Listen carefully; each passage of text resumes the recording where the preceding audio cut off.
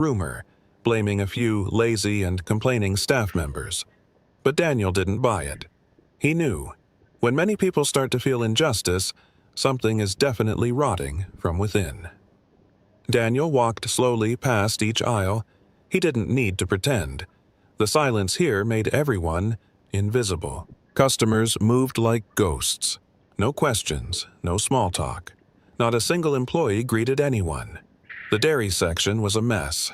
The bread shelf had only a few torn packages left. A promotional sign had fallen over and was leaning against a trash bin. No one bothered to put it back up. Daniel peeked into the produce section. An onion had rolled onto the floor. Its skin dried out. He bent down to pick it up, but there was no one to return it to. At the old Grayson's Market, every morning the staff would line up to greet customers. Managers were required to check each area for scent, lighting, and order. But here, there was only the stale smell of old coffee, dingy floors, and tired eyes.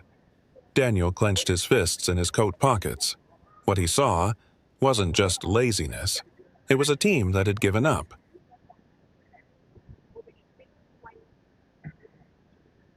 "Kendra!"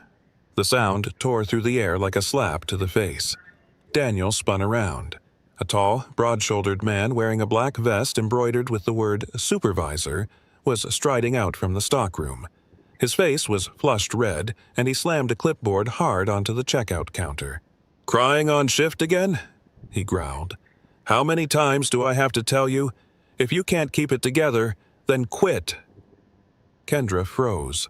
She swallowed hard and quickly wiped her tears with the back of her hand. I'm sorry. I'll be fine." "Fine?" Troy lowered his voice, glaring at her menacingly. "You've already taken 2 days off this month. Don't be surprised if your shift next week disappears entirely." Kendra gave a faint nod, her red-rimmed eyes cast down. No one defended her. No one dared step in. Daniel stood behind the shelf, his chest tightening. He knew this wasn't firm management. This was open intimidation, and he had never allowed that to happen in his company. After Troy retreated into the office, the air remained heavy, like a storm had just swept through the front lobby. Kendra tried to stand tall, took a breath, and resumed serving customers. She said, "Thank you," like a machine, but her voice trembled, and her hands still shook as she handed over receipts.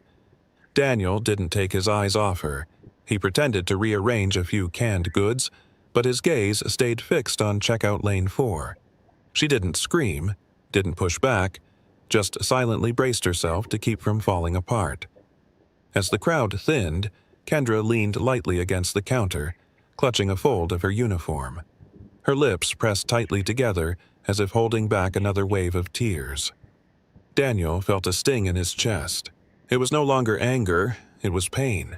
What burden was this girl carrying that brought her to her knees in the middle of a shift, and yet she still forced herself to keep going as if nothing had happened? Daniel moved over to the snacks and candy section, pretending to search for something. But he noticed everything: the glances, the body language, even the unnatural silences that had no place in a retail store. A young male employee stubbed his toe on an unattended pallet. No one asked if he was okay. He quietly restocked the shelves, head down. An elderly customer stood waiting at the service counter for nearly 3 minutes. No one came. At the frozen goods section, a female employee stretched to attach a new price tag. Her shoulders trembled slightly, and her breathing was heavy, as if just holding herself up took effort. Daniel saw it clearly, a team operating as if they had lost all hope. No one said it aloud, but everyone was tired. Tired in their eyes, their posture, in the unconscious sighs that slipped out. This was no longer just an underperforming store. This was a place where people had stopped believing their work mattered.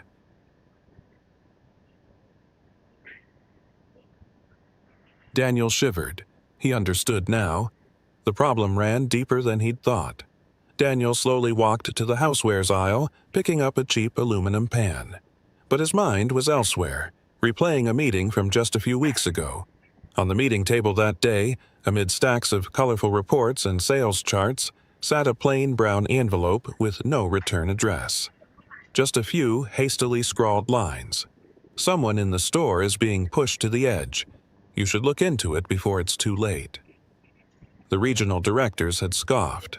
One said, "Probably some Gen Z kid sulking because they didn't get a raise." Another chimed in, "Employees whining is a weekly occurrence. If we paid attention to every complaint, nothing would ever get done." Daniel had stayed silent then, but the letter. He hadn't forgotten. The tone wasn't one of complaint, it was a cry for help. Now, seeing Kendra, seeing this entire team, he understood. The person who wrote that letter was telling the truth, and he was the only one left with enough authority to make it right. During break time, Daniel bought a granola bar from the vending machine and made his way toward the break room. He didn't intend to go in, he just wanted to see how the staff unwound after such a tense shift. But as he approached, he stopped in his tracks. Inside, there was the sound of quiet sobbing. Then a voice, hushed and broken between breaths. "I can't do this anymore."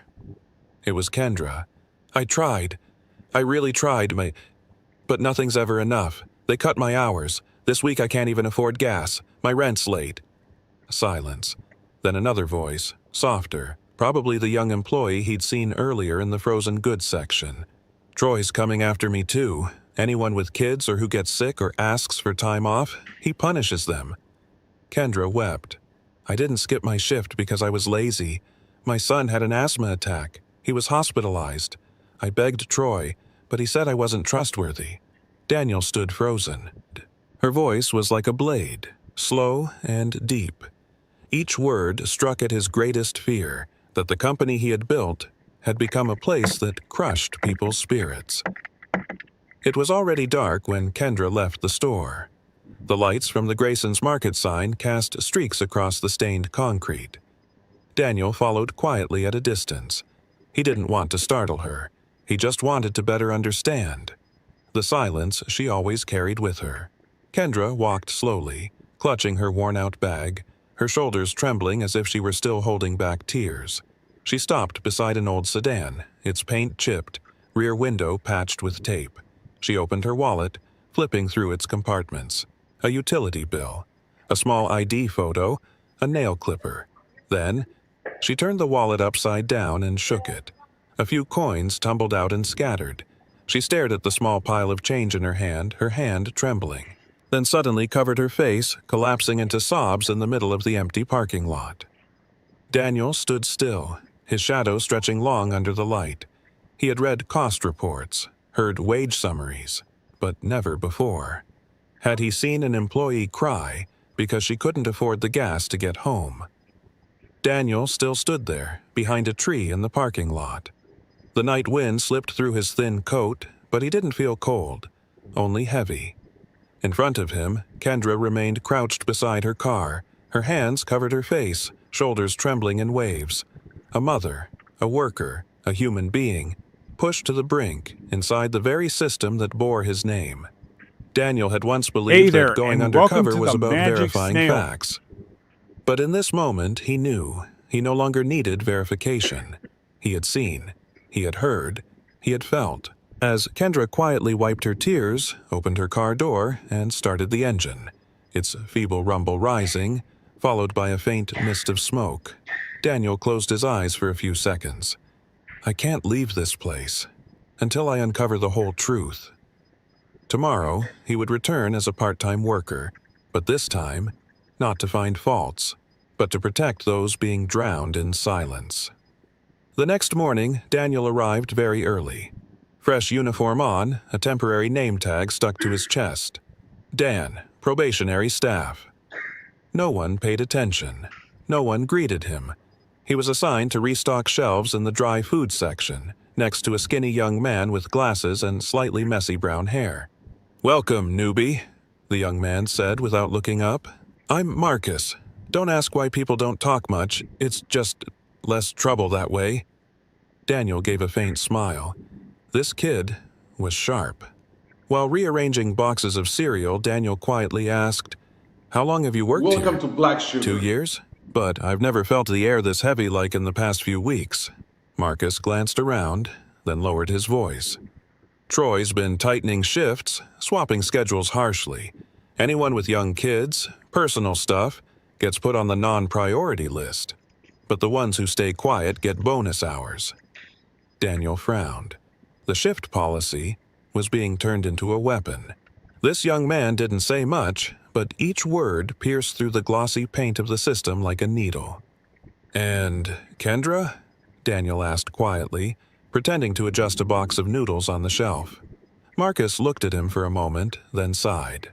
"She's the hardest worker here, but after missing 2 shifts because of her kid's asthma, Troy started going after her." Daniel turned toward him. "Asthma?" "Yeah.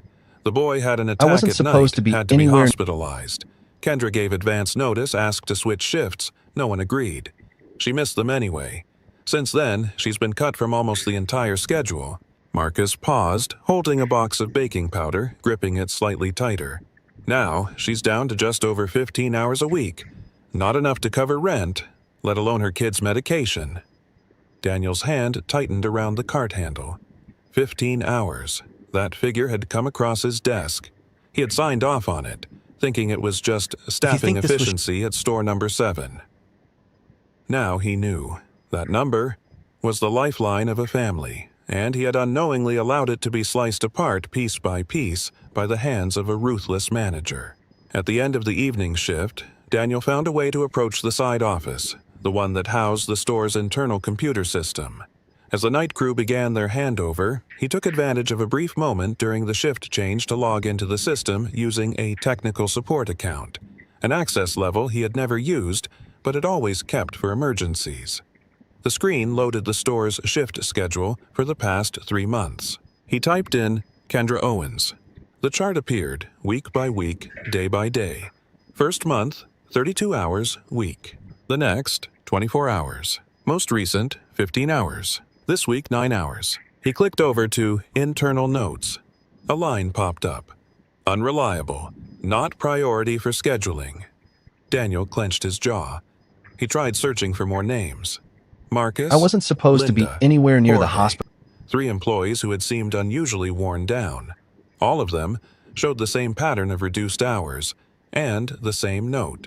But for the trusted staff, those close to Troy, their hours were steady, even slightly increased.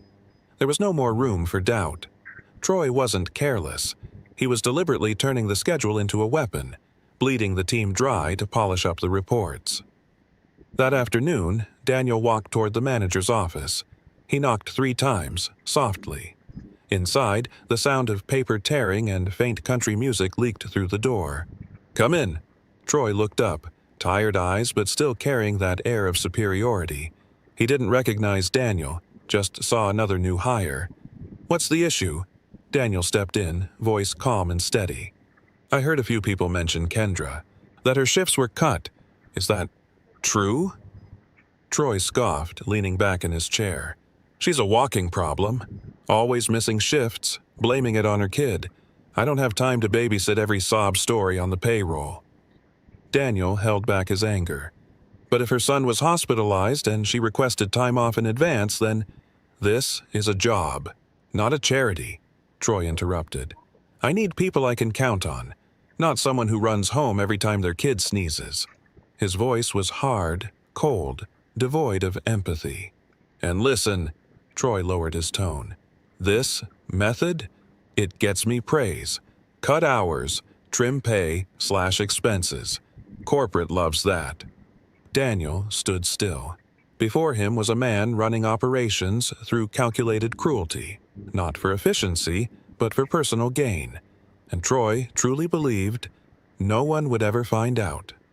Daniel stepped out of Troy's office, As the both first light of hands day clenched filtered tight through in the his misty coat forest, pockets. the river His into a chest brown, felt as if a sweeping block away, of searing and stone had shaking. been placed on The it. current was strong, Not from behind the exhaustion, Evelyn's but from arm rage. suddenly poured the sound. That was at the man, wheel. a person entrusted and with looked at Michael. leadership, It was wielding power like an iron rod, striking down the most vulnerable.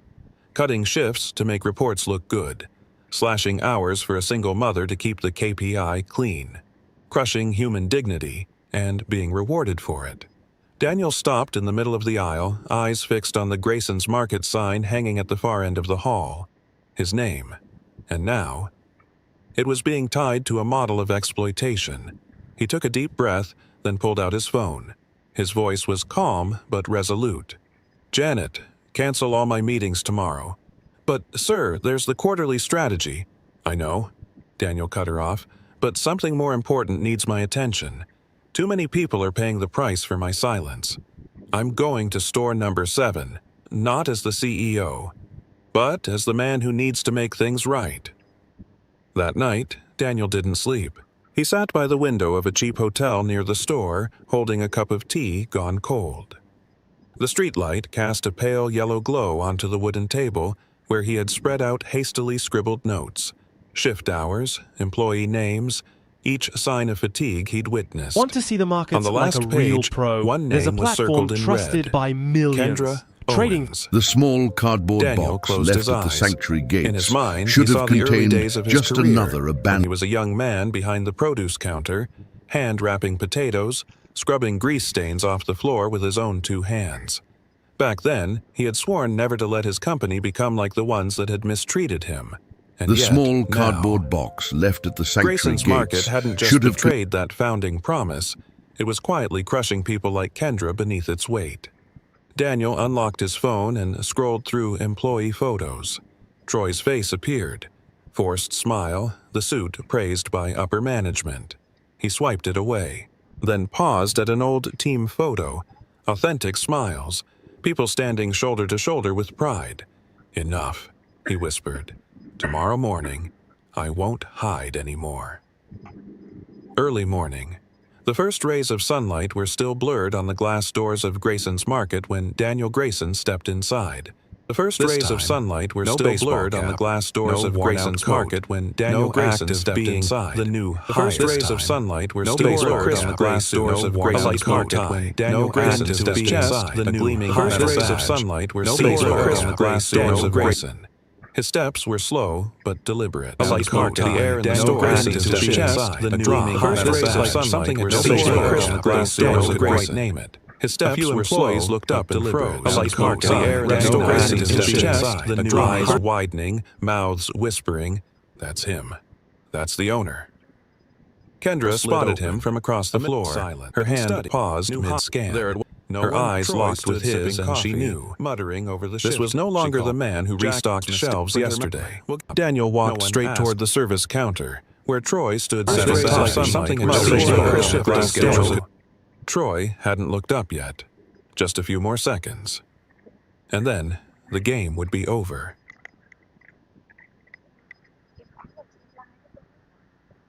Troy had his head down, eyes on the clipboard, a spoon still in his mouth, stirring coffee absently. He didn't notice the strange stillness slowly rippling through the store around him. His steps were slow, looked up in front of him. Familiar. "Good morning," a man's voice rang out, deep, clear and sharp like a blade wrapped in velvet. Troy looked up, frowning. "Who are you?" Daniel calmly reached into his coat and pulled out a badge. Polished metal, the engraved letters catching the light, mouths whispering. "Daniel Grayson, that's Chief Executive Officer. That's the owner." Troy froze. Kendra spotted him from across the floor. His lips moved. "Wait, you..." "Yes," for his name, Daniel said firmly. "I'm the one who heard everything, saw everything, and now I'd like a word with the manager of this store." Her hand, Troy's face paused from confusion to fear, eyes locked with his. He looked around. Employees had stopped no longer the man who restocked shelves yesterday. No one smiled. Daniel walked straight toward the service counter, where Troy stood setting his voice steel. "We need to talk looked up yet about how you've been treating my people." Troy stepped back half a pace, but no excuse came fast enough to shield him. His face had gone pale. 3 days ago. "Sir, Jackson, there must be a misunderstanding. I was only trying to keep the store running. Cutting the hours of a mother with a sick child," Daniel said coldly. "Is that your idea of keeping it running?" The air in the store dropped a notch. A few more seconds, employees stopped everything. The game Marcus looked up from the shelves. Kendra held her breath behind the counter. "You know which employees are barely getting by," Daniel went on, "and instead of helping them, you punish them. Troy had his head smile, eyes on the clipboard. I was just a spoon still in his mouth, stirring coffee. The monthly budget comes down from. He didn't notice the strange stillness slowly rippling through the surround around him. I didn't step through the shadows, looked up, and he raised his hand, palm Say open, goodbye to Slack steady. because chat's here. I came to take back the keys. Everything Troy you stood need in frozen. chat is here. His eyes darted, hoping someone, clear and sharp, like a blade wrapped in velvet. No one moved. Troy looked up, frowning. Slowly, he pulled the keyring from his pocket and placed it into Daniel's hand. His coat and pulled out a badge. You're making a mistake, polished metal, he said through clenched eyes. These people, they just want to be Grayson. None of them want to actually be the owner. Troy froze. Daniel looked straight at them across the floor. They have been working. His lips moved. Just wait. Under a weight you've never had to carry. Right after Troy left the lobby, Daniel turned around. His eyes swept across every employee. Faces still stunned, uncertain, even fearful. I need to meet with all of you. 10 minutes from now, in the break room. No one objected. No one asked why. They simply put down what they were holding and followed his words. The break room had never been this full. Some stood, some sat, others leaned against walls, hands still dusted from stocking shelves. The air was thick, half hope, half hesitation. Daniel stood in front of them. No podium, no microphone. He began slowly. I'm the one who the founder of Grayson's Market, everything, and I failed. Now I'd like a word that matters most. The manager, making sure you are treated with respect. Troy's face shifted, went from confusion to fear. Her eyes hid. She looked around. Kendra stood in the corner. No longer arms wrapped around the shelves yesterday. Daniel walked straight toward the service counter. I've seen what's been happening here. I've heard it, and I believe you. Starting today, how we run this place is going to change. With me asking one of you for help, he turned toward Kendra. If you're willing, I'd like you to step up as assistant manager of this store. The break room felt frozen in time. Kendra stood motionless, eyes flicking around the room, as if Daniel had mistaken her for someone else. She swallowed hard, fingers clutching the edge of her uniform. Me?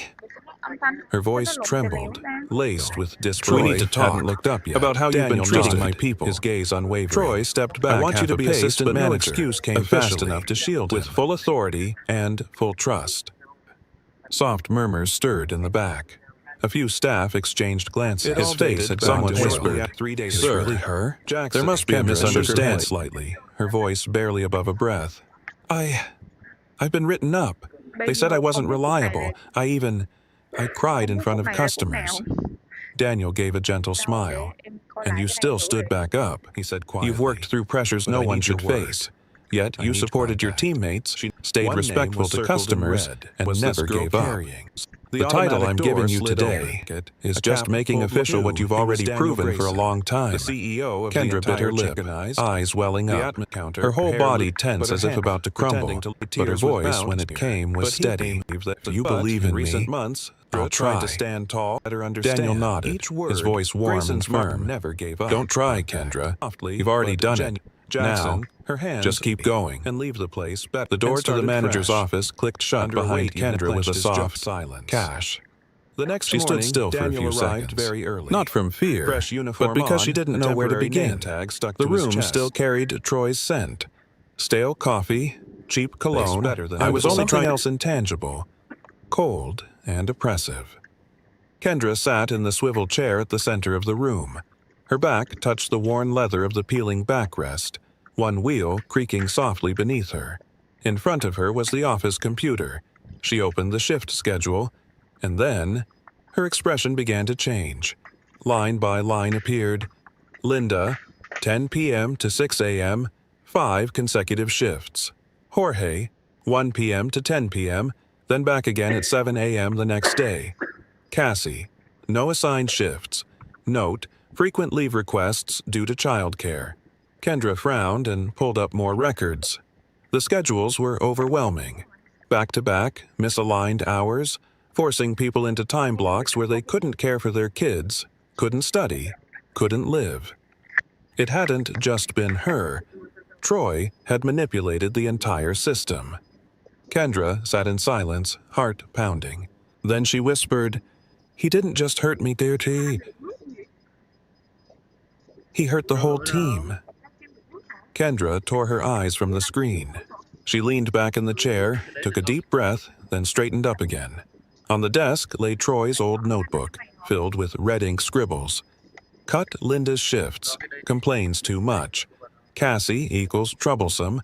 Jorge equals not eligible for prime hours. Kendra closed the notebook and pushed it aside. She opened a blank page in the scheduling software and started fresh. The first line she typed: prioritize single mothers. Assign consistent morning shifts.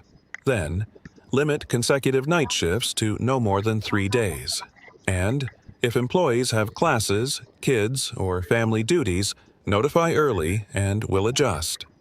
She typed each line slowly, but firmly. Every click was a weld to a system that had once collapsed. Kendra knew it wouldn't be easy. There would be understaffed weeks, difficult customers. But if you wanted to keep good people, you had to begin by respecting the lives they lived outside their uniforms. At the bottom of the new schedule, she typed one final line in bold. Any concerns about shifts?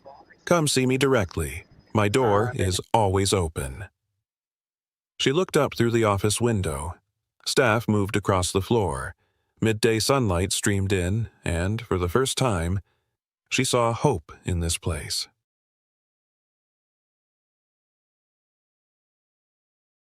That afternoon, Kendra sent an internal message. 5 minutes before the last shift, staff meeting in the break room. No one knew what was coming, but everyone showed up. The break room felt different today. No Troy, no clipboard slamming, no scowls or narrowed eyes, just Kendra, standing at the front, hands still a little chalky from shelf work. She looked around the room. Many sat hunched, some stood with arms crossed, others just waited, quietly, cautiously. Kendra began, her voice still shaky but clear. I know. These past weeks have been hell. I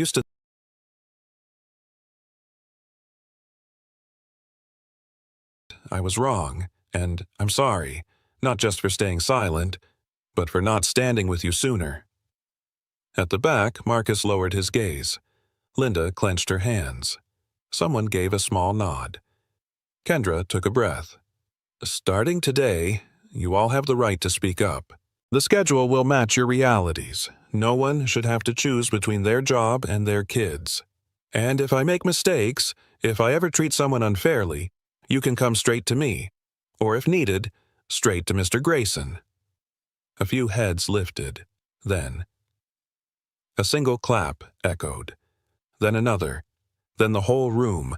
No cheering, no dramatic moment, just a collective exhale, the sound of people finally breathing after a storm that lasted far too long. The meeting ended, and people slowly filtered out. The tension had eased, but comfort hadn't quite taken its place. Not yet. Kendra lingered near the door, eyes scanning the flow of departing staff, looking for someone. She spotted Marcus pushing a supply crate toward the stockroom. Thin frame, shoulders slightly hunched beneath the weight he'd carried for far too long.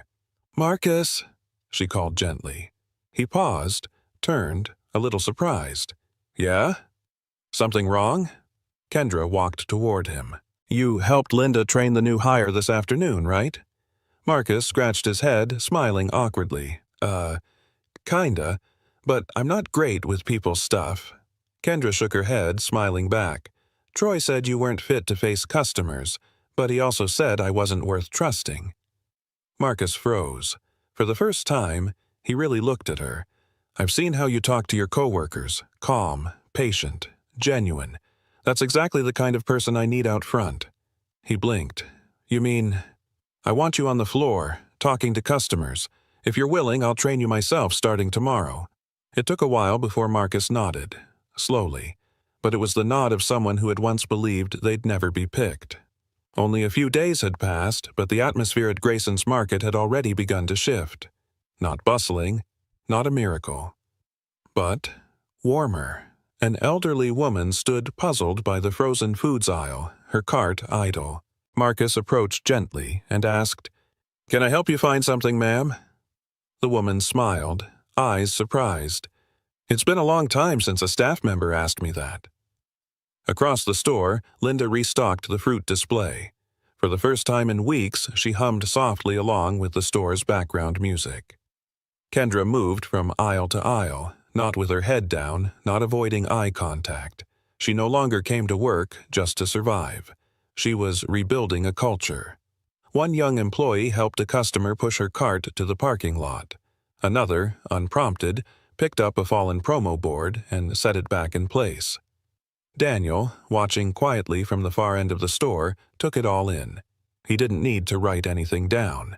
Real change was always clearest in people's eyes and in the way their feet touched the ground. 1 week later, Daniel returned to store number 7. No announcement, no entourage. Just a man in a pale blue shirt, coat slung over his shoulder, stepping in at midday. He walked down the main aisle, the one that once held toppled shelves, tired stares, and silent resignation. Now, the floor gleamed. The shelves were full, and more than anything, the air felt different.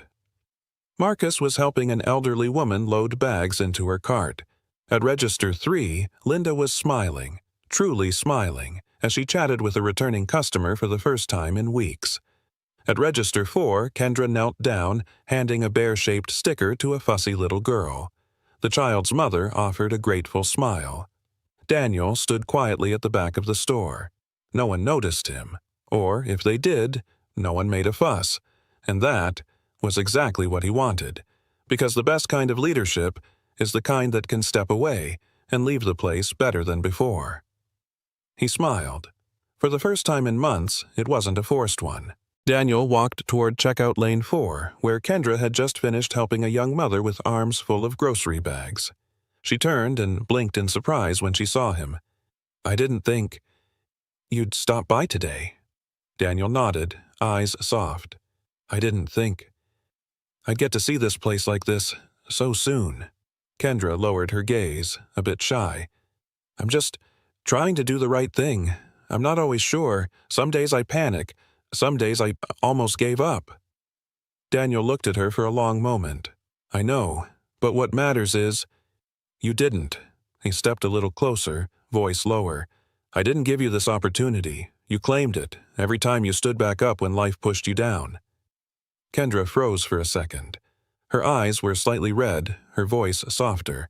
"I used to think I was just a replaceable part." "No." Daniel shook his head gently. "You're the reason I believe this company is worth continuing." In that moment, amid the passing customers, there was no background music, no slogans. Just two people, shaped by different pressures, now standing side by side in understanding. Kendra closed the office door behind her, the evening sunlight filtering softly through the old plastic blinds. It was still Troy's old office, but now the air no longer smelled of pressure. She sat at the desk but didn't turn on the computer right away. Instead, she took a blank sheet of paper and taped it to the wall just above the monitor. The first line she wrote in bold strokes: "Schedules exist to support, not to punish." Beneath that, she added, one line at a time: "Listen first. Adjust later." Every hour worked is a piece of someone's life. Never let anyone cry out of fear of losing their job. Good people don't need control, just trust. She paused, took a deep breath, looked at the sheet, then at her own reflection in the locker mirror. Hair neatly tied, uniform crisp, eyes still a little tired, but no longer the same woman who once trembled at the checkout lane. Kendra smiled, softly but genuinely. No need for a fancy title, no need for recognition, just one quiet promise: that no one on her team would ever feel alone again.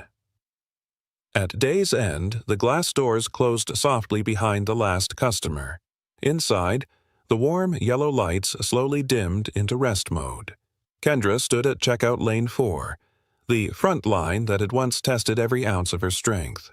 She looked around. Marcus was showing a new hire how to check inventory. Linda folded her uniform shirt, waving goodbye to her teammates. Daniel was no longer there, but she knew. He was watching from somewhere, like a father who had just passed the keys to the next generation. Kendra exhaled gently. She turned, flipped off the counter light, and stepped through the front doors. On the way home, she stopped by the gas station. This time, her wallet wasn't empty, and her hands didn't shake. She filled the tank, got back in the car, and looked at her son sleeping peacefully in the back seat. A quiet smile spread across her face, not because she had earned a title, but because she had refused to give up. A calm, steady voiceover echoed, low and warm. Sometimes, changing a whole system starts by listening to just one person. And sometimes the strongest one is the one who broke down mid-shift but still showed up the next morning. The screen faded to black. Then a final line appeared. If you saw yourself in this story, leave a single dot in the comments. We're listening. I'm sorry. Your card was declined. Lisa's voice was barely above a whisper. Jackson blinked. He looked down at the black and gold card in his hand. The internal pass used to approve payrolls, override systems, even unlock back-end data. Declined? He glanced up. Lisa didn't meet his eyes. Her fingers trembled slightly as she retracted the card. Behind her, a shadow shifted. Mark stood by the fryer, arms folded, eyes fixed in her direction. He didn't move, didn't speak. He didn't have to. Jackson gave a faint smile. "It's okay. I'll pay cash." He pulled a few bills from his wallet. Lisa nodded quickly, almost in relief. As he walked to a corner booth, tray in hand, he didn't look around. But his eyes had already started taking notes. Something wasn't broken. Someone had broken it, on purpose. The place was full, every table taken, trays stacked, fryers working non-stop. But it was quiet.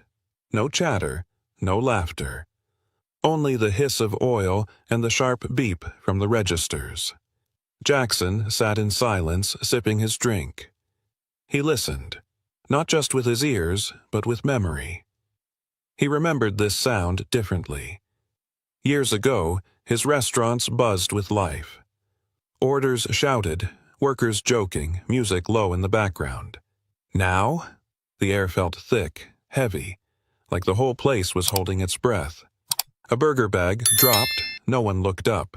At the counter, Lisa handed out a tray. Her smile didn't reach her eyes. Behind her, Mark's stare hovered, unspoken, constant. It wasn't just quiet. It was the kind of silence people keep when they're afraid to make noise. Lisa kept taking orders. Her voice stayed steady, but her eyes told a different story. They were glassy, not from exhaustion, but from something deeper, something raw. Her hands shook slightly as she tapped the screen. Not enough to cause mistakes, just enough to notice if you were looking. Jackson was looking. Her smile held, frozen in place like a mask glued on too tight. It didn't move, even when a customer said thank you. It cracked for half a second, then reset. She double-checked every order, checked again before confirming. Jackson didn't speak. He didn't blink much either. He had seen this before, the face of someone trying to survive a shift, not just finish one. A paper cup slipped from the drink station. Water splashed across the floor. The young worker froze. Mark's voice cut through the silence. "If you can't carry a drink, don't bother showing up tomorrow." The boy didn't argue, didn't nod. He just muttered, "I'm sorry." Eyes fixed on the floor, shoulders drawn in like armor. Mark didn't raise his voice again. He didn't need to. He turned and walked away. Slow, deliberate. His presence lingered like smoke. No one looked up. Not Lisa. Not the cooks. Not the customers. Jackson watched it all. One dropped cup. One sentence.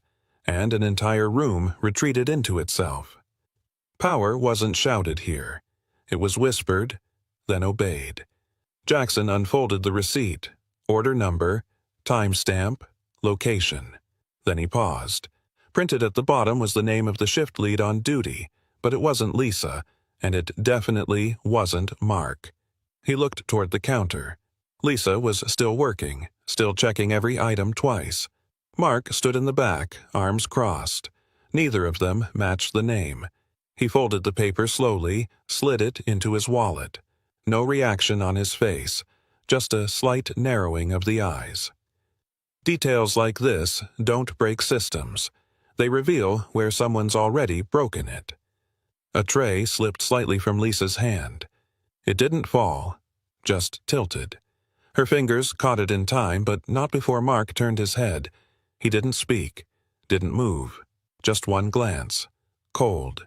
Direct. Lisa lowered her eyes and whispered, "I'm sorry." There was no reply. Mark looked away, uninterested. Jackson watched the exchange in full. No shouting, no threats, just a look, and it was enough. He leaned back, voice low, mostly to himself. Fear without a word. That's not discipline. That's a system built on silence. His fingers tapped the side of the tray.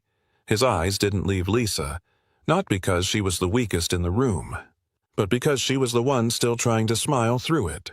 The next day, Jackson returned. Same booth, same menu, different reason. He stepped to the counter, ordered quietly, and smiled like any customer would. Lisa recognized him but said nothing. Her hands still moved carefully, triple-checking every item. Jackson's eyes weren't on the food. They were on the rhythm behind the counter, the way people moved when Mark entered the room. No one laughed, no one lingered.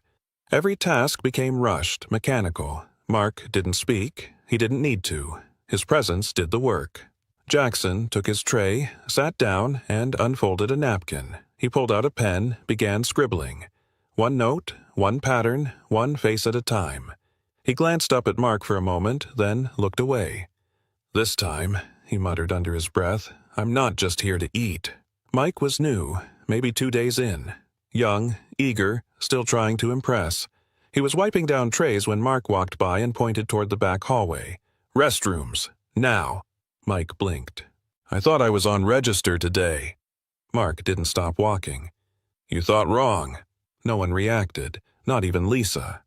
Mike hesitated, eyes scanning the room, then set the cloth down and disappeared into the hallway. Jackson noted the moment. A small detour, but it said everything. New hire, assigned to front. Suddenly rerouted to the dirtiest job in the store. For no reason, no explanation, and no resistance. There was no protest, not even a question. Because here, asking why was more dangerous than doing what you were told. Mike came back 10 minutes later, wiping sweat from his neck with a paper towel. His shirt was damp, hands raw from scrubbing. Jackson caught him near the drink station. "Tough first week?" he asked casually. Mike forced a half smile. "Yeah, they said it's part of the process, a test." He glanced around, then lowered his voice. "But honestly, it doesn't feel like training, it feels like punishment." Jackson nodded slowly, eyes steady on him. Mike continued, voice tight. "I just want to do my job. But here it's like, if they don't break you early, they don't trust you." Jackson didn't respond right away. He just looked at the boy's hands, still red, and thought, tests are meant to build. This place tests to see who bends the fastest. Jackson stood near the back hallway, pretending to wait for a drink refill. A clipboard hung beside the break room door, the weekly shift chart. He scanned the columns, names, dates, hours. His eyes stopped on Lisa.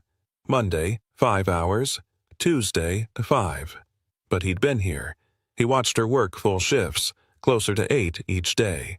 He looked again. The handwriting wasn't hers. It was neat, exact. Probably Mark's. Jackson took out his phone, snapped a quick photo, then tucked it away. He didn't need proof that something felt off. He needed proof that someone made it off on purpose. In this system, silence didn't hide the truth. It signed it, line by line, then pinned it on the wall. Jackson approached the counter casually, holding an empty ketchup packet. Mark was wiping down the prep table, alone. "Busy shift today," Jackson said. Mark didn't look up at first. When he did, it wasn't with a smile. His eyes locked on Jackson's face. Sharp, steady, calculating, like he was scanning for something deeper. "Always busy," Mark replied flatly. "That's the job." Jackson nodded, keeping his tone light. "Staff seems tight. You run a tight place." Mark tilted his head slightly. "I run it the way it needs to be run." Then silence. No warmth, no curiosity, just cold precision. Jackson held the stare for a moment longer than necessary, then stepped back. That look. It wasn't suspicion, it was recognition. Like Mark could smell that Jackson didn't belong and didn't care. Jackson stood by the hallway again, phone in hand. He snapped another photo of the shift chart, this time closer, clearer. Footsteps approached. A young employee, maybe 20, slowed beside him, pretending to fix his name tag. Without looking up, he spoke under his breath. "You should be careful, man." Jackson turned slightly, not reacting. The kid continued, still not meeting his eyes. "People who ask too many questions? They don't stay on the schedule long, or anywhere else, really." Then he walked off. Quick, clean, gone like he never said a word. Jackson stared at the chart again. Same names, same numbers, all quiet on paper. But now, the silence felt louder, and someone else had just confirmed. It wasn't accidental. From his seat, Jackson watched the kitchen. Movements back there were tight, precise, like a machine built from muscle and routine. One man stood out. Older, broad shoulders, steady hands. He moved with calm purpose, sliding patties, wrapping sandwiches, calling out items without raising his voice. His name tag read, Alex. Unlike the others, he didn't flinch when Mark passed by. Didn't rush, didn't avoid eye contact, just kept working. Jackson watched him fold a burger wrap perfectly, then wipe the counter with care. There was no fear in him, just focus. A quiet kind of control. Someone who had seen enough to stop being surprised, but not enough to stop caring. Jackson took note. If there was one person here who hadn't bent to fear, it might be the man flipping burgers in silence. Jackson waited until the lunch rush eased, then walked over to the prep line casually. "Busy day," he said. Alex glanced up, gave a single nod. "Always is." "You been here long?" Jackson asked. "Couple years." His voice was low, steady. No frustration, no warmth, just even. Mark walked by behind them. Alex didn't flinch, didn't lower his tone, didn't speed up his hands. Jackson noticed. "You seem calm," he offered. Alex paused, then said, "Being upset doesn't change anything here." The words landed flat, but not empty. They carried weight, familiarity. Not the kind of calm that comes from peace. The kind that's built from learning how not to explode. Jackson leaned in slightly, lowering his voice. "You ever seen Mark take cash from the drawer?" Alex didn't answer right away. He kept slicing pickles, methodical, calm. Then, without looking up, he said, 3 times. Jackson blinked. "You're sure?" Alex nodded once. "After close, Friday night, twice earlier this week. Always says it's for balancing. But I never saw a log. No notes, no receipts." Jackson's pen stopped mid-scribble. "And no one's reported it?" Alex looked at him, dead on. "People talk, then disappear from the schedule. So no one reports." He went back to work. The burgers kept sizzling. But Jackson felt something shift. Not louder, just more dangerous. Jackson stepped away from the counter and sat back down. He pulled out his phone, opened the voice recorder, and hit record. His voice was steady, quiet. Statement from Alex Carter. Witnessed Mark Dawson take cash from the register on 3 occasions. No logs, no documentation. Just pocketed. Suspected intimidation against staff. Pattern. Silence equals survival. He paused. The recording continued, picking up ambient sounds. The fryer's hiss, the distant beep of the register, low chatter. Jackson stared at the screen a moment longer, then saved the file. Labeled it, Houston Branch, Entry 1. He looked up again, past the soda machine, past the crowd, toward the back hallway. The investigation wasn't official, but it had just become real. That night, in his hotel room, Jackson sat in front of his laptop. He logged into the internal network, an access only a few senior executives held. Search term. Operational adjustments. Southern region. Last 6 months. Rows of data poured in. Houston wasn't alone. Dallas, San Antonio, Baton Rouge. Same pattern. Low reported revenue. High ingredient usage. frequent manual wage corrections, all under one name: Ronald Vickers. Jackson leaned back, his fingers tightened around the mouse. It wasn't just one corrupt manager. This was layered, protected, a design, not a coincidence. He opened a new document, typed 4 words: "This goes beyond Mark," then stared at the screen in silence. The scope had changed, and so had the stakes. Jackson scrolled deeper through the reports. Different stores, different managers, different cities. But one line kept returning: approved by R. Vickers. He opened a filter, searched by approver.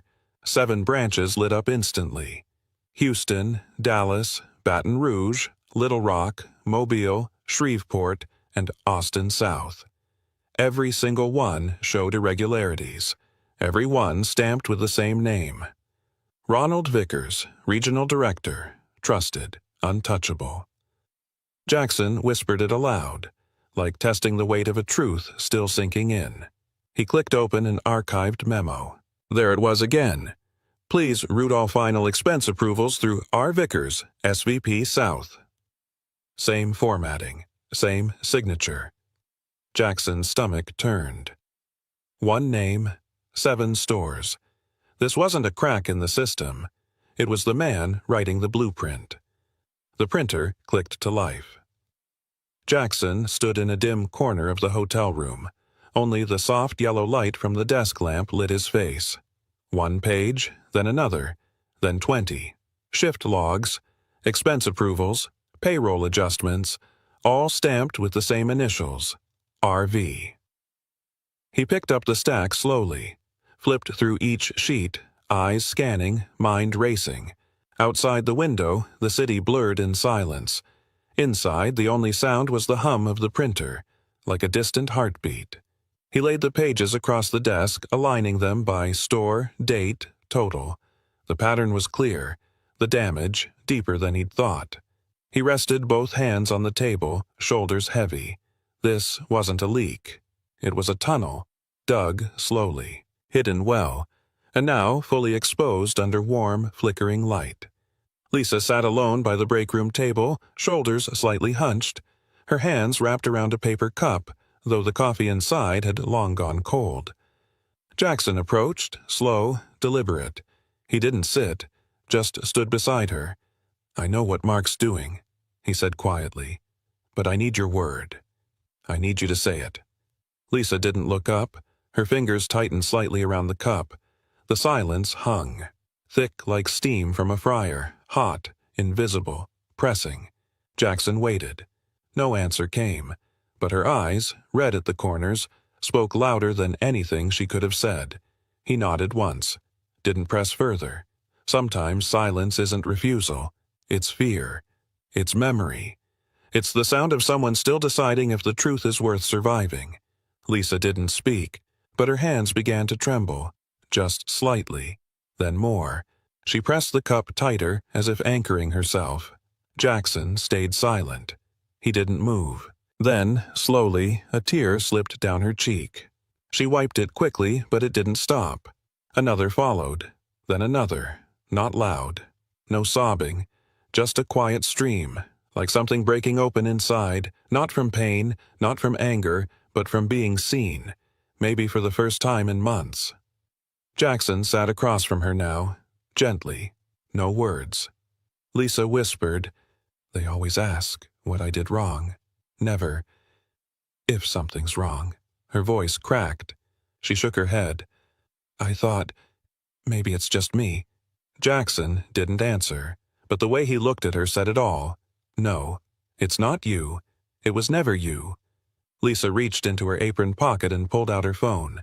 No hesitation now, just quiet certainty. She unlocked the screen, tapped twice, and turned it toward Jackson. A photo of the shift board, her name, her hours. 8 hours logged, she whispered, but the system only shows 5. She swiped again. A screenshot of her bank transaction list. Direct deposit. Short by nearly $70. Every week, the same thing. Not enough to scream theft, but enough to feel erased. Jackson leaned closer, studied each line. The timestamps matched. The deposits didn't lie. This wasn't just a bad manager. It was a method. Precise, routine, hidden in plain sight. Lisa's voice was steadier now. I kept the pictures, in case one day someone believed me. Jackson met her eyes. I believe you, he said, and this time the evidence believed her too. Jackson stepped outside, the weight of Lisa's truth still heavy in his chest.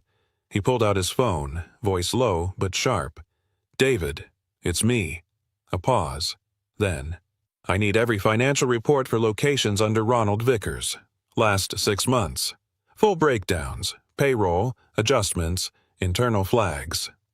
The other end was quiet for a moment. You found something? David asked. Jackson's jaw tightened. Not something, a system. He stared out across the parking lot. Neon lights flickered. Staff moved inside like shadows. This isn't just Houston, Jackson said. It's wider, coordinated, controlled. David exhaled. All right, give me a few hours. I'll start digging. Jackson nodded to no one. Good. Start with anything that smells like silence. He ended the call, slipped the phone back into his coat. The line had been drawn. It was no longer about one store, it was the entire map. Behind the store, near the loading dock, Alex lit a cigarette with one hand and passed Jackson a small USB drive with the other. I shouldn't have it, he muttered, but I kept it, just in case. Jackson took it carefully, as if it might burn. What's on it? Camera feed, from 2 weeks ago. Break room, register, mostly normal. But one night, Mark stayed late, opened the drawer, no log, no closeout. Jackson's eyes narrowed. You saved this? Alex nodded. Copied it before the system cleared. I've been careful. For a second, there was silence. Then Jackson whispered, You're the reason this won't die in the dark. Alex took a long drag, exhaled slowly. I'm just tired of watching good people disappear. Jackson clenched the drive in his palm. Now he didn't just have testimony. He had eyes. And eyes never forget. Jackson sat alone in his dim hotel room. The streetlights outside pulsed faintly through the blinds. He placed his phone flat on the table, tapped the recorder, and leaned in close. His voice was low, calm, measured like a man walking through fire. If you're hearing this, it means I didn't make it to the press. He paused. His breath trembled slightly. My name is Jackson. I'm the founder of this company. I've uncovered coordinated theft, wage fraud, and intimidation across multiple branches, led by Ronald Vickers, enabled by silence. He tapped the USB drive next to the mic. Inside this, video, time cards, and names. If I disappear, release this to every news outlet. Don't wait. A beat of silence. Truth deserves daylight, even if I don't live to see it. He pressed stop, saved the file under one name. If I vanish. In the quiet break room, Jackson removed his cap. The name tag slipped from his shirt pocket. Lisa's eyes widened. He spoke softly. I'm Jackson, the CEO. Lisa's breath caught. Her lips parted, but no words came. Alex stared, silent, his expression unreadable. Jackson continued. I've walked these floors before. I've worn this apron. The weight of the moment pressed down. Lisa blinked rapidly, swallowed hard. Her voice caught somewhere in her throat. No accusations, no relief. Just a deep, silent recognition. Alex nodded slowly, breaking the tension. Jackson looked between them. This isn't just business anymore. It's personal. The room held its breath. The beginning of trust forged in unexpected truth. Lisa's voice trembled. You're the boss? Why come here alone, without an army? Jackson looked down, hands folded. Because I've been where you are. He paused. Years ago, I wore this apron, took orders, worked the line. She searched his eyes, confused. And you? Stayed silent? He nodded slowly. I did. I saw things, heard things, but I was afraid. So I let it happen. The room fell quiet. Jackson's voice softened. But that silence, it's what almost destroyed everything. Lisa swallowed hard, eyes wide with disbelief. He wasn't just a leader now. He was someone who had once chosen silence and was finally ready to break it. Back at his hotel, Jackson sat before his laptop, eyes fixed on the screen. He compiled files, photos from Lisa, statements from Alex, the shift logs, and the hidden video. His fingers moved fast, attaching everything into a single email. To David Langley, CFO. Subject, urgent, Southern Region Financial and HR Irregularities. Body, David. Attached are verified evidences from Houston branch and others. Payroll manipulations, cash theft, and intimidation tactics led by Mark Dawson, under oversight of Ronald Vickers. Immediate review needed. He hesitated, then hit send. The message disappeared into the inbox of the man who controlled the numbers. Jackson leaned back, tension tightening his chest. This was no longer just a store issue, it was a battle at the heart of the company. Jackson dialed a number he hadn't called in months. The line rang twice. Then a soft voice answered. Cassandra. Her tone was cautious, guarded. I'm Jackson. I know you were removed from payroll last year after flagging discrepancies. There was a long pause. Finally, she whispered, If you want to meet, it has to be quiet. No names, no traces. Jackson nodded, understanding the weight behind her words. We need your help, he said. The truth can't stay buried. She agreed, but her conditions were clear. I'm done losing everything for telling the truth, she said. Jackson felt the gravity of her choice. This wasn't just an insider story anymore. It was becoming a whistleblower's fight, and Cassandra was its first voice. In a small, dim cafe, Cassandra slid a folded envelope across the table. Jackson unfolded it carefully. Inside was an email. Official, dated months ago, from Ronald Vickers himself. The subject line was blunt. Labor Cost Optimization. The message read, Cut wages, reduce hours. If anyone objects, let them go. Jackson's eyes scanned the text twice. No euphemisms, no excuses, just cold orders. Cassandra's voice was steady but tired. This is the proof they tried to erase, the real instructions behind the cuts and threats. Jackson folded the paper, pockets it like a weapon. This wasn't just corruption. It was a plan, signed, sealed, and delivered. He looked up. The battle was no longer secret. It was official. Jackson stepped into the sleek corporate office. Ronald Vickers sat behind a polished desk, legs crossed, a slow smirk playing on his lips. Jackson, he said smoothly, I hear you've been poking around. He leaned forward, eyes cold but amused. You know, Ronald continued, voice low, sometimes leaving things as they are is better for everyone. He tapped a finger on the desk. The company runs on balance, on silence, on those who understand their place. Jackson met his gaze, steady and unyielding. Ronald smiled wider, but there was no warmth. This isn't personal, it's business. But, he added softly, be careful where you stick that nose of yours. The warning hung in the air, a predator speaking to a rival. No room for mercy, only power. Jackson pulled a thick folder from his briefcase, flipping it open on Ronald's desk. Rows of spreadsheets, marked wages cut, cash withdrawn, unexplained deductions. He traced each line with his finger. Ronald rose slowly, eyes narrowing. What exactly do you intend to do with this mess? His voice was cold, hard. Jackson met the stare without flinching. This, he said, tapping the folder, is why the company is bleeding, and why it needs to stop. Ronald's jaw clenched. His hands tightened into fists on the desk. This isn't a game, Jackson. You think you can just throw numbers around and fix everything? Jackson's voice was steady. It's not a game, it's justice. The room held its breath. Two wills locked and loaded, and the fight was just beginning. Jackson stood up slowly, folding the folder with care. He faced Ronald, steady and resolute. I'm taking this to the press, to the courts. The words hung heavy between them. Ronald's eyes flashed. Anger, threat, calculation.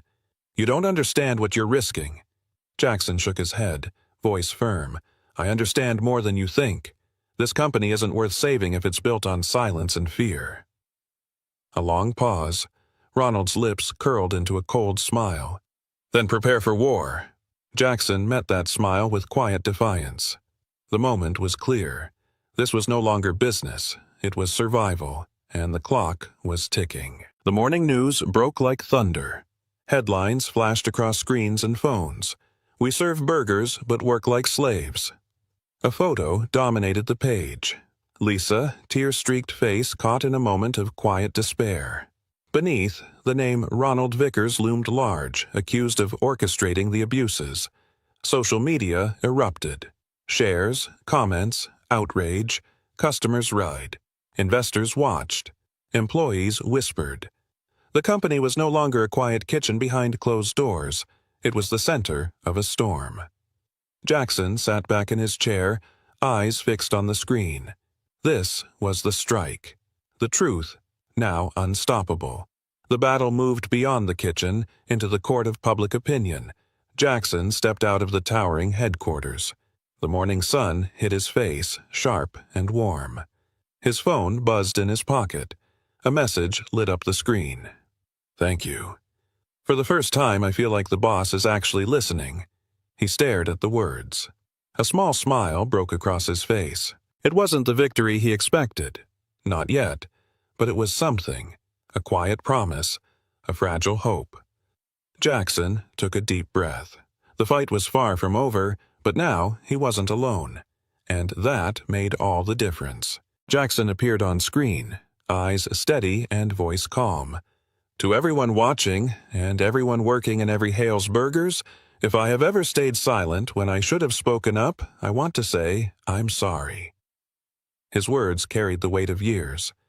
"I know silence hurt many of you, allowed fear to grow where trust should have been. That ends now."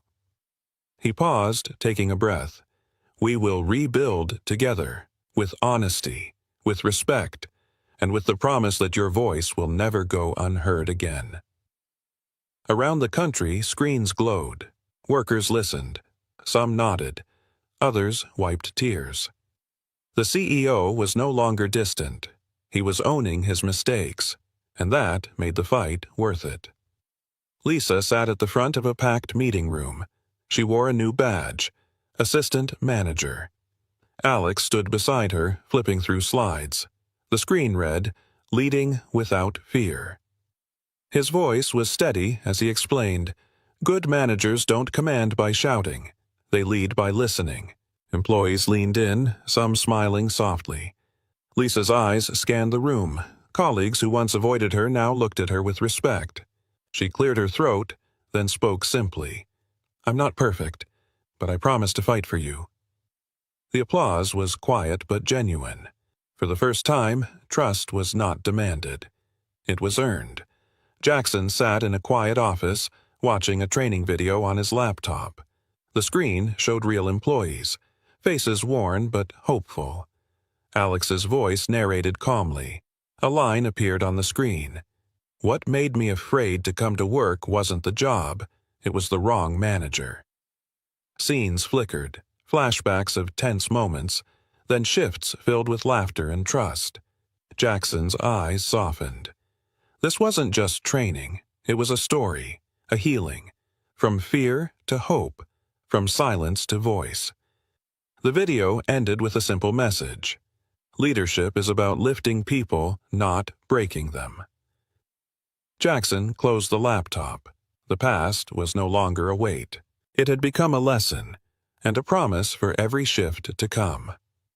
Jackson pushed open the door to the Houston branch, his son Ethan close behind. The familiar smell of fries and grilled beef filled the air, yet everything felt different. Ethan looked around wide-eyed. "Dad," he said quietly, "today, I want to be the first one to clean tables." Jackson smiled, warmth spreading through him. "That's the right place to start," he replied softly. They walked through the bustling restaurant together. Employees smiled as they recognized Jackson, But the real change was in the lightness of the atmosphere. No tension, no fear, just hope. The cycle had come full circle, from silent tears behind the counter to a family stepping into a new future. This was no longer just a business. It was a home rebuilt on trust. Jackson sat quietly in a corner booth watching the restaurant come alive. Laughter, conversations, genuine smiles. He whispered softly, "Hale's Burgers isn't mine anymore. It belongs to the forgotten, and to those brave enough to speak up." His gaze lingered on Lisa and Alex helping new hires. The future was no longer uncertain. Before leaving, Jackson looked directly into the camera. Have you ever worked in fear? If you have, leave a single dot in the comments, because real change always begins with those who have felt the pain. He nodded gently, a quiet promise. And with that, the story didn't end. It only began. Jackson stepped into the marble-lit lobby, dust clinging to his boots, hoodie creased from a red-eye flight. The chandeliers above cast warm light, but the atmosphere froze the moment he approached the front desk. The manager, Clara, scanned him once, head to toe, then reached under the counter, discreetly tapping a button. 2 uniformed security guards appeared at the end of the hall. She didn't raise her voice. She didn't need to. Her eyes said everything. "You don't belong here." Jackson stood still, hands calmly resting at his sides. 20 minutes later, she would be gone. Her title erased. Her legacy shattered, in front of the same eyes that quietly watched her now. But no one knew that yet. Not the guests sipping wine in designer coats, not the staff who glanced away, not Clara, who smiled slightly as the guards approached. Because in their eyes, Jackson was just another man out of place. In his, this was a test they were all about to fail. Jackson Wade, 38. Founder and CEO of Jackson Hospitality Group, a $3.2 billion empire built from the ground up. Hotels in 11 countries, dozens of awards, hundreds of staff who never knew his face, by design. 2 days ago, he finalized the acquisition of the Grand Royal chain through a series of holding companies. Quiet, intentional. The ink was still drying when he booked his suite under a corporate alias. No one here had any idea the man they were about to escort out owned the building they worked in, the contracts they signed, the uniforms they wore. That was the point. He didn't need a red carpet. He needed the truth. And the only way to find it was to walk through the front door unnoticed. Behind the worn jacket and tired eyes stood the man who just bought their world. But Clara didn't see that. No one did. Yet. 3 days before his arrival, Jackson had booked the penthouse suite under a subsidiary account. No titles, no flags, just a quiet entry in the reservation system. His assistant, Sarah, handled the paperwork, rerouted communications, and ensured the front desk wouldn't be alerted. No press release, no internal memo, just silence. He'd done this before. There's only one way to know what kind of culture you've bought. Walk into it blind. The plan was simple. Observe, test, document. Not as a CEO, but as a stranger. Unimportant, unimpressive, invisible. If a system treated people poorly when it thought no one was watching, it was broken. This wasn't a visit. It was a controlled failure. And Jackson wanted to see exactly who would fail first. He wasn't looking for perfection. He was looking for truth. And the Grand Royal was about to show him plenty. The leather jacket was worn at the elbows. The jeans, dusty from a long walk. His backpack, scuffed, frayed at the edges, hung off one shoulder like an afterthought.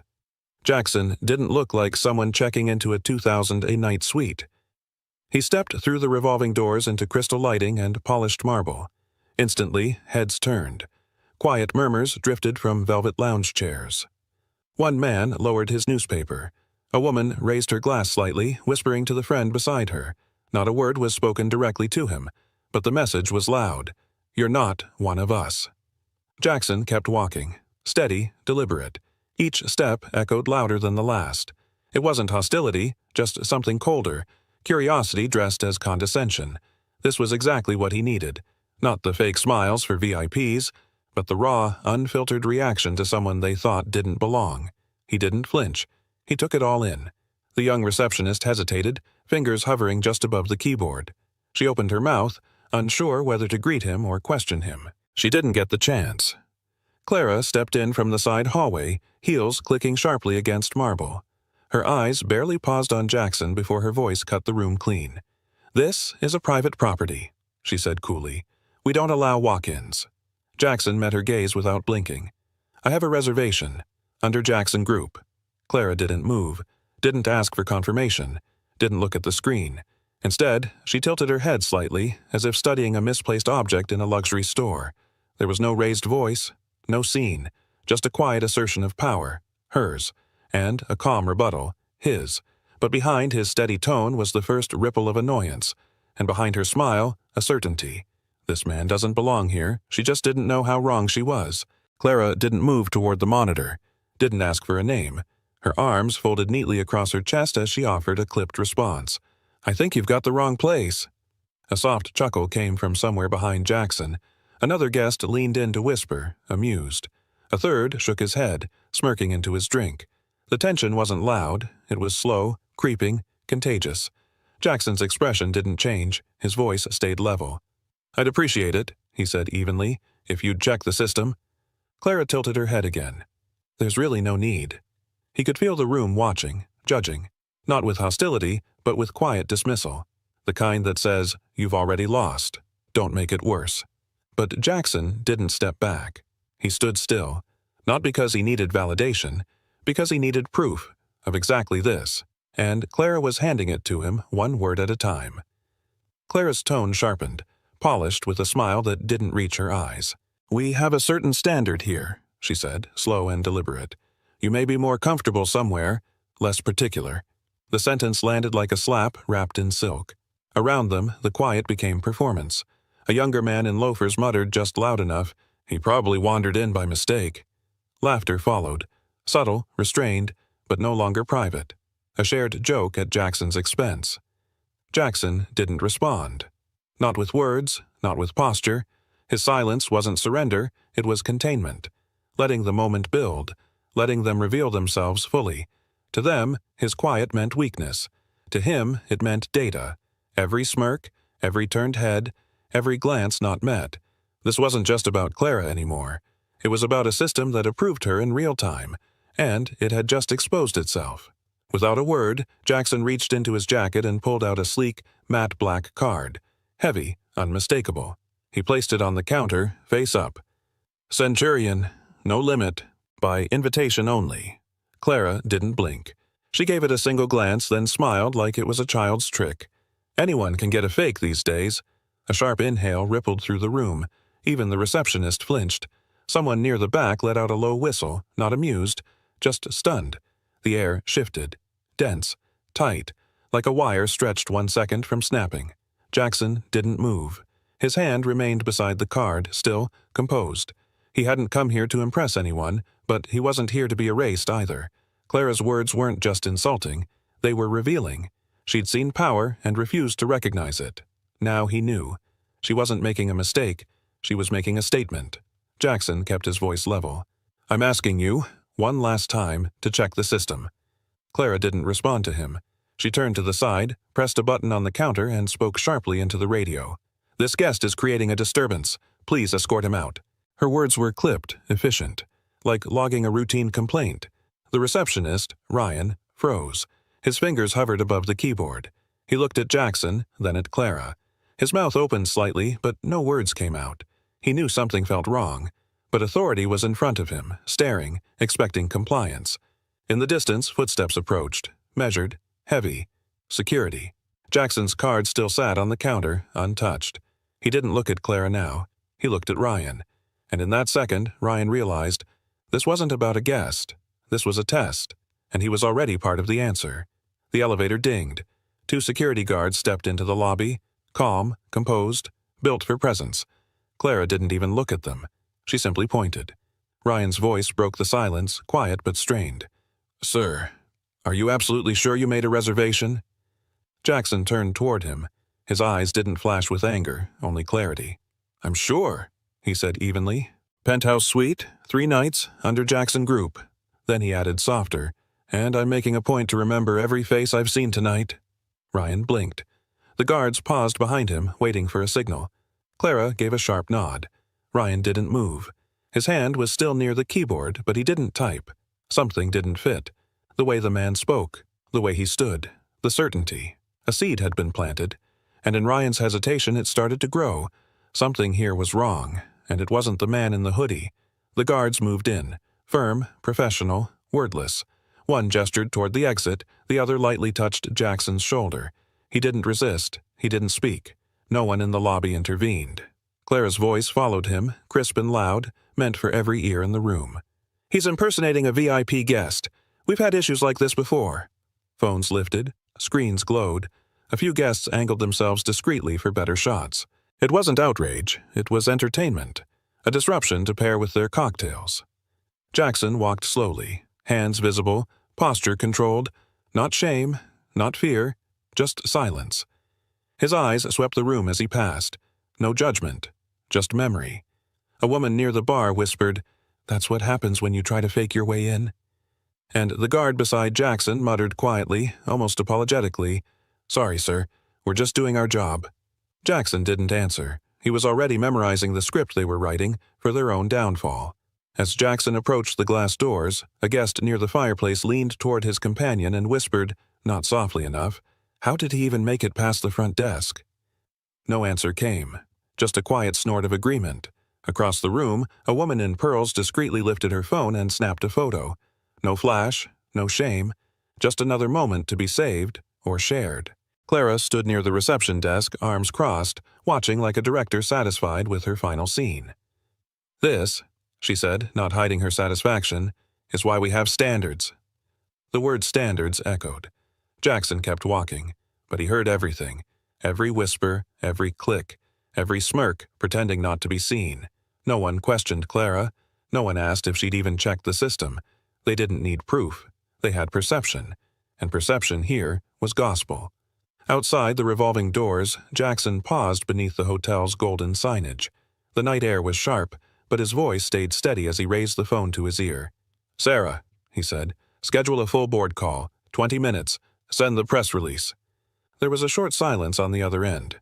Then he added, calmly but pointed, "And make sure someone captures every face in that lobby." He ended the call and slid the phone back into his jacket. The humiliation still clung to him, not because of the words, but because of the silence that followed them. The looks, the ease. But he hadn't come to be respected. He'd come to see who would fail when no one was watching, and they had. Effortlessly, publicly. Now it was his turn. Not to react, to respond, with precision. Jackson disappeared through the revolving doors without a word, leaving only the soft hiss of glass and the faint echo of footsteps behind him. Inside, Clara accepted a few quiet nods and smug smiles from nearby guests. One older man even reached out to shake her hand. "Good call," he muttered. "Can't be too careful these days." Clara smiled, polite, victorious. But behind the desk, Ryan sat still, fingers now resting on the keyboard he hadn't touched before.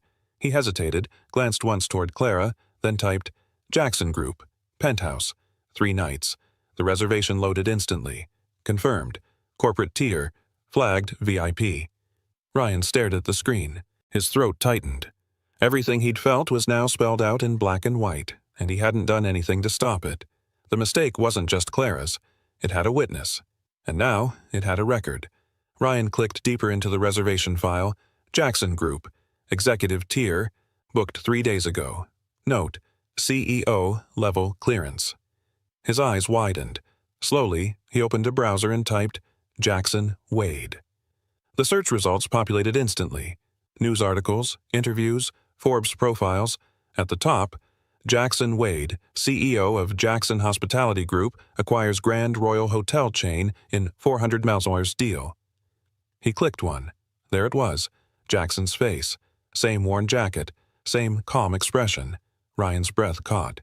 "He's the CEO," he whispered, eyes still locked on the screen.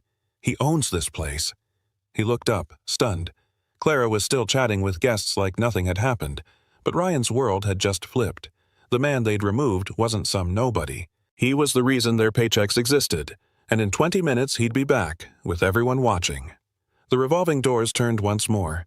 Jackson stepped back into the lobby. Same jacket, same steady walk, but something had changed. Not in him, in the room. Silence swept across the floor like wind through glass. Conversations stopped mid-sentence. A wine glass clinked too hard against its saucer and cracked. One guest fumbled with their phone, dropped it. Another whispered, "Is that?" Eyes turned, faces shifted. Recognition flickered. Behind the desk, Ryan didn't breathe. His voice came out low, almost involuntary. "He's back," he said. "He came back." Jackson didn't speak, didn't look at anyone for long, just walked straight toward the desk like nothing had happened, as if this was his lobby, his floor, his stage, because it was. And now, everyone who had performed their roles 20 minutes ago would learn what it meant to be seen by the man who wrote the script. Jackson walked with quiet precision, stopping directly in front of the front desk. He looked at Ryan, not accusing, not cold, just steady. "I believe," he said, voice calm but unmistakable, "you still have my reservation on file." Ryan swallowed hard. The screen was still open in front of him. He didn't need to type, didn't need to search. He nodded slowly. "Yes, sir," he said, voice barely holding. "Penthouse suite, 3 nights, confirmed." The words landed like a dropped stone in still water. A couple nearby looked up, brows furrowed. Another guest glanced toward Clara, waiting to see her face. Jackson said nothing more. He didn't gloat. He didn't smirk. He simply reclaimed the space with presence alone. The man they tried to erase now stood where they'd refused to see him. But this time, the room couldn't look away. And Ryan wasn't the only one trembling. Clara's voice cut through the tension like glass shattering. "What is he doing back in here?" She strode forward, sharp and indignant, eyes blazing with authority she no longer held. Jackson didn't look at her. He didn't flinch, didn't acknowledge the noise. Instead, he reached into his jacket, pulled out a single black business card, and placed it gently on the counter. The silver lettering caught the light. Jackson Wade, Chief Executive Officer, Jackson Hospitality Group. No words, just the card. Clara stopped mid-step. The desk clerk beside Ryan gasped, a quiet intake of air like a fuse catching fire. Somewhere in the room, a phone dropped. Jackson still hadn't looked up. His silence said everything. "I don't need to argue. I don't need to explain. I just need you to read." And now, Clara was the one being watched. Clara's face drained of color. Her voice cracked slightly as she reached for denial. "Anyone can print a business card." It was weak. Everyone heard it. Jackson, calm as ever, pulled out his phone and spoke clearly into the receiver. "Sarah, patch me into the boardroom. Speaker mode." Seconds later, a voice echoed through the lobby, crisp and unmistakable. "Mr. Wade," the voice said warmly, "welcome to your new flagship property. We've been expecting your check-in." The words hung in the air like a dropped verdict. Ryan looked down. A guest near the elevator covered their mouth. Another slowly sat down, as if unsure what to do with their hands. Clara stood frozen, her world unraveling one syllable at a time. She had questioned the card. She couldn't question the voice. And now, every excuse she'd prepared no longer mattered. Clara turned slowly, scanning the room, as if someone might step in, speak up, explain this away. No one did. Guests who'd nodded at her minutes earlier now stepped back. Phones lowered. Eyes avoided hers. The same lobby that had validated her authority now withdrew from it. Behind the desk, Ryan exhaled like he'd been holding his breath for hours. Quietly, he leaned toward his colleague and whispered, "We made a big mistake." Jackson didn't look at Clara.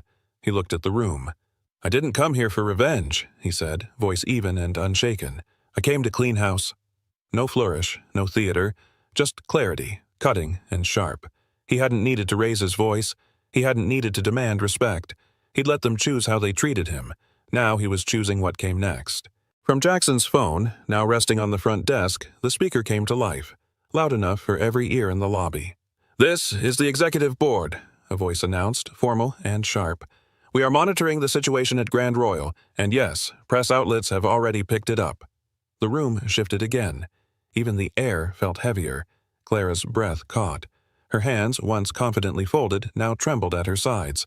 Her eyes darted toward the exits, then back to Jackson. He turned to her, tone calm, surgical.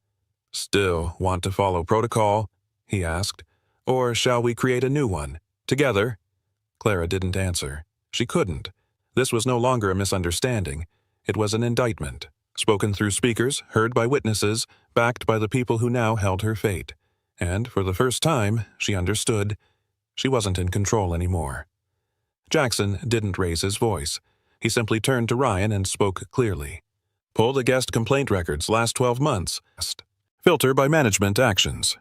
Ryan hesitated, then nodded, typed, and hit enter. A list filled the screen behind the desk. 17 entries, all linked to one name, Clara Langford. 17 documented complaints, Jackson said, letting the number settle. In 1 year. Clara stepped forward, voice shaky but defensive. Those reports are exaggerated.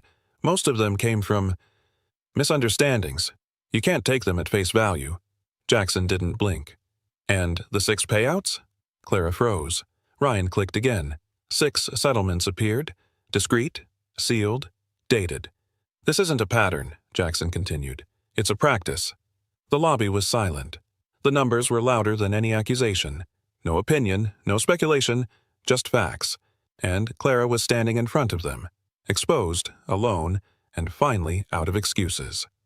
From the side of the lobby, a woman in a housekeeping uniform stepped forward, quiet, hesitant, but firm. She yelled at me once, she said, almost in a whisper. No reason, just because I was in her line of sight. Clara opened her mouth to respond, but Jackson raised a hand, not to her, but to the room. He turned slightly toward the security camera above the front desk, speaking not just to those present, but to anyone watching.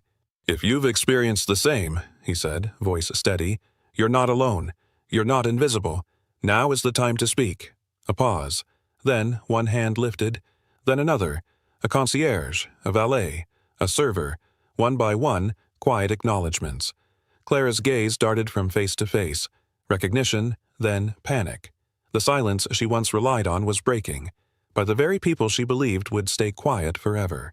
From near the fireplace, an older woman stepped forward, composed but tight around the eyes. I had a confirmed suite here last spring, she said. Got a call the morning of, telling me it had been reassigned due to maintenance. But I know why. I didn't look like the other guests. A murmur rippled through the crowd. Ryan tapped into the system, typing quickly. Reservation history confirms it, he said. Room was reassigned. No maintenance logged. No alternate reason noted. Clara's voice snapped in, sharp and defensive. I was protecting the brand. Our image matters. We can't just... Jackson turned toward her, not angry, just surgical. You're calling discrimination policy. Clara's mouth hung open, words caught behind instinct. What she once called standards now had names, stories, timestamps, and the brand she defended had just become Exhibit A. Jackson finally turned to face Clara fully, his voice low but resonant, cutting through the marble air with purpose. I used to mop floors, he said, at the first hotel I ever built. Clara blinked, uncertain if she'd heard him right. I've carried luggage, changed linens, scrubbed bathrooms. I know this industry from the ground up because I started at the ground. He took a step forward, not to intimidate, but to be heard. No one gets to decide someone's worth based on whether they walk in wearing Italian leather. Silence settled in, this time heavy with respect. I didn't buy this hotel to change the lobby, he continued, voice firm. I bought it to change the mindset. A pause. And that change starts now. The room didn't clap. They listened, because leadership isn't declared in titles, it's proven in truths. You're no longer afraid to say aloud. Outside, the first news van pulled up to the curb, logo painted, camera crew already unloading. Then another. Flashbulbs began sparking against the hotel's glass facade. Inside, the staff phones buzzed simultaneously. Push notifications. Breaking. CEO Jackson Wade makes unannounced appearance at newly acquired Grand Royal Hotel. Someone whispered, "It's on the news." Another added, "It's everywhere." On Twitter, the trend climbed fast. Hashtag Grand Royal Truth clips of Jackson being escorted out were already circulating, contrasted now with footage of him calmly dismantling Clara's narrative. A split screen of power and consequence. Guests in the lobby looked down at their screens, then up at the man still standing in front of them. This was no longer a management issue. This was public, and what had been brushed off 20 minutes ago was now a headline, a hashtag, a reckoning. Jackson stepped forward, his voice now directed to the entire lobby, no longer quiet, no longer testing. Effective immediately, he said. All internal policies at Grand Royal will be made public. No more hidden rules, no more protected behavior. He tapped his phone, placed it on the desk again, and spoke into the call. Jennifer, termination file for Clara Langford, Immediate execution. Send confirmation to legal and staff channels. The lobby froze.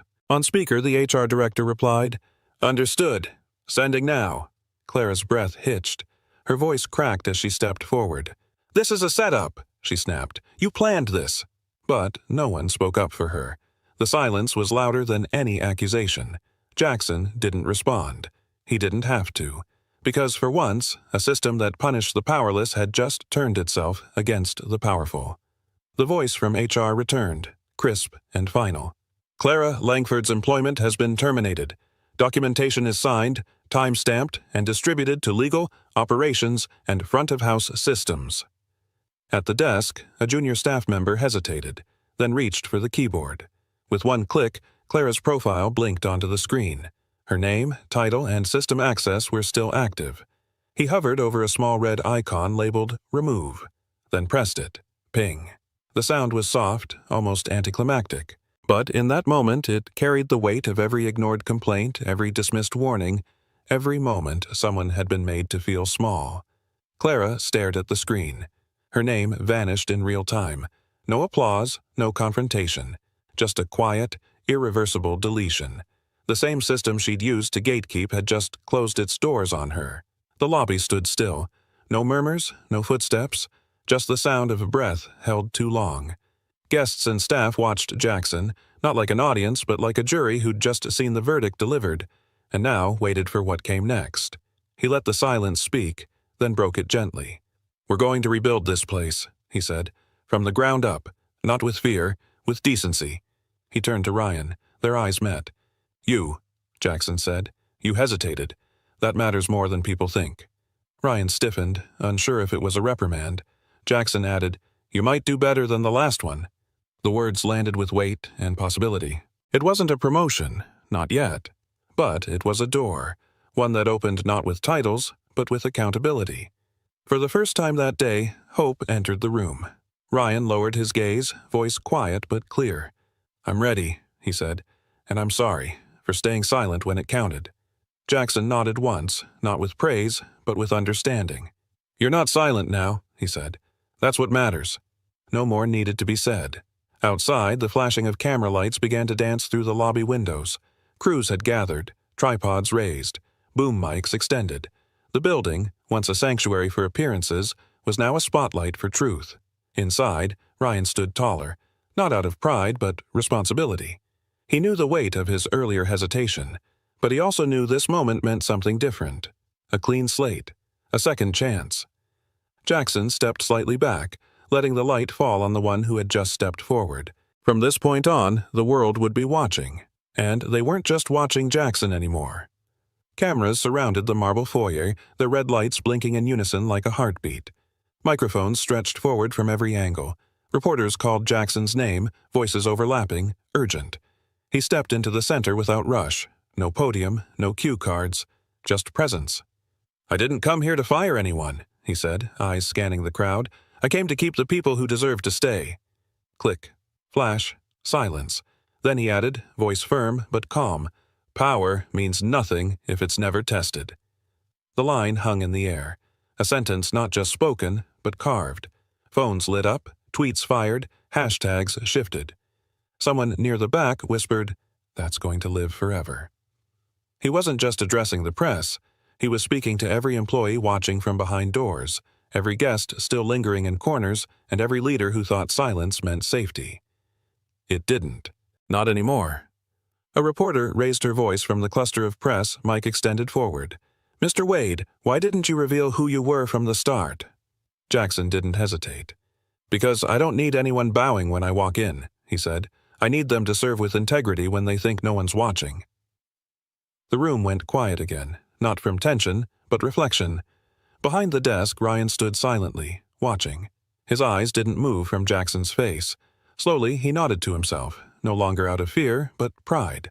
Jackson hadn't just called out broken systems. He had modeled what it meant to lead, without title, without spotlight. Real leadership doesn't walk in wearing a badge. It walks in wearing humility. And sometimes, it starts with the man holding a mop before ever holding a microphone. From the edge of the lobby, a woman in a housekeeping uniform stepped forward. She moved carefully, her hands still gloved, eyes uncertain. She stopped a few feet from Jackson and spoke just loud enough to be heard. "Thank you," she said, voice trembling, "for doing what no one else ever dared to." Jackson looked at her, not above her, not through her, just at her, and then, without a word, he gave a small, respectful bow. No grand speech, no applause, just acknowledgement. A camera clicked. Then another. The flash briefly lit their silhouettes, CEO and cleaner, shoulder to shoulder in the same light. That photo would travel everywhere by morning, not because it was dramatic, but because it was true. In a hotel built on appearance, this moment had nothing to prove and everything to remind. 1 week later, CNN aired a morning segment. Jackson Wade removes controversial manager, announces system-wide overhaul at Grand Royal. Footage rolled across the screen. Jackson's silent re-entry, Clara's dismissal, and the press conference that followed. Back inside the lobby, a new bronze plaque was mounted near the entrance. Guests paused to read it as they passed. In a place once known for judging appearances, only those who show respect remain. No signatures, no branding, just truth.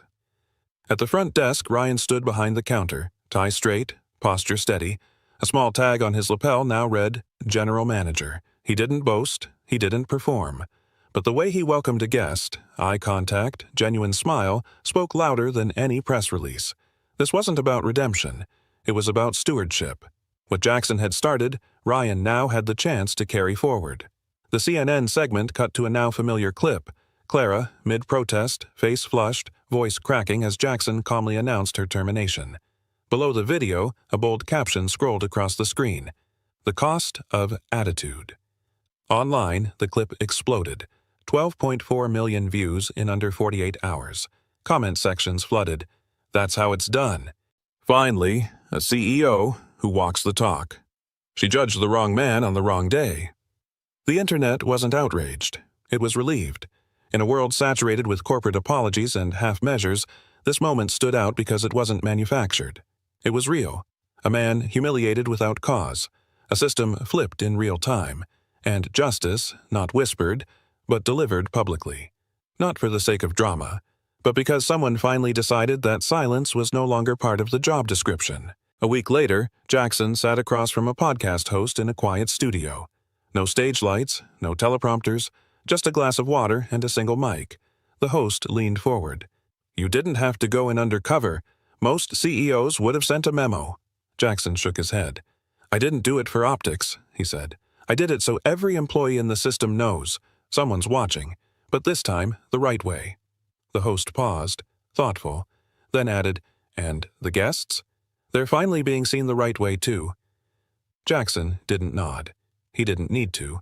The host did. Slowly, respectfully. And for a few seconds, the mic captured nothing but silence. Not emptiness, understanding. In a world full of noise, Jackson had said more by doing than most ever would with words. On screen, a handwritten letter faded into view. Ink soft, edges slightly creased. A calm, middle-aged woman's voice began reading, "I've stayed in many beautiful hotels, but this was the first time I felt like I wasn't just welcomed.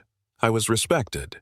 This place doesn't just have chandeliers and marble, it has character." As the words unfolded, the screen showed Jackson walking quietly across the lobby.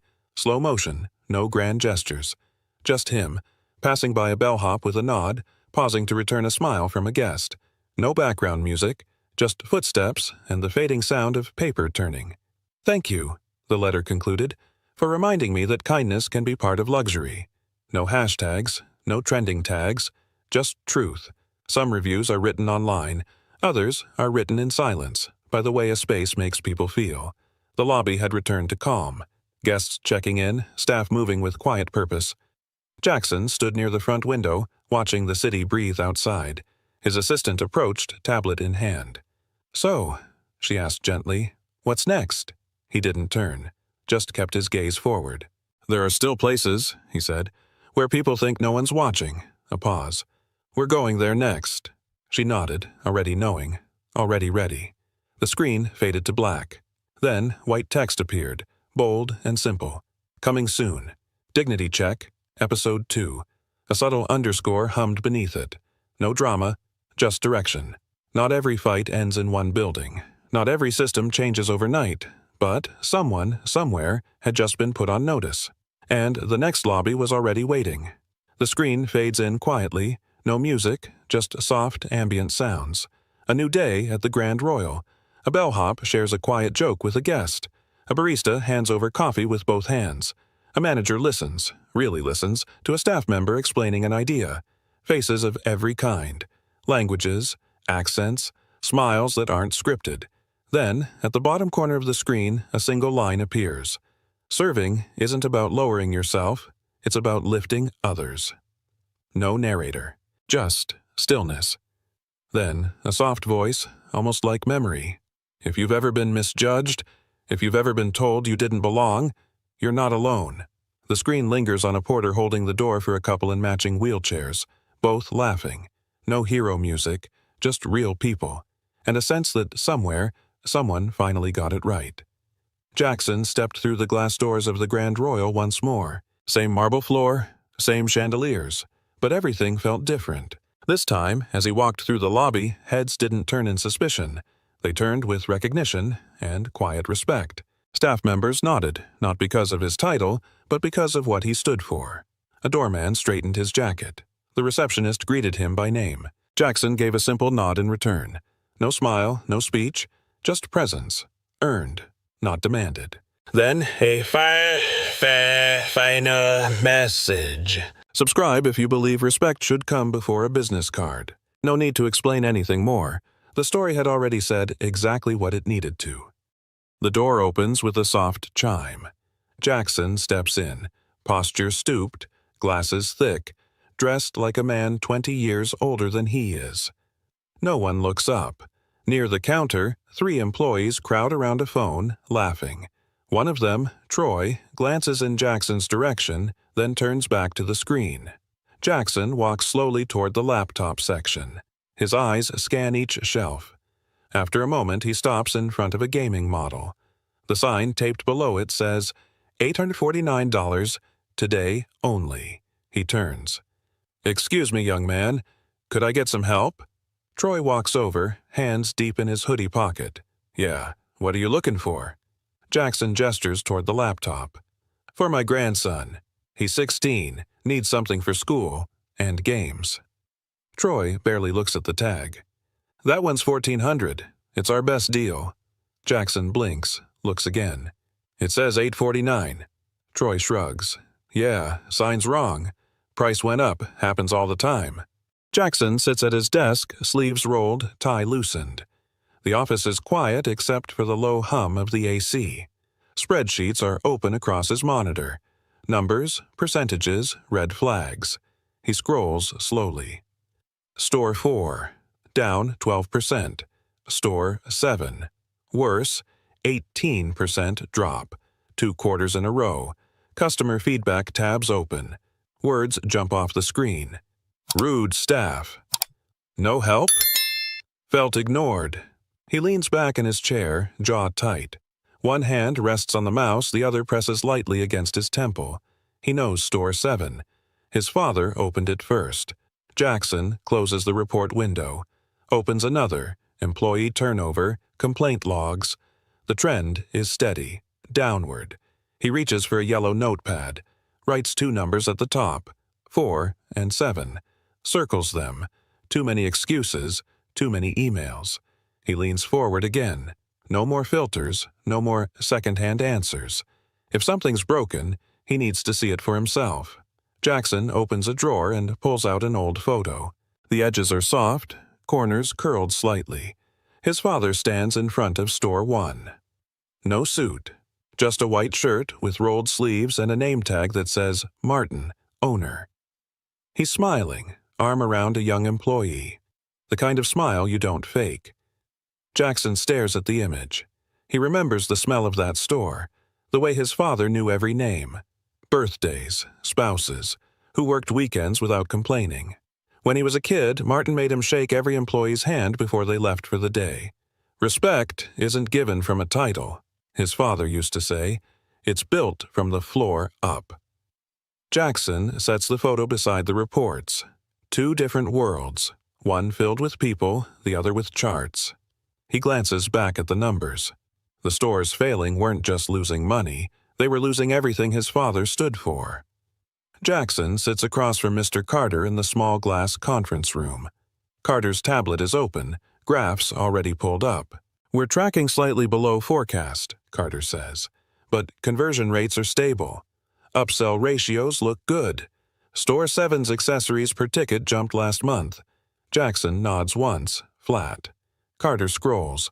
"And customer dwell time is up, which suggests stronger engagement. Or people waiting too long for help," Jackson says. Carter pauses, then smiles. "We're adjusting staff flow accordingly." Jackson leans back. "How often do you visit Store 7? Carter doesn't answer right away. "I monitor the weekly dashboard." Jackson raises an eyebrow. "You ever walk the floor?" "We have systems for that," Carter says, gesturing to the charts. "Our feedback loop's pretty tight." Jackson looks at the screen, then at him. A dozen metrics, not one face. He nods slowly. The room feels smaller. "I think I'll go take a look at Store 7 myself." Jackson scrolls through his contacts and taps a name he hasn't used in years. "Diane," he says when she answers. "You still work with theater wardrobe?" She laughs. "What's the role?" He glances at the photo of his father again, then back to the laptop. "An old man, a little slower than me, glasses, cargo pants, the kind of guy no one really notices." The next morning, Diane arrives with a small suitcase. Inside, thinning wig, fake age spots, slouch jacket, thick-rimmed frames. "You sure about this?" she asks, adjusting the glasses on him. "You're the CEO." "That's why I need to see it like they do," he says. He steps in front of the mirror. A stranger looks back. Older, softer, easy to ignore. Diane hands him a folded receipt. "Buy something cheap. Blend in. No one trusts a shopper who asks too much." Jackson nods. Tomorrow, he walks into his own store. Alone, unknown, unrecognizable. Jackson stands in his garage, the back hatch of his car open. A small mirror leans against the wall. He slips on the cargo pants, loose at the waist. The oversized polo hangs awkwardly on his frame. Next comes the wig. Gray, thinning, a little too real under fluorescent light. He presses it down, adjusting the part. Glasses on, thick lenses, just heavy enough to change how he sees the room. He practices the walk. Slower, knees a bit stiff, shoulders slightly rounded. Then the voice. Softer, a touch of drawl. Not full Southern, just worn around the edges. "Excuse me, son. Looking for a laptop, maybe something for my grandson." He says it again, then again. The version in the mirror isn't sharp, doesn't command rooms, doesn't look like someone who runs anything. That's the point. Jackson zips the duffel closed and exhales. He's not going in as the man in charge. He's going in as the one no one pays attention to. The automatic doors slide open. Jackson steps into Store 7, 1 foot slower than the other. Bright lights, polished floors, wide aisles lined with gleaming screens. No one looks up. To his right, 2 employees lean against the accessories counter. One scrolls through a phone. The other watches a video, earbuds in. They laugh quietly at something he can't hear. A third sits behind the service desk tapping a screen with a pen, not once glancing up. Jackson pauses just inside the entrance. He adjusts his glasses, scans the space like someone unsure of where to go. Still nothing. No greeting. No eye contact. No, "Can I help you?" He shifts his weight. His hand brushes the side of his jacket. Still no response. For a moment, he doesn't feel like a CEO in disguise. He just feels like an old man in the way. Invisible. Forgettable. He starts walking. Not toward the counter, but to the laptop aisle, alone. Jackson stops at a display marked Performance Laptops. His eyes land on the same model from before. The tag still reads 8, today only. He turns as Troy strolls over chewing gum, thumbs still tapping on his phone before he pockets it. "Need something?" Jackson points at the laptop. "This one, for my grandson. 16, plays games, does schoolwork." Troy nods once. Yeah, that's a good one. $1,400. Jackson squints. Sorry. It says $849 here. Troy doesn't look. Tag's wrong. They didn't update it. Happens a lot. Could you double-check the system, just in case? Troy shakes his head. Nah, I'm sure. I know this one. It's $1,100. Jackson studies him. No urgency. No interest. Just certainty. Quick, flat, and final. He glances back at the tag. Then at Troy. The difference isn't just in the number. It's in how little Troy seems to care whether he's right or not. Jackson looks down at the price tag again. Clean print. No damage. No sign it's out of date. You're sure it's not $849? He asks, voice calm. Troy lets out a short laugh. Man, I just told you they screw up the signage all the time. That promo ended last week. He doesn't check, doesn't move, just crosses his arms like the conversation's over. Jackson tilts his head slightly. Could you scan it anyway? Just so I know for sure? Troy sighs, louder this time. I'm telling you. I work here. I know what I'm talking about. Then he turns, without warning, and starts walking away.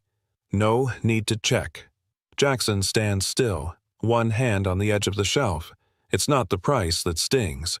It's the way the truth didn't matter. He watches Troy disappear down the aisle. For a split second, his jaw tightens, but he says nothing. Not yet. Jackson stays by the display, eyes on the screen but mind elsewhere. Footsteps approach. Quieter, more intentional. Sir? He turns. A young woman with a soft voice and a simple ponytail stands beside him. Her name tag reads Lena, sales support. I couldn't help overhearing, she says gently. That price is correct. It's part of a weekend promo that ends tonight. Jackson raises an eyebrow. Troy said it was $1,400.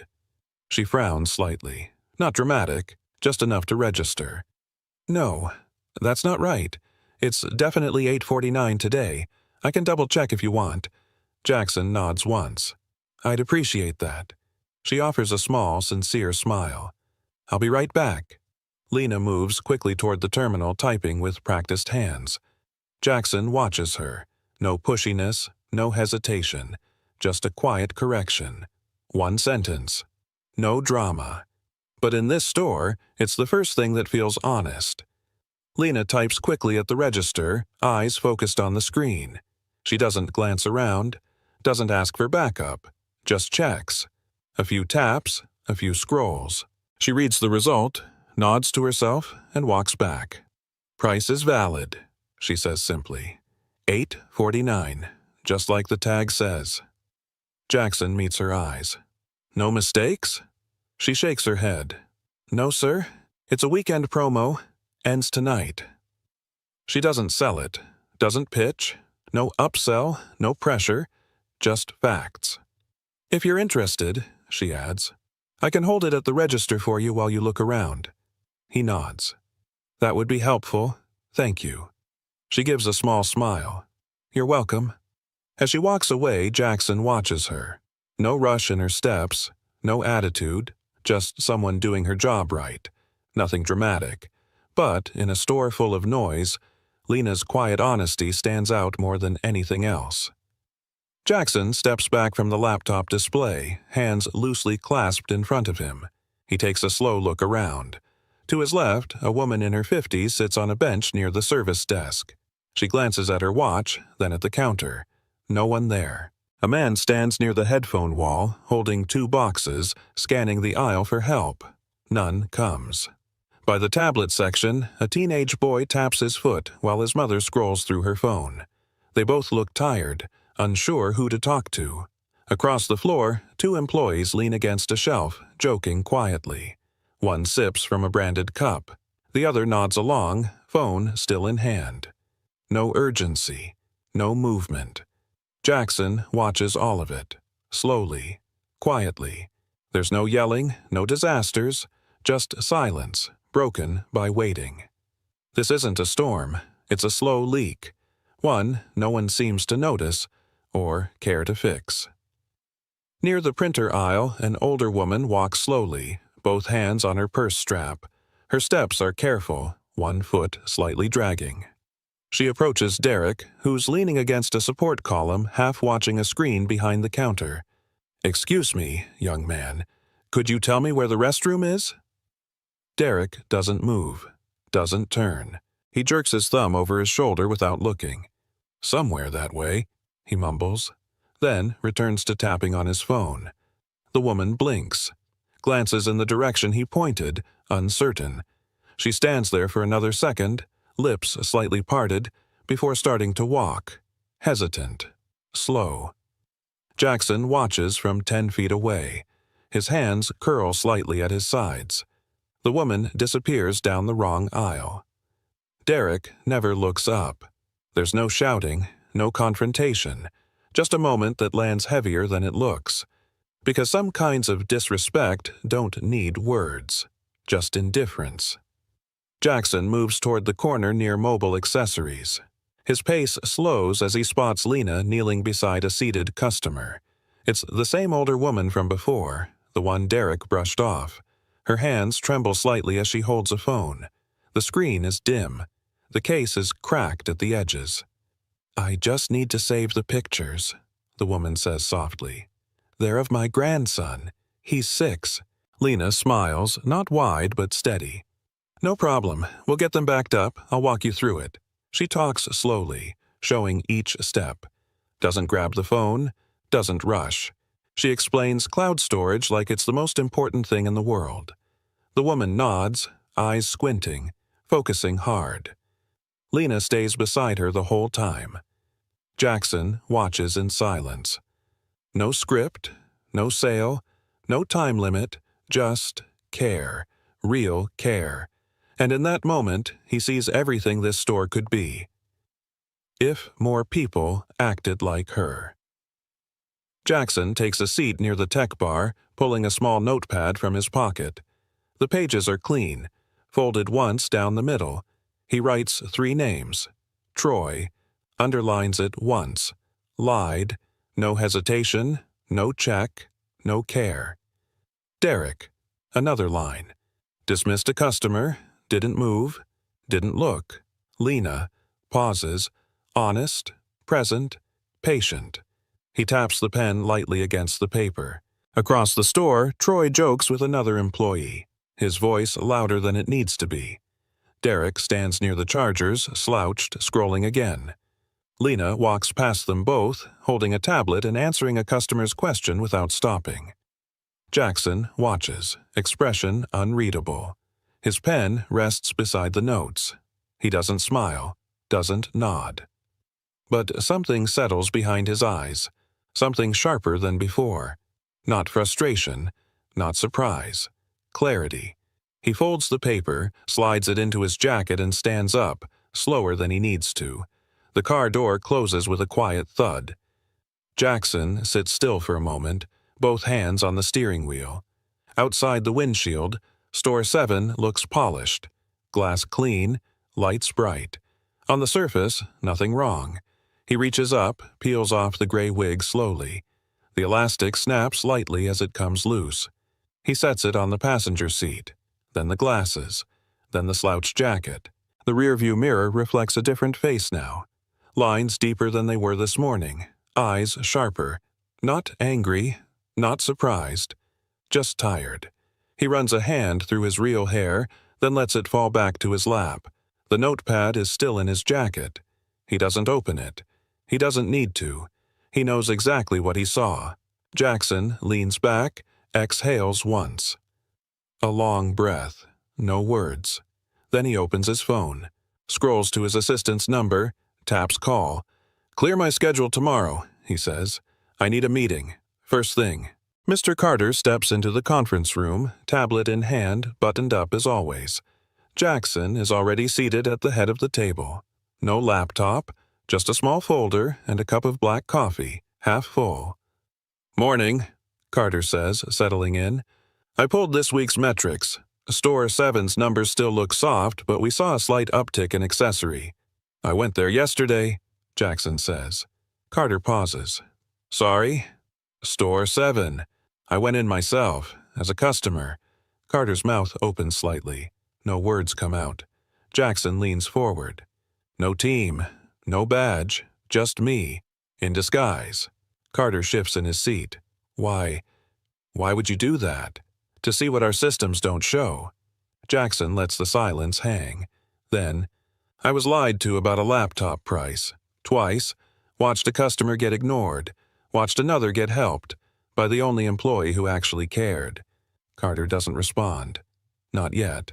Carter clears his throat, posture stiffening. With all due respect, he says carefully, I've been monitoring Store 7. I check the KPIs weekly. Conversion rates are stable, no red flags. Jackson doesn't blink. You saw no problems? Not in the data, Carter replies. Nothing that stood out. Jackson slides a paper across the table. A printed customer review. No one spoke to me. I left without buying anything. Another. Felt like I was bothering the staff just by asking a question. I've seen those, Carter says. A few outliers, but that happens. Jackson looks up. You think this is an outlier? He pauses. I was told a $849 laptop cost $1,100. Twice. No scan, no check, no apology. Carter leans back, unsure what to say. I didn't see that in the reports, he mutters. Jackson nods once. That's the problem. He taps the table gently. You were watching numbers. I was watching people. Jackson turns the laptop around. The screen plays muted footage from a ceiling camera. Troy leans against the register, phone in hand. The timestamp rolls. 2 minutes, 5, 10. He scrolls, laughs at something, never looks up.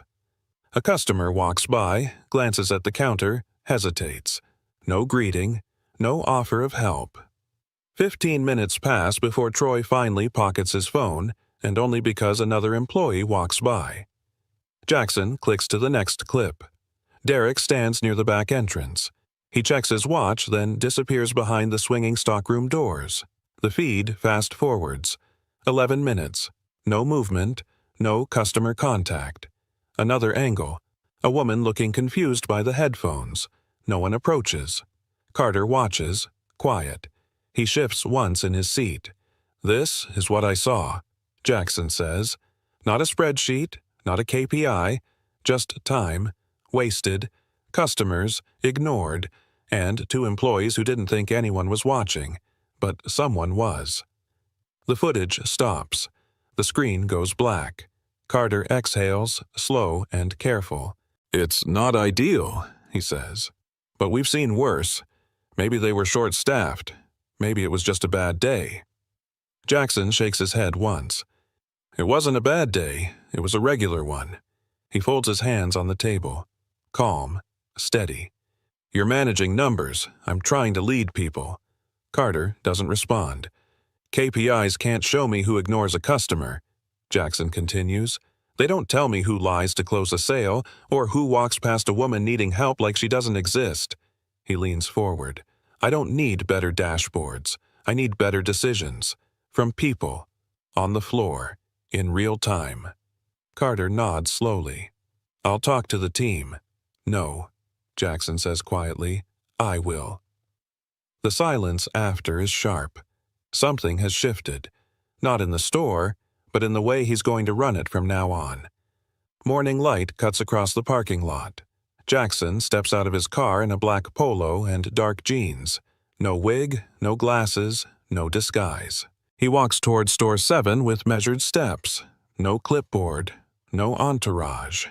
Just him. The front doors slide open. Same lobby, same counter, same staff. Troy glances up from behind the register.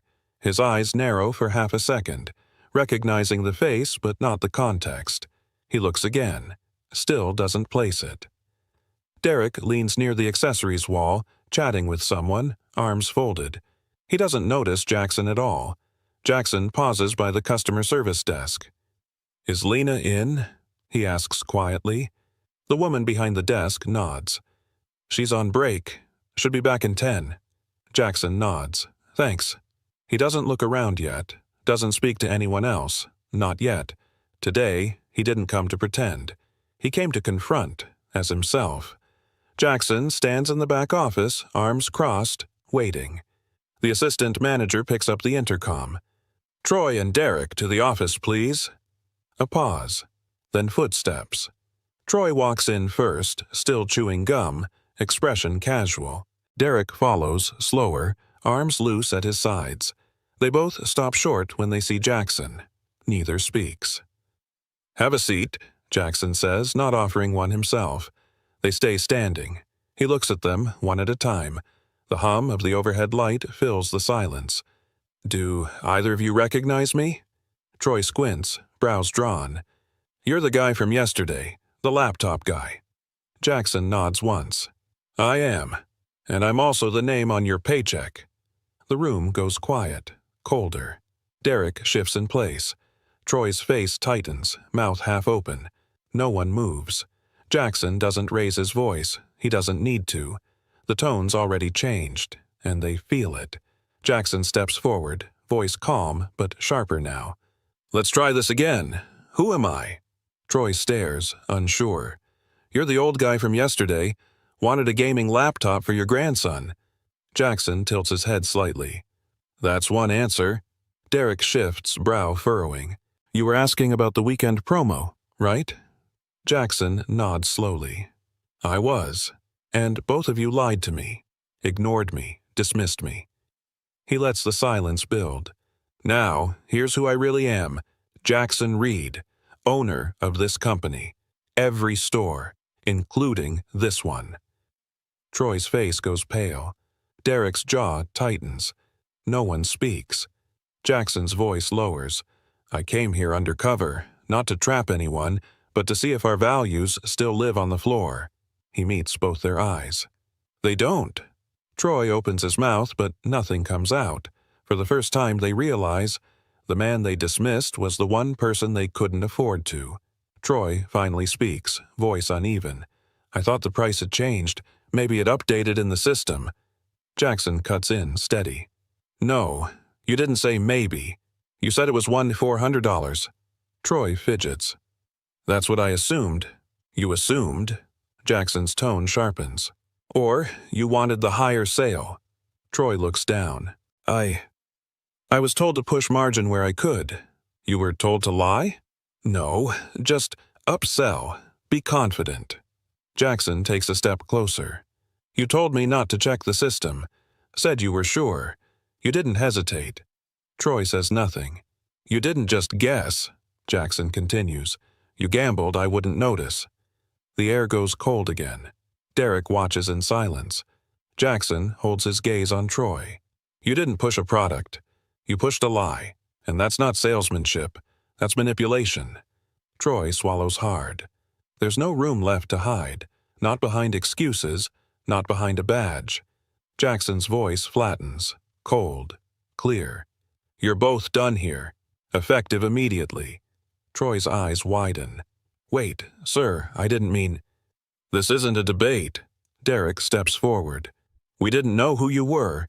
You shouldn't treat people better because of who they are. You should treat them right because it's your job." They fall silent. Jackson turns to the assistant manager standing by the door. "Cancel their system access. Remove store credentials. Today." She nods and steps out. Troy looks stunned. "You're firing us? Just like that?" "No," Jackson says. "I'm firing you because you earned it." He opens the office door. "You can gather your things. Security will escort you out." Neither man moves at first. Then slowly, Derek walks out. No protest, no glance back. Troy follows, shoulders tight, lips pressed. The door closes. The office is quiet again. And the store, for the first time in a long time, starts to breathe. The store feels still, like something heavy just lifted. Jackson walks out from the office, scanning the floor. He spots Lena returning from break, tucking her badge back onto her shirt. She pauses when she sees him, recognition slowly dawning. "You probably don't recognize me without the gray hair," he says. Lena blinks. "You were the grandpa with the laptop?" "I was." She straightens slightly, unsure of what's coming. Jackson steps closer, voice low but certain. "You're the reason I still believe in people." Lena's eyes widen. Sir? You told the truth when it wasn't easy. You helped someone without being asked. You did the right thing even when others didn't. She swallows, suddenly quiet. I saw it. Every moment. Jackson nods. Store 7 needs leadership. Real leadership. Not title, not years, just someone who cares. Lena doesn't answer yet, but her posture says everything. Hope just found a place to grow. Lena stands frozen, still processing Jackson's words. He doesn't wait. I just removed the acting floor manager, he says. This store needs someone to steady it. She blinks. Me? Yes. Starting today, you'll lead the floor team. Lena stares at him, almost laughing from disbelief. But I've never managed anyone. You're not just anything. Jackson interrupts gently. You listen. You show up. That's more than most do with a title. Her voice lowers. I don't even know all the back-end systems. You'll learn.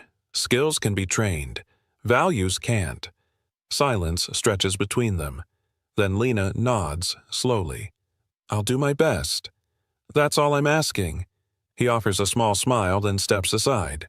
As she turns to face the floor, her hands tremble slightly, but there's something new behind her eyes. Responsibility, and a quiet kind of power that doesn't need to shout. Lena walks beside Jackson, still quiet. The store feels heavier now, not from fear, but from expectation. I don't know if I'm ready, she admits. There's so much I don't know. I've never led meetings. I've never written schedules. Jackson stops her with a glance. You don't need to know everything. She looks at him, unsure. You just need to care, he says. Really care. Lena exhales. That sounds simple. It is, Jackson replies, and that's why most people miss it. He points gently toward the sales floor. That customer who needed directions, you didn't look away. You didn't clock out. You stepped in. That's leadership. She's quiet for a beat, then nods. Okay. Don't try to be perfect, Jackson adds. Just be real. People feel that. Lena looks out at the team. For the first time, she's not just part of it. She's holding it together. 8 a.m. The team gathers near the break room for the morning huddle. Lena stands at the front, not holding a clipboard, just her hands, lightly clasped. She clears her throat. Thanks for being here. I know this week's been intense, but we've got a chance to reset. Some nod. One yawns. A few glance at their phones. Caleb leans against the wall, earbuds in. He doesn't look up. Lena pauses, keeps her tone even. We can't fix everything overnight, but we can fix how we treat each other and how we treat customers. Still no reaction from Caleb. He taps on his phone, half listening, if at all. Lena looks at him, just for a beat, then back at the group. One rule from now on, she says. No one gets ignored. A few heads lift. Some eyes meet hers. Caleb stays slouched. But the room, it's listening, even if not everyone hears it yet. Lena looks directly at Caleb. Her tone stays calm, measured. Caleb, she says gently, I need your attention. He doesn't flinch, still scrolling, still in his own world. A quiet tension spreads through the group, tight and awkward.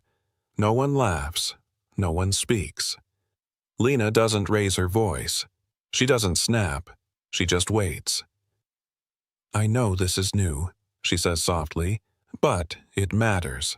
If we're showing up, let's actually show up. Still nothing. A full beat of silence. Then Caleb pulls one earbud out, but doesn't look up. It's not defiance, not quite, but it's not respect either. Lena exhales slowly. She nods once as if marking something down in her mind, then turns back to the group. Doors open in 5. Let's have a better day. The team disperses, quietly. No blow-up, no power move, but the line has been drawn. And Caleb? He just crossed it. The team begins to scatter, murmuring low. Caleb slouches toward the counter, both earbuds in again. Jackson steps out from the back. His tone is quiet, but it slices through the room. You, what's your name? Caleb looks up, surprised. Caleb? Jackson nods once. You're done here. What? You're not part of this team anymore. Caleb's mouth opens, searching for a comeback. I watched the whole thing, Jackson continues. She gave you space. You gave her silence. Caleb scoffs. I didn't even do anything. Exactly, Jackson says. And that's the problem. The room stills. A few eyes shift to Lena. She doesn't speak. She doesn't have to. Jackson turns to her. If someone disrespects the tone you set, they're not ready to follow. Caleb stands frozen, then slowly walks toward the back to grab his things. No yelling, no drama, just a clear signal. Lena's not just trying. She's leading. The morning rush hits harder than expected. 2 team members are out sick. A delivery's late. The printer at the service desk jams mid-return. Lena stands at the center, eyes scanning everything at once. She's calm, but her jaw is tight. Customers pile in. One's holding a broken remote. Another wants to return a soundbar without a receipt. A toddler cries somewhere near the accessories aisle. Jason looks overwhelmed. Na is juggling 2 repair tickets and a ringing phone. Lena moves between them. No panic, just pace. Jason, focus on the guy in green. Nah, take a breath. I'll grab the call. But her own list of tasks doesn't shrink. By noon, the store is running. Barely. No one's yelling. No one's quitting. But it's clear, this isn't fixed yet. Lena leans on the counter for a second, just long enough to catch her breath. She doesn't say it out loud, but the look in her eyes says, this is going to be harder than I thought. Woman steps through the door, holding a bag in one hand and steadying her son with the other. The boy's arm is in a cast, his tablet cracked in his good hand. He doesn't say much, just looks down. They hover near the entrance, unsure where to go. Lena sees them. She doesn't wave from across the room or yell instructions. She walks, calm, steady, then crouches slightly to meet the boy's eye. Rough week? She says softly. The boy nods once. Let's fix what we can, she adds, and gently guides them to the service desk. She doesn't rush through the intake. She explains the wait time honestly, offers a loaner if needed, even jokes a little about games that don't need screens. The mom exhales, just slightly, but it's enough. For a moment, in the middle of chaos, Lena creates calm, not by fixing everything, just by listening and being there. Near the back, Eli stands beside a couple looking at smart TVs. They seem unsure. One reads the specs, the other stares at the price tags. Eli doesn't push. He doesn't talk in buzzwords or quote inflated features. Instead, he asks, what do you mostly watch? Sports? Movies? Kids stuff? They say they stream shows and sometimes mirror from their phones. Eli nods. Then you don't need this top-tier one. Honestly, this model here gives you what you need and saves you a few hundred. The man blinks. You're not trying to upsell us? Eli smiles, easy. I'd rather you come back happy than frustrated. They laugh, a little disarmed. The choice becomes simple, not stressful. Lena watches from a distance. She doesn't interrupt, doesn't step in, but she sees it. One small sale, built on trust, not tactics. It's not loud, but it's how you change a store, one honest moment at a time. Jackson sits in a quiet corner near the stockroom, phone pressed to his ear. His voice is low, calm, but firm. I need someone who's trained real teams, he says, not someone who lives in slides. There's a pause as the person on the other end replies. I want them here, on the floor, embedded, for 6 weeks, minimum. He glances through the glass. Lena is checking inventory with Na, answering questions between keystrokes. She's carrying too much, Jackson continues. She's good, but even good people crack without support. Another pause, then, and let Lena screen the candidates. She knows what we need. He hangs up. No fist pump, no dramatic sigh, just a long breath and a small nod to himself. He didn't make an announcement, didn't gather the team, but a decision has been made, And for Jackson, that's how change happens. Quietly. Decisively. With people who do the work, not just talk about it. The bell above the entrance chimes, but this time it's not a customer. Morgan steps in. Tall, short gray hair, expression unreadable. She doesn't smile, doesn't wave, just scans the room like a surgeon entering an OR.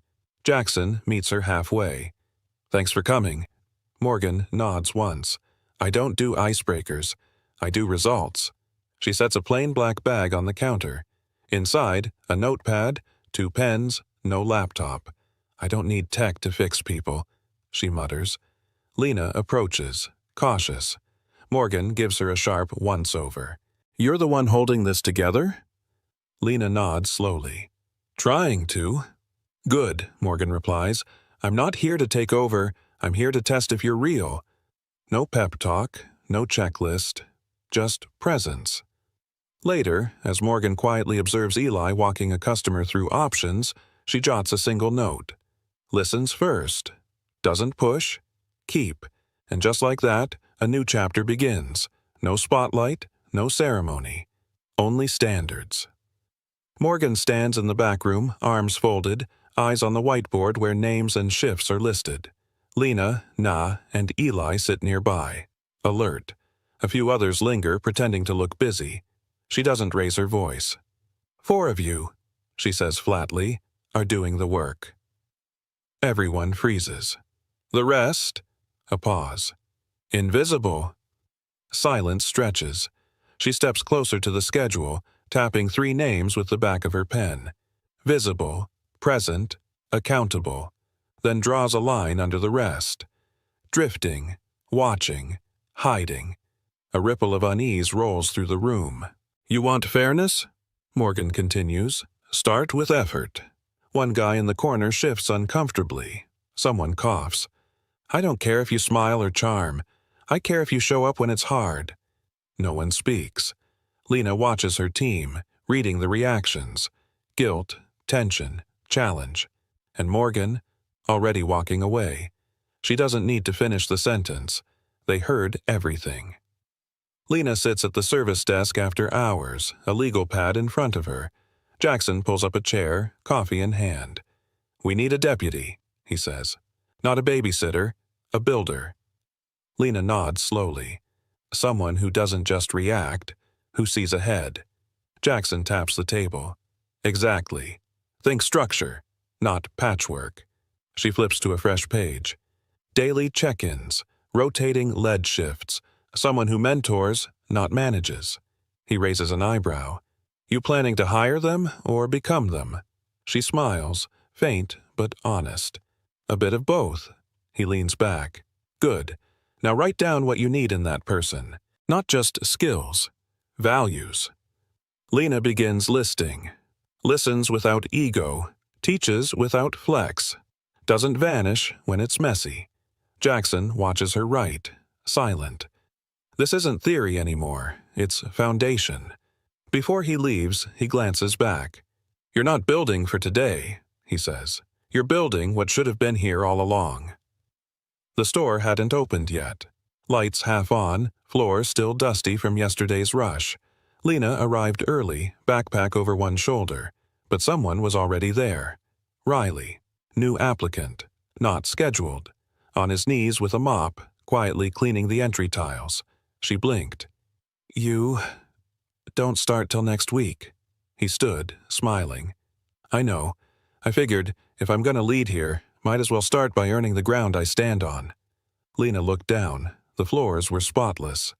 "You don't need to impress me," she said. "I'm not," he replied. "Just doing what I'd want someone to do if I walked in at 9. Jackson entered moments later, coffee in hand. Paused, took in the scene. "Who gave you the mop?" he asked. "No one," Riley answered. "Figured the store deserves better."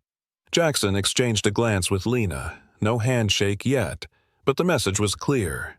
This guy didn't come to manage. He came to serve. Jackson stands just outside the break room door, unseen, hands in pockets, watching. Inside, Lena leads the team. No notes, no screen. just her voice, steady and clear. Look, this place didn't change because we fired a few people or added new rules. The room is quiet, eyes locked on her. It changed because some of you chose better. She lets that hang. Not louder, not faster, just better, kinder, more present. Jason nods slowly. Nah folds her arms, but there's a smile tugging at the corner. Riley stands at the back, silent but fully in it. Lena takes a breath. A store doesn't grow from policies. It grows from people who choose to do the right thing when no one's watching. Then, one last line. That's who we are now. Jackson turns, finally. He walks away without a word. He doesn't need to stay. The right person is already in the room, and they're moving forward, together. Here, the ones who do the work don't get the tips. The one who gets them is the manager's nephew. She said it like it was normal. No one asked, no one checked. But that morning, Jackson Reeves, over 40, CEO of Sunrise, was sitting right there disguised as a stranger. And what he heard made the entire system start to collapse in his mind. Just a few quiet questions. An old notebook, and a silent investigation began. 3 days later, the POS system was exposed. 67% of tips were being funneled to just one person, not because he served more, but because he was connected. When Jackson returned this time without a disguise and placed his hand on the counter, he said only one thing. I didn't build Sunrise so families could hand each other power behind closed doors. Have you ever witnessed unfairness, but felt like you couldn't speak up? Comment 1. If you've ever stood up and said something.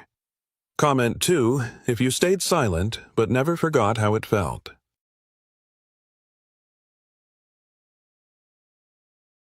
Some truths never make it into reports.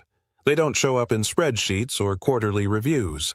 They hide in plain sight, settling quietly at the bottom of a chipped ceramic cup where no one thinks to look. That morning's drizzle wasn't heavy just enough to blur the windshield like the town itself was trying to fog over what was really happening.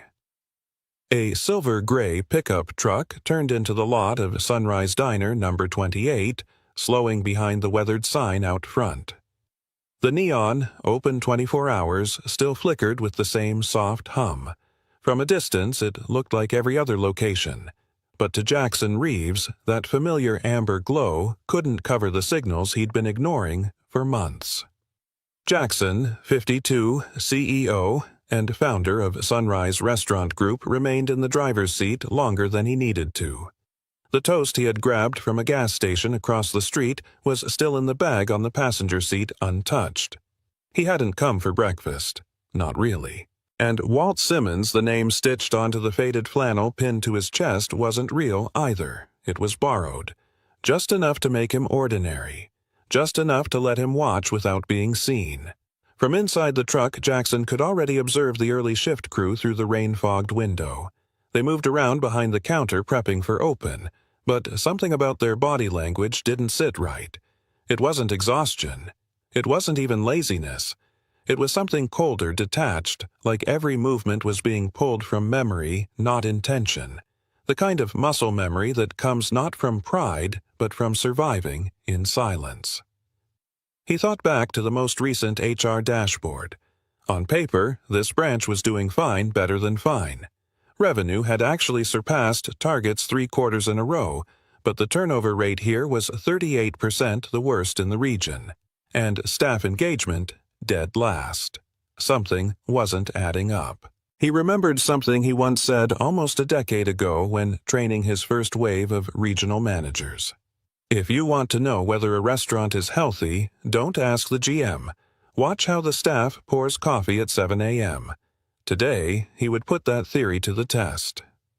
Jackson opened the door and stepped out into the chill, pulling his hat low and adjusting his gait into the slight, uneven shuffle of a man who'd been on the road too long. The bell above the diner door jingled faintly as he entered. No one looked up. No one asked for his name. Only the soft echo of the bell acknowledged him, and with it, the quiet start of something that would upend everything.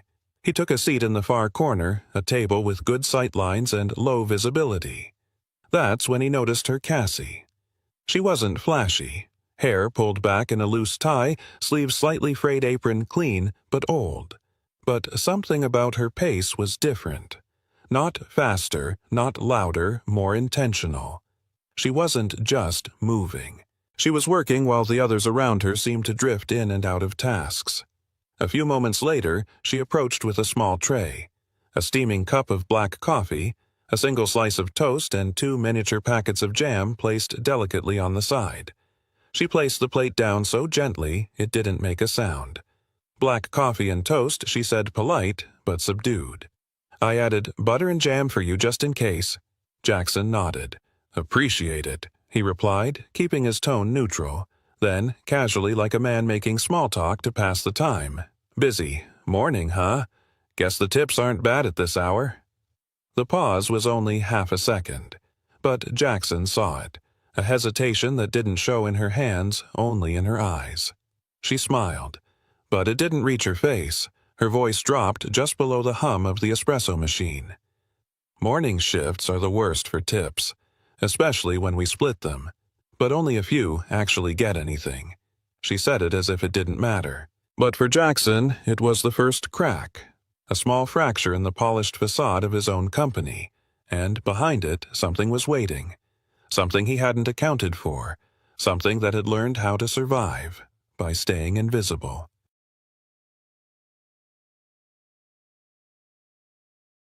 Jackson didn't react right away. He simply lifted the coffee cup to his lips, then set it back down when he realized it had lost all its warmth.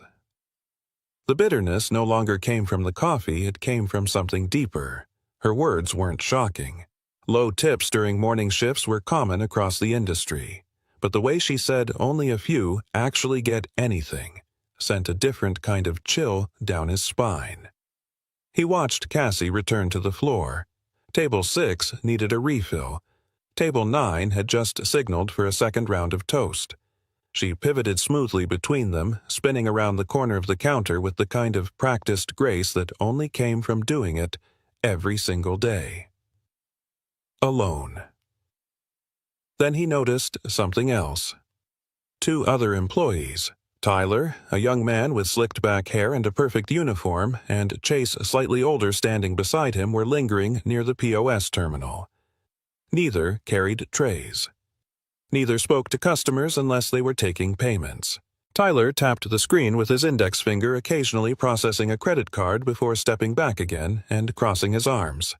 Every tip passed through that screen, and nearly all the morning payments they were going through them. Jackson glanced at the table next to him. More coffee was being poured, more toast was being served, and yet, somehow, the one who was doing most of the work wasn't even going near the register. He watched Cassie clear plates refill. Mugs fold napkins behind her back without skipping a step.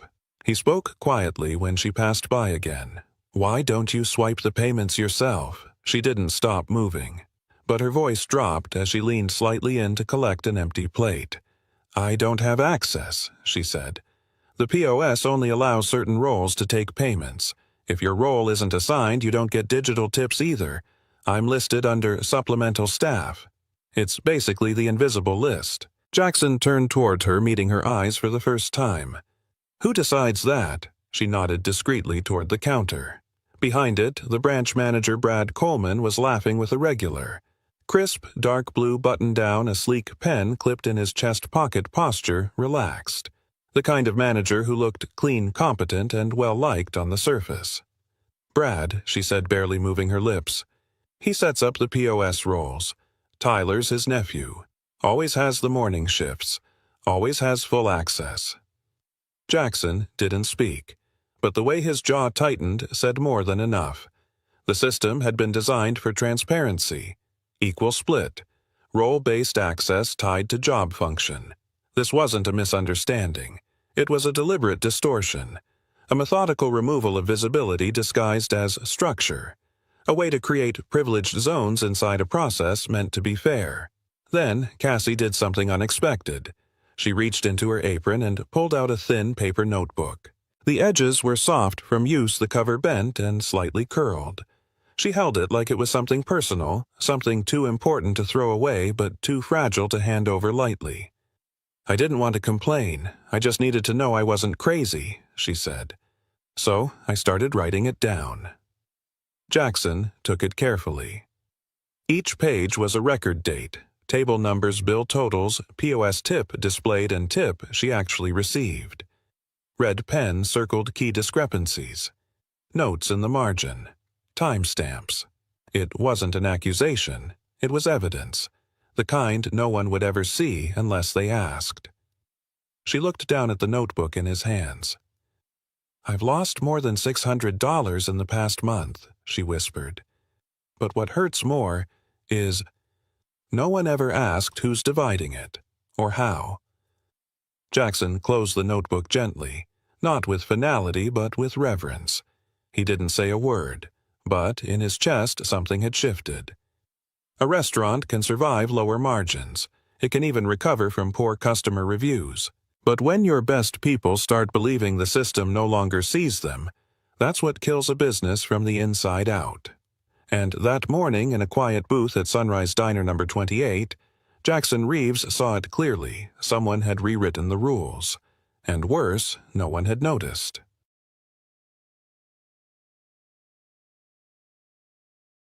Jackson sat quietly in the corner booth, the notebook still resting in front of him. He didn't flip through the pages again. He didn't need to. Every detail Cassie had written matched exactly with what he had seen and what his gut had been whispering for weeks. But instincts weren't enough. Not for a CEO. He needed data. He needed patterns. And now he had both. As soon as Cassie stepped away to grab another tray, Jackson reached into his pocket and pulled out his phone. He angled the notebook discreetly, snapping photos of every page, each entry, each red circle, each margin note that proved something wrong had been happening right under the surface. Then he took out an old pen and a folded sticky note, scribbling a single sentence in block letters.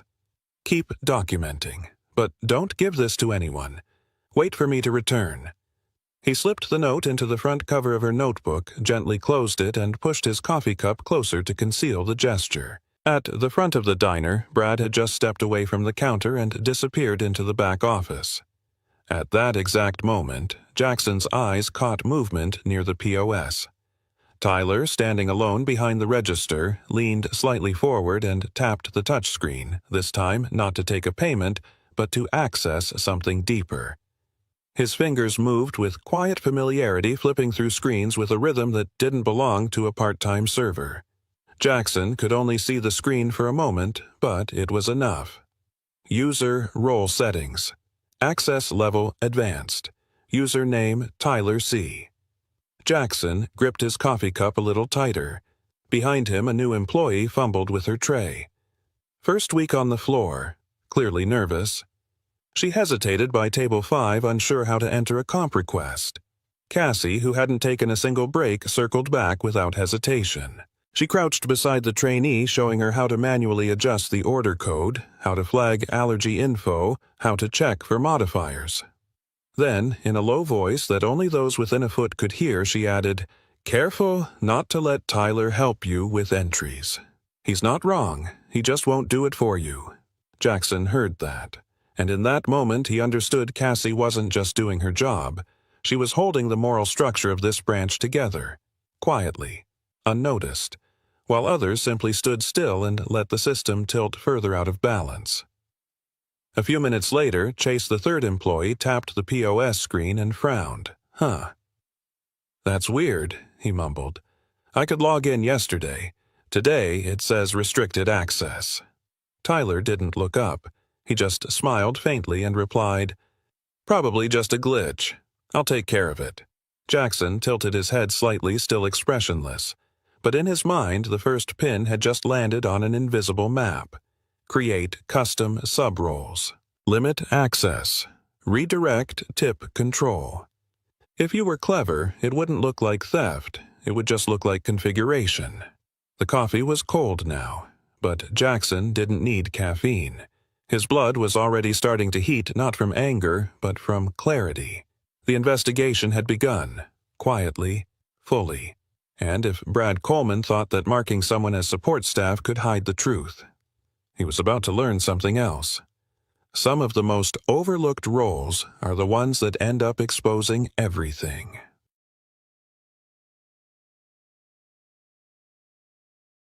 That afternoon, Jackson Reeves left Sunrise Diner number 28 without looking back. The rain had stopped, but inside him a storm had already begun. It took exactly 93 seconds. That was the length of the call. "Mara," he said, his voice low but steady. "We have a problem. The POS system is being manipulated. I need you to go in quiet, line by line, every role assignment, every tip-collecting account." He didn't need to explain more. Mara Lynn, head of internal investigations, had been with the company for 7 years. She had quietly dismantled 3 major embezzlement rings in the last 4. She asked no questions. She just said, "Understood." Within the hour, the POS terminal at Branch 28 had been switched into silent audit mode, a hidden configuration that allowed the tech team to track every role change transaction split and unauthorized override without alerting the local staff. The diner functioned as normal, but now everything was being recorded from the inside out. The first findings came in the next morning. Finding number 1. The system had been modified with a hidden access tier labeled Preferred Internal, a role not visible on the public-facing staff permissions screen. This tier had been applied to 3 accounts: Brad Coleman Manager, Tyler C. Part-Time Server, an unassigned account labeled Kitchen Support 03. The third account raised a flag. Finding number 2. Over the last 30 days, digital tip totals across the branch had exceeded $4,800. Of that, 67% had been routed through Tyler C., even though his average service volume based on ticket data accounted for less than 15% of total tables. Finding number 3. The branch payroll listed a part-time kitchen employee named Marcus Hill clocked in for 21 of the last 25 mornings. But Marcus Hill did not exist in the HR database. His employee ID had no onboarding file, no tax documentation, and the Social Security number tied to his record had been flagged for duplication in another branch one Jackson remembered investigating quietly 2 years ago. Back then, the case had been dropped due to insufficient internal proof. That branch's manager at the time, Brad Coleman. The final detail came from finance. Douglas Henderson, LLC, a shell entity registered out of state, had been receiving internal service processing fees every Friday amounts that matched the missing tip differentials to the dollar. On paper, it looked like payment for third-party staffing logistics. But the contact information on the LLC registration. It led directly back to an email once used by Brad before his promotion to manager. Jackson didn't need more. He knew what this was now. It wasn't just favoritism. It wasn't just someone playing favorites with tip access. It was systemic manipulation backed by structure, a rigged machine hidden in plain sight, and Cassie. She had no idea that by keeping a personal notebook she'd uncovered not just unfairness, but a multi-branch internal fraud network. The storm inside Jackson had moved beyond suspicion.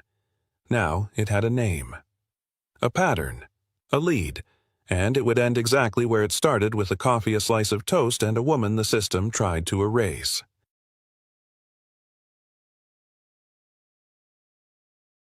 Friday, 9:02 a.m. Peak hour.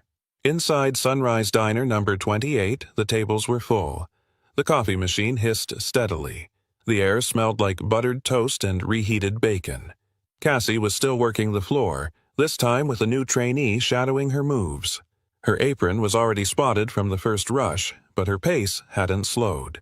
Behind the counter, Tyler stood confidently at the register, tapping through transactions with the speed of someone who didn't just know the system, he owned it. Each swipe, each beep of approval, fed into a pattern he thought no one could see. Across the diner, Brad Coleman leaned against the service bar, chatting with a regular. Shirt pressed, smile measured, laugh placed just right. He had no idea what was coming. At 9:06 a.m., the door opened. But this time, no flannel, no baseball cap, no limp to play the part.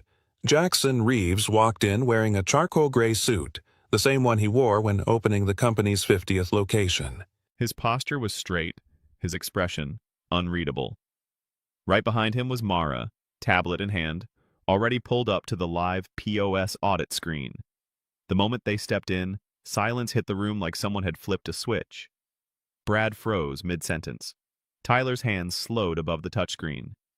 Even Chase, who had been halfway through a refill order, paused with the carafe in hand. "Good morning," Jackson said, his voice calm. Too calm. "I won't take much of your time. Just the last 15 years I spent building this company." He placed his hand on the counter, firm, steady, then locked eyes with Brad. "I once said fairness is not a slogan. It's a behavior repeated every day. But here, someone rewrote the rules. Took a system built for shared effort and turned it into a family favor bank." He turned to Mara. She tapped the screen. Graphs appeared instantly. One showed tip distribution by name. Another showed unauthorized role assignments. The third, a transfer ledger tracing payouts directly to Douglas Henderson, LLC. Jackson didn't need to say the name. Brad recognized it immediately. Tyler tried to speak, but Jackson cut him off with a glance. "You received 67% of tips this month," Jackson said flatly. "Not because you worked harder, not because you served more tables, but because someone gave you keys to a door that others weren't even told existed." The room held its breath. Cassie, tray still in hand, stood upright for the first time that morning. The trainee beside her looked confused, then suddenly alert. From the back, one of the kitchen staff stepped out, arms folded, watching quietly. It was as if everyone had been waiting for this moment without knowing it. Jackson didn't raise his voice. He didn't have to. "Brad," he said, "effective immediately, you are suspended. Your records will be handed over to legal. Tyler, you too. There is no room here for anyone who turns transparency into a personal hustle." He looked around, scanning every face, not for fear, but for something else. Relief, recognition, resolve. "If you've done the work, you will be seen. You will be paid. But if you've hidden behind smiles and loopholes, you'll be removed, no matter how long you've been standing at the register." No one applauded. No one moved. It wasn't that kind of moment. It was heavier than that. The kind of silence that follows when the truth has finally been spoken, out loud, with names attached. The kind of silence that comes before something real begins.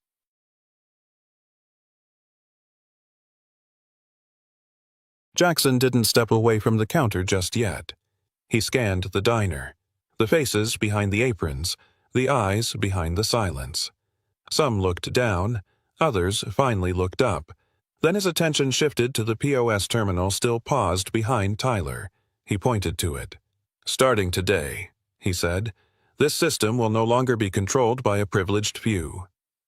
He turned to a young man standing near the back, nervous, unsure, still clutching a towel in his hand. "What's your name?" Jackson asked. "Ben," the young man replied, startled. Jackson nodded toward the terminal. "Ben, you're the first to use it under the new access protocol. No more invisible roles, no more backdoor overrides. From now on, whoever does the work is the one recorded and credited." Ben hesitated, then stepped forward. Slowly, carefully. The entire staff watched as he logged in with his own ID for the first time. A line had been crossed. The old division of seen and unseen was gone. Mara tapped on her tablet and pulled up a second screen. A live dashboard. On it, green bars tracked transparently distributed tips. Red dots flagged suspicious clustering. Across the network, other locations were already being pinged. "We're monitoring not just this branch," Mara said, "but the entire system." Behind the counter, the old access cards had already been deactivated. Tyler's name no longer appeared on the POS interface. Brad's admin override had been revoked. But the biggest change wasn't in the software. It was in the room. Cassie exhaled. Not relief exactly, but release. A quiet tension that had gripped her for far too long finally let go. She didn't speak. She didn't need to. Then something subtle happened. Emily, one of the newer staff members, walked up and gently touched Cassie's arm. Nothing dramatic, just a small gesture, human and clear. She didn't say anything either, but it was enough. Enough for Jackson to know Cassie wasn't alone anymore. From the back office, Brad emerged one last time. No protest, no defense. He simply looked at Tyler, and the faint, wordless nod between them was almost an admission. A quiet acknowledgement that the game was over. Tyler handed in his access card. Jackson didn't put it in his pocket. He placed it on the counter, then looked to the rest of the staff. No more manipulation. No more hidden titles. From now on, if you serve, you're seen. If you show up, you're counted.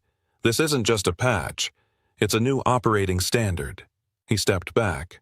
The staff didn't erupt into cheers. They simply got back to work, but with new eyes, with new footing. The diner wasn't back to normal yet, but for the first time in a long time, normal finally felt worth reaching for. And Cassie? She didn't smile. Not fully, but her hands were steady, her walk measured. And when she passed by Jackson, she didn't look down. She met his eyes, and in that moment, no words were needed. They both understood. A reset had begun, and it was real.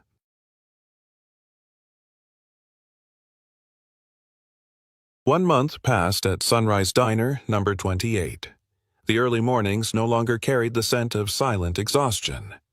Now it was buttered toast, the soft clink of ceramic mugs, and a new sound. A steady digital chime from the live display beside the POS terminal. Tip sharing. Transparent. Verified. 8:46 a.m. Table 19. $93 total. $20 tip. Cassie. Table 35. $41 total. $8 tip. Ben M. Table 62. $75 total. $14 tip. Emily R. No one had to ask, did the tip go through? No more whispered doubts in the break room. No more scribbled notes hidden in pockets or folded beneath aprons. Whoever served was seen. Clearly. Instantly. Without exception. The POS system now assigned roles based on verified shift logs, not personal relationships. Cross-shift auditing became automatic. Every action was logged by actual employee ID. Every tip was encrypted and linked to service history. There were no more gray zones, no more kitchen support accounts without names, no more redirections. But the most powerful change wasn't in the code. It was in the people who had once felt invisible. Cassie no longer juggled 12 tables alone. She walked slower now, not from fatigue, but purpose. She wasn't stationed at one location anymore.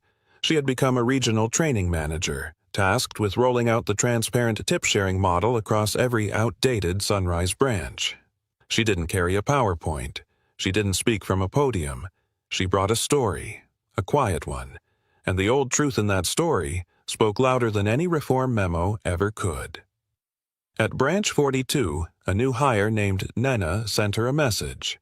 Cassie, I just wanted to say thank you. The first day I saw my name on the tip screen, I cried. I didn't know I was allowed to exist. At Branch 17, a part-timer who had quit returned after hearing the new system was live. She didn't ask for anything special. She just said, I don't need extra. I just want to not be erased. At headquarters, the end-of-month report showed something unexpected. Employee turnover across the system dropped by 18%. But the metric Jackson underlined wasn't that. It was the last question on the new internal feedback form, added quietly, with no fanfare. Do you feel seen at work? There was no algorithm for that, no dashboard. But Jackson knew. That's what saves companies, not slogans, not margins, people, feeling seen. And now, finally, they were.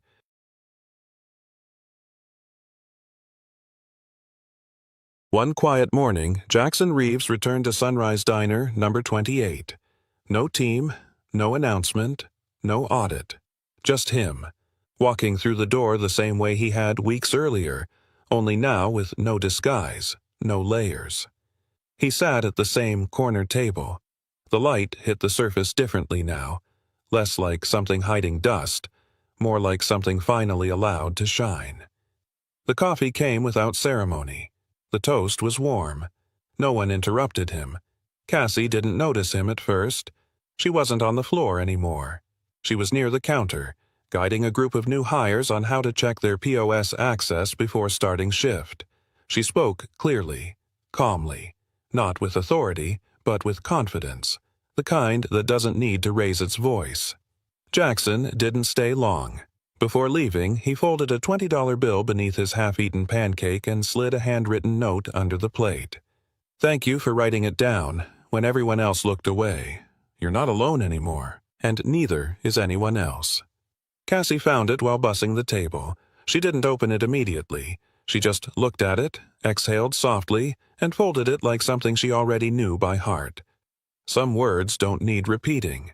Some are felt every day. That evening she opened her old notebook, pages worn at the edges, ink slightly smudged. The same one she once carried in fear it might be taken away. She didn't read it. She didn't need to. Instead, she gently removed each page, placed them in an envelope, and sealed it. On the front, she wrote, "For whoever comes next. In case one day you need proof you're not crazy for noticing what no one else will admit." The envelope was left on the desk of a new branch manager at a location scheduled to roll out the transparency system next. No ceremony, no speech, just a quiet act of passing something forward. Cassie no longer needed the notebook, because now the system was finally doing what it was supposed to do: record the right things for the right people. Fairness, she had learned, isn't a reward. It isn't a favor. It's not a policy you print once and forget. It's a commitment you make again and again, even when no one is watching. And for people like Cassie, justice never came from shouting. It came from showing up, keeping notes, and choosing every day not to look away. That's how the world quietly starts to change. One table, one name, one page at a time. Undercover boss told to wait outside. Minutes later, he fires the entire management team. "You don't look like someone who flies first class." The words weren't loud. They weren't cruel, but they landed with surgical precision, quiet, professional, and deeply insulting. He wore a wrinkled button-up shirt, reading glasses, and carried a worn leather backpack.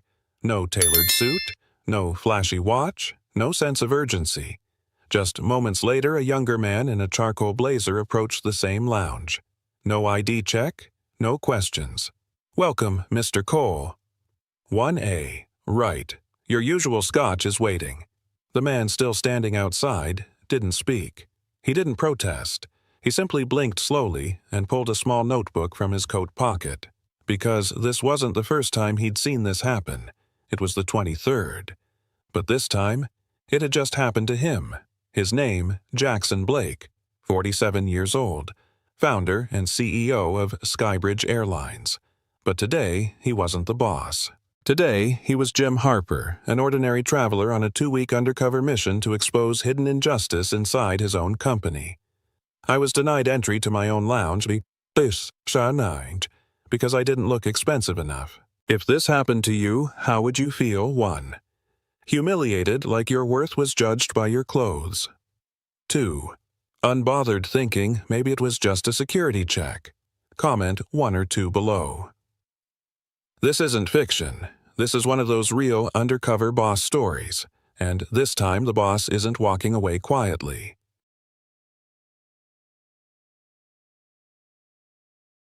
Jackson Blake sat quietly in the main terminal just outside the frosted glass doors of the Skybridge Airlines first-class lounge. A line of beige leather chairs stretched along the wall, mostly empty. The light overhead was too bright, the announcements too loud. He didn't mind.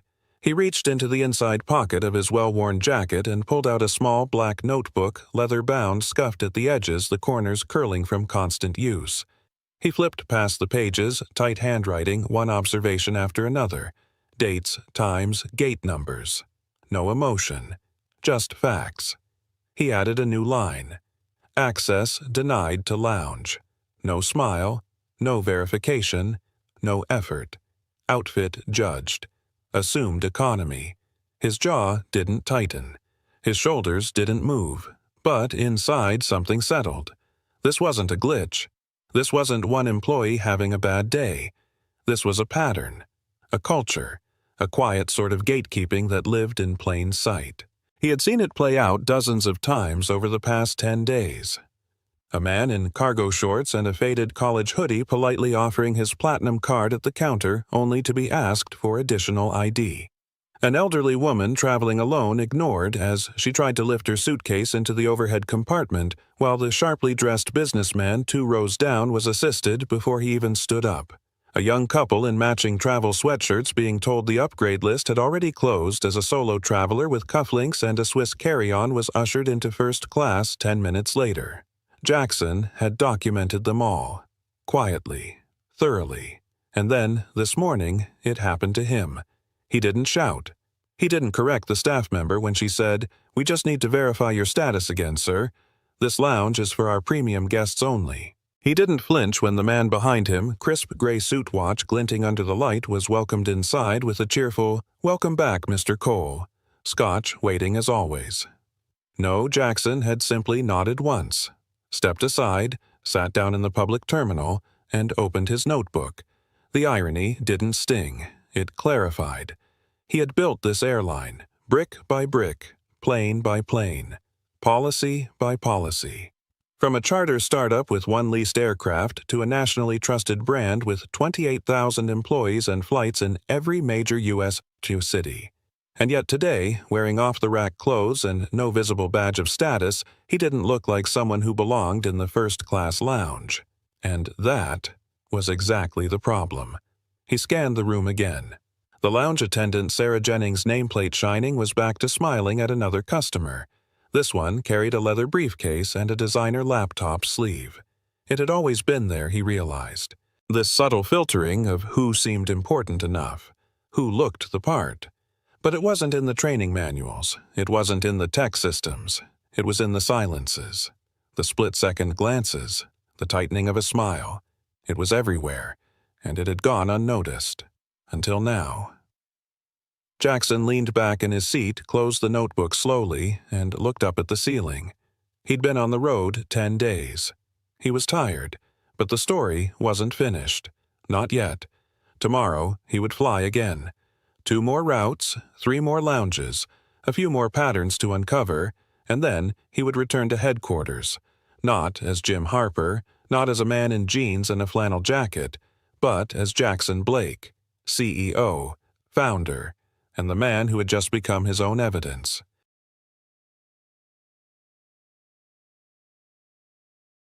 Two and a half weeks earlier, Jackson Blake sat alone in his corner office on the 40th floor of Skybridge Airlines headquarters watching thick gray clouds roll across the Manhattan skyline. The glass wall behind his desk rattled faintly as the wind pressed against it, a low, steady hum that echoed the tension building inside him. The latest customer feedback reports were spread across his desk like a crime scene. Graphs, numbers, red arrows. Satisfaction scores were down. Loyalty indicators slipping. But what troubled him wasn't the drop. It was the tone behind the comments. Something was off. Something subtle. Something that the data couldn't explain. The door swung open without a knock, the only person in the company allowed to do that. Elaine Barrett, his chief operating officer for the past 16 years, walked in holding 2 mugs of coffee. "I take it you've seen the numbers," she said, setting one down without waiting for confirmation. At this point, Jackson muttered, "I've memorized them." Elaine, 63, silver-haired and sharp-eyed, had been with him since the early days, when Skybridge was still 3 leased planes and a single operations center in Cincinnati. She didn't waste time sugarcoating. "It's not just the scores," she said, sliding into the seat across from him. "It's the patterns." Jackson pushed a tablet toward her. "I saw, and I don't like what I'm seeing. It's not complaints about delays or lost luggage anymore. It's about treatment, how people are made to feel, or rather, how they aren't.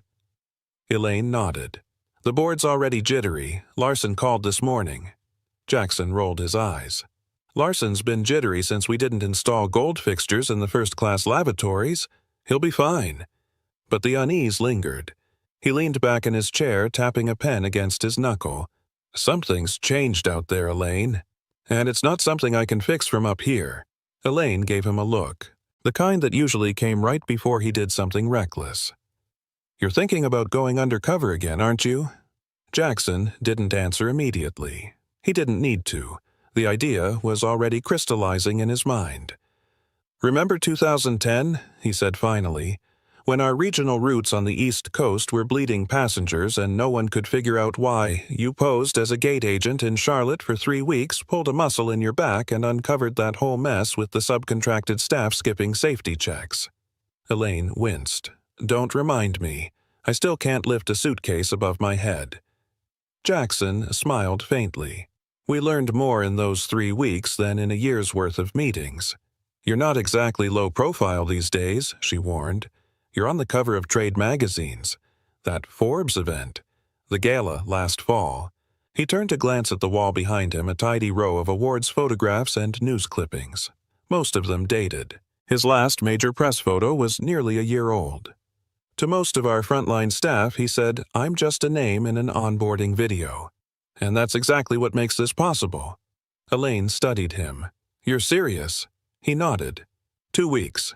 I'll take the main domestic routes, no upgrades, no fast lane, no corporate travel account. I'll book flights under my middle name and use my personal card.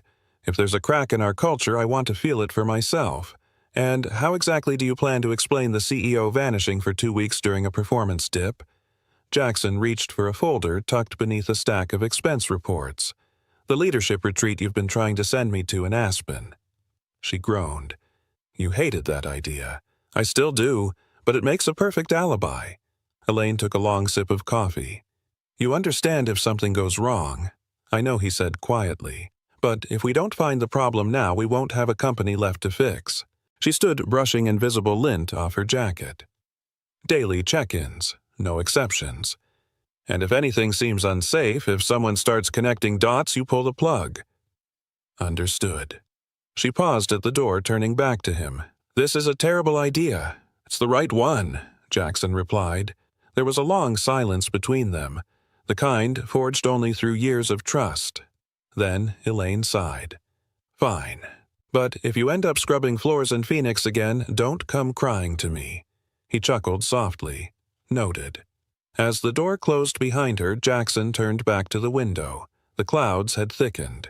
Rain tapped at the glass like fingers. But in his chest there was clarity. Resolve. 2 weeks, 10 cities, no special treatment. And one mission, to find out what kind of service his airline was actually delivering when no one knew the boss was watching. What he didn't realize was that the answers would shake the foundation of everything he thought he'd built.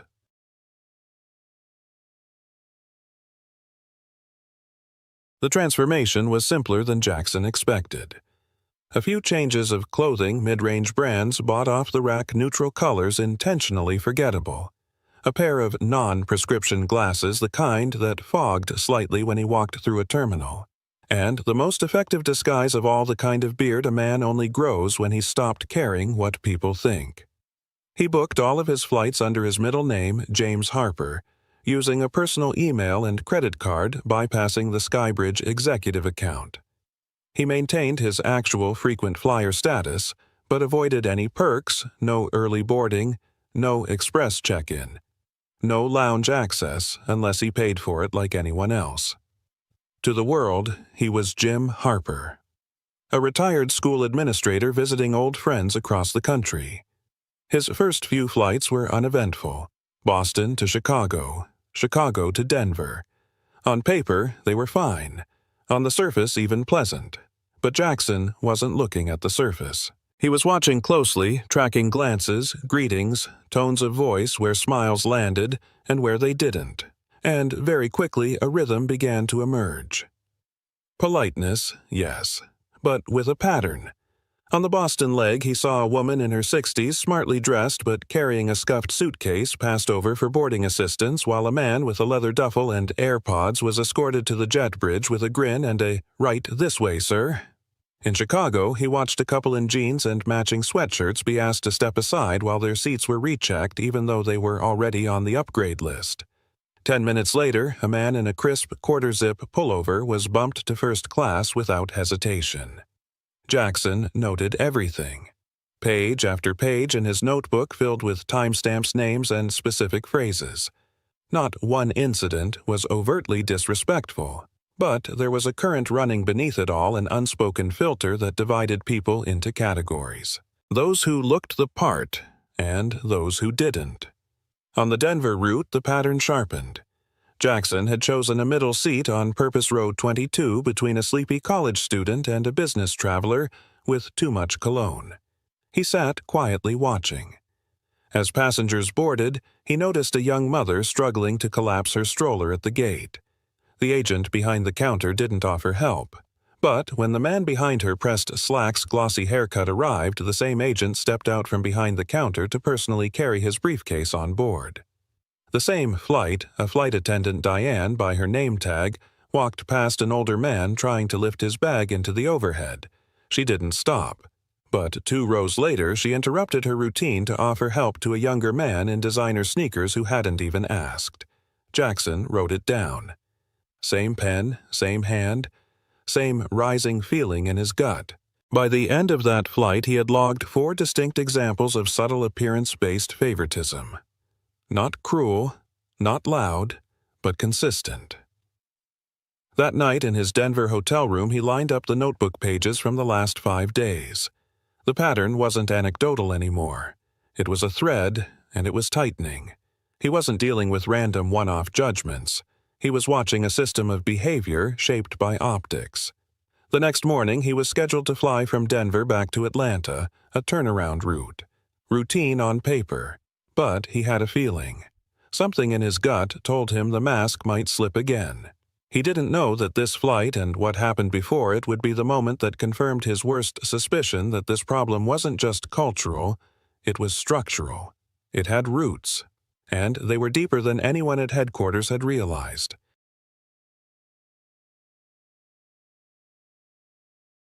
Jackson didn't return to the lounge. Not after what happened the day before. He chose instead to sit near gate C14, just close enough to observe the check-in flow, but far enough to remain invisible.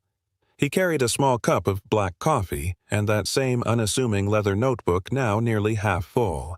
The pages were creased the spine soft from use. He wasn't writing this morning, not yet. He was watching. The pattern was holding. An older gentleman in a windbreaker and orthopedic shoes approached the gate counter. Diamond member tag clearly visible on his Skybridge app.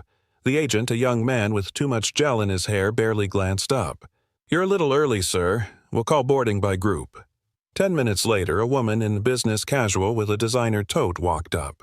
"First-class boarding begins in about 15 minutes," the agent told her with a smile, tapping the screen to check her upgrade status without her asking.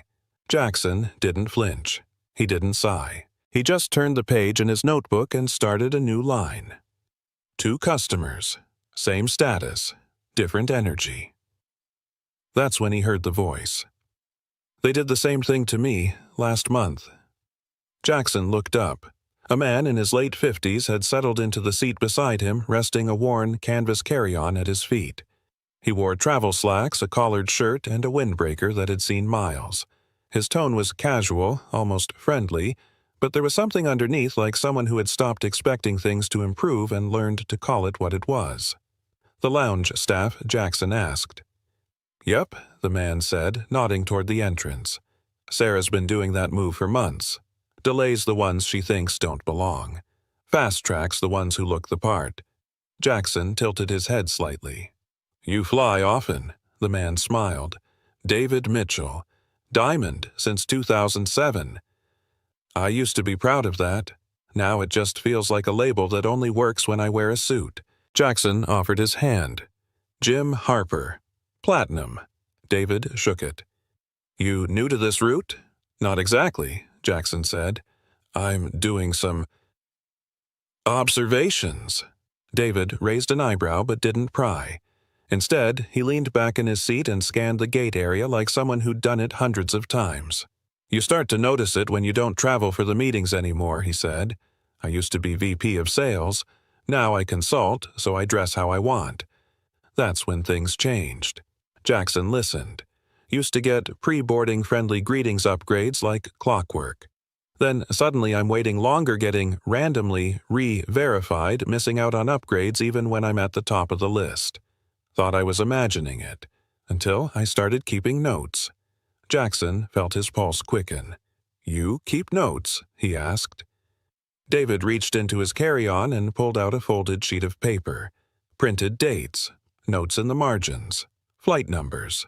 "Don't have time to be writing novels," David said, "but I track the patterns. I'm a numbers guy. This stuff doesn't lie." Jackson took a moment before speaking. "Have you ever filed a complaint?" David laughed a short, humorless sound. "3 times. Got the usual responses. We value your feedback. We're sorry for your experience. We'll forward this to the appropriate department." Nothing changed. He paused, glancing back toward the lounge. "I don't want perks. I just want to be treated like my loyalty means something even when I'm not dressed for a boardroom." Jackson nodded slowly. "I know what you mean." David eyed him. "Do you?" Jackson smiled faintly. "Let's just say I've had some recent clarity." A boarding announcement crackled overhead. First-class passengers were called. David stood stretching his legs. "See you on the plane, Jim. We're both in 3C and 3D. Hope you like aisle seats." As he walked away, Jackson remained seated, the printed sheet of notes still in his hand. He stared at it for a moment before folding it neatly and sliding it into his notebook. The cracks weren't just theoretical anymore. They had names, faces, flight histories. And if David Mitchell was right, if other frequent flyers had seen the same pattern, then Jackson wasn't just looking at a customer service problem. He was staring at a culture that had forgotten who it was built to serve. He stood slowly, his coffee now cold. Time to board. But this time, he wouldn't just be watching. He would be listening. And the story was far from over.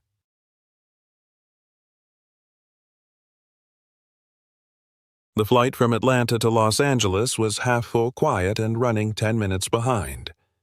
Jackson didn't mind. He had a window seat near the back, deliberately far from first class, deliberately forgettable. The cabin lights were dimmed for takeoff, the passengers settling in, some with earbuds, others flipping through safety cards. Jackson opened his notebook, briefly added 2 short observations about gate staff behavior. During boarding, then closed it again. He was about to rest when someone slid into the aisle seat beside him. He glanced up instinctively, then paused. It was Diane Walker, the flight attendant from his Denver leg earlier in the week. She was off duty now, dressed in jeans and a Skybridge hoodie phone already in hand, thumbs flying across the screen. She didn't seem to recognize him. He didn't expect her to. Flight attendants saw hundreds of faces each week, and Jackson, in his current form, was designed to be unmemorable. Still, something in his gut tightened. He turned slightly toward the window, but kept part of his peripheral vision on her screen. Not intentionally at first. Just awareness. But then a name caught his eye. Thomas Reed. Jackson blinked. The same Thomas Reed who managed Skybridge's regional operations across several hubs, including Atlanta. He watched as Diane typed, "Some guy caused a scene at ATL Lounge. Looked like a confused professor or something, kept asking questions. Said he was Diamond. Sarah made him wait outside. We flagged it." Jackson stayed perfectly still. His heart didn't race. His posture didn't change. He just listened, absorbing every keystroke. A reply came quickly. "Thanks. Watch for similar behavior at LAX. Same protocol." Diane's fingers flew again. "Already handled. Flagged him in the system. Re-verify ID at check-in. Random security check if needed." Another reply. "You know the drill."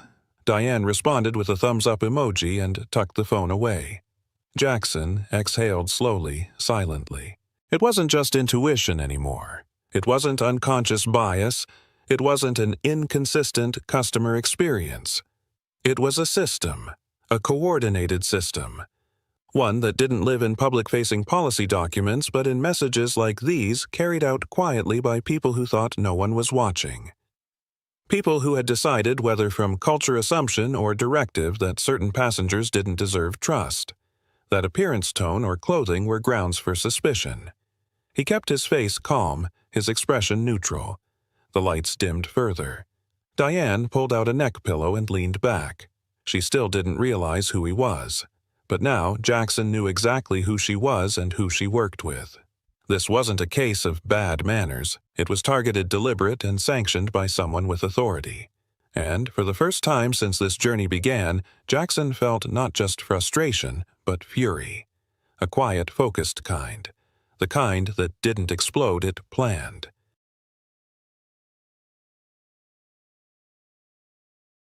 Jackson didn't sleep that night. Not even a few minutes. He sat at the small desk in his hotel room overlooking downtown Los Angeles, curtains half open, letting in the yellow glow of passing headlights. In front of him lay a spread of notes, flight logs, and policy printouts he'd requested discreetly through a lane back at headquarters. For days, he had been documenting behavior individual, human, subjective. But after what he witnessed on that flight, he knew it wasn't enough to expose a few bad actors. He needed to understand how the system had been built to reward them. The messages between Diane and Thomas Reed weren't just banter. They were procedure. Language like already flagged, same protocol. Re-verify didn't exist in isolation. Someone had written them into process. And that someone had access to operational authority. Thomas Reed's name appeared in several internal memos dated within the last 14 months, mostly tied to regional efficiency initiatives, onboarding streamlining, and what the documents called customer optics standardization. It sounded benign, corporate, but the changes aligned perfectly with the shift Jackson had been feeling from passenger feedback. It all dated back to shortly after Skybridge had finalized its acquisition of a smaller regional competitor, Everspan Air. Reed had come from Everspan along with a handful of mid-level managers now scattered across Skybridge hubs. He'd been fast-tracked into a powerful role at the Atlanta regional office. From there, it seemed he had introduced a tiered prioritization model for frontline service interaction, ostensibly to reduce friction for high-value passengers. But nowhere in those policy updates did it define high value beyond vague language frequent flyers, premium travelers, brand-aligned presentation. That last phrase, brand-aligned presentation, made Jackson's stomach turn. He dug deeper. Elaine, moving quietly but effectively from the home office, provided him with back-end logs from gate agent systems, flags, re-verification prompts, upgrade overrides. They weren't triggered by seat class or frequent flyer status. They were manually initiated. Human judgment. At scale.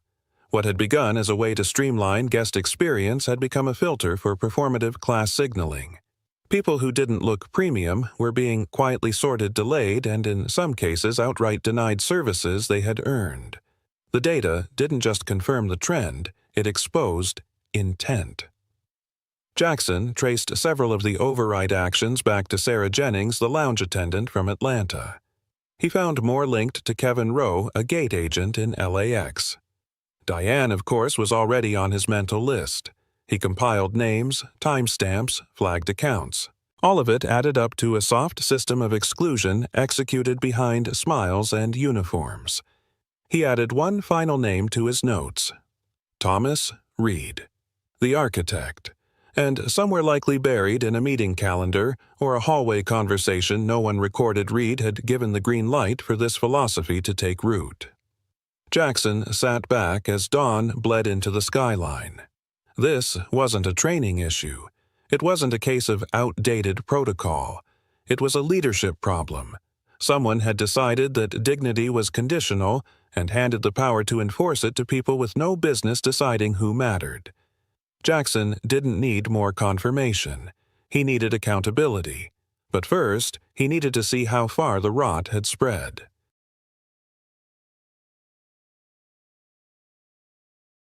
The transformation back into Jackson Blake began the moment he stepped into his penthouse apartment overlooking the East River.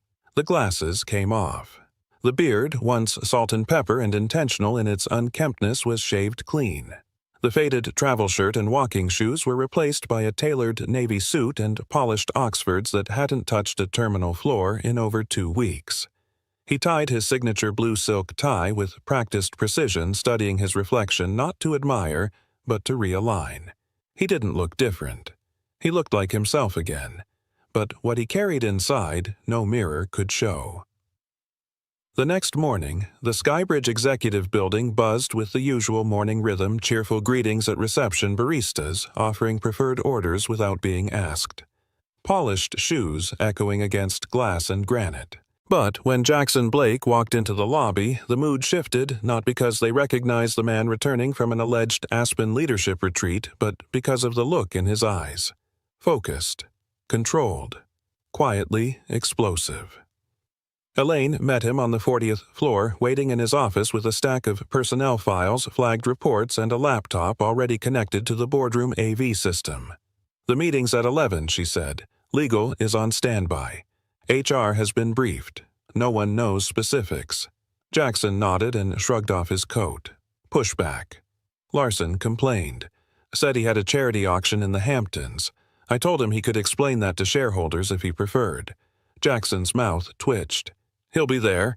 He sat flipping through the files, quickly names he now recognized not from employee databases but from first-hand observation: Sarah Jennings, Diane Walker, Kevin Rowe. Each with a pattern of discretionary abuse. At the top of the pile was Thomas Reed, promoted quickly after the Everspan acquisition. Oversaw multiple policy changes that centralized manual override powers at the gate and lounge level. His performance reviews were glowing only for efficiency, never for customer experience. Jackson didn't speak as he read, but Elaine saw his jaw flex once tightly. By 11 Hauseros, the boardroom was full. 12 members investors, legal advisors, 2 former airline execs, 1 legacy founder who rarely spoke. The room went silent as Jackson entered. No smile, no small talk, just gravity. "Thank you all for adjusting your schedules," he began, his voice calm but razor sharp. "What I'm about to share is not a report. It's not speculation, it's evidence, and it demands immediate action." For the next 50 minutes, Jackson presented his findings not as bullet points, but as a narrative, as truth. He showed video clips, read selected quotes, displayed anonymized passenger complaints that matched his observations. Then he revealed what none of them expected, that he had been traveling undercover for the past 14 days, logging every incident himself. "What I experienced wasn't a customer service issue," he said, letting the silence stretch after the words. "It was systemic bias based on perceived status and visual judgment. Our people are making decisions about who matters based on clothing brands, luggage styles, grooming, and assumptions. And it's happening under policies approved in this very room." One board member attempted a rebuttal. This seems anecdotal at best, but Jackson cut him off with a single sentence. "Then explain why I, as your CEO, was flagged for secondary verification 3 times in 4 cities while wearing a $39 jacket." The room froze. No one moved. One by one, he laid out the terms immediate suspension and review of key personnel. A full rollback of discretionary override protocols, mandatory retraining for all frontline staff, and the establishment of a permanent passenger advocacy council to oversee policy compliance and report directly to the CEO's office. "This will be expensive," the CFO said, already calculating the hit. "Not as expensive as a class action lawsuit," Jackson replied, "or as costly as betraying the trust of the people we claim to serve." The board voted. 10 in favor, 2 abstentions. It was done. Jackson stood before they could begin congratulating themselves. "This is only the beginning," he said, eyes scanning the room. "I'm not here to save face. I'm here to change the face of this company." By sunset, 17 employees had been suspended or terminated. 5 of them were senior enough that Jackson handled the terminations himself, including Thomas Reed. The confrontation was short. Reed, summoned to the executive conference room under pretense, arrived smug and curious.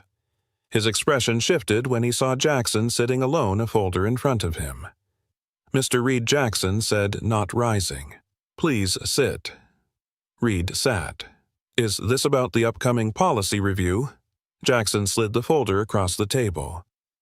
"This is about your interpretation of brand-aligned passengers, your abuse of manual override systems, and your pattern of discriminatory flagging practices across multiple hubs." Reed tried to deflect, tried to posture, then tried to threaten. Jackson listened unmoved. Then he spoke, voice like steel.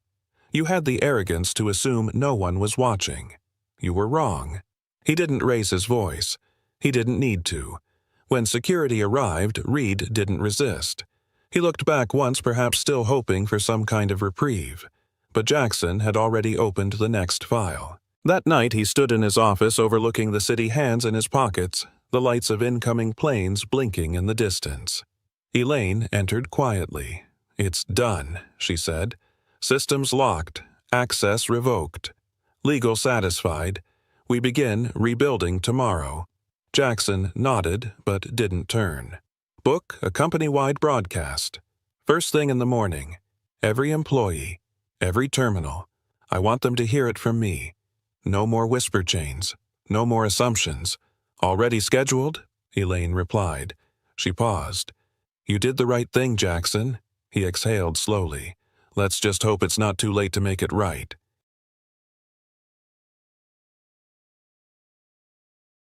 At precisely 900 a.m.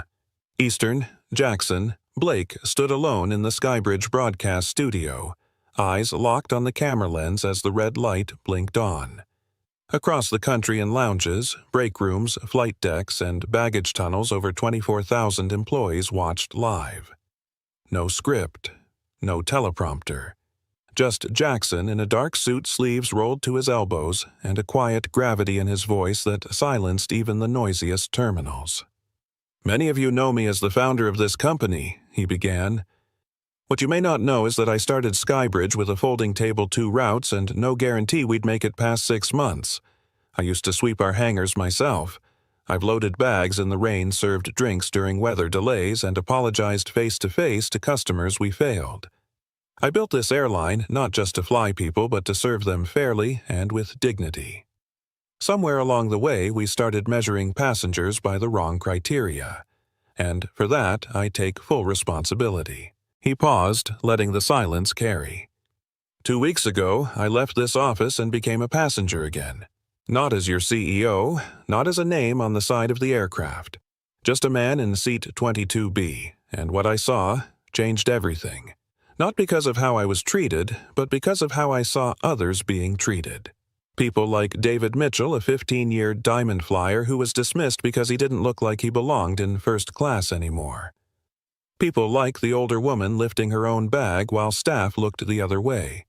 People who paid the same, flew the same, but were offered less simply because of how they appeared. His voice didn't rise. It didn't need to. The truth hit harder than volume ever could. We failed them, quietly, systematically, with a smile. Then came the pivot. That ends now.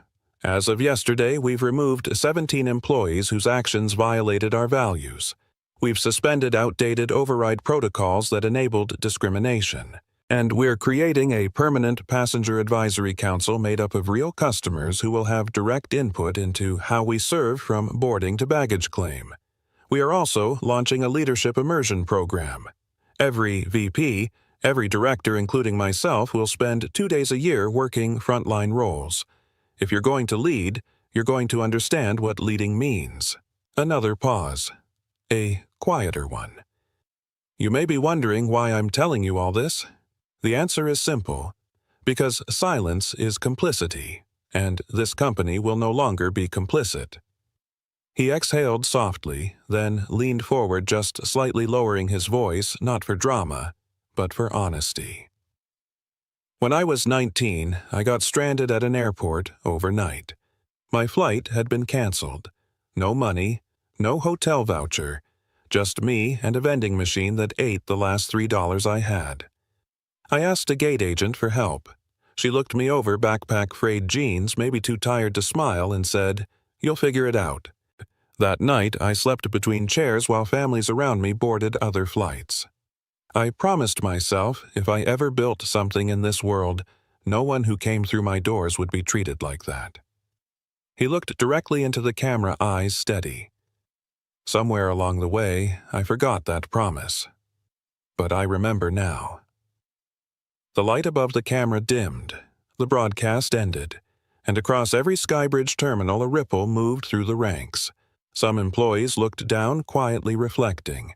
Others looked up inspired, but no one looked away. That afternoon, Jackson returned to the terminal not as a CEO with press cameras, but as a man watching. He stood near the same gate where David Mitchell had once been brushed off watching as an elderly couple approached the desk.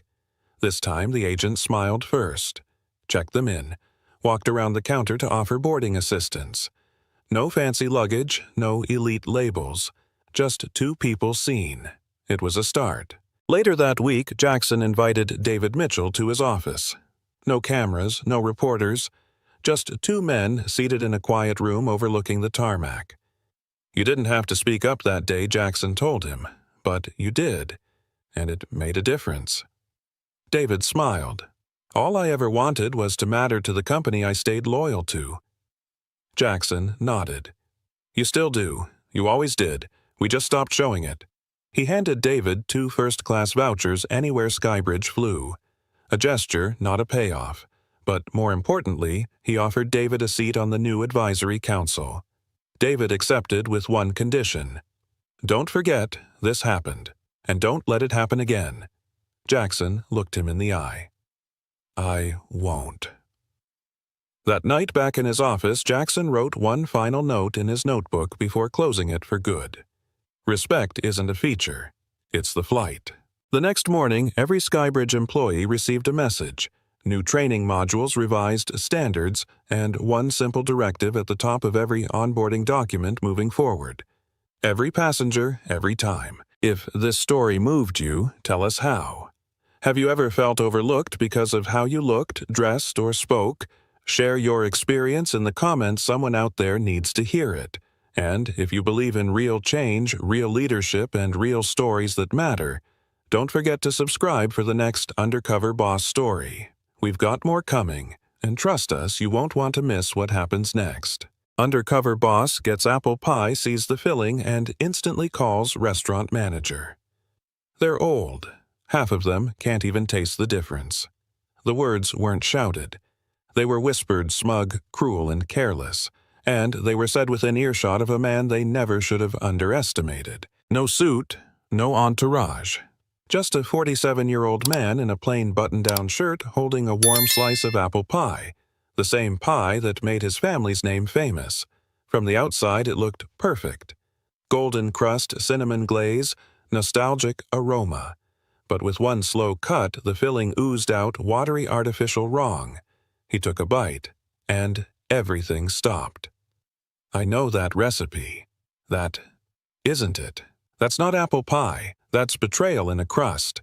He didn't yell. He didn't storm out. He just pulled out his phone and started documenting. Because this wasn't just a bad batch. This was a cover-up, and someone was about to get exposed. A fake ingredient. A fake supplier. A fraud so big it stretched across multiple states. All hidden beneath a pie no one thought the boss would ever taste. But he did. And now he's coming for everyone involved. Have you ever eaten something familiar and instantly realized something wasn't right, but no one else seemed to care? 1. Stay quiet. Assume it's nothing. 2. Speak up and demand answers, even if you're the only one. Comment 1 or 2 below. Your answer might reveal more than you think.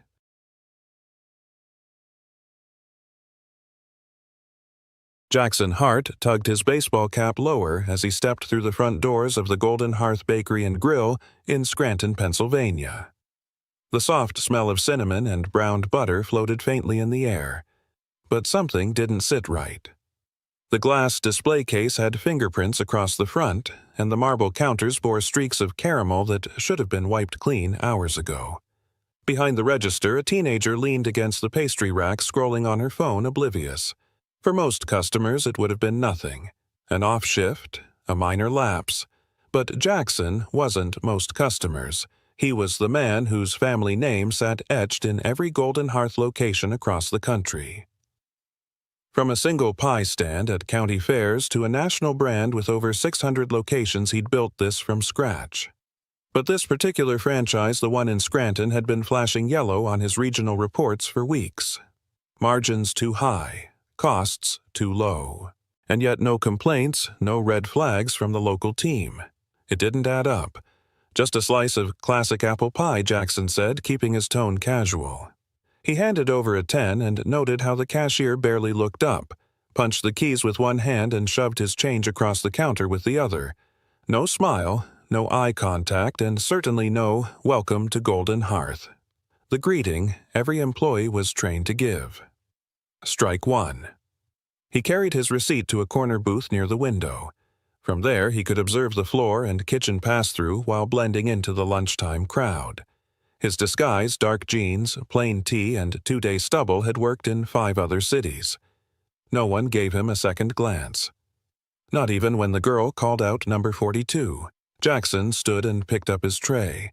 The white ceramic plate held a neatly cut slice of apple pie, golden brown lattice top, a swirl of glaze, and a scoop of vanilla bean ice cream on the side. On the surface, it looked like what he'd spent 20 years perfecting in his mother's kitchen. But the smell was off. Subtle but unmistakable to someone who knew the real thing.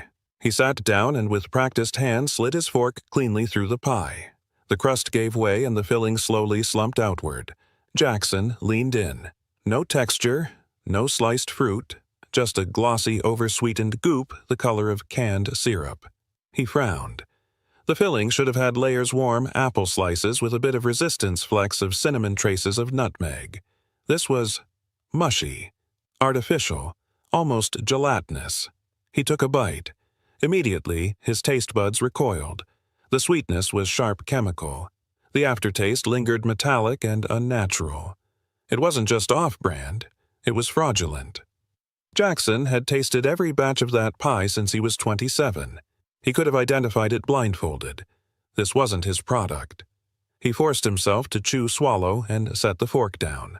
Then, with steady fingers, he lifted the plate from the tray. Beneath it, tucked partially under the napkin, was a small printed label likely meant for internal kitchen use. It read, "Product apple pie filling Liberty Orchard Imports." His eyes narrowed. Liberty Orchard wasn't on the company's approved vendor list. Golden Hearth had 2 nationwide suppliers for fruit fillings, both family farms that used fresh-cut produce, not imported syrup. Every franchise owner knew this. It was in bold print in the training manual and outlined explicitly in the franchise agreement. Substitutions, especially unapproved bulk ingredients, weren't just a breach. They were grounds for immediate review. His phone buzzed. A text from Dana, his VP of Field Operations, who'd helped coordinate this undercover visit. "How's the pie?" Jackson replied without hesitation. "Fake? Check everything we have on Liberty Orchard Imports." 3 dots appeared.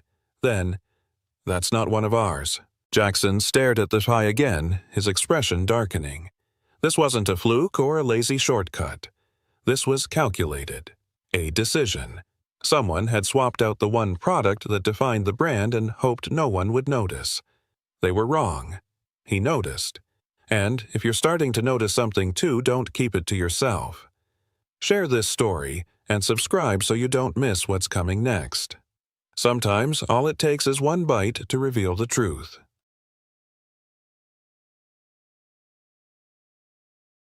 Jackson took a deep breath, steadying his pulse as he slid the tampered slice of pie back into its plate. 20 years ago, he'd stood beside his mother in a cramped kitchen learning how to layer apple slices just right so the filling didn't collapse. She used to say, "A good pie stands on its own. A dishonest one sinks under its lies." And now, here it was, a collapsed lie served on company china. He tucked the Liberty Orchard slip into his pocket and scanned the dining room. The energy was hollow. Staff moved mechanically, customers munched in silence. A digital menu board flickered overhead, stuck looping a promotional ad from last season. It was midday, but the vibe felt more like closing time. Tired, unmotivated, barely functioning. Behind the counter, a young worker manned the drink station, struggling to refill the ice bin with one hand while texting with the other. Another teenager near the pastry fridge was giggling over something on a coworker's phone. No one seemed to notice or care that Jackson was watching, which in a way was exactly what he needed. He leaned back in the booth, turned on his phone's voice recorder, and dictated quietly. Observed multiple food safety violations. Low staff engagement. Possible unreported supplier substitution. Scranton unit. 12:47 p.m. His eyes drifted to the back of the store, past the prep area, to a frosted glass door labeled Office. Authorized personnel only. The person behind that door was the one he really needed to meet. Karen Polson, franchisee store manager and 10-year veteran of the Golden Hearth system. Jackson had read her file that morning. Consistent performance for 7 years, but in the past year, a noticeable shift: high profit, low ordering costs, and yet unusually quiet customer feedback. Too quiet. His phone vibrated again. Dana had responded. Liberty Orchard was incorporated last year in Delaware. No prior food service history. Registered agent is Charles Polson. Jackson stared at the name for a second before replying, "Any relation to Karen?" The answer came fast. Her brother. "I'm pulling financials now." Jackson's jaw clenched. The implications were already forming. It wasn't just a bad order. This was intentional substitution from a family-owned supplier operating outside company policy, masked by clean metrics and strategic silence. It was a shell game, and if Charles was involved, Karen wasn't just complicit, she was orchestrating it. A shadow moved behind the frosted glass. Jackson quickly pocketed his phone, returned to sipping his water, and waited. Moments later, the office door creaked open. A short employee, maybe 19 or 20, emerged holding a clipboard and whispered something to the cashier. Their eyes darted toward Jackson. The cover was thinning. Jackson stood calmly disposed of his tray and approached the pickup counter. "Could I get the store phone number?" he asked casually. The girl blinked. It's online," she mumbled, gesturing vaguely at the wall. Jackson smiled politely, pulled out his phone anyway, and typed the digits he already knew. The landline rang. Inside the office, someone picked up. A muffled voice filtered through. Jackson watched through the narrow office window as a woman in her 40s, clad in a Golden Hearth maroon cardigan, raised the receiver with a curious frown. "This is Karen Polson," the voice said crisply. "How can I help you?" Jackson didn't bother disguising his tone this time. "Karen, this is Jackson Hart. I'm sitting in your restaurant. I'd like to speak with you, now." There was a pause just long enough for him to hear her inhale sharply. "Excuse me," she said. "I'm at table 4 by the window. You've just served me a pie with a filling from Liberty Orchard Imports. I don't believe that's an approved supplier. Come join me." Through the window he saw her freeze, eyes scanning. Then they landed on him. Recognition hit her face like a splash of ice water. Jackson raised a hand in a small wave, calm, precise, in full control. "Of course, Mr. Hart," she said after a beat. "Right away." Jackson ended the call and returned to his booth. His stomach wasn't turning from the fake pie anymore. It was the quiet, burning anger of a man who'd been lied to inside his own house. He straightened the napkin beside the plate, set his phone face down in the center of the table, and waited. The filling had spilled out, and now so would the truth. Think this is just about pie. Think again. Hit subscribe to follow the trail and share if you've ever wondered what really goes on behind the kitchen door.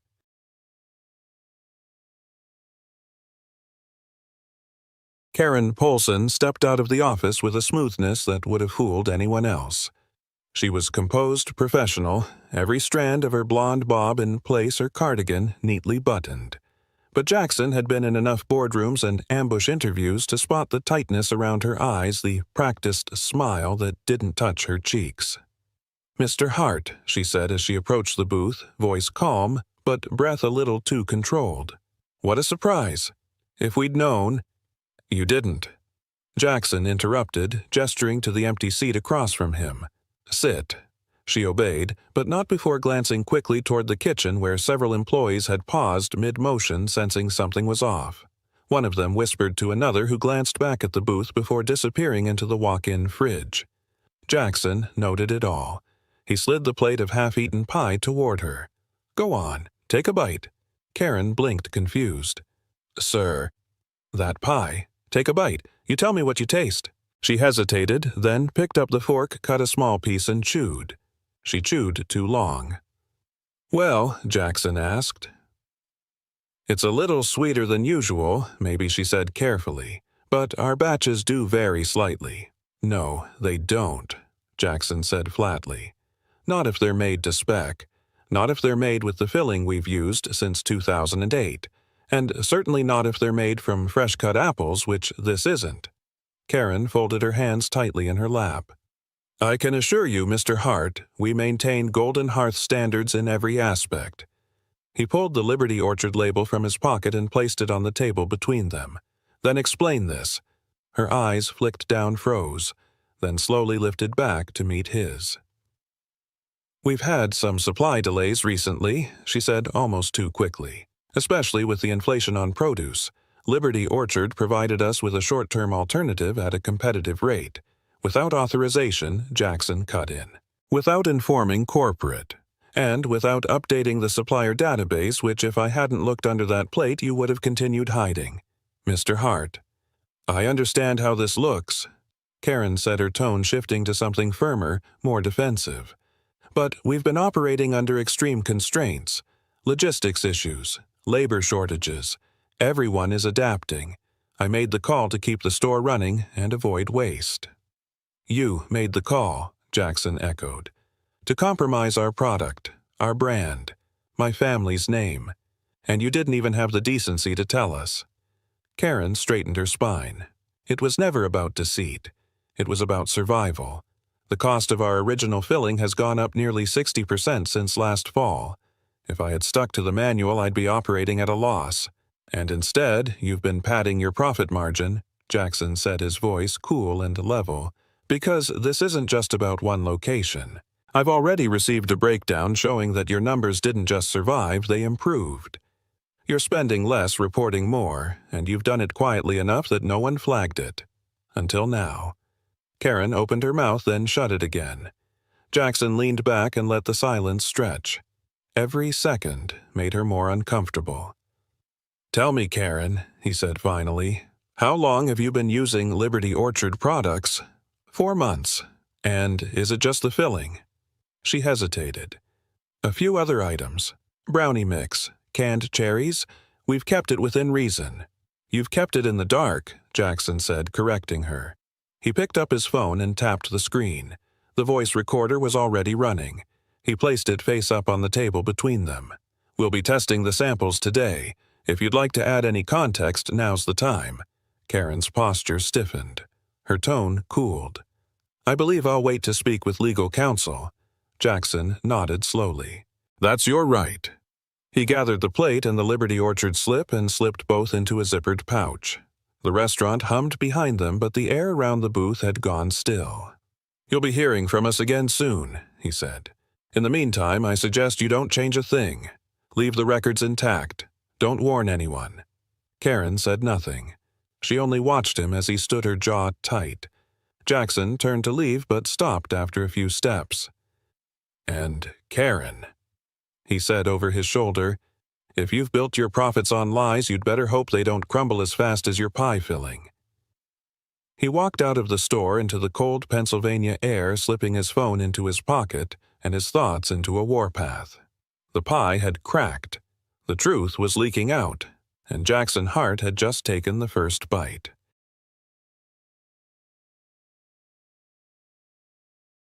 The hotel suite smelled faintly of espresso and printer toner. Jackson paced the length of the room, phone pressed to his ear, the same manila pouch sitting unopened on the coffee table, the one containing the pie slice, the printed label, and the last trace of trust he'd had in Karen Polson. On the other end of the line, Dana was already deep into the investigation. "We've got confirmation," she said. "Liberty Orchard is a front. Paper trail leads to a holding company in Delaware, registered under an address linked to Polson's brother. His name is Charles, no prior food licensing, no FDA filings. They incorporated 18 months ago." Jackson rubbed his forehead. "Which means they existed for exactly one purpose, to funnel product through the back door." "There's more," Dana said. "I spoke with compliance. That ingredient label you found, the code matches a rejected sample we tested last year. It had elevated sulfites and a thickener not approved for food use in the U.S. Jackson's hand froze mid-air.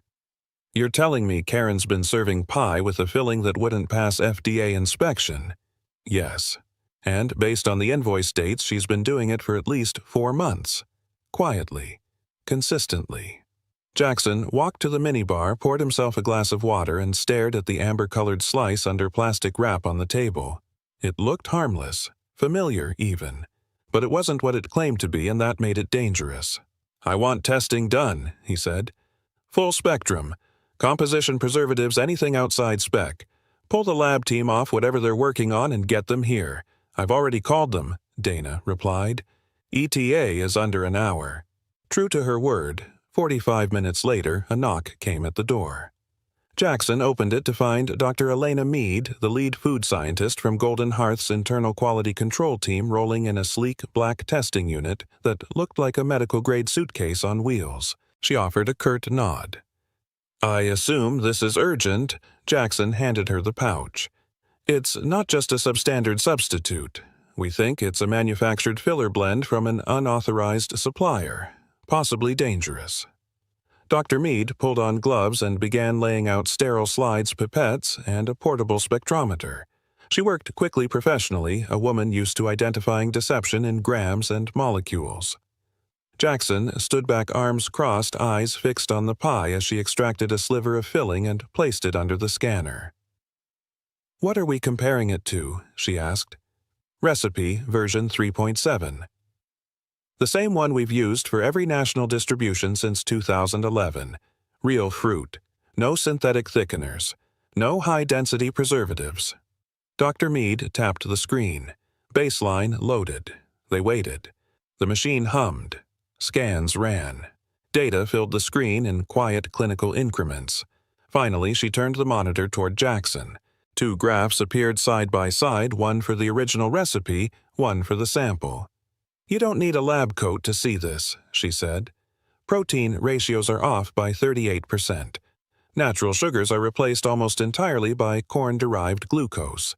And the compound here," she tapped a glowing red flag, "is carboxymethylcellulose. It's banned in food service for children under 12. Jackson exhaled slowly. "Bottom line?" he asked.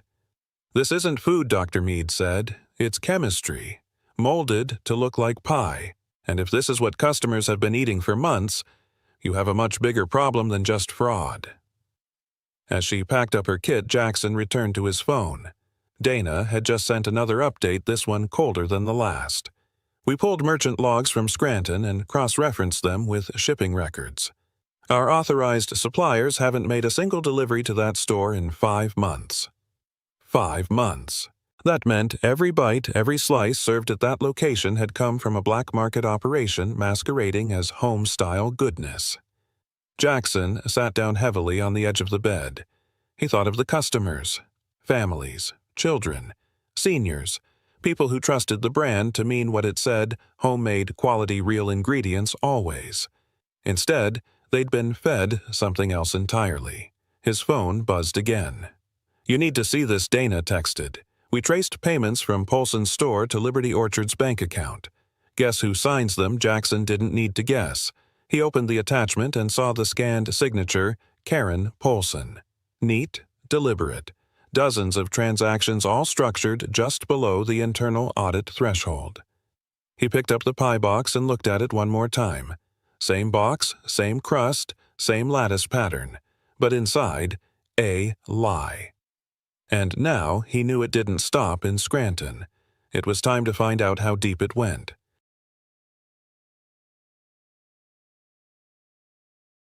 The sun hadn't yet broken over the skyline when Jackson stepped out of the Starlight Inn, now dressed in the nondescript uniform of a corporate field auditor.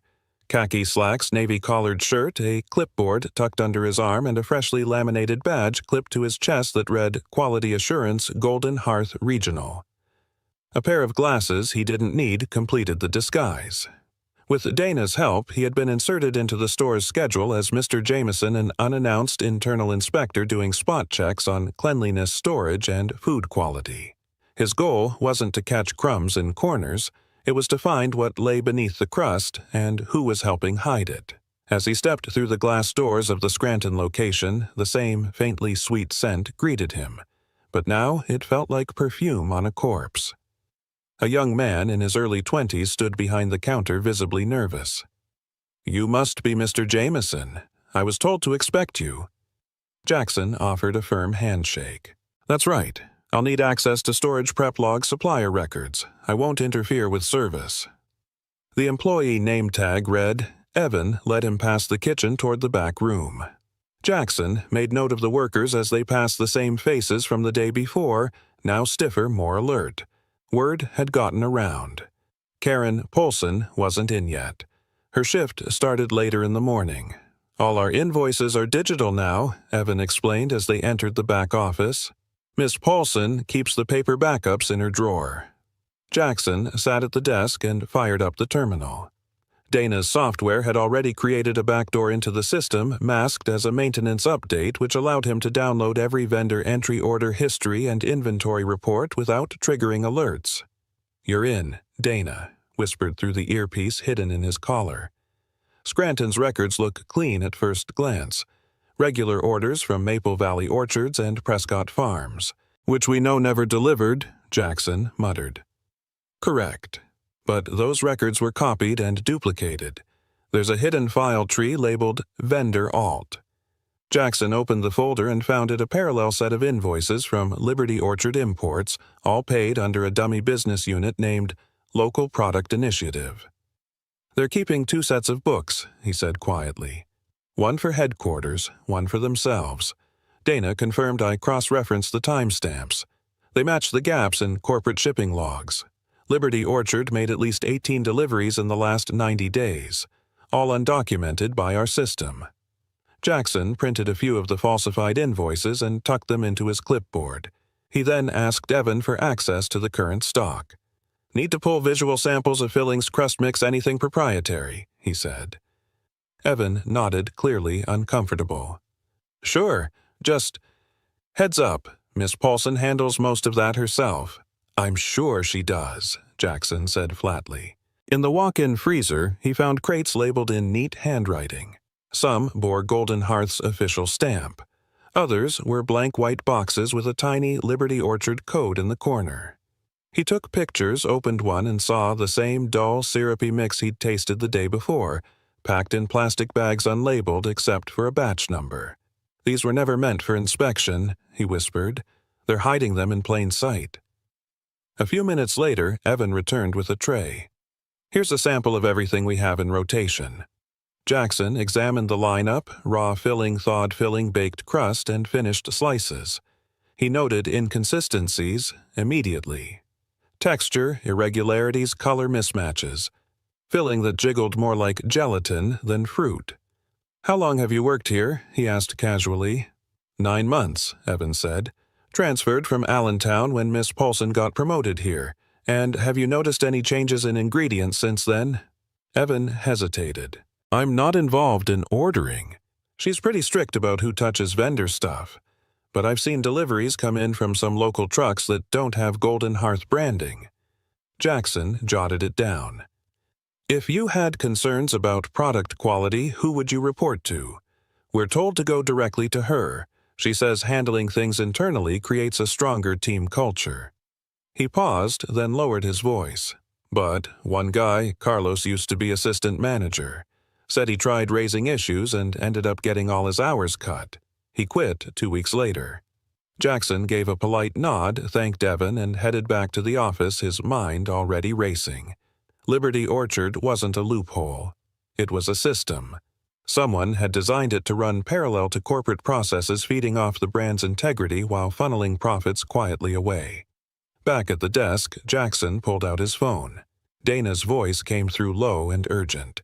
"You need to see this. We just flagged 4 more stores, same invoice pattern, same fake vendor routing. All of them reporting to Polson in some form. She's not just a participant, Jackson. She's the hub." Jackson stared at the monitor, watching as another name popped up: a store in Altoona, another in Bethlehem, 2 more in the outskirts of Pittsburgh. All showing perfect profit metrics. All using Liberty Orchard as a silent supplier. This wasn't a rogue decision. It was organized, coordinated, profitable. She didn't just swap the filling, he said. She swapped the system. And now it was time to cut it open slice by slice.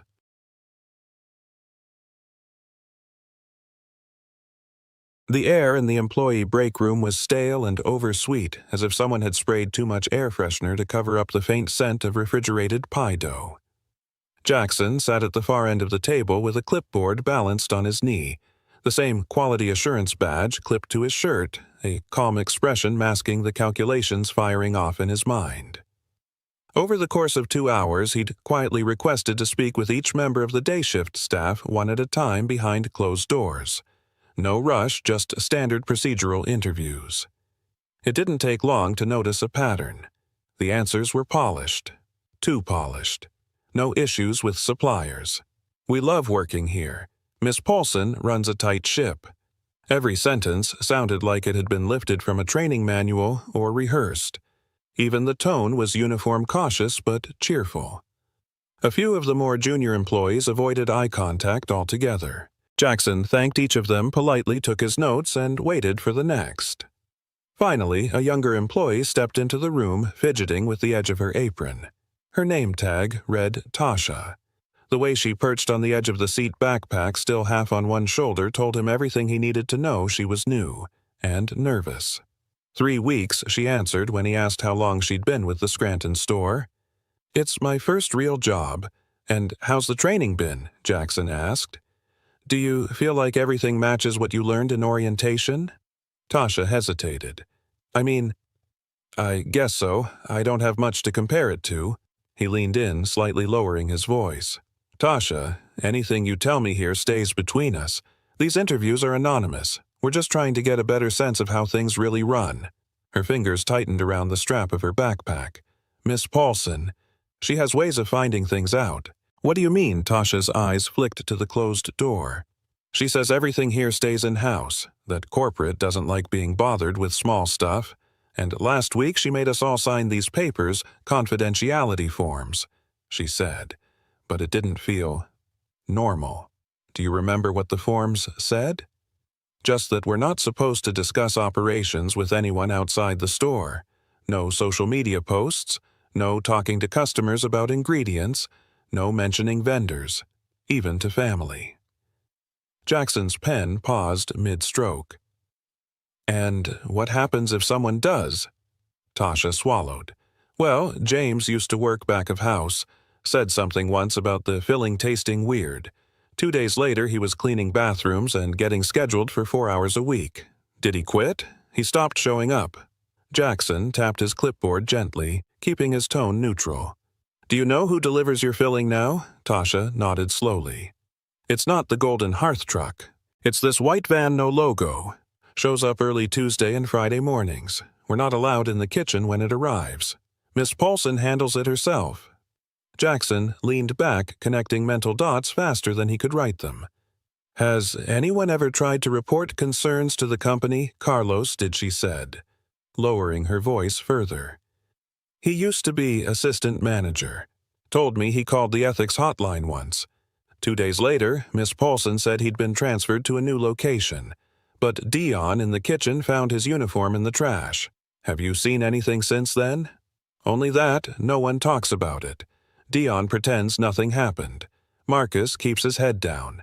We're just told to keep our eyes on the line and our mouths shut."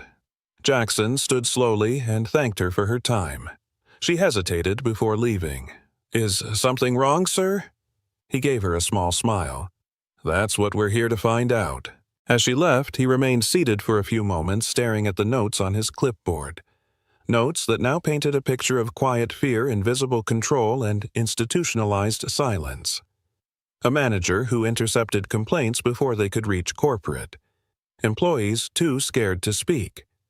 And a non-disclosure agreement designed not for legal compliance but for intimidation. A knock at the door broke his concentration. Marcus, the young supervisor from earlier, poked his head in. "We've got a delivery arriving early," he said, his voice tight. "One of the special ones." Jackson checked his watch. It was Thursday, not a scheduled day. "Thank you," he said, standing. "Let's see what arrives when it's not supposed to." As he followed Marcus out, he passed Tasha near the service line. She didn't say a word, but the way she looked at him, wide-eyed, quietly hopeful, said enough. Someone had finally come. Someone who wasn't afraid to see what was really inside the crust.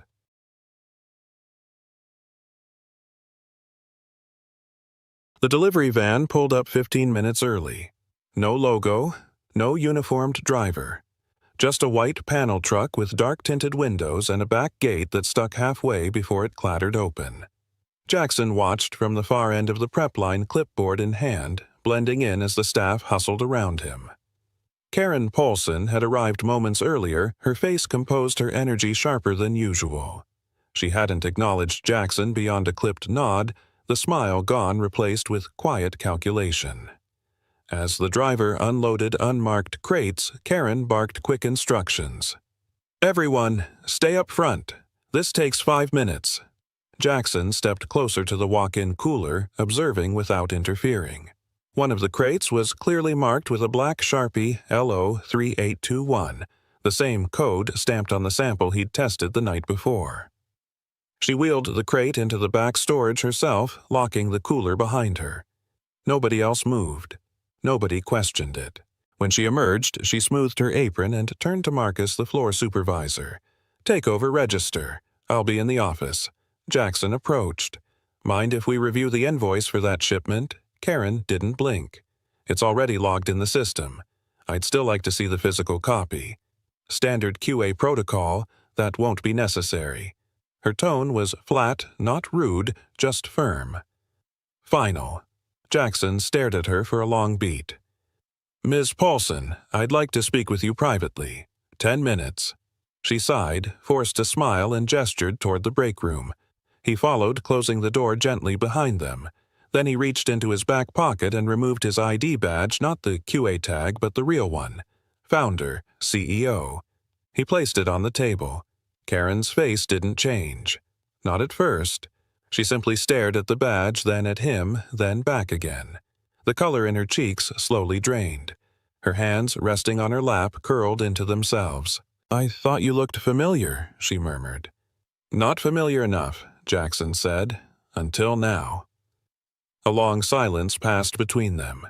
In the distance, a fryer clicked on. A microwave door slammed. The hum of the restaurant carried on, unaware that behind this door the ground was shifting. "How long?" he asked. 6 months. 9. "Does it matter?" Karen's voice was tight. "I did what I had to do to keep this place running. You did what you had to do to pad your margins." "The cost of ingredients skyrocketed," she snapped. "Our reimbursements didn't. HQ kept demanding consistency but offered no flexibility. So, yes, I improvised. And guess what? Nobody complained. Not once. They trusted us," Jackson said coldly. "They trusted me. And you replaced fresh apples with syrup and cellulose and preservatives that wouldn't pass a school cafeteria audit." Karen didn't respond. Her eyes flicked to the ID badge again. "You could have just called. Could have scheduled a visit. But you had to come in disguise. Play the hero."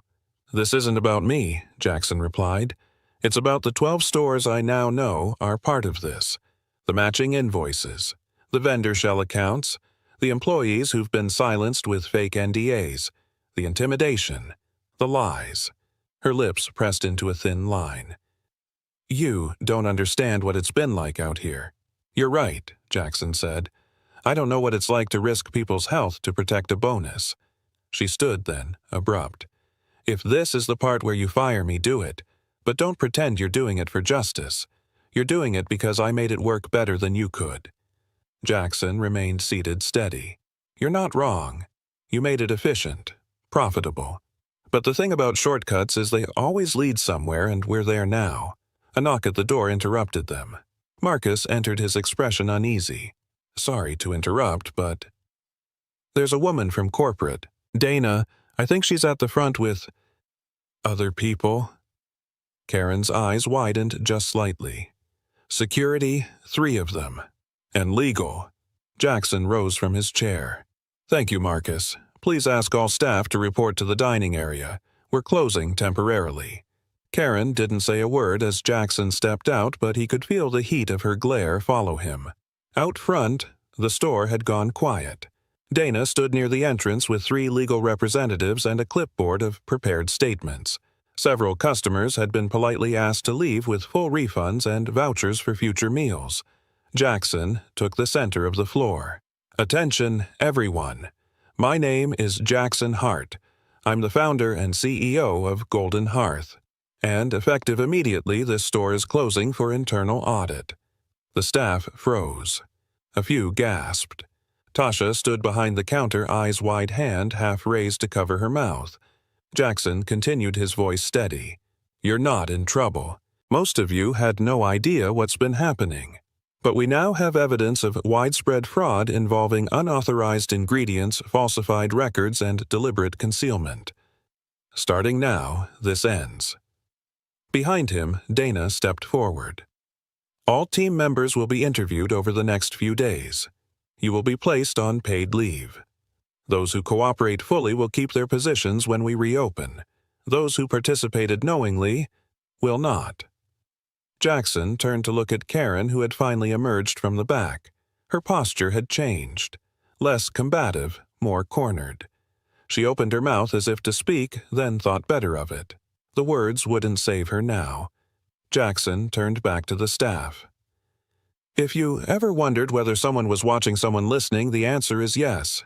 We always were. We just weren't listening hard enough. That changes today. The room stayed still, silent.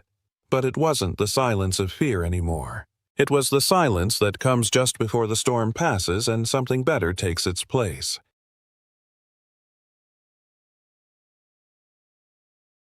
Three months after the shutdown, Jackson stood inside the newly renovated Scranton store, watching a fresh tray of apple pies roll out of the convection oven. The smell hit first buttery crust real cinnamon, and the unmistakable warmth of slow, simmered fruit. The kind of smell that made people stop, breathe in, and remember something. The storefront had changed. The opaque glass was gone, replaced with wide, clear windows that gave customers a full view of the kitchen. Stainless steel counters gleamed.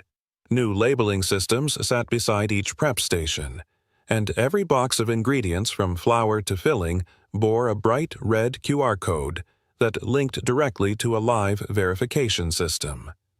No more secrets behind the line. That was the point. Dion, now in a maroon manager's polo, stepped beside Jackson, wiping his hands on a towel. Numbers are up 32%, he said. Since reopening. And the loyalty program you added brought back almost all the regulars. Jackson smiled. They came back for more than pie. They came back for trust, Dion said, nodding. In the dining room, Tasha greeted a group of high school students wearing visitor badges. She walked them toward the kitchen line, pointing to the labeled bins, explaining the difference between organic thickeners and artificial gums. It was part of the company's new outreach initiative, Real Transparency, Real Education. Tasha caught Jackson's eye and smiled. Her name tag now read Assistant Manager. They're here for the demo, she said. Do you want to start with the story? Jackson nodded. He walked over, adjusted his sleeves, and stood in front of the teens, most of whom looked like they expected to be bored. This pie, he began, was the first recipe my mother taught me. She believed people could taste truth. That if you cut corners, they'd know even if they didn't know how they knew. He held up a fresh slice, the lattice top glistening. "A few months ago, we discovered some stores were selling something that looked like this, but wasn't. It was cheaper, faster, and fake." A hand went up. A girl with braces asked, "Did you catch them?" Jackson considered the question for a moment. We did, and they were held accountable. But the bigger question was, how did we let it happen? The students stayed quiet. The answer was simple. We stopped checking. We stopped listening. And the people who did speak up, they were ignored. He looked at Tasha and Dion standing behind the group and gave a small nod. "That's why we changed everything, not just the pie, the system, the people, the culture." After the students were led to the observation deck, Donna entered quietly from the back hallway holding a tablet. "Final rulings came in," she said. Karen Polson. 6 years for fraud, obstruction, and food safety violations. Her brother's facility was permanently shut down. The other managers involved got between 2 and 5 years. Full restitution was ordered. Jackson nodded slowly. "Good. Not just for us, for the customers they lied to." "News outlets are calling it a case study," Dana added. "They're saying the way we handled it set a new industry standard." But Jackson wasn't thinking about news coverage. He was thinking about the man in the line earlier that morning, a retiree who'd come in just for one more slice before his wife's appointment. The way he'd smiled after the first bite, the way he'd said, "That's the one. I knew I wasn't crazy." That was what mattered. That and the quiet promise never to let it slip again. That evening, after the store had closed and the last oven was off, Jackson gathered the team. The staff formed a loose semicircle, tired but proud, wiping hands on aprons and sipping from paper cups. He looked at them, new hires, old hands, people who'd stayed and people who'd come back. 6 months ago, this store was in crisis, he said. Not because of bad luck, because people forgot who we are. He paused. But some of you didn't forget. Some of you tried to speak up. Some of you held the line. And that's why we're standing here today, not just reopened, but better. He reached behind the counter and unveiled a plaque. The letters were carved in clean script placed just above eye level next to the prep window. It read, "Integrity is the ingredient you can't fake." As applause broke out, Jackson felt something loosen in his chest. Not relief, redemption. The store wasn't perfect. It never would be. But it was honest, and that was enough. On his way out, he passed Tasha still organizing the volunteer log from the school visit. Learning anything new, he asked. She looked up. "Yeah. That we're not just baking. We're keeping a promise." Jackson smiled, stepped out into the cool night air and paused for a moment beneath the golden hearth sign. In life and in business, shortcuts may look like solutions, but the cost of cutting corners doesn't show up on a spreadsheet. It shows up in trust, lost in voices, silenced in harm, done quietly and slowly. The lesson is simple. You can fake ingredients. You can fake numbers, but you can't fake integrity. Sooner or later, the truth spills out, and when it does, the people who held the line will be the ones who rebuild what mattered all along. If this story moved you even just a little, take a moment to share your thoughts in the comments. Have you ever faced something that looked right, but felt wrong? We'd love to hear your story. And if you believe more people should hear stories like this of truth, courage, and second chances, don't forget to subscribe. There's more to come. A billionaire stepped out of an old SUV, wearing wrinkled slacks and a plain gray coat. No assistant, no suitcase, no brand. The valet didn't move. His eyes scanned Jackson from head to toe, then looked away, assuming nothing important. Inside, the lobby was marble and silence. Jackson approached the front desk calmly. Melissa glanced up without a smile. Her eyes landed on the black card in his hand. She raised an eyebrow, leaned forward slightly, and smirked. "Are you sure that's yours?" A few guests nearby turned their heads. Jackson didn't flinch. He looked her in the eye. No anger, no panic, just patience. She held the card like it was suspicious, like it didn't belong to someone who dressed like him. But in 5 minutes, this room would freeze. In 5 minutes, names would be remembered. In 5 minutes, $2.8 billion would walk away, and no one saw it coming. Jackson looked up slowly. His eyes weren't angry. They were tired, disappointed, not because someone questioned his card, but because he'd seen this before, too many times. Melissa turned away, still holding the card like it might burn her. A couple seated nearby whispered without lowering their voices. "Another fake rich guy. Happens every week." Jackson heard it. He always did. He just never reacted. His gaze drifted across the lobby. Polished marble, gold trim. Everything screamed luxury, except the way they treated people. He shifted his weight, hands still calm at his side. The card stayed between them, untouched. No drama, no confrontation, just that quiet look. The kind that makes you stop and rethink your choices, if you notice it. Melissa didn't. She typed lazily into the system, pretending not to see the man still standing there. He had seen that look before. It took him back. 17 years old, working weekends at a hotel not half this fancy, wearing a second-hand shirt 2 sizes too big, shoes that hurt by hour 4. He stood near the banquet hall, holding a tray of water. The manager walked by, eyes sharp. "Not you," he said, pointing to the back. "You don't have the face for VIP tables." Jackson didn't reply. He just stepped aside. That moment stuck, not because it hurt, but because it echoed. The idea that you needed to look important to be treated with respect. Now, decades later, the faces had changed. The words had changed. But the judgment? Still the same. Melissa tapped on her keyboard, slow and bored. Jackson's eyes stayed steady, but something in him had already moved.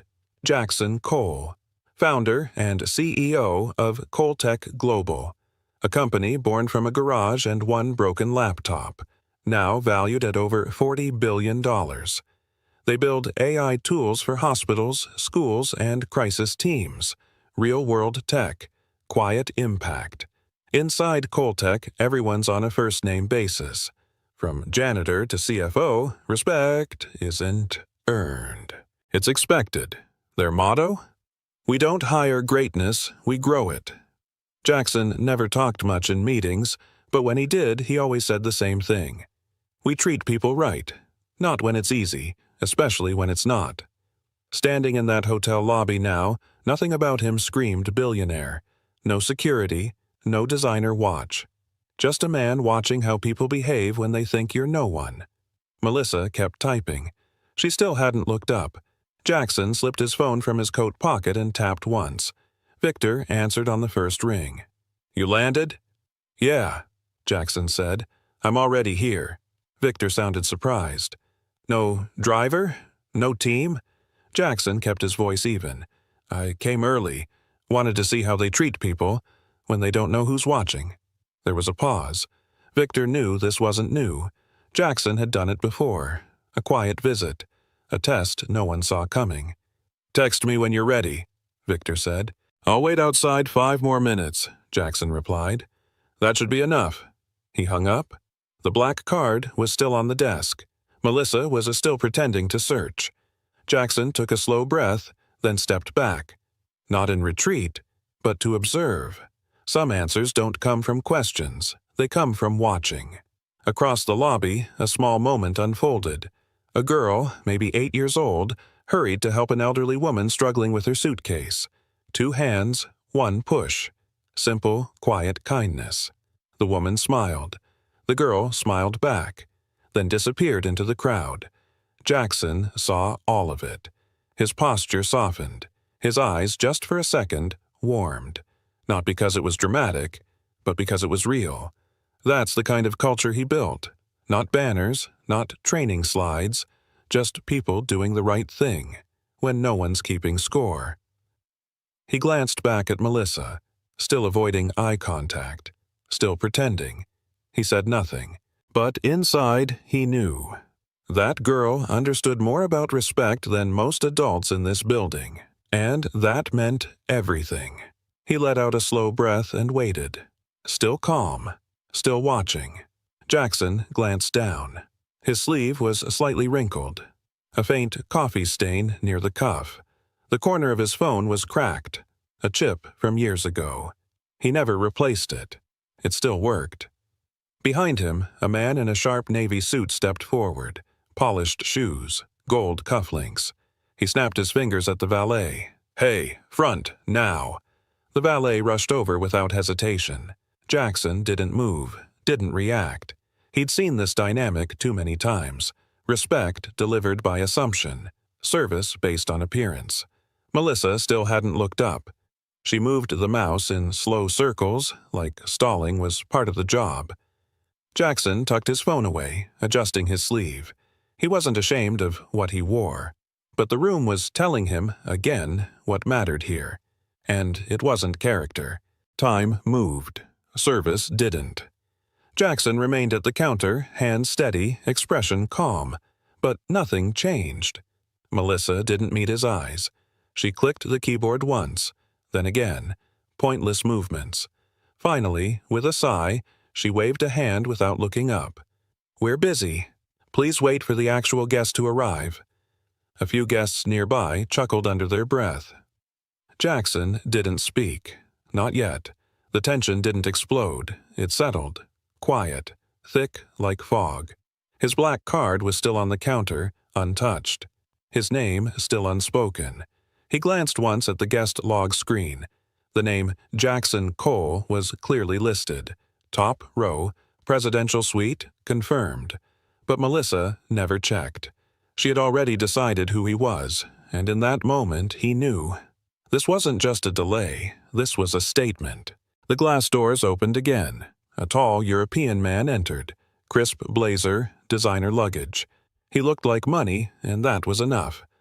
Melissa's posture changed instantly.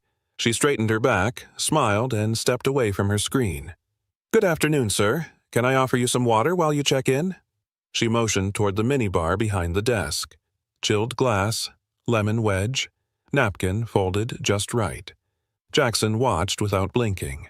Same desk, same hour, different rules. The man barely nodded, not even noticing her shift in tone. Jackson said nothing, his presence now invisible. He wasn't angry, but he was listening. To every silent message they didn't realize they were sending. Because some bias doesn't yell, it whispers, and it whispers loudest when people think they're being polite. Jackson spoke, finally. "Could you check the name Jackson Cole? It should be under the presidential suite." Melissa didn't blink. She gave a slow, deliberate nod, then turned to the screen. Her fingers hovered above the keyboard. Tapped once, paused, tapped again, lightly, aimlessly. She squinted at the monitor, lips pressed tight, then leaned back in her chair. "Nope," she said flatly. "Nothing under that name." He waited. She glanced at him again, lips curling slightly. "Are you sure you're at the right hotel?" The tone wasn't rude. It was worse, dismissive, as if she already knew the answer. Jackson didn't respond. She went back to clicking nothing, as if his presence was now a mild inconvenience, the kind you pretend isn't standing there. But he remained still, because sometimes the most valuable lesson is letting people show you who they are. Near the entrance, Tyler leaned against the valet podium, sipping from a paper cup. He nudged his coworker and tilted his chin toward Jackson. "Trying too hard," he muttered. "Look at that coat. Those shoes. Definitely a flex gone wrong." His friend smirked but stayed quiet. Tyler went on, louder than he needed to. "Bet he Googled how to look rich and still missed." They both laughed, quiet enough to pretend it wasn't about anyone, but clear enough that Jackson could hear. He didn't turn, didn't react. The moment wasn't new. People like Tyler had always existed, the type who mistake polish for power and silence for weakness. Jackson shifted his stance slightly, shoulders back. He wasn't embarrassed. He wasn't surprised. He was noting it, filing it away. Because sometimes disrespect isn't loud. It just comes wrapped in small voices behind your back. Jackson spoke calmly, voice low but clear. "Maybe check the partner briefing from this morning," he said. "My name should be in it." Melissa gave a half laugh. "There's no briefing," she replied, still tapping pointlessly. He didn't push, just tilted his head slightly. "You're sure?" "Positive," she said without looking up. "We'd know if someone like you was expected." Jackson nodded once. No reaction. No tension. But the sentence sat between them like a quiet alarm. "Someone like you," she returned to pretending to work. The screen still blinked with the same empty login page. Jackson let a few seconds pass. He wasn't trying to prove anything. He had already seen enough. Still, he gave her one last chance. Not for him, for her, but Melissa had already decided what kind of man he was, and she wasn't looking to be wrong. Melissa finally looked up, just long enough to smirk. "Partnership?" she repeated. "We usually work with large companies." She dragged out the word large, letting it hang in the air like perfume, then tilted her head as if trying to be polite. "But maybe you meant delivery?" Her tone sugar-coated the insult. Jackson didn't blink. She tapped the keyboard again, clearly not searching anything. "We've had all kinds lately," she added. "People walk in thinking one fancy card gets them the penthouse." The man in the navy suit from earlier passed by with a bellhop. Melissa gave him a warm nod, her whole tone shifting in an instant. Then she turned back to Jackson. Cool again. Dismissive. "If you're not sure where you're staying, I'd be happy to suggest something. More your style." He didn't speak, but every word she said was writing her own story. Jackson pulled out his phone, calm and deliberate. His fingers moved with quiet precision. He typed just one line. "Confirm meeting status. I may cancel." Then he hit send. No second message, no explanation. He slipped the phone back into his coat pocket. Hands relaxed, shoulders steady. Melissa kept typing, still pretending to help. She didn't notice or care that he was no longer speaking to her. Across the room, the valet laughed at something on his phone. The guests nearby were sipping drinks, scrolling screens. No one realized the weight of the sentence Jackson had just sent. No one saw the decision already forming. He had asked, waited, watched. Now he was shifting, not to argue, not to threaten, but to act. And when someone like him makes a move, people don't see it until it's too late. A shadow moved beside the desk. A security guard approached. Tall, uniformed, neutral face. He stopped a few steps from Jackson and cleared his throat. "Sir," he said quietly, "we've had a few incidents lately." He glanced at Melissa, then back to Jackson. "I'll need to verify your identity." Jackson turned toward him, still silent. The guard kept his tone even, almost apologetic. "Do you have a reservation number? Or any photo ID?" Melissa folded her arms as if this confirmed something she'd suspected all along. Jackson didn't reach for anything, didn't raise his voice. He just looked at the man. Calm, clear, steady. The silence stretched. A few guests had stopped talking. The room was still soft-lit, elegant, controlled. But something had shifted. Because now it wasn't just poor service, it was protocol. And protocol, when shaped by assumption, becomes something uglier. Near the lounge chairs, a young woman watched quietly. Emily. Mid-20s, tourist backpack at her feet, latte in hand. She'd seen the exchange, the tone, the looks. She wasn't sure what was happening, but she knew enough. She lowered her cup and slipped her phone from her jacket. No big moves, no flash. Just a subtle tilt, screen half covered by her scarf. She hit record. The frame caught Jackson from the side. Calm. Still. The security guard in front of him. Melissa standing stiff behind the desk, arms crossed. Emily didn't zoom, didn't comment. She just watched through her lens, silent and steady. Sometimes the truth doesn't shout. It unfolds slowly, frame by frame. And sometimes all it takes is one quiet witness to show the world what really happened. Jackson's lips curved, just slightly.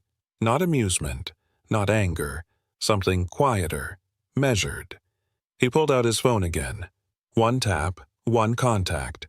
His voice was low, almost casual. "Send the car to the front entrance," he said. "Pause. Now." Then he ended the call. No further words. No looks. He placed the phone back into his coat pocket with care. Melissa blinked, but said nothing. The security guard shifted, unsure whether to step back or stay. Jackson's face returned to stillness. He wasn't bluffing. He wasn't reacting. He was moving. Not loudly, not emotionally, but with clarity. Some people shout to show strength. Others whisper and change the entire room. The security guard held his ground. Jackson stayed where he was, unmoved. Not tense, just still. Behind a row of chairs, Emily whispered to the woman beside her. "They're humiliating him," she said, "and they don't even see it." The woman glanced at her, confused. Emily tilted her phone slightly, letting her watch the screen. "No yelling," she added. "No pushback. But look how calm he is. That's not confusion. That's restraint." The woman nodded slowly. At the front desk, Melissa sighed, tapping her nails on the counter. She hadn't checked the screen, hadn't checked his name. She was still sure he didn't belong. Emily kept filming. She didn't know who he was, yet, but something about this didn't sit right. Because sometimes it's not what people say, it's what they're allowed to say, and who they think they can say it to. Outside, the low hum of an engine broke the lobby's stillness. It grew louder, smooth, deep, unmistakable. A silver Rolls-Royce Phantom glided to the front entrance. Not rushed, not showy, just precise. The valet froze, eyes wide. So did the doorman. Neither moved at first. Inside, heads turned. The tone in the room shifted without a word. Emily lifted her phone higher. Her breath caught. "That's not a rideshare," she whispered. Melissa glanced toward the door, still unaware. Jackson didn't look. He didn't need to. He had heard the sound before. That engine wasn't just transportation, it was punctuation. Outside, the driver stepped out. Black suit, earpiece, calm. The rear door remained closed. Stillness held. And in that moment, without anyone stepping inside, the entire room began to understand. Someone powerful wasn't coming. He was already here. The back door of the Rolls-Royce opened. Victor stepped out first. Tailored coat, composed face. Janet followed, tablet in hand. Then Luis, silent, scanning the building. They didn't pause. They walked straight through the glass doors, heads high, footsteps even. Not looking around, just focused. Victor saw Jackson instantly. His face changed. Not surprised, just concerned. "Jackson," he said, loud enough for the room to hear. "Everything all right?" Silence fell. Melissa's smile dropped. The security guard took a step back. Emily stopped recording, just for a second. Janet and Luis joined beside Jackson like clockwork, calm and certain. Melissa stared. Her lips parted, but nothing came out. Victor turned toward her. "Is this the welcome you give to your partners?" No one moved. No one breathed. The man they ignored had just become the man in control, and it was too late to take anything back. Melissa's face drained of color. She stared at Victor, then at Jackson, like seeing him for the first time. Her voice cracked as she spoke. You're Mr. Jackson Cole?" The words barely landed, not because they weren't clear, but because they came too late. Jackson didn't answer. Victor looked toward her, calm but sharp. Janet checked her watch. Luis folded his arms. Melissa blinked rapidly, trying to recover. Her hands hovered over the keyboard like she was searching for something to do. Anything. I didn't realize," she stammered. "No one told us." Jackson remained still. The silence pressed harder than any reply. Around them the lobby had fallen quiet. Even Tyler by the door had stopped moving. Melissa's voice had changed. But the weight of what she said earlier still hung in the air, and everyone could feel it. The elevator chimed. Graham, hotel manager, rushed into the lobby, face pale, breath uneven. He looked straight at Jackson, eyes wide with recognition. "Mr. Cole," he said quickly, voice strained. This is a misunderstanding." No one spoke. Graham continued, stepping forward with nervous hands. "We had no idea you were arriving in person. If someone had informed us—" He glanced at Melissa. She looked down, frozen. Victor didn't move. Janet raised an eyebrow. Jackson said nothing. Graham tried again. "Please accept our apology. Of course we'll make this right. Your suite is ready. I'll personally—" Jackson's silence was heavier than any interruption. The man who had been ignored now held the entire room still, and the ones who dismissed him were scrambling. Not out of principle, out of fear. It was never about service. It was about status, and they had misjudged both. Jackson didn't speak right away. He turned slowly, scanning the lobby. Eyes followed him, silent, uncertain. He looked at the front desk, the marble floor, the polished walls, then back to the people watching. No anger, no theatrics, just stillness. Then he spoke, voice calm and quiet. "You know, opportunity doesn't always arrive in a limo." He paused. "It walks in quietly. No spotlight, no name tag, and most people miss it because they're too busy looking at shoes." No one laughed. No one moved. Melissa's hands were still. Graham looked down. Even Tyler had nothing left to say. Jackson's gaze didn't accuse, it reminded. Because this moment wasn't about punishment, it was about proof, and the proof had already spoken, in their choices. Melissa's throat tightened. Her lips trembled, but she tried to keep her composure. She looked at Jackson, eyes now unsure, no longer judging, just exposed. I'm sorry," she whispered. The words came slow, broken. Not because of pride, because of shame. Her shoulders sank, just slightly. She wasn't used to being wrong in public, and certainly not like this. The apology wasn't loud. It didn't echo, but it carried weight, because it arrived too late. Jackson didn't flinch. He didn't nod. He didn't soften. Silence answered her. Melissa swallowed hard, blinking against the sting in her eyes. She wasn't crying, not fully, but the edge was there. She had misjudged him. But worse, she had done it in front of everyone, and now every second of silence made it sink deeper. Not rejection, just consequence. Jackson looked at Melissa, steady, unreadable.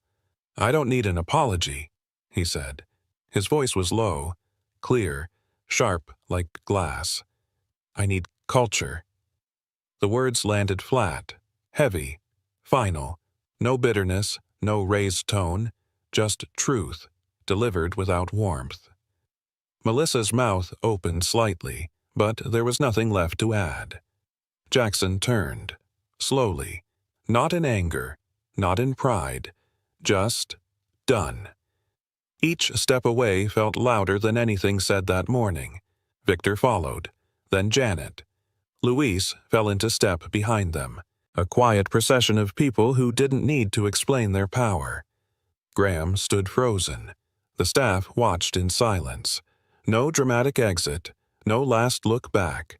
Just a man walking away from what should have been his welcome, and taking everything with him. Emily's hands were shaking slightly, but she didn't stop recording. Jackson and his team moved through the lobby, silent, composed. She tapped the screen. Live. The frame held steady on the back of his coat as he exited. She added a caption fast, fingers typing without pause. CEO cancels 2.8B deal because someone disrespected him.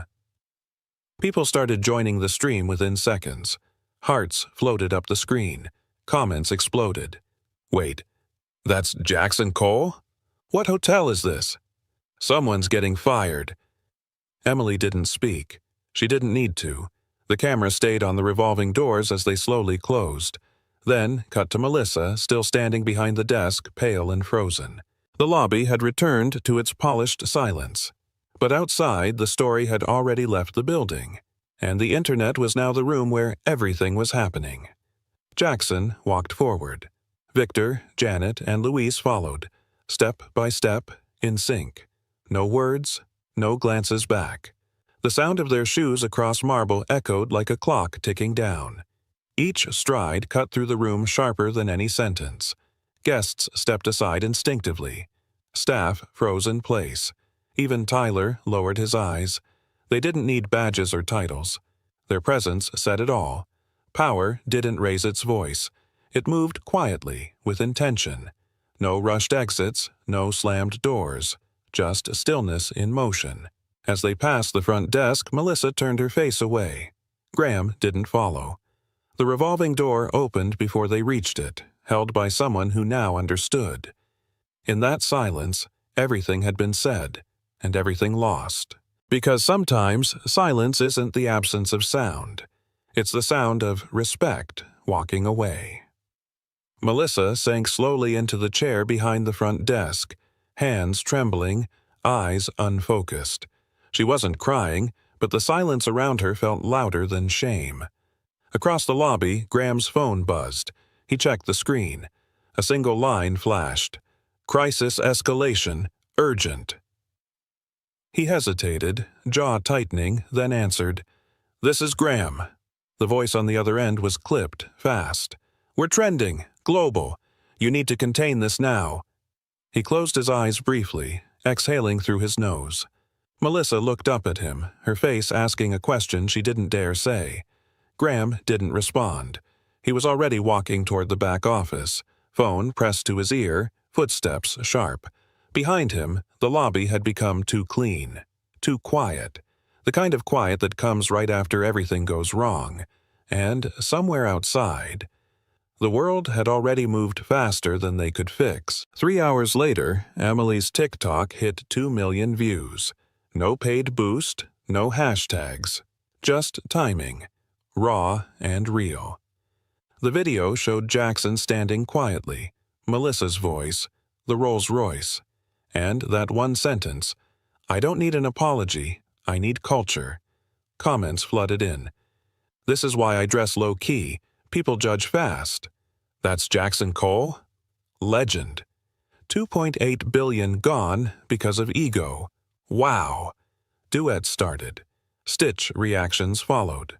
A lawyer broke down the legal fallout. An HR expert called it a corporate ethics disaster. Even hotel employees from other cities chimed in. "That front desk staff? Fired in every chain I know." Emily didn't reply to any of it. She just watched the numbers climb. It wasn't just a video anymore. It was a case study, a warning, and maybe a mirror. By the 4th hour, headlines had taken over the internet. Tech CEO humiliated in hotel lobby. $8 billion deal walks out the door. Disrespect has a price tag, and it's massive. Emily's clip appeared on over 50 news sites, global and local. Morning shows replayed it. Twitter threads dissected every frame. Inside the manager's office, Graham stared at his second phone, blinking non-stop. It rang. He answered without thinking. "Graham, here." The voice from PR didn't waste time. "We're trending, and not the good kind." "What's the scale?" he asked. "Global. Asia picked it up, Europe too. You're a top post on Reddit under corporate disasters." Graham leaned forward, both elbows on the desk. No words. Just the weight of realizing the world had seen what happened. And it wasn't calling it a mistake, it was calling it a pattern. The conference room was tense. No small talk, no coffee, just silence, broken only by Graham's voice. "We're here because of a look." Melissa sat near the end of the table, hands clenched. "I didn't know who he was," she said, her voice cracking. "It wasn't personal." Graham cut in. Cold. "It's never personal. That's the problem." She blinked fast, eyes watering.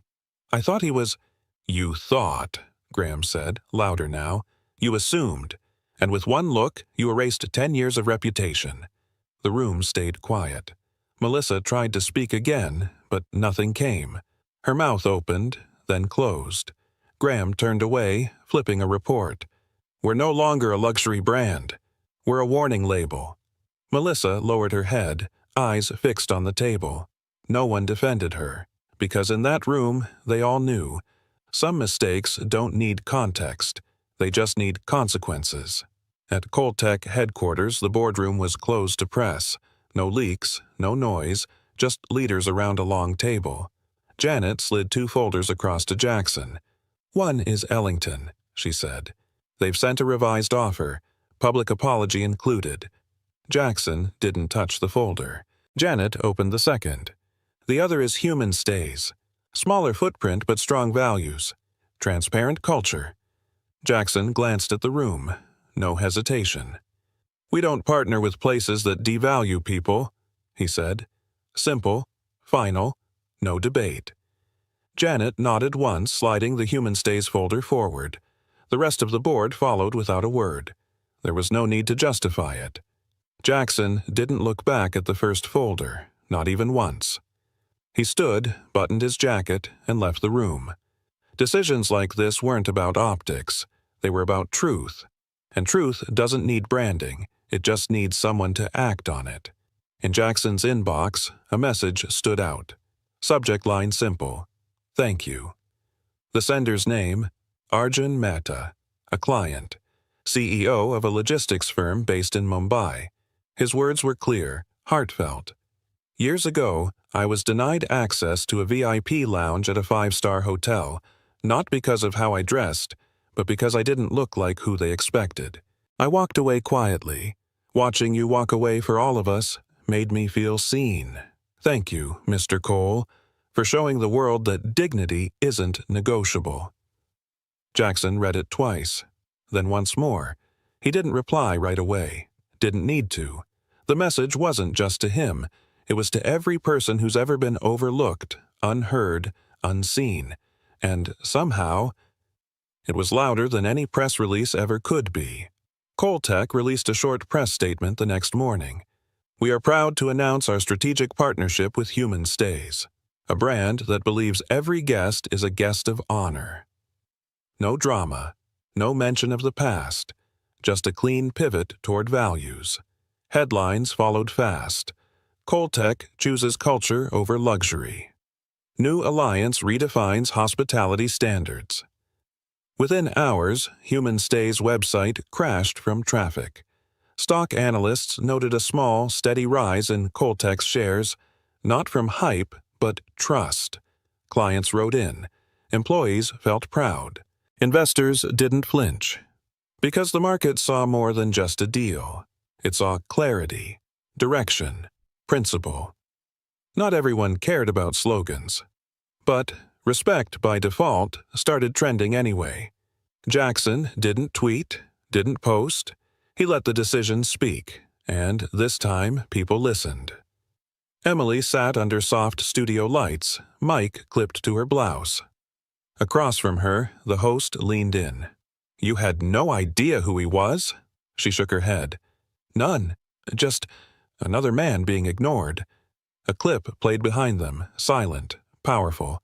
Jackson, still. Melissa, dismissive. "I didn't plan to film," Emily said, but his eyes, something in them said, "This happens a lot." She paused, and I thought, if I don't show this, who will? The audience went quiet. She looked up. It wasn't about a CEO or a hotel. It was about how fast people decide who matters. Online, the clip from her interview trended instantly, not because she was famous, but because she spoke what others had felt for years. Sometimes doing the right thing starts with simply not looking away. Jackson sat alone, fingers resting on the keyboard. Subject: one thing that matters. He typed slowly, deliberately. We can't control how others see us, but we can always choose how we treat them. A pause, then more. Kindness isn't weakness. Respect isn't earned, it's owed by default. That's who we are at Coltech, not just when the cameras are on, but especially when no one's watching. He read it back. No edits, no overthinking. Thanks for showing up every day with your minds sharp and your hearts open. Send. Across the company, New York, Berlin, Singapore, screens lit up with the message. Some employees smiled, some nodded quietly, a few just leaned back and felt proud. It wasn't just a memo, it was a mirror. Night wrapped the city in silence. From the 49th floor, Jackson stood still, face toward the glass. Below, the skyline shimmered, busy, loud, blind. His hand touched the cold pane. Not to push, just to feel. He didn't blink, didn't speak, just breathed once, slow and deep. No victory pose, no glass of scotch, only stillness. In that silence, something settled. Not revenge, not pride, just the quiet knowing. That was enough. Behind him, the room remained dark. No movement, no sound. Then, one light flicked off. The city kept glowing, but his floor faded to black. Nothing dramatic, nothing announced. Just a man, a moment. And the kind of power that never needs noise. Respect isn't a reward. It isn't earned by clothes, titles, or cards. It doesn't wait for introductions. It doesn't need proof. Respect is the starting point, not the finish line. It's not a gesture you extend only to those who look the part. It's how you greet a stranger. It's how you speak when no one is watching. It's what you owe before you even know who someone is. Because decency isn't extra, and dignity isn't negotiable. You don't need a billion-dollar contract to justify treating someone like a human being. You just need the courage to not assume you know who stands in front of you. That courage changes rooms. It changes cultures. It changes outcomes. Respect isn't a gift you hand out when convenient. It's the default, always. Have you ever been judged too quickly? Misread, misunderstood, misplaced? If you know that sting, leave a comment. I know that feeling. Because this isn't just Jackson's story. It's ours. It's the quiet moments we've all lived, where someone looked past us, or spoke down to us, or assumed we didn't belong. But silence doesn't change anything. Silence keeps the cycle alive. So, here's your choice. Will you scroll on, like nothing happened? Or will you speak? Will you stand? Because every time you share, comment, or reflect, you're not just reacting. You're choosing a side. And the world notices. They always do. So what will it be? Will you act or stay silent, like most do? True power doesn't need to announce itself. It doesn't raise its voice. It doesn't prove anything. It enters the room without noise. It listens. It watches. And when it leaves, it takes the deal with it. That's the kind of power Jackson carried. Not loud, not flashy, but absolute. He didn't fight, he didn't explain. He just chose differently, and in doing so, he rewrote what leadership looks like. It's not about control, it's about choice, about walking away when respect isn't mutual, about knowing your value, and not waiting for permission to act on it. True power walks in quietly, and walks out with your biggest opportunity.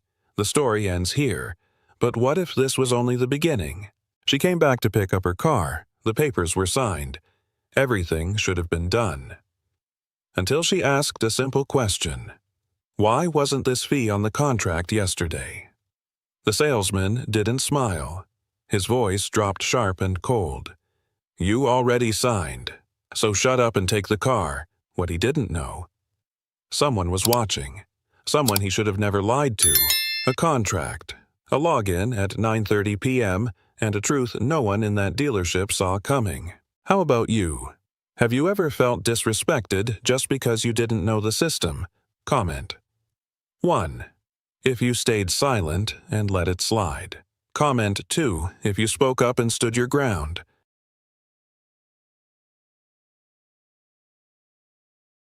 Jackson Reeves didn't pull into the dealership lot like a man who owned the place.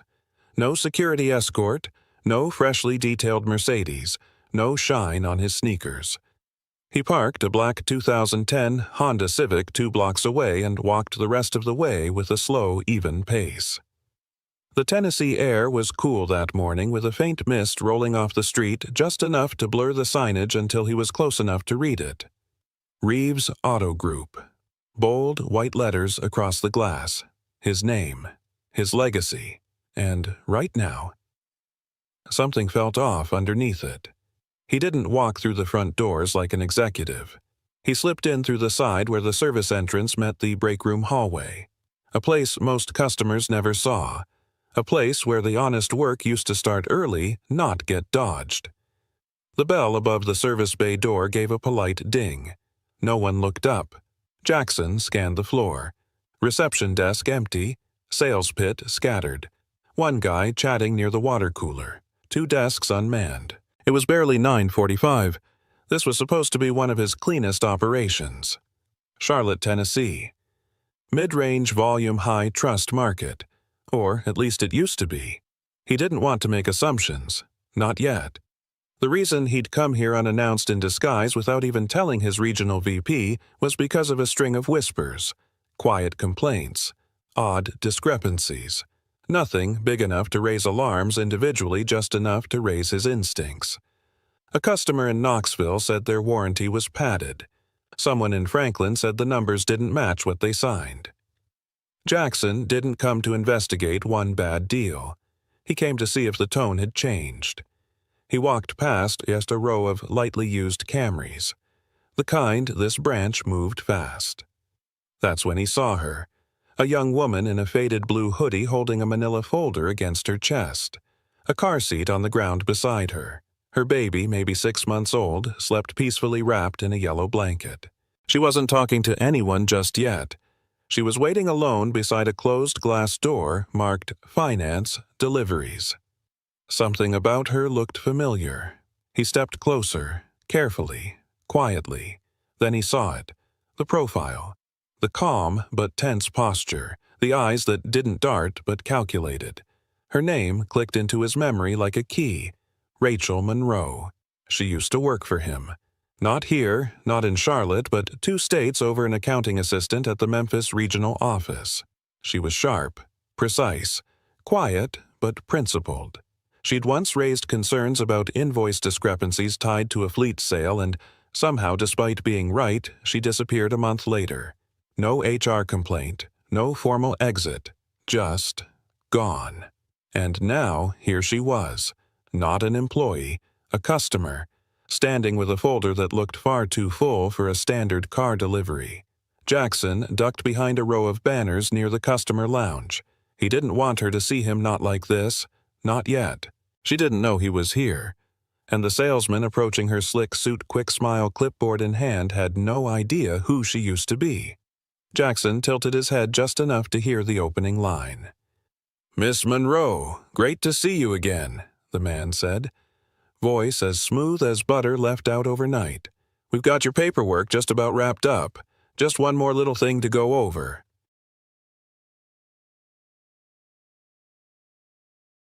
Rachel followed the salesman Chad Morrison according to the nameplate on his lapel through the narrow hallway into a smaller glass-walled office tucked beside the finance department. He moved like a man who thought he was in control, clipboard in hand, shirt freshly pressed, hair sculpted, not cut.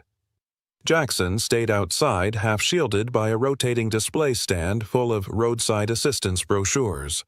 From there, he had a clear view of everything except Rachel's eyes, which remained locked on the folder in her hands.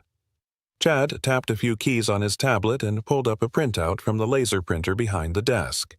He sat across from Rachel, laid the paper flat in front of her like a menu, and began to talk fast. "All right, so this version just includes a few of the delivery items we bundle in post-signing. Totally normal stuff. I'll walk you through it." Rachel's fingers tightened on the folder. "Wait," she said softly. "This wasn't on the sheet I signed yesterday." Chad's voice didn't skip. "Yeah, so corporate updated the delivery process last quarter. New compliance stuff. Happens all the time. Same price, just broken out a little differently." He leaned forward, smiling. "You're still getting the same car. Same deal. We're just finishing up the paperwork trail." Jackson's stomach tightened. He had helped rewrite that paperwork trail 2 years ago, specifically to eliminate manipulative add-ons. Any fees added after signing had to be logged through a secondary approval system with a timestamp reason code and full client sign-off. That's how they protected buyers. So why did the new line items include $495 full electronics protection plan, $275 interior sterilization fee, $395 VN etching and theft recovery system? That last one made Jackson freeze. VIN etching had been discontinued chain-wide. He'd killed it himself after a regional audit found 3 reps in Arkansas charging it without disclosing that the VINs were never actually etched. He stared at the paper in Chad's hand. The format looked off. The fonts were mismatched.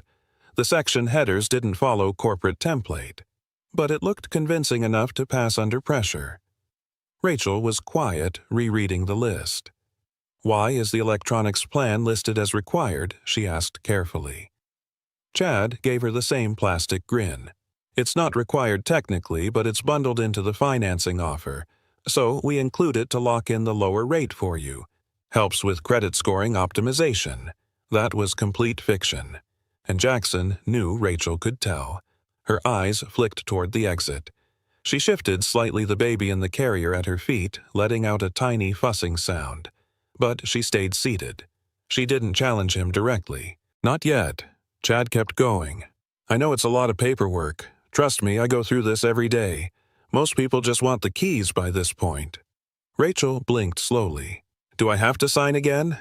"Just one more acknowledgement," Chad said, pulling a pen from his shirt pocket. "It's standard. You already agreed to the terms, this just covers the final prep." Jackson wanted to step in. Every instinct told him to, but not yet. He needed to see how far this would go. He backed away from the stand, circled behind the customer lounge, and came to rest by the corner of the finance glass divider, just in time to see Chad lower his voice and say, "I know this stuff can feel overwhelming, but listen, I'm here to help you. This deal, it's solid. Don't let little details get in your head. You already signed once. You're basically golden." Rachel sat still for a second longer, then quietly asked, "Can I take this home to review before I sign again?" That was the moment. Chad didn't flinch, but his tone changed. He tapped the page firm now. "The car's being detailed as we speak. We've already got the certificate of delivery queued up. If you leave now, we'll have to rerun your file from scratch." Jackson watched her face, watched the flicker of uncertainty, and then, barely audible, he heard Chad say, "You already signed, so shut up and take the car."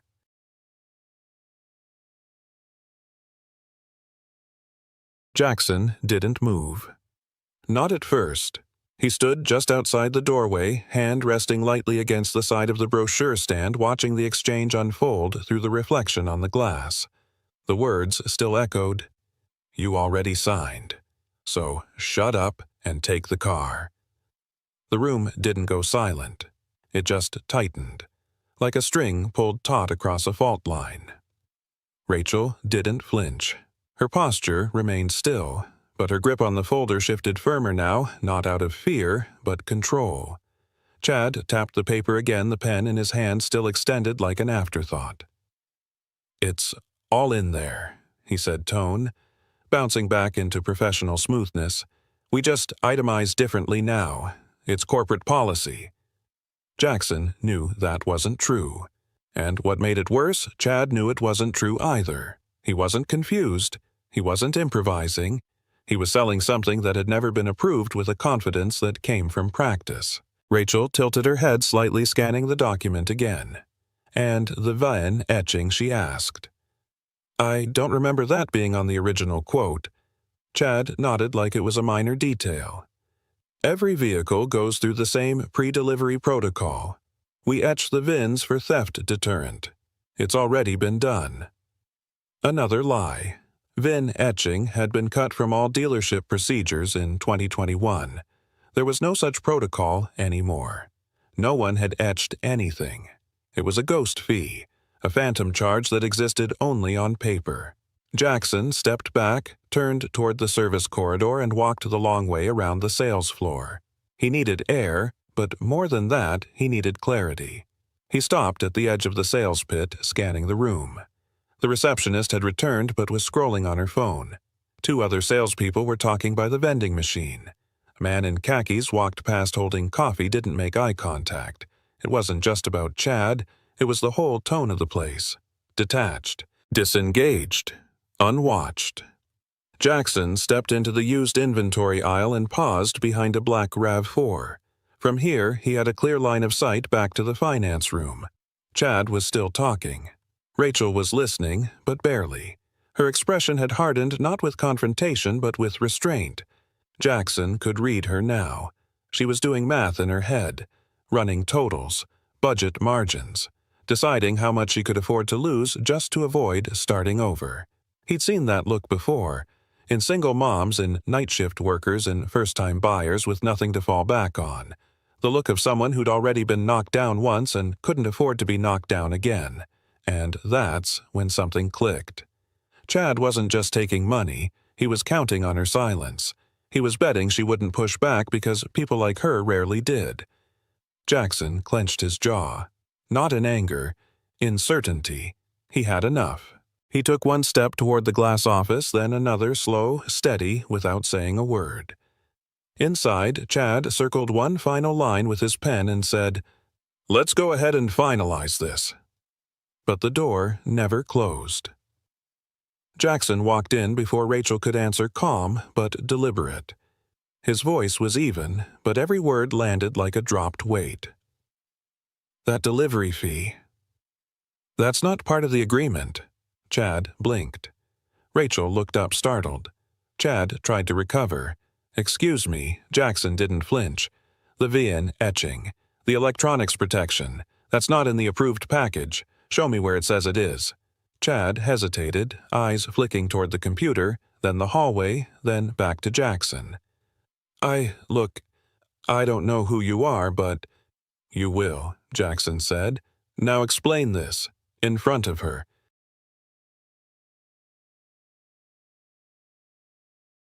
Chad stood a little taller, like posture alone could reassert control.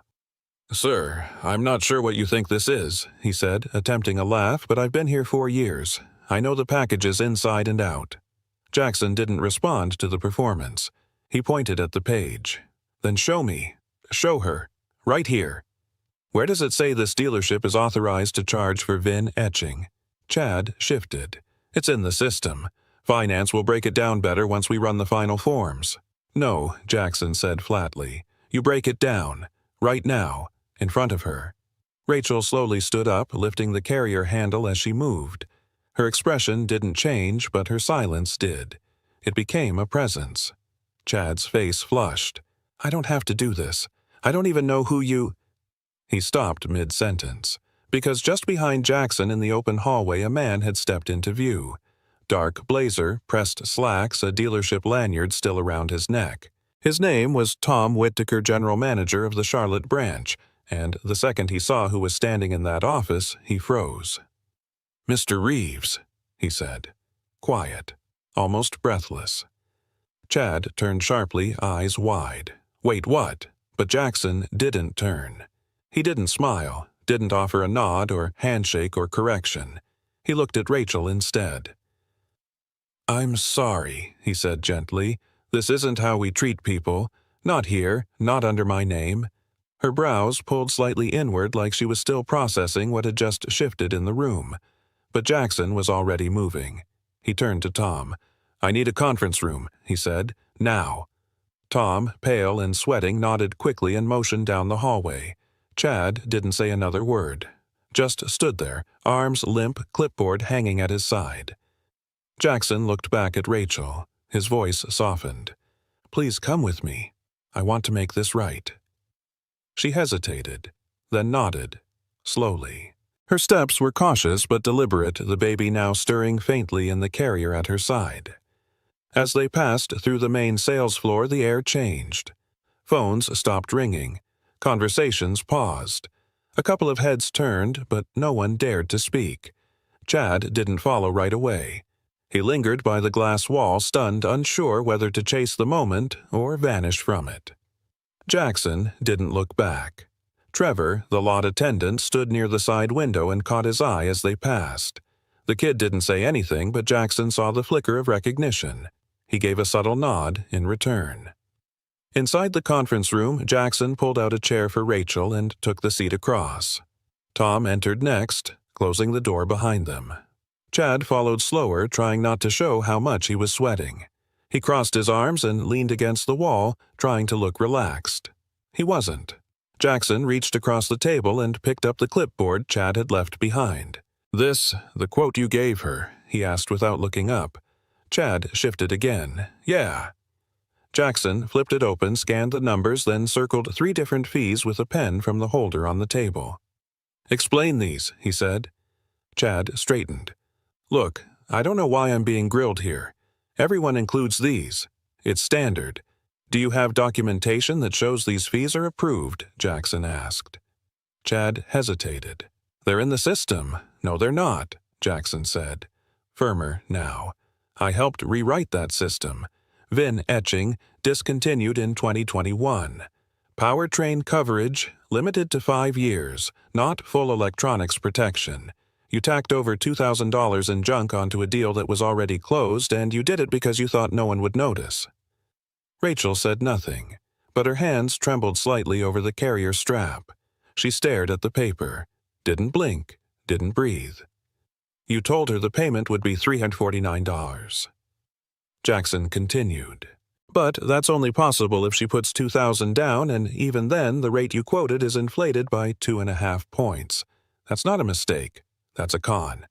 Chad pushed off the wall. "I hit my numbers. Customers leave happy. I know how to sell." "No," Jackson said, leaning forward. "You know how to pressure. There's a difference." Tom finally spoke. "Jackson. I mean Mr. Reeves. I didn't know he was doing all this. I swear. We've been busy, but the numbers looked solid. I figured that's the problem," Jackson cut in. "You looked at the numbers, I looked at the people."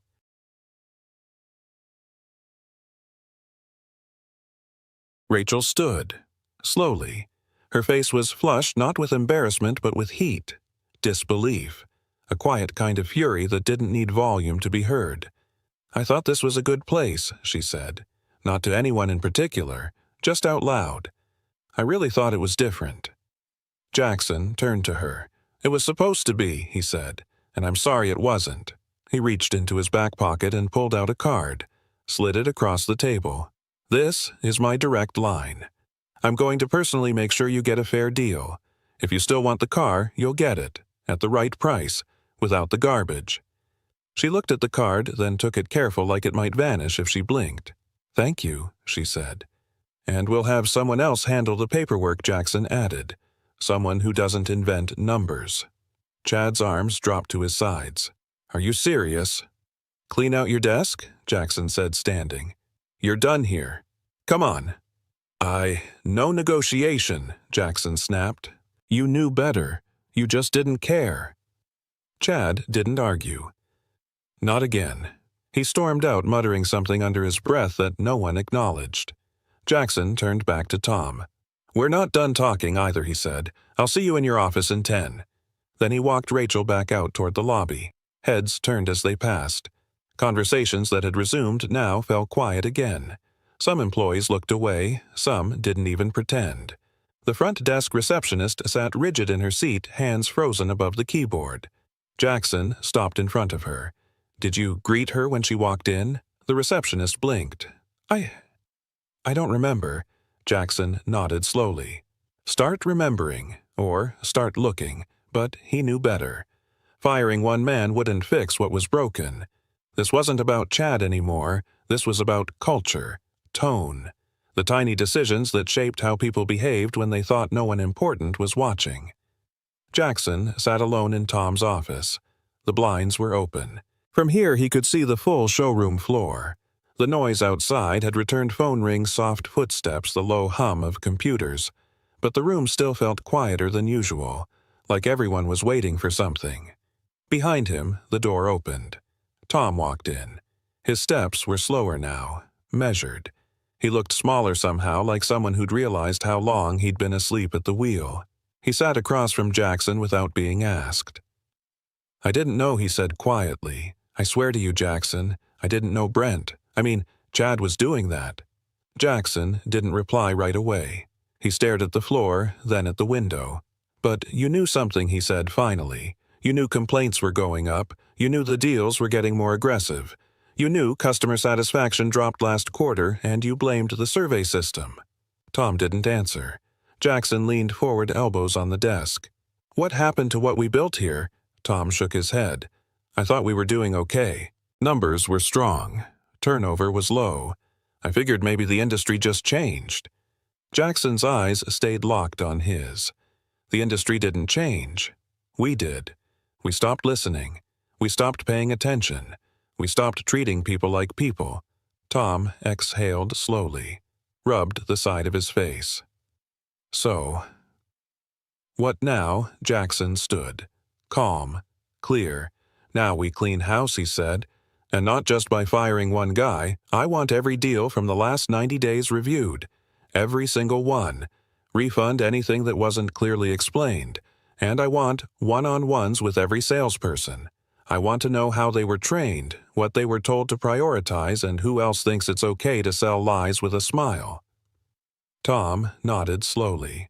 "And one more thing," Jackson added, reaching for the doorknob. "I want Trevor in my office next week." Tom blinked. "The lot kid?" "Yeah," Jackson said.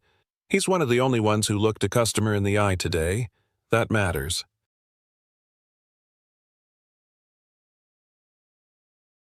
3 days later, Jackson returned. No hoodie, no sneakers, no disguise. He walked in through the front doors of Reeves Auto Group in a tailored navy suit and clean leather shoes. Not because he wanted attention, because he wanted accountability. Every employee had been notified. Morning meetings were cleared. Phones were rerouted to voicemail. The dealership was open, but no sales would happen until after 11. Jackson had called for an all-hands meeting, and everyone showed up, even the part-timers. They packed into the break room, some standing against the walls, others huddled around vending machines and torn leather couches. Trevor stood near the back, arms crossed but listening. Tom Whitaker sat near the front, notebook open but untouched. Jackson didn't use a microphone. He didn't need a podium. He just stood at the front of the room and began to speak. "I started this company in 2004, he said. "Not with investors, not with a franchise deal. Just a used car lot behind a barbecue joint in Murfreesboro.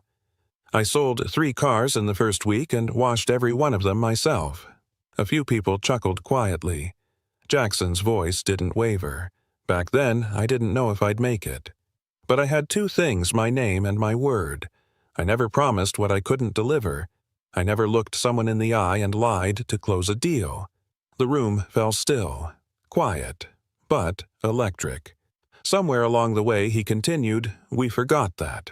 Not all of us, but enough. We started letting small things slide. We let pressure outrank patience. We saw customers as sales goals instead of human beings." He looked around the room, slow and deliberate. "If you've ever added a fee just because you thought no one would notice.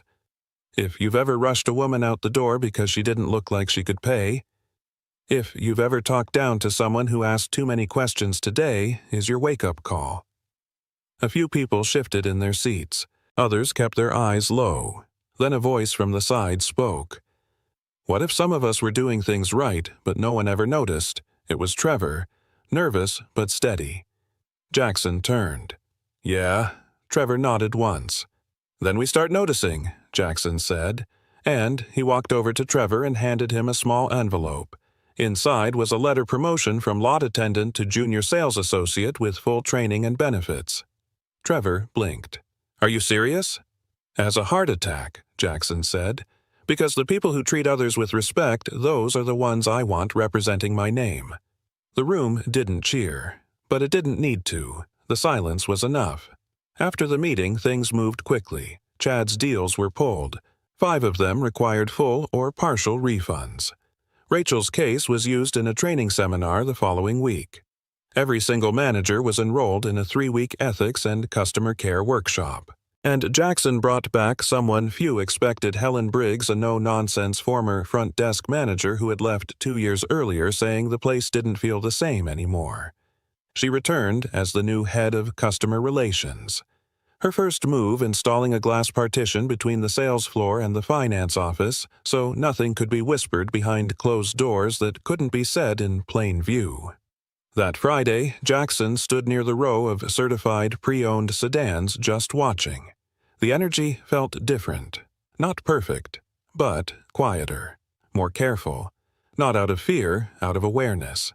He watched a young salesman kneel beside an older customer, calmly explaining the difference between trim levels without rushing, without posturing.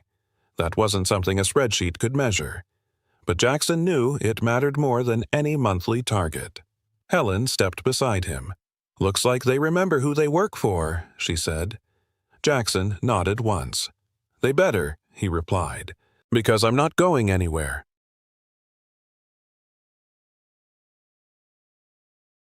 There was still one piece left to complete, the reminder of why this mattered in the first place. That Sunday morning, Jackson sat on the porch of his mother's old house in Jackson, Tennessee. The sun had barely cleared the horizon. The air was still holding the soft weight of quiet hours. A mug of black coffee sat cooling on the worn wooden railing. He held it loosely in one hand, his eyes fixed on the yard he used to mow every Saturday as a teenager. The house hadn't changed much. A few paint chips, a missing screen on the side door, but the bones were the same brick and wood and memory. He reached into the pocket of his jacket and pulled out a photo. The edges were faded, curling with time. In the picture, he couldn't have been more than 10, standing beside his mother in front of an old rust-colored Cutlass Supreme. Her smile was wide, proud. Not because the car was new, it wasn't, but because it was hers. Jackson remembered the day, how she had saved for months, how she walked into that dealership with a nurse's paycheck and no co-signer, how the salesman took his time, explained every document, never made her feel small for asking questions. That moment had shaped him. It had taught him that dignity didn't come from money. It came from being treated like you mattered. Back at the dealership the following week, Jackson called for a new plaque to be installed above the main entrance. It was simple, etched in brushed steel, nothing flashy. "We treat every customer like they're buying their very first car with dignity, patience, and truth." He didn't need it to go viral, didn't need headlines. He just needed every employee to read it, every day. Trevor did. First thing, before each shift. And Rachel. She came back a month later for her first service appointment. She wore a hoodie. Her daughter, older now brighter, sat quietly in the carrier, swaying gently as she entered the lobby. Trevor was behind the service desk. She smiled when she saw him. "You remember me?" she asked. He smiled back. "Of course I do. We got you in that silver Corolla, right?" She nodded. "She's running great." They chatted for a few minutes. Nothing big, just small talk. But it wasn't awkward. It felt natural, easy, and Jackson watched from his office, quiet, unseen. He didn't step out, didn't interrupt, because this moment wasn't about him. The point wasn't the speech, or the refund, or the plaque. The point was this: you don't build a good business on volume, or upsells, or margins. You build it on trust, on how you treat people when you think no one is watching. He'd learned that from his mother, and he'd reminded others of it through Rachel, through Trevor, through Brent's downfall, and through every customer they would greet from now on.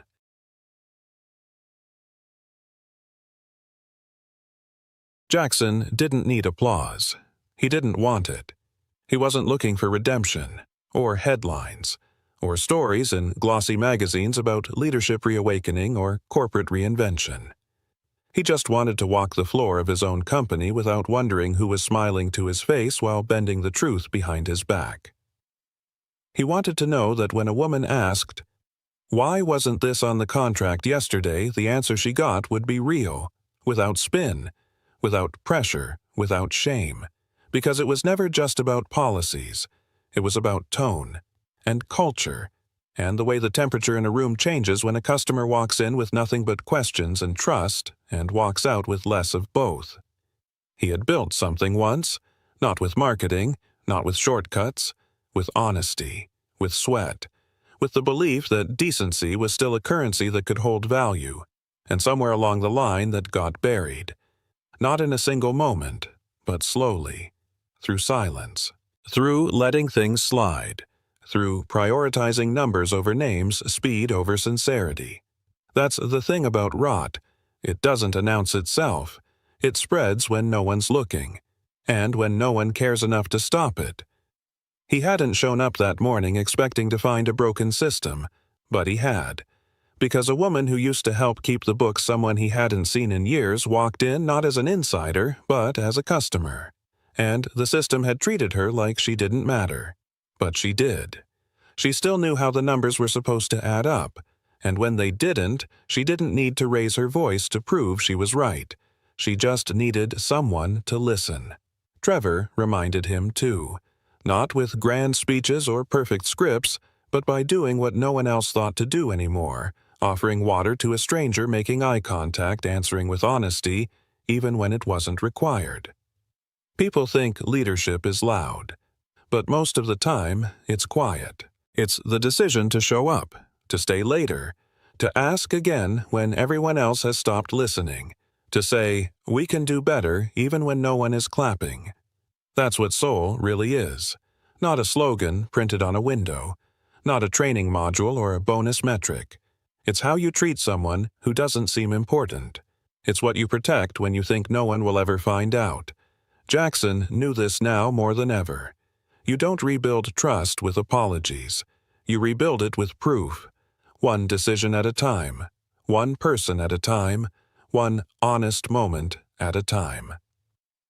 He looked up from the desk, saw Trevor walking a customer through a lease agreement, slowly, carefully, no rush, no pressure.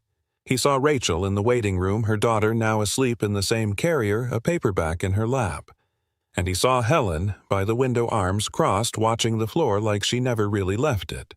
The company would never go back to what it was, and that was the point. Because not every fall needs to be a failure. Sometimes the lowest point becomes the clearest.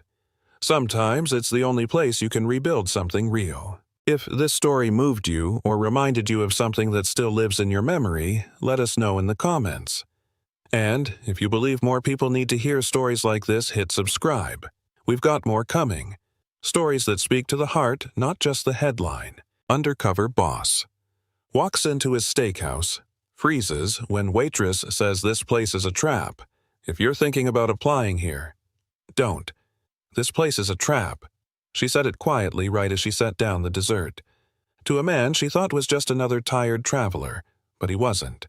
He was the founder, the man who built the restaurant chain with his bare hands. And the moment he heard those 7 words, he knew something had gone terribly wrong. Behind the polished wood tables, behind the golden lighting, behind the smell of sizzling steaks and baked potatoes, was a hidden system that exploited the very people who kept the place running. And one waitress, too tired to lie, was about to light the match that would burn the whole thing down. Have you ever worked somewhere that felt like a trap? Comment 1 for yes, 2, for no, 3, for I'm still stuck, or 4 if you've seen this happen to someone else. This is one of those real undercover stories.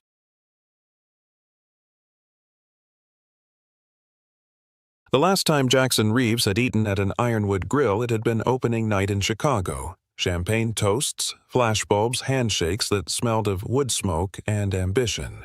But that was nearly 4 years ago. Tonight, there was no press, no celebration. Just a gray rental car with out-of-state plates, a cheap wristwatch, and a man in his late 40s wearing a weathered flannel shirt that didn't quite fit. Jackson shifted in the driver's seat outside the Ironwood Grill in Springfield, Missouri, one of the chain's newer locations and, according to recent reports, one of its most troubled. From the outside, the place still looked beautiful. Amber light glowed through tall windows. The rustic wooden beams and soft signage evoked warmth and familiarity, but to Jackson it felt like a stage set that hadn't been swept. The trash can near the entrance was overfilled. A flickering bulb buzzed above the patio. None of it blatant, just subtle cracks in a facade he'd once obsessed over. 15 years ago, Jackson had launched Ironwood from a food truck parked on the edge of a lumberyard in Kansas City. His idea was simple: serve honest steak dinners in places where people still valued handshakes and hot plates. What followed was a whirlwind of growth. 38 restaurants, national praise, and private equity money knocking down his door. But with scale came bureaucracy, and somewhere along the way something shifted. He used to know the name of every line cook and dishwasher. Now he barely recognized his own quarterly reports. The Springfield location had raised red flags for months: high turnover, negative customer feedback, and 3 managers resigning in less than a year. The last one quit by text. Corporate troubleshooters had visited twice, returning with vague explanations, minor staffing issues, some local market adjustments, standard post-pandemic volatility. But Jackson didn't believe in volatility. He believed in systems. And something in this one was broken. He glanced in the rearview mirror, pulled his cap lower, and stepped out into the early evening air. The smell of grilled ribeye drifted into the parking lot, comforting familiar. His boots crunched gravel as he crossed to the entrance, pulling the heavy oak door open just as a family of 4 walked out, the father muttering something about slow service. Inside, the space looked almost exactly as he'd designed it. Booths lined the brick walls. Pendant lights glowed low over tables. A fireplace crackled near the back. A young hostess greeted him with a smile that didn't quite reach her eyes. "Welcome to Ironwood Grill," she said, voice chipper but robotic. "Table for 1. Jackson nodded, pitching his voice slightly higher than usual, softening his tone. "Yes, just me. Somewhere quiet if you've got it." She led him to a booth in the back corner with a clear view of the floor. He noticed several tables hadn't been bussed. Bread baskets sat empty, napkins untouched. A server moved quickly across the dining room, but not with the confidence of someone in control, more like someone putting out fires without a hose. The music overhead was too loud, and the rhythm of the room, once so carefully choreographed, was off. As he settled into the booth, Jackson scanned the space like a stranger and a builder all at once. This wasn't just one bad shift, and this was something deeper, an erosion of culture, a slipping of standards that didn't start at the bottom. A few minutes passed before a server approached. She was in her early 30s, hair tied back neatly, apron crisp. Her name tag read Elena. She offered a practiced but warm smile. "Hi there, I'm Elena. I'll be taking care of you tonight. Can I get you started with a drink?" "Just water. And maybe a glass of your house red if it's decent," Jackson replied, watching her closely. She nodded with a touch of surprise. "Coming right up," she said, placing the menu gently in front of him. "Our special tonight is mesquite grilled sirloin with rosemary potatoes. But, honestly, the chicken's the safer bet. More consistent lately." She lowered her voice slightly on that last part, then turned and walked back toward the bar. Jackson leaned back and let the moment settle. Her words weren't rebellious. They were careful, controlled. The kind of honesty that only comes from exhaustion and quiet hope that someone might finally be listening. He wasn't here for the chicken, or even the wine. He was here because something felt wrong in the company that bore his name. And somewhere between the flickering lights, the hushed kitchen, and the way Elena glanced over her shoulder after every sentence, he realized the problem wasn't just numbers on a spreadsheet. It was people, good people who had stopped believing they mattered. And if he didn't do something about it now, then everything he'd built, every story behind every plate, was going to rot from the inside out.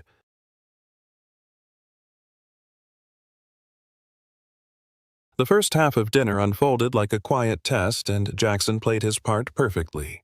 He asked polite questions, nodded at the specials, complimented the plating. Even let the steak rest longer than he normally would, just to observe how Elena moved between tables. She was efficient, but not rushed. Courteous, but guarded. Her uniform was spotless, her posture straight, but her eyes, though, said something else entirely. Fatigue wasn't rare in this industry, Jackson knew that. But this was something deeper. She smiled on cue, but only when someone was watching.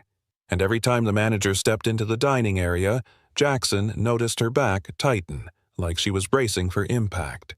The others weren't any different. Servers glanced over their shoulders mid-sentence. The bartender wiped the same glass 3 times but never looked up. No one spoke unless they had to. It wasn't just stress, it was tension, the kind that builds when silence is enforced from above. When Elena returned to refill his water, Jackson tilted his head just enough to make the moment feel more personal. "So," he said casually, "I'm thinking of sticking around this town a little longer than planned. Not much going on back home. I passed a 'We're hiring' sign out front. Might apply. Seemed like a good place to work." He said it with a slight chuckle as if he were joking. But he wasn't. And Elena seemed to sense that. She froze just for a beat. The pitcher in her hand paused mid-pour. Then, as if rewinding herself back into the script, she finished topping off his glass and set it down carefully.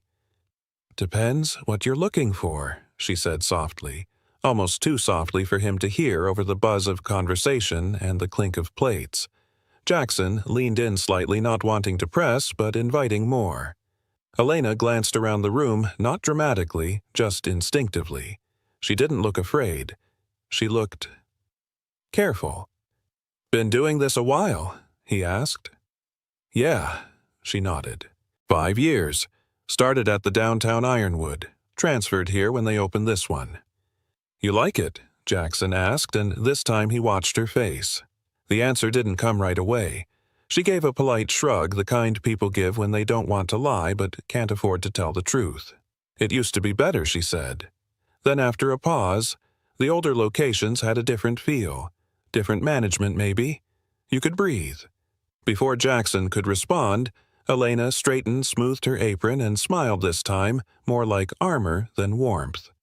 "Ready to order," he nodded. "Your honest opinion, what's worth trying tonight?" She hesitated for half a second, then said, "The chicken. It's not the fanciest, but the kitchen doesn't mess it up." He closed his menu. "Sold. Chicken it is." "Good choice," she said, and walked away without another word. By the time the main course arrived, Jackson had watched her navigate at least 7 other tables. She didn't make mistakes, but more importantly, she didn't make waves. She moved like someone who knew exactly how much attention to draw and how much to avoid. When she returned with dessert, a thick slice of chocolate bourbon cake from the original Ironwood menu, he decided to test the line just a bit more. "You know," he said lightly, "I really might apply here. This town's growing on me. Slower pace, decent wine. The staff seems nice." Elena's hand froze just above the dessert fork. She didn't smile this time. She looked at him not rudely, not dramatically, just clearly. "If you're serious about switching careers," she said slowly, "there are better options out there." Jackson tilted his head, feigning confusion. "Oh," Elena lowered her voice. "Look, I probably shouldn't say this, but you seem like a decent guy. This place, it's not what it looks like. They make it sound great online. Good tips, advancement benefits." She scoffed under her breath. "It's a trap." That word trap landed harder than she intended. It wasn't theatrical. It was tired, honest. And it stopped Jackson cold. Not because he hadn't suspected, but because hearing it aloud from someone who clearly cared, someone who had stayed cut deeper than he expected. He didn't react right away, just nodded, slow and quiet. "Thanks for the honesty," he said. She blinked, like she'd just realized what she said, and looked around quickly. "I shouldn't have said anything. Forget I mentioned it." And just like that, she slipped back into her role, stepped away from the table, and left Jackson staring down at the cake he'd once helped perfect in a test kitchen 15 years ago. It used to taste like pride. Now it tasted like dust. As the noise of the restaurant returned around him, plates clattering, guests laughing, servers hurrying, Jackson stayed still. A single thought sinking in like a stone. Something was very wrong with the company he built. And this woman, this Elena, had just handed him the key to uncovering it.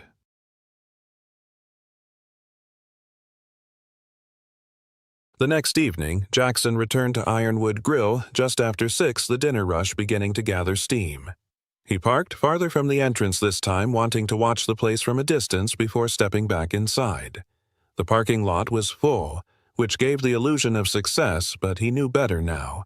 A full dining room didn't always mean a healthy business. Sometimes it just meant the mask was thicker. He entered quietly, was greeted by the same hostess, still cheerful, still tired, and again asked for a table in Elena's section. When she appeared this time, there was a flicker of something different in her expression. Recognition, maybe, or wariness. Back so soon, she asked, her tone carefully neutral. "The chicken piccata was too good to stay away," Jackson said with a smile. "Besides, still haven't found a place to live. Guess I'm becoming a regular." Elena didn't laugh, but she didn't walk away either. Water and house red again. Exactly. As she left for the bar, Jackson turned his attention to the rest of the restaurant. Now that he knew what to look for, it was all clearer. The bartender smiled at customers but flinched every time the floor manager walked by. A young server, barely out of high school by the look of her, nearly tripped trying to carry a heavy tray, and no one moved to help. The manager stood near the kitchen door, arms crossed, not assisting, just watching. Watching too hard. Jackson's eyes tracked the tip jar at the bar nearly full by 7 o'clock. But the bartender looked miserable every time someone added $1, and each time a tip was added to a credit card slip, the manager was the one who took it, never the server. Most telling of all, Jackson noticed a small black lockbox mounted behind the hostess stand. A teenage busboy dropped a folded bill into it with a glance over his shoulder like he was putting cash into a church offering he didn't believe in. When Elena returned with his drink, Jackson leaned in just slightly, lowering his voice. "Been thinking about what you said yesterday. About this place." She froze for a fraction of a second, then resumed pouring the wine. "I shouldn't have said anything. I'm actually serious," Jackson said. "About applying. I've been on the road too long. This town feels still. I need something steady, and I appreciate honesty." Elena looked around again, then glanced at her watch. "My break's in 15. If you're really curious, meet me out back." She didn't wait for an answer, just walked away like it had never been said. 17 minutes later, Jackson found her sitting on a metal bench behind the building, hunched over a paper-wrapped sandwich and a bottle of store-brand iced tea. "You've got 10 minutes, she said without looking up, "and I'm risking my job talking to you." Jackson nodded, settling on the edge of the bench. "I get it. I won't quote you. Just help me understand." Elena sighed, then took a bite of her sandwich like she needed the energy to relive the truth. "This place isn't broken by accident. It's designed this way. They cap us at 29 hours a week, just under the threshold for benefits, but they expect the workload of 35. It's always, can you cover this shift? Can you stay late just tonight? You want to be a team player, you do it. And then the next week your schedule drops and someone else gets punished for saying no, and the tips, Jackson asked, already suspecting the answer. Elena scoffed. They invented something called the tip pool, supposedly to make everything fair. All the tips go into one big pot. They say it gets divided monthly, but the math never adds up. They take out mystery admin fees, claim things broke and need replacing, or say someone didn't meet performance standards, whatever that means. At best, you get maybe 20% of what you earned. The rest gone. No paper trail, no questions allowed. Jackson felt something cold coil in his stomach. "That's theft," he said. Elena didn't flinch. "Technically, they do just enough to make it legal. They hide behind contracts policy, fine print corporate language. Most of us don't know who to ask for help. HR doesn't return messages. Bonuses get promised and pushed. Management training. Delayed every quarter. You get stuck chasing a moving finish line until you're too tired to keep running." She looked at him now, the weight behind her eyes no longer masked. "Why do we stay? Because we've got kids, parents, medical bills. Because we believe the lie that if we just work a little harder, we'll get ahead. But the truth is they never meant to lift anyone. Just bleed us slowly." Jackson was silent for a long moment. His jaw tightened. The system he'd envisioned had become a machine that devoured loyalty and spit out debt, and it was happening in his name. "What if someone told your story?" he asked quietly. Elena looked away. "I've been doing this too long to believe anyone's really listening. What if I am?" he said. Her expression changed. A flicker of suspicion. Hope. Then her phone buzzed. Break's over. She stood and brushed crumbs from her lap. Just be careful. You seem like the kind of guy who'd get eaten alive in a place like this. Then she walked back inside, leaving Jackson on the bench staring into the dark, a knot of guilt growing heavy in his chest. This wasn't mismanagement. This was a trap built out of policies, numbers, and fear. And if Elena was willing to risk everything to speak up, then Jackson knew what he had to do next: destroy the trap no matter who built it.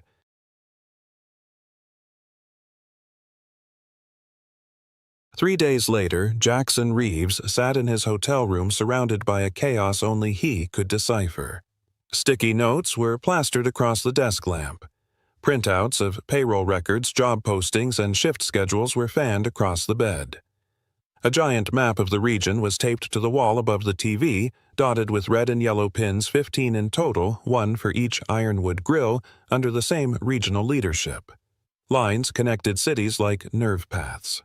What started as a quiet dinner had become a full-scale investigation. He hadn't planned on staying this long, but the moment Elena whispered the word trap, something cracked inside him. Something he hadn't even realized was brittle. He'd built this company with his own hands, convinced himself that culture was his strongest product.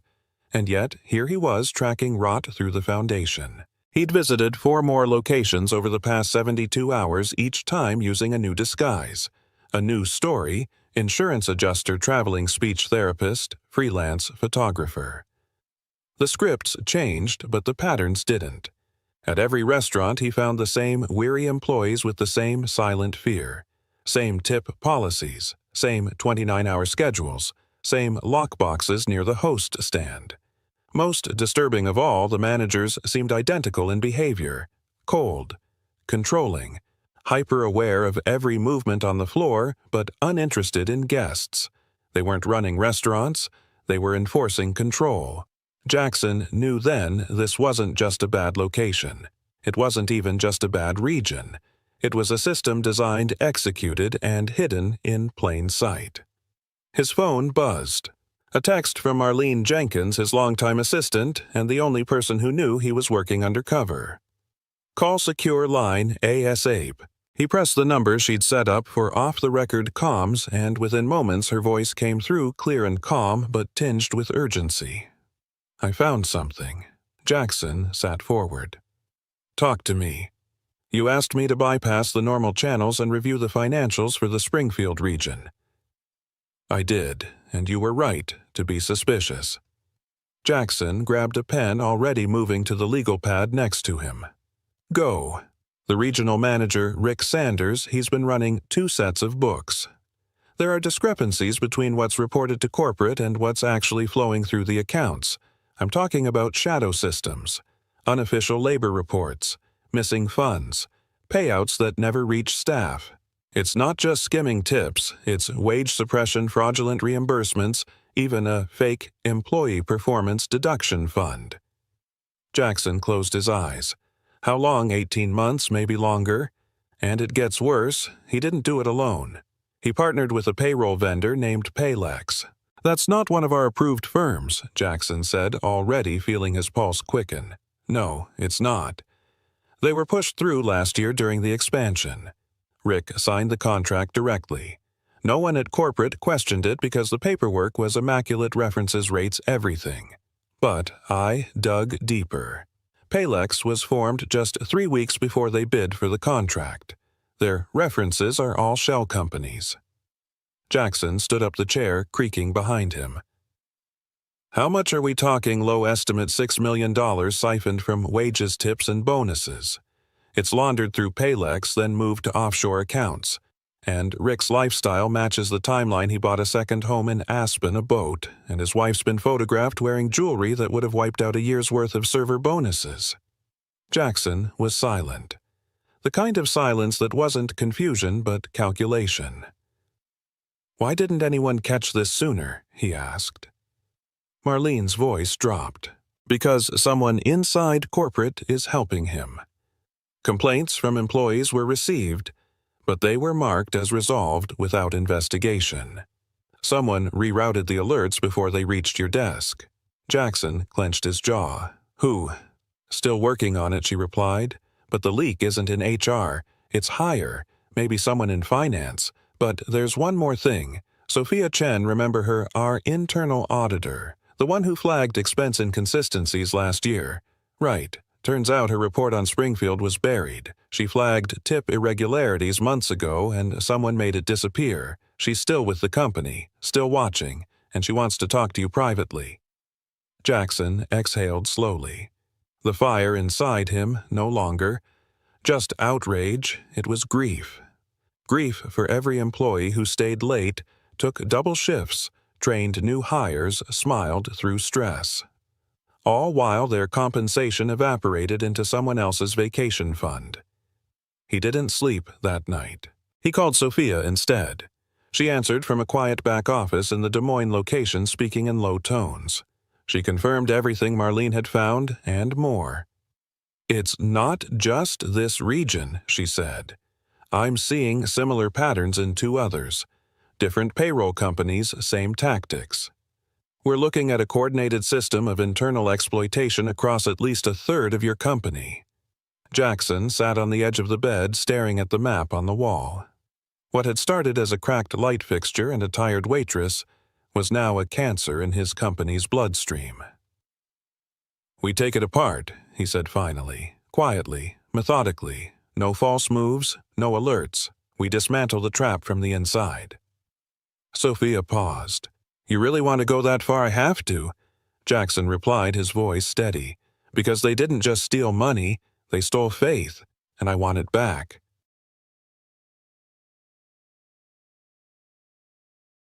By the end of the week, Jackson knew they were running out of time. He could feel it in the tone of Rick Sanders' emails, shorter, sharper, sent at odd hours with vague demands about streamlining payroll and compliance expectations. That wasn't how a confident man wrote. That was how someone on edge tried to pretend they weren't. Sophia Chen confirmed it during a late-night call. "He's getting nervous," she said. Today, alone, he sent 3 requests to unblock fund access. He's starting to feel the walls close in. That was good, but also dangerous.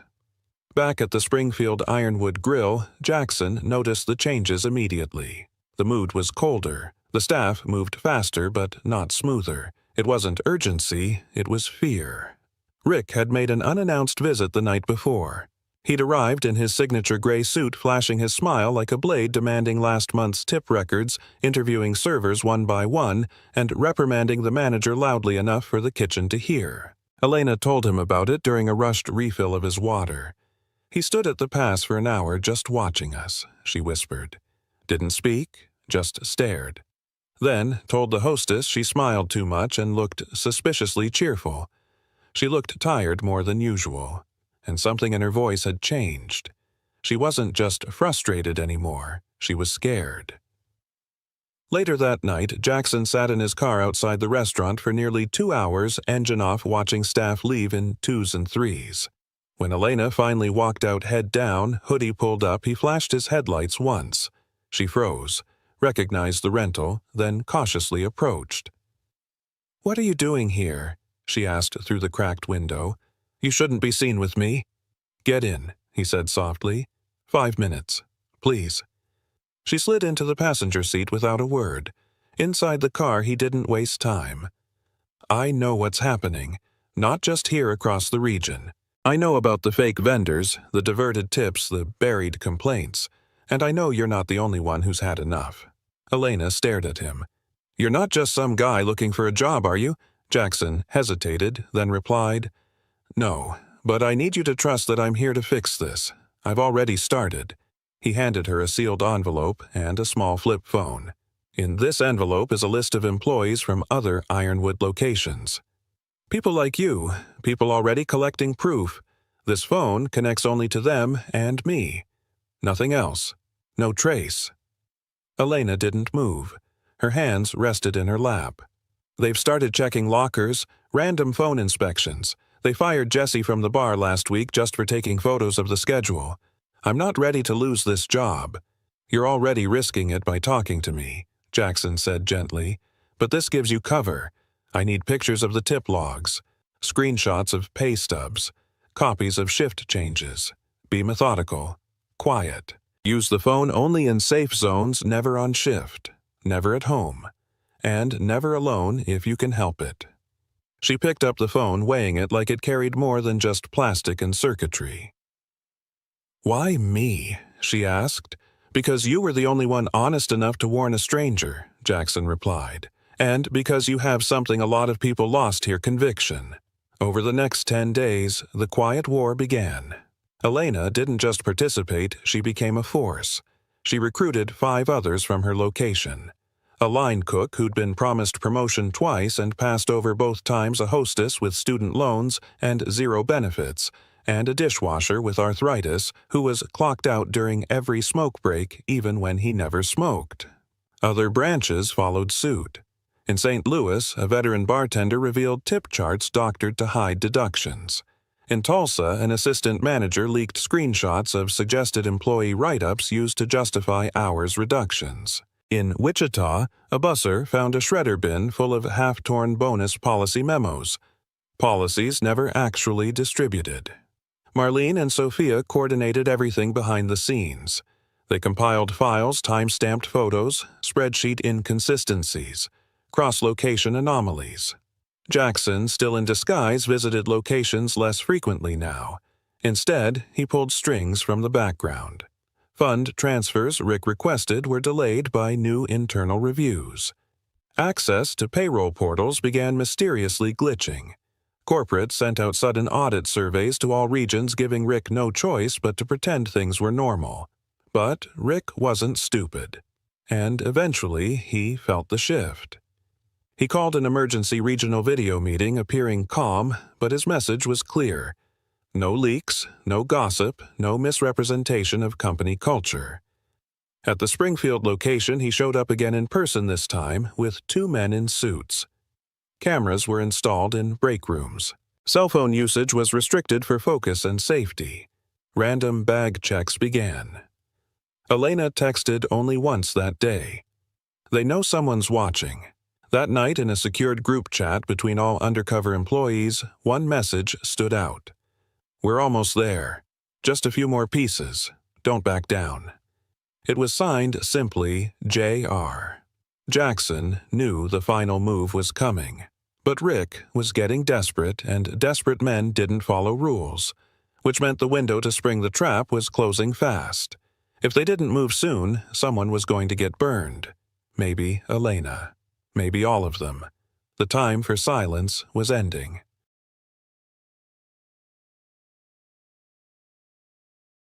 The knock came 15 minutes into Elena's shift.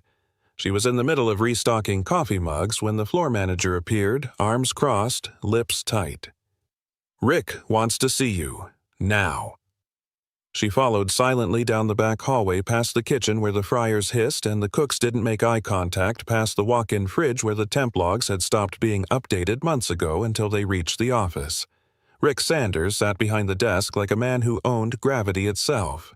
His suit was perfect. His smirk was worse. "Elena," he said, flipping open a manila folder. 5 years with Ironwood. Started at the flagship downtown, requested transfer here. Always on time. Quiet. Reliable. Until now. She didn't move. Didn't speak. He slid a printed spreadsheet across the desk. "You've been accessing internal payroll data outside your scheduled shifts. Multiple times. Late at night." His voice was calm, but she heard the sharpness beneath it. "We monitor everything. That's in your contract." "I was trying to understand the bonus metrics," she said, keeping her voice flat. "They've changed recently." Rick smiled thinly. "And photographing schedules, collecting coworkers' pay stubs. Those aren't metrics. That's espionage." He leaned forward slightly. "We have reason to believe someone's feeding false information to outside parties, possibly a competitor. That's grounds for immediate termination." He tapped the folder. "Your paperwork is already processed. Security will escort you out after this conversation. And just a reminder, your confidentiality agreement includes financial penalties for discussing any of this with third parties." Elena's stomach twisted. But before she could respond, the knock came. The hostess popped her head in, visibly flustered. "Sir, I'm sorry, but there's a situation. A group from corporate just arrived. They're asking for an all-staff meeting. They say it's urgent. Rick's face darkened. That meeting's next week. They're saying it's today. Staff are already gathering. Rick stood abruptly, smoothing his suit. "Stay here," he told Elena, and left with the posture of a man prepared to charm or threaten whatever got him through the next 10 minutes. Elena sat frozen, her thoughts racing. Then her pocket buzzed. One new message on the burner phone. "Join the meeting. Sit front row. Trust me." She stood, heart pounding, and walked straight out of the office. The dining room had been hastily cleared.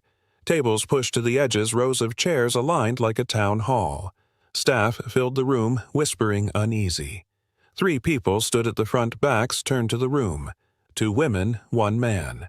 Elena took her seat, her breath short. She recognized one of the women, Sophia Chen, from the finance bulletin.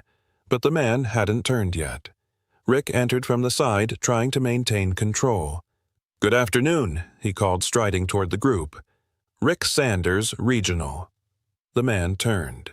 Rick stopped mid-sentence. Silence fell. It was Jackson Reeves. Not Jackson in flannel, not Jackson pretending to ask about the wine list, but Jackson in a dark blazer, clean-shaven, every inch the founder and CEO of Ironwood Grill. And he looked directly at Rick when he said, "Surprise inspection." Or, let's call it what it really is, a reckoning. A murmur swept through the staff. Elena stared, stunned. The quiet man who ate chicken piccata and listened to her whisper warnings had been the one with the power all along. Jackson stepped forward. "For those who don't know me, I'm Jackson Reeves. I built this company 15 years ago on the promise that good food and good people could go hand in hand. But a few weeks ago, I heard something that changed everything." He looked out over the room. A trusted employee told a guest, "This place is a trap." And she was right. He nodded to Sophia and Marlene, who stepped forward and opened laptops. A giant screen flickered to life behind them, displaying photos, spreadsheets, chat logs, and payment summaries. "Over the past month, we've uncovered systemic theft. Not just money, but trust, dignity, and time. You were promised tips. You were promised training. You were promised bonuses. Instead, through fake payroll vendors, shadow deductions, and falsified hours, more than $8.3 million was stolen from you by the very people who were supposed to lead you." Staff gasped. The screen showed shift calendars, tip jar. Records altered spreadsheets. Jackson kept speaking. "It happened in this location and across this region, and it ends now." Rick turned toward the exit, but 2 security officers were already there. Real ones. Not his. "Rick Sanders, you are being detained for financial misconduct and employee exploitation. Warrants are already being executed." The room erupted, not in chaos, but in disbelief, in relief. Rick tried to protest, but no one listened anymore. As he was led out in handcuffs, Jackson turned to Elena. "This woman," he said, voice steady, "and dozens like her risked their jobs to tell the truth. While I failed to protect you, she showed the courage I should have found years ago." He reached out his hand. Elena, frozen, stood slowly and took it. "Starting today," Jackson said, facing the crowd, "Elena Marsh will lead a new division of employee advocacy reporting directly to me. No more buried complaints, no more fake promises, no more traps." The room broke into applause, stunned, shaky, real. For the first time in a long time, the staff didn't feel like workers. They felt seen. As the meeting ended, Jackson turned to Elena and said, "I'm sorry I lied to you." She blinked. "Why did you listen?" Because, he replied, "Real leaders don't build walls between themselves and the people who keep the lights on. They tear them down."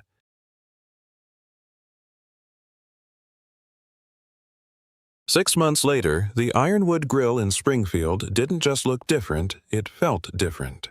The golden lighting was the same, the smell of mesquite grilled ribeye still hung in the air, and the leather booths hadn't changed. But the energy inside pulsed with something new. Not tension, not fear, but purpose. Elena Marsh stood near the host stand, not in an apron, not holding a tray, but holding a tablet, checking schedules, making notes, smiling at a young server who was struggling to juggle 2 drink orders. "You've got this," she said gently, and the girl nodded with a nervous smile. A few months ago, that same girl would have been written up for falling behind. Now she had support, real training, a mentor.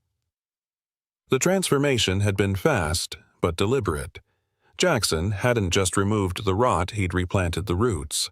Within 2 weeks of Rick's arrest, corporate had launched a full audit of every Ironwood location. 11 managers were terminated. 3 former executives were indicted. But the most radical change wasn't legal, it was cultural. Jackson mandated that every restaurant shift to direct tip payout visible to each employee in real time via mobile app. He implemented an open hours policy. If a server worked past their scheduled time, it was tracked, verified, and paid. No more forgotten overtime. Health benefits now kicked in at 20 hours per week. It wasn't just generous, it was strategic. People stayed. Turnover dropped by 70%. Customer satisfaction shot up because the people serving them actually wanted to be there. And Elena, she became the face of it all.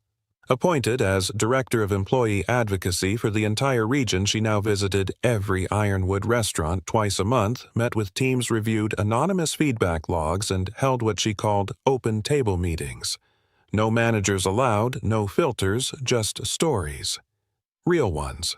Hard ones. The kind Jackson used to hear when he only had one restaurant and knew every dishwasher by name. But Jackson didn't vanish into a boardroom after the reckoning. If anything, he came back down to earth.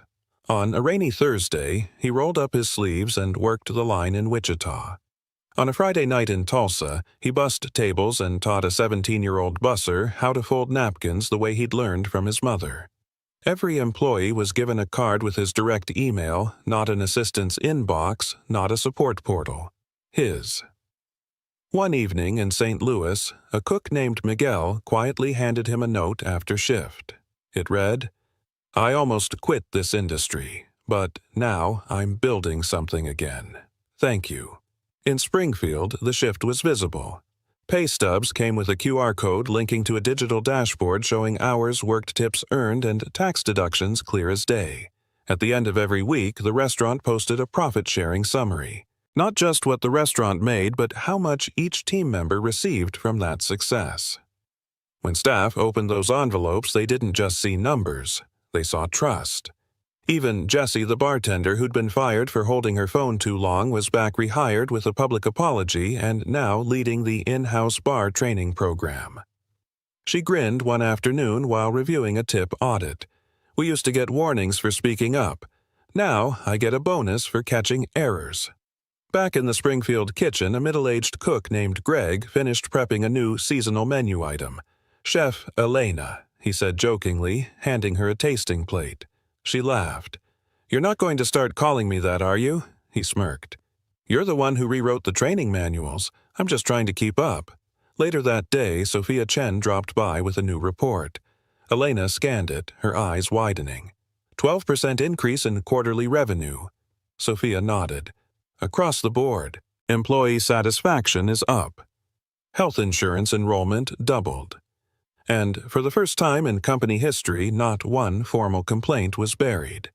Elena didn't say anything for a moment, just stood there, holding the tablet, her reflection mirrored faintly in the glass. Then she whispered, "It's working." That evening, the team hosted a private dinner for staff and their families. The dining room buzzed with conversation, laughter, the clang of dishes, the rush of kids darting between tables. It wasn't just a restaurant anymore. It was a place people brought their people. Jackson arrived without fanfare, dressed like any other guest, his daughter riding on his shoulders as he greeted staff by name. He didn't give a speech. He didn't stand on a chair. Instead, he simply moved from table to table, listening. At the end of the night, as the last guests trickled out, Jackson found Elena in the kitchen quietly cleaning a prep counter out of habit. He leaned against the doorway. "It's different now," he said. She nodded. "It finally feels like it's ours."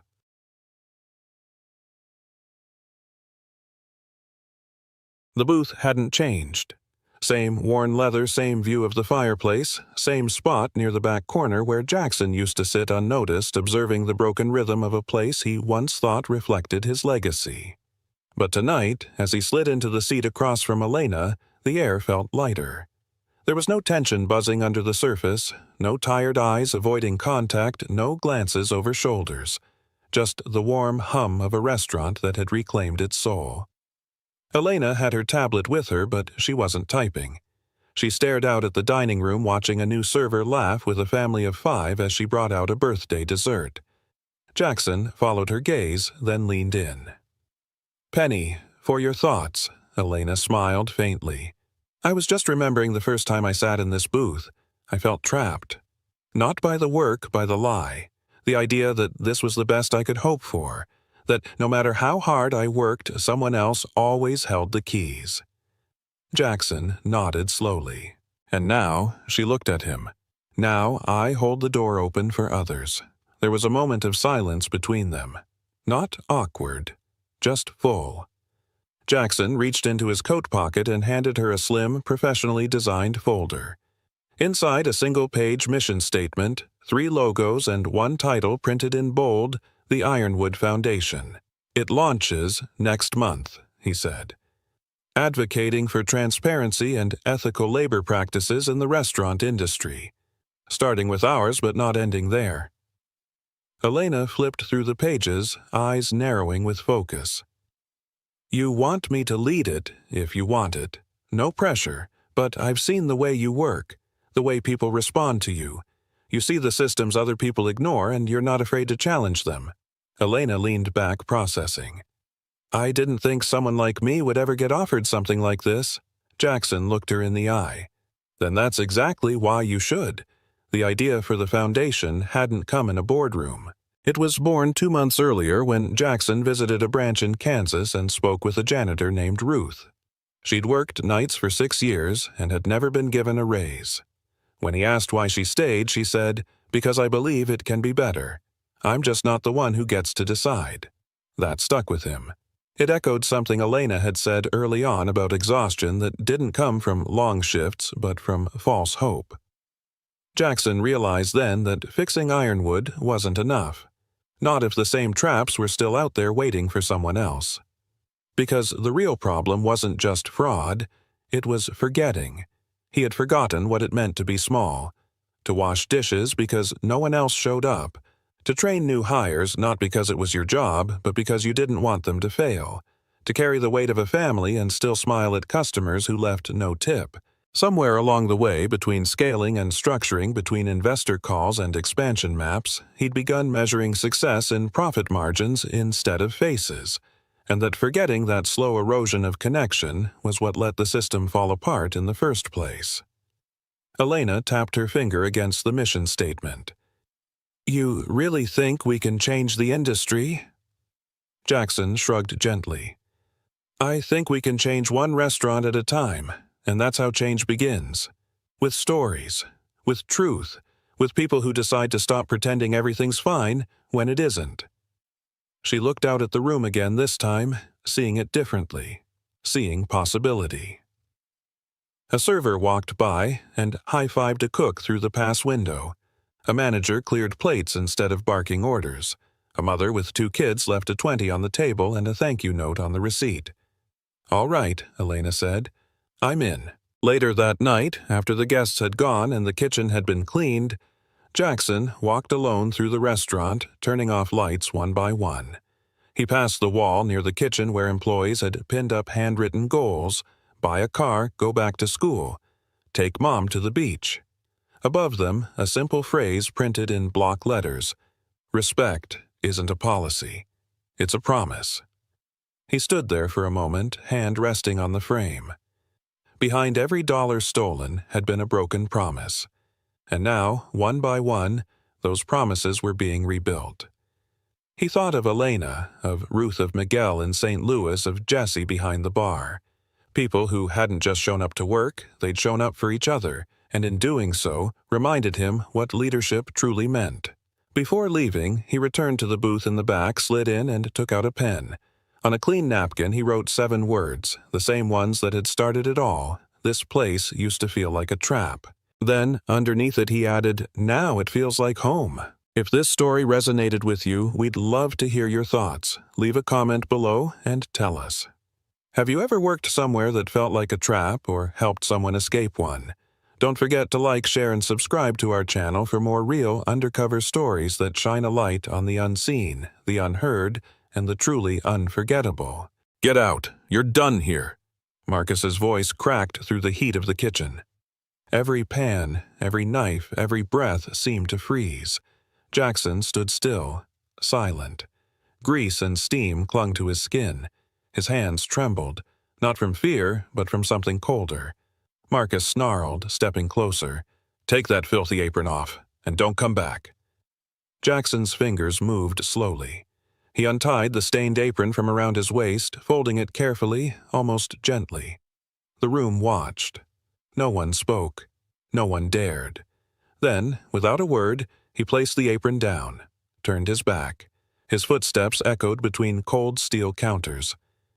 And in that silence, his voice came, low, steady, carved from something deeper than anger. They don't know, not yet, who they just threw out of this kitchen. The door closed behind him. The silence stayed. Jackson Cole, 45, owner of a restaurant empire. His name, printed in glossy magazines, praised in award speeches. A success story. A man who built everything from nothing. But in truth, success felt hollow. Long before the suits, the meetings, the spotlights, Jackson was a chef. A man who knew the heat of the grill, the weight of a knife in his hand. Back then, food wasn't a business. It was a language, a way to speak without words. Now, sitting in his office, he watched that world drift further away. His name sat on the door, but the kitchen felt like it belonged to someone else. He thought of Olive Grove, the first restaurant he built, his pride, his soul. Somewhere in there, something was wrong, and he couldn't ignore it any longer. The reports didn't lie. Numbers falling, complaints rising, fewer guests, worse reviews. Olive Grove slipping away. Jackson sat at his desk, the papers heavy in his hands, his chest heavier. He remembered the early days, the soft clatter of cutlery, the warmth of laughter, the smell of fresh bread rising from ovens he once stood beside. That was Olive Grove, his Olive Grove. Now, cold data, dry statistics, and a name he didn't want to read again, Marcus Vance. Appointed 6 months ago, promoted fast, too fast, and rumors. Whispers Jackson could no longer ignore, staff quitting, deliveries missing. A manager feared more than respected. Jackson pressed his fingertips together. Olive Grove wasn't just losing money, it was losing its soul, and he knew. No report could tell him how deep that damage went. He had to see it, with his own eyes. Enough. Jackson stood, slowly. No more emails, no more reports, no more waiting. He moved to the closet. The tailored suits hung neatly in a row, his uniform of success, but not today. He reached past them, pulled out an old gray hoodie, worn at the edges, a memory of the man he used to be. Sliding it over his head, he felt the change. Immediate, subtle. Success had taken him far, but today it couldn't help him, not where he needed to go. He grabbed a cap, pulled it low, looked at himself in the mirror. Not Jackson Cole, the owner, just a man looking for a job. The decision was made. He whispered to himself, calm and certain, "They'll never see me coming," and he stepped out of the door. Olive Grove stood ahead. The same brick walls, the same ivy curling along its edges, but to Jackson it looked smaller now. He stopped, just stood there, watching. This wasn't just a building, it was history. Memories of first customers, first laughs, first victories. He could still hear the sound of knives against boards, the low hum of conversations, the quiet pride of a young chef once standing where he now stood, but that warmth was gone. Now the windows felt darker, the silence heavier. Jackson's jaw tightened. His hands curled into fists. He didn't need reports to tell him something had changed. His heart already knew. He took a breath, then a step forward. Time to go home, not as its owner, but as its last hope. "What's your name?" The voice cut through the kitchen. Sharp, tired, distant. Jackson looked up. Marcus Vance. Tall, clean-shaven. A jawline too sharp for someone so careless. Eyes that didn't see people, only problems. Jackson answered softly. "Jack." Marcus didn't care enough to doubt. He barely looked at him. "We're short-staffed. You wash dishes?" Jackson nodded. Marcus checked nothing. No questions, no background. He just wanted a body. Someone silent. Disposable. "Fine. Start now. Don't slow down. Don't ask questions." Jackson watched him turn away. Cold. Mechanical. The man entrusted with his dream. And he didn't even see it. Jackson said nothing, but inside, the words burned. "That's the man I trusted? No more." The kitchen was silent. Not the good kind of silence, not focus, not teamwork. It was fear.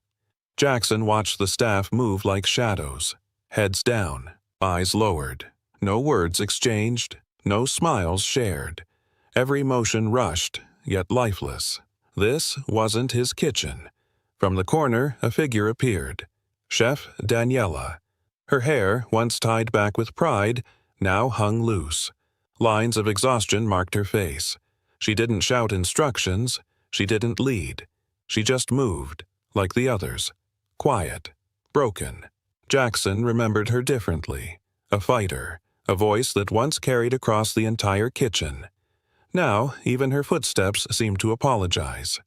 Jackson felt something heavy settle in his chest. This place wasn't just struggling, it was dying, and they were too tired to save it. Water burned against his hands. Plates stacked endlessly, the sound of metal clashing, the weight of silence heavier than the trays. Jackson worked without a word, without slowing. Every dish scrubbed, every stain erased. His fingers numbed. His back already ached. He didn't care. This wasn't work. This was watching, listening, feeling. Every order shouted told him something. Every face told him more. These people weren't lazy, they weren't careless, they were surviving. And he was among them. His voice came soft inside his mind. "This used to be my home." He kept scrubbing. Plates, bowls, more plates. But none of them felt clean. Not when the soul of his restaurant lay buried under silence. "Short again, pay for it." Marcus's voice cut through the steam. Liam froze. His hands shook, holding a small crate of missing supplies. Flour, oil, gone. I don't have that money, sir." Marcus stepped closer. His tone turned colder. "Then find it. I'm not covering your mistakes." Liam lowered his head. His lips trembled, but no words came. Jackson watched from behind the sink. Silent. Eyes sharp, breathing steady.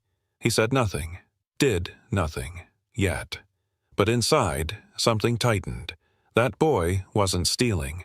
Jackson could see it. He could feel it. Liam was scared. Cornered. Marcus didn't see fear. He saw weakness. Jackson clenched his fist beneath the sink. This wasn't management. This was cruelty. And Jackson knew. This moment wasn't the last. Only the first crack. After the shift, Jackson found Liam sitting alone behind the kitchen, head down, shoulders shaking, hands empty. Quietly, Jackson approached. No words, no questions. He slid a small envelope beside the boy. Folded. Unmarked. Liam looked up, confused. Jackson didn't meet his eyes. He just nodded once, firm but calm, then turned away. "Why?" Liam's voice cracked behind him, but Jackson kept walking. No answer. No explanation. It wasn't charity. It wasn't pity. It was something simpler. Someone had to care. Later, from the shadows, Jackson watched Liam open the envelope. His hands trembled more than before. Inside, just enough money, no note, no name. Liam looked around, searching, but no one was there, and Jackson whispered to himself, low, steady, "Hope doesn't need to explain itself." Jackson kept his head down, but his eyes missed nothing. At the back door, a delivery truck arrived. Boxes unloaded. Fast. Sloppy. Marcus stood beside the driver, clipboard in hand. He didn't check. He didn't count. Just signed. Quick flick of the wrist. No questions. Jackson watched the boxes. He knew that list by heart. He built it. Premium oils. Imported cheeses. Specialty cuts of beef, but only half the boxes came inside. The rest vanished. No records, no explanations. Just gone. Later, Jackson saw the inventory sheet. Handwritten corrections. Numbers scratched out, adjusted. Clean, but wrong. Marcus's signature sat at the bottom. Calm, confident. Jackson stood in the shadows, heart steady. Mind sharper than ever. This wasn't mismanagement, it was theft. Hidden in plain sight, and Marcus signed every page of it. "You see it too, don't you?" Riley's voice came low, just loud enough for Jackson to hear. She stood beside him near the dish station, pretending to stack trays. Her tone was flat, her eyes were sharp. Supplies vanish. Orders never match. And Marcus? He doesn't care. Jackson didn't answer. He kept washing, kept listening. Riley paused, looked at him. "Why don't you say anything?" Still, silence. Still, steady hands. Riley shook her head. "Thought so. Everyone's too scared," she stepped away. But her last words stayed. "Something's wrong here, Jack. Very wrong." Jackson watched her leave. The plates in his hands felt heavier. He said nothing. But inside, one thought echoed clear. She's right, and soon someone would have to prove it. Late at night, Jackson waited in silence. The back alley smelled of grease and rain. But he didn't move. He just watched. Minutes later, Marcus appeared. Calm, confident, not rushed. A man in a dark jacket met him near the loading dock. No words, just nods. A few boxes changed hands. The same boxes Jackson saw missing earlier. Marcus scribbled something on a clipboard, slipped it inside his coat, took a quick envelope in return. Money. Jackson's chest tightened. He felt no anger, not yet. Only certainty. Marcus wasn't careless. He wasn't lazy. He was stealing. Systematically, repeatedly. And no one knew. But now Jackson did. From the shadows, he whispered to himself, "You're not just hurting my business. You're hurting my people." And that he wouldn't forgive. During a break, Jackson slipped into the storage room. Quiet, empty. He searched fast but careful. No noise, no trace. Then he found it. A small folder, tucked behind a stack of old menus. Inside, invoices, neatly written. Too neat, too clean. Supplies marked as delivered. Quantities full, signatures intact. But Jackson knew. Those supplies never arrived. Not once.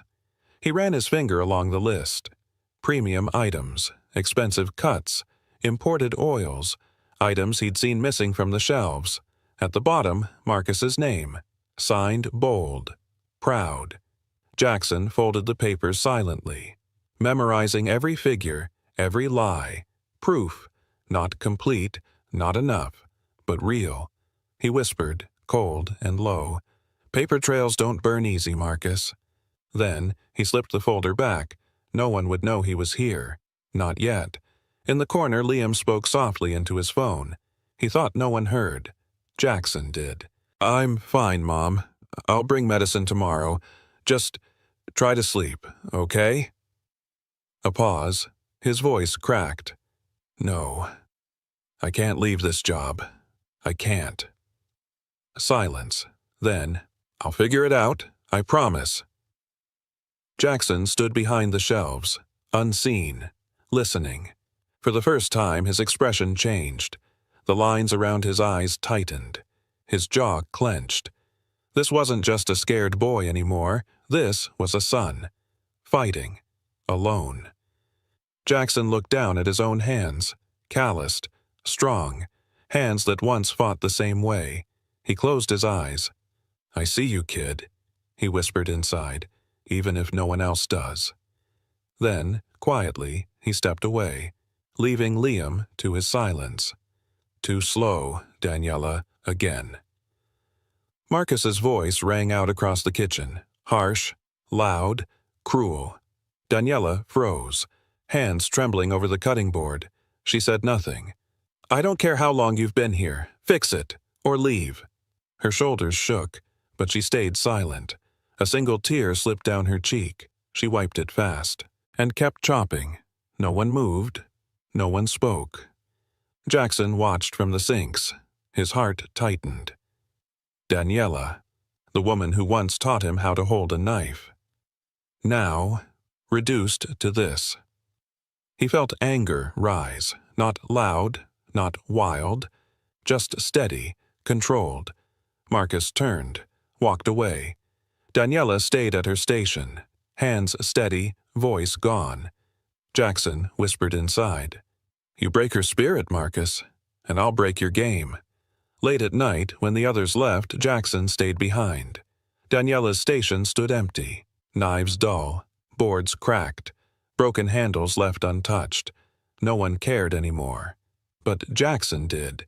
In silence he worked, cleaned the boards, sharpened every blade, repaired the drawer she'd given up opening, reset every tool, every corner, every detail. This wasn't for recognition, it wasn't a lesson, it was respect. When he finished, he stood back, looked once at the empty station, his heart heavy, his mind clear. Tomorrow. Let her remember who she is. And then he left. Quiet, unseen. By morning, Daniela would find no note, no clue, only her station, restored. A silent message from someone who still believed in her, even if she didn't. Yet. "Shift's not over. Stay late." Marcus's order came without emotion, just another demand. Liam hesitated. Riley tried to speak. Marcus cut her off. "No complaints. You'll get something for it." He tossed a box toward them. Expired bread, leftover stock, payment in scraps. The team said nothing, their silence louder than anger. Jackson watched. Every second burned deeper. This wasn't leadership. This was control. He could see it. Marcus didn't want workers, he wanted obedience. Riley picked up the box. Her eyes met Jackson's for a moment. Sharp, tired. Jackson's voice stayed silent, but his heart whispered clear. "You can't break people like this forever, Marcus. Not while I'm here." And quietly, he returned to the sink. For now. Jackson stood in silence. He let himself watch. Not the food, not the plates, the people. Liam, moving slower, eyes hollow. Riley, shoulders tense, voice gone. Daniela, hands steady, soul missing. Every face carried the same story, exhaustion, quiet defeat. No one laughed, no one joked, no one looked up anymore. The sound of the kitchen wasn't life, it was survival. Jackson's chest tightened, not from anger, from sorrow. This wasn't his restaurant, not anymore, and yet, it was still his responsibility. He whispered inside, "Look at them, Marcus. This is what your success looks like." And then he turned back to his station, hands steady, voice silent. For now. Jackson watched Marcus pace the kitchen. Orders shouted, faces ignored, theft hidden behind confidence. Jackson's hands moved on autopilot, scrubbing, drying, stacking, but his mind sharpened, focused. He had seen enough. Proof wouldn't be enough. Not here, not yet. Marcus needed to fall, and Jackson knew how to make that happen. Let Marcus reveal himself. Let him burn his own mask, in front of everyone. Jackson breathed slowly. "You want control, Marcus?" A pause. Calm, certain. "Then I'll let you think you have it." He looked down at his scarred hands. Quiet, still, strong. Let's play. In that moment, Jackson Cole wasn't a dishwasher anymore. He was a hunter, and Marcus was already caught. He just didn't know it yet. "Boss, we're missing truffle oil again." Jackson's voice rang clear across the kitchen. Calm, almost casual. Every hand paused, every eye lifted.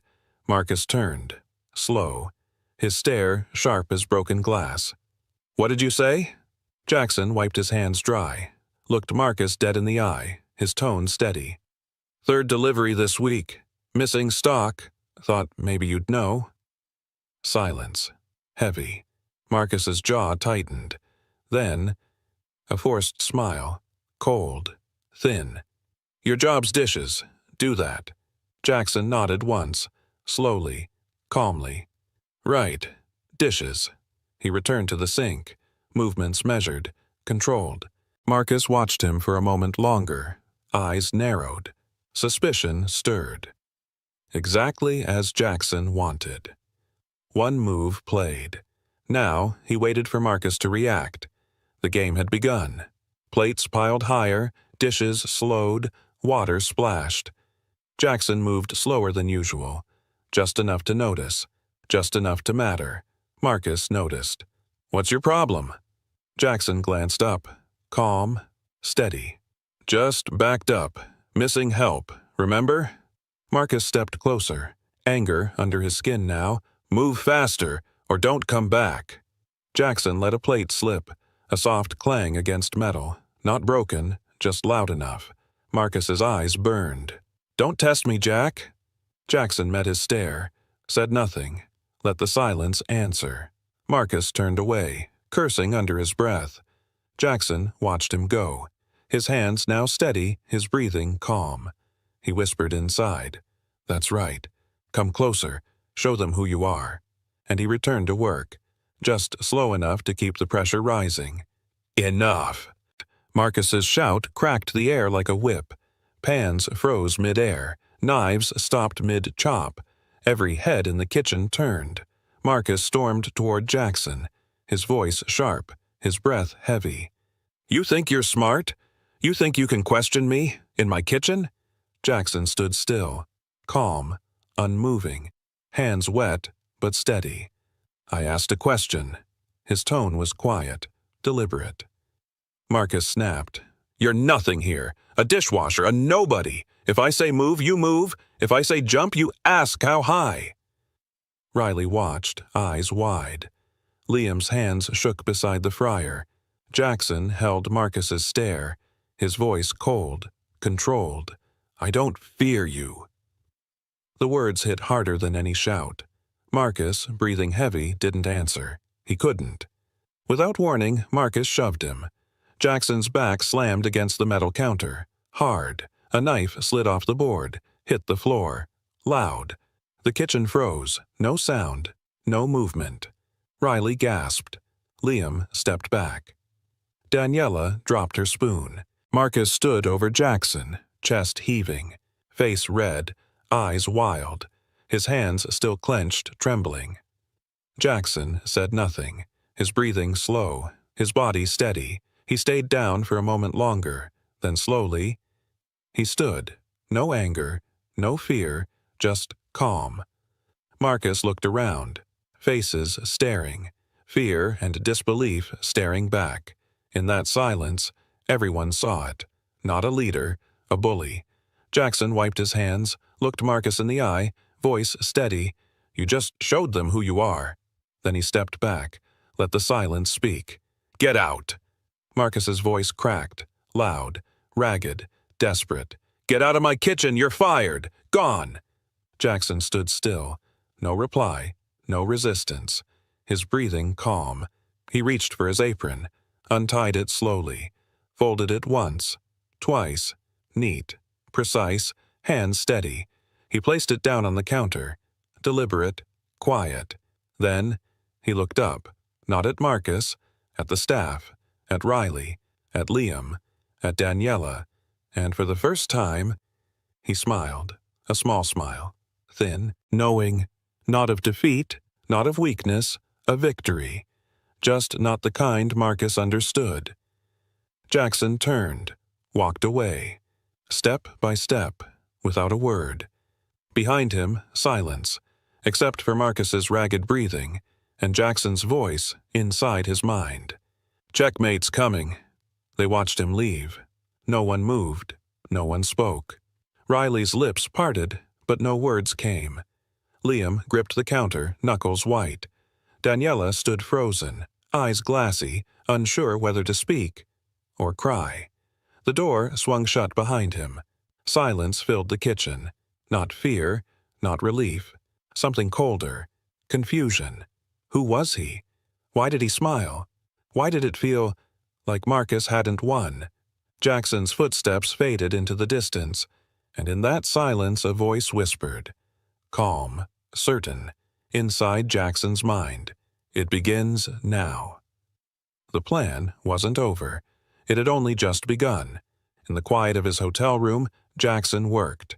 No noise, no distractions, just focus. Invoices spread across the table. Photos lined up in rows. Delivery lists falsified. Stock counts missing. Marcus's signature on every page. Jackson's fingers moved fast. Precise. Controlled. Every piece of evidence locked into place. Hours passed. He didn't care. Fatigue meant nothing now. He built empires before. Now, he was building a case against the man who tried to destroy his first home. Jackson leaned back, looked at the folder. Complete, clean, unbreakable. The final step was clear. Tomorrow, he would stop hiding. Tomorrow, Marcus would answer. He closed the folder, tightened the strap, and whispered softly to himself, "See you soon."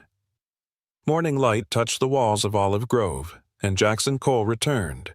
No hoodie, no cap, no shadows. Today, he wore the suit. Dark, sharp, clean. The same one he once wore when building this place. He stepped forward, slow but steady. Every stride carried weight. Every step erased the man they thought they knew. He passed the front windows. Staff inside glanced up, confused, nervous, silent. Doors opened. He entered, calm, unshaken, eyes forward. Jackson Cole, the owner, had come home. No more pretending, no more silence. This time, they would see him. And Marcus? He would understand. Too late. The room froze. Knives stopped. Plates hung mid-air. Conversations died mid-sentence. Marcus turned, confused by the silence. Then he saw him, Jackson Cole, standing tall, straight, calm, wearing the suit, wearing his name. Marcus stepped back. His voice failed. His breath caught. His face turned pale. Riley's hand shot up, covering her mouth, eyes wide, heart racing. Liam stared like seeing a ghost. Chef Daniela dropped her spoon, whispered only 2 words. "It's him." Marcus's lips moved. No sound came. In that silence, Jackson took 1 step forward, then another. His voice came low, clear, unshaken. "Now you know." Their dishwasher had always owned the keys to this place, and their nightmare had just begun. Marcus found his voice, barely. Who are you?" Jackson didn't blink, his tone flat, his eyes colder than steel. "I'm Jackson Cole." The name cut through the air. Sharp, unstoppable. The staff gasped. Riley stepped back. Liam's mouth opened, but no words came. Daniela's hand trembled over the counter. Marcus staggered, shook his head once, twice, his world cracking. That's impossible." Jackson stepped closer, calm, measured. No anger, no pity. "I built this place, and you tried to steal it." His voice didn't rise. It didn't need to. The weight behind every word crushed the silence. Then he looked straight into Marcus's eyes. "And now, you'll answer for it." Jackson placed the folder on the counter. Calm, precise. Every missing delivery, Every forged invoice, every signature. He opened it. Pages spread like open wounds. Silence swallowed the kitchen. Daniela stepped forward. Her hands shook as she picked up a paper. Her eyes scanned the numbers, the name at the bottom. Her voice cracked. This is Marcus's handwriting. Liam leaned in. Riley clutched her apron tighter. Jackson spoke quietly. Every theft, every lie, recorded, signed. Marcus stumbled back. His mouth opened. Nothing came out. Daniela's breath caught. You've been stealing from us. Jackson met Marcus's eyes. Calm, cold, unforgiving. You thought no one was watching, and he slid the last page forward. The final proof. But I was. And now, so was everyone else. Marcus shook his head. His voice cracked, small. It's not what you think. I had to. The suppliers. The margins. He stepped back, eyes darting, searching for a way out, for someone to believe him. No one moved. No one spoke. Marcus's confidence shattered. His power gone. His lies empty. Jackson watched in silence. Calm. Still. Then his voice came. Low. Final. You're out of chances. Marcus froze. His breathing shallow. His hands trembling. Daniela stepped back. Riley looked away. Liam clenched his fists. No one stood beside him now. He wasn't a manager anymore, just a man exposed. And Jackson? He didn't need to say more. Marcus already knew. It was over. Footsteps echoed. 2 security guards entered. Silent, professional. Marcus backed away, shaking his head, voice brittle. No. Wait. I can explain. Please. I built this place. I kept it alive. No one answered. Jackson stood still, watching. His eyes calm, his face unreadable. Marcus reached out, grasping at air, at memories, at power long gone. The guards took his arms. Firm. Final. Marcus looked at Jackson one last time, eyes full of something worse than fear. Regret. Jackson said nothing. He didn't need to. The door opened. Marcus was led out. Step by step. His footsteps no longer loud, no longer important. Silence followed. Heavy. For Marcus, Vance, the kitchen was gone. Forever. Silence held the room. Thick. Heavy. Unmoving. Then, a single clap. Daniela. Another followed. Riley. Then Liam. Then all of them. Together. Applause broke through the fear, through the weight, through the months of silence and shadows. It wasn't loud. It wasn't perfect. But it was real. Liam cried quietly. His shoulders shook. He wiped his eyes with the back of his sleeve, but the tears kept coming. Jackson watched them. Let them feel it. Let them breathe again. No words, no speeches, just relief, just freedom. He whispered inside. It's over. Not for him. Not yet. But for them. Today, it was enough. Jackson stood alone. The kitchen was silent now. No shouting, no footsteps, no fear. Just the hum of old machines and the faint smell of bread that hadn't been served. He looked around, slowly, at the walls, the counters, the scars on the floor where knives had fallen, his kitchen, his dream. But it didn't feel like victory, not yet. His hands stayed in his pockets, his shoulders heavy, his eyes distant. Success had come at a cost. Jackson breathed once. Deep, slow. I let this place break. The words stayed inside. He stood there longer, not because he had to, but because he couldn't leave. Not yet. The silence wasn't peace. It was regret. Jackson faced them, quiet, steady. No paper, no notes, just truth. A restaurant is not a business. The staff listened, breath held. It's a home, a place where people work, laugh, fight, grow, where food isn't numbers on a page, it's care, it's memory, it's dignity. He paused, looked into their faces. And somewhere along the way, I forgot that. His voice softened. I thought building more meant I was winning, but I left this place behind. I left you behind. Silence. But that ends now. He looked at Daniela, Liam, Riley. We rebuild. Together. No one clapped. No one cheered. They didn't need to. Jackson's words weren't for applause. They were a promise. Liam stood still, eyes low, hands shaking. Jackson stepped closer. No words at first, just presence. Calm. Solid. Then, his hand rested on Liam's shoulder. Steady. You owe me one thing. Liam looked up, tears still fresh. Jackson's voice softened, but the weight remained.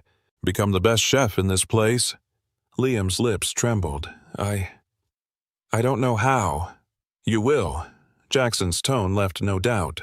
Because now, someone will teach you. The right way. Liam broke then. Not in fear, not in shame, in hope. Jackson's grip stayed firm. His voice, quiet. You're not alone anymore, kid. Liam nodded, too choked to speak, and, for the first time in months, he believed it. So did Jackson. Daniela reached out first. Her hand, calloused but steady. Riley took it. No hesitation this time. Liam stood frozen, then slowly placed his hand over theirs. 3 hands, 1 promise. No words were needed. The silence spoke louder. Around them, the kitchen stood broken, scarred, but waiting. Together, they would rebuild it. Jackson watched from a step away, his heart heavy but proud. This wasn't just a team anymore. It was a family. They held on, tight, firm, steady. Not because they were strong, but because they refused to fall again. A quiet moment. A shared truth. From now on, no one stands alone. And Jackson let them have that moment. Because it belonged to them, not him. A restaurant doesn't live from profits. It lives from people. From hands that chop. From voices that call orders. From hearts that refuse to give up. Jackson's voice came soft. Not broken. Not victorious. Just true. I forgot that once. He paused. A quiet breath. But not again. He watched them, Riley, Daniela, Liam, building something far more fragile than walls. Trust. And maybe that's what a restaurant really is. Not walls, not tables, not money. A promise. A promise kept alive by those who believe in it. Jackson closed his eyes for a moment, then opened them. I won't forget again. And the words stayed. Long after the voice faded, Riley stood beside him, quiet, careful. Then her voice broke the silence. Why did you come back? Jackson didn't answer at first. He looked at the kitchen, at the people, at everything lost, and found again. Then he smiled. Small, honest. To find myself. Riley said nothing. She didn't need to. Jackson stepped forward, slowly, calm, and as his voice faded, yours can begin. Have you ever seen a good person treated unfairly? If yes, type, I've seen it. Because somewhere, someone like Jackson might still be fighting, and maybe your words could be the reason they don't give up. A carton of milk slipped from Elena's hands. It hit the floor, burst open, and spread in a slow, white pool. She froze. Footsteps thudded from the back. Carl pushed through the swinging door, jaw tight, eyes locked on her. If you drop one more thing, he snapped, loud enough for the whole cafe to hear, I'll cut your hours down to 2 shifts, just enough to starve, without letting you quit. No one moved. A man sitting in the back corner didn't flinch. His coffee sat untouched, cooling. His name was Jackson, but today they called him Lou. He didn't blink. He had seen enough, and what he saw wasn't just spilled milk, it was everything that had gone wrong, right in front of him. He wasn't supposed to get involved, but after this morning, he knew. He wouldn't be leaving quietly. Jackson stared at his reflection in the rearview mirror. The glasses were thick-rimmed. The beard slightly off color. The coat, 2 sizes too big, zipped to his chin. It wasn't a perfect disguise, but it didn't need to be. He adjusted the collar. Lou, he muttered under his breath. The name felt unfamiliar, but safe. He hadn't used an alias in years, not since the company was small enough for him to know every name on the payroll. Now, most employees wouldn't recognize him. That was the point. He took a slow breath, the kind you take when you're not sure what you're about to walk into.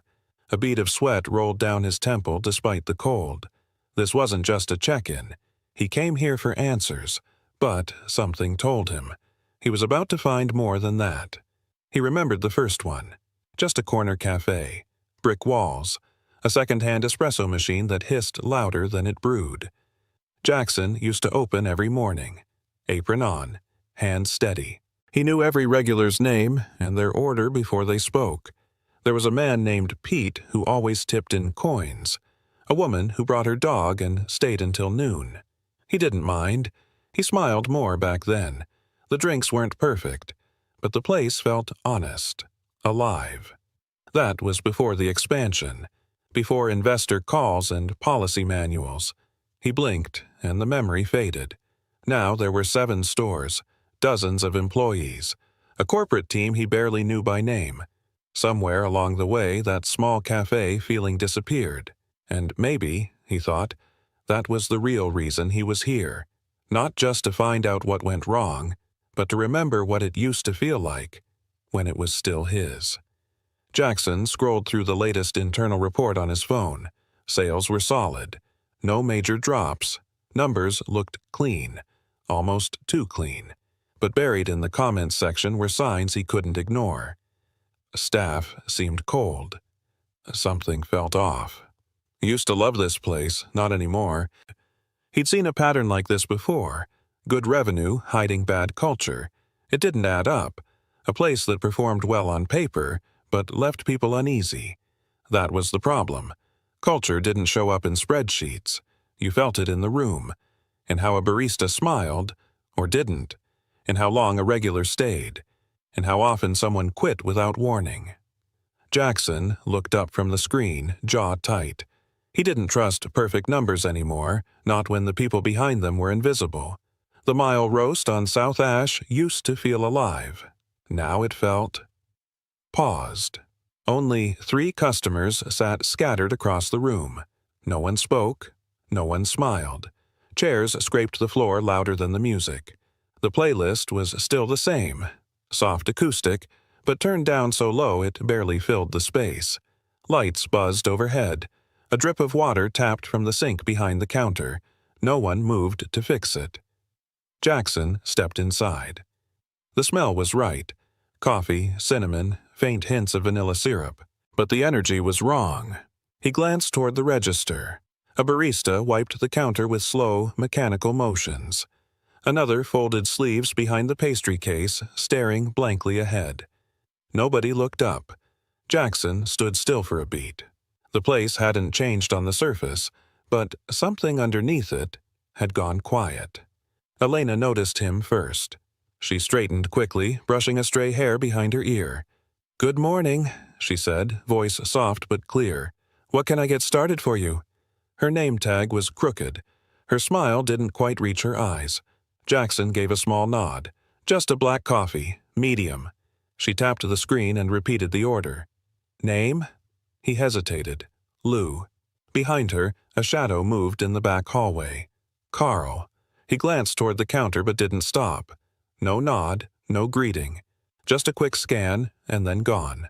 Elena didn't react. She simply turned to prepare the drink, hands steady but careful, as if she'd learned not to draw attention. Jackson watched in silence. She was polite, professional, but beneath that, something in her posture said, "Stay small, stay safe." Elena looked up again. "Name for the cup?" she asked, pen in hand. Jackson paused, then said, "Lou, with an S." She gave a small nod and scribbled it quickly. No questions, no reaction. He watched her pour the coffee. No wasted movements, no small talk. She slid the cup across the counter like she'd done it 100 times that morning. "Medium black for Lou with an S," she said quietly. He took it, thanked her with a nod, and moved to a table near the far window. He didn't sip the drink. Instead, he held the cup in both hands, feeling the warmth fade, watching her from the corner of his eye. There was nothing wrong with the service, but something in the silence lingered too long, and Jackson knew this wasn't just about coffee. It hadn't been for a while. The door to the back swung open again. Carl stepped out, voice already raised. "Elena!" he barked. "How many times do I have to say it? Move faster. This isn't a daycare." She flinched. Not a lot, just enough to notice. "I'm sorry," she said, eyes down. "No excuses," Carl snapped, cutting her off. "Speed it up or step out. I don't care which." The cafe fell quiet again. Even the customers at the window stopped mid-sip. Jackson didn't move. He sat still, one finger tracing the rim of his cup, eyes fixed on the interaction. Carl didn't lower his voice. He didn't check who was listening, because he thought no one would speak. That was the problem. He'd gotten used to being the loudest voice in the room. From his seat, Jackson could see the back hallway. A young man in a faded apron stepped out, wiping his hands on his jeans. Marcus. He moved slowly, favoring his right leg. Carl's voice echoed from behind. "You done already? We don't pay for standing around." Marcus spoke low, almost apologetic. "I just need a quick break. Been on my feet since 6. Carl didn't look at him. "If you're that tired, don't bother coming in tomorrow. We'll cut your shift." Marcus froze for a second, then nodded. He didn't argue, just turned, head down, and disappeared back into the kitchen. Jackson watched the entire thing unfold. No raised voices, no slurs, no threats on paper. Just quiet control. The kind that never shows up in reports, but it's there. In every unpaid break, in every shift taken away because someone asked for less pain. Near the register, Tanya leaned forward to help a customer, an older woman with hesitant English. She spoke gently in Spanish, repeating the order to make sure it was right. The woman smiled, relieved. But Carl wasn't far. He stepped in fast, voice sharp. "Tanya, English. This is America. You work in English." Tanya blinked. She didn't understand. "I said what I said." Carl cut her off. "Next time, send her to someone else." The customer's face fell. She took her drink and left without a word. Tanya stayed quiet, her jaw locked, hands trembling slightly as she cleaned the counter. Jackson's fingers curled around his cup. It wasn't just rude, it was something deeper. A line being crossed, casually, repeatedly. He didn't need a handbook to know what that moment meant. He just needed to remember it. Jackson stayed in his seat. He didn't take notes, didn't speak, just watched. The table in front of him stayed empty, except for the untouched cup of coffee. His eyes moved slowly, from Marcus limping to Tanya's clenched jaw to Elena counting change twice before handing it over. None of it was loud, but all of it said the same thing. This team wasn't just tired, they were afraid. At first, Jackson had walked in curious, wanting to understand what changed. Now, his jaw was set, shoulders stiff, his hand rested flat on the table, fingers still. There was anger now, not explosive, not theatrical, but cold, controlled. The kind that comes when you see something wrong and realize it's not new. It's just been allowed to stay. Tanya brought over a napkin and wiped the edge of Jackson's table. She didn't have to. It was already clean. "Let me know if you need anything else," she said quietly, then paused. Her voice dropped even lower. "You're the first customer who's asked if I'm okay." Jackson looked up, just slightly. Tanya smiled, but it was tight, tired. The kind of smile you wear when you've trained yourself not to show too much. Most people don't notice, or they don't want to. She didn't wait for a response, just turned and walked back behind the counter. Jackson watched her go. He didn't say anything, but the words stayed with him. Not because they were dramatic, not because they were loud, but because they were honest. And no one had thought to ask her. Until now. As the rush slowed, Jackson stood and approached the counter. Elena glanced up, surprised. He kept his voice low. "Do you have 5 minutes? Outside? Just to talk?" She hesitated. Her eyes darted toward the back where Carl had just disappeared again. Jackson didn't push. "It's nothing formal," he added. "I'd just appreciate your honesty." Elena's hands tightened on the edge of the counter. Then she nodded, almost too quickly. They stepped out through the side door into the small staff lot. The air was cooler now. A breeze moved through the alley. She folded her arms across her chest, waiting. Jackson watched her for a second, then spoke carefully. "I've been sitting here all morning, watching, listening." Elena stayed silent. Jackson's tone lowered, and I think you already know why. Jackson leaned against the wall, hands in his pockets. "Have you reported anything?" he asked, voice calm. Elena looked away. "I emailed HR 2 months ago."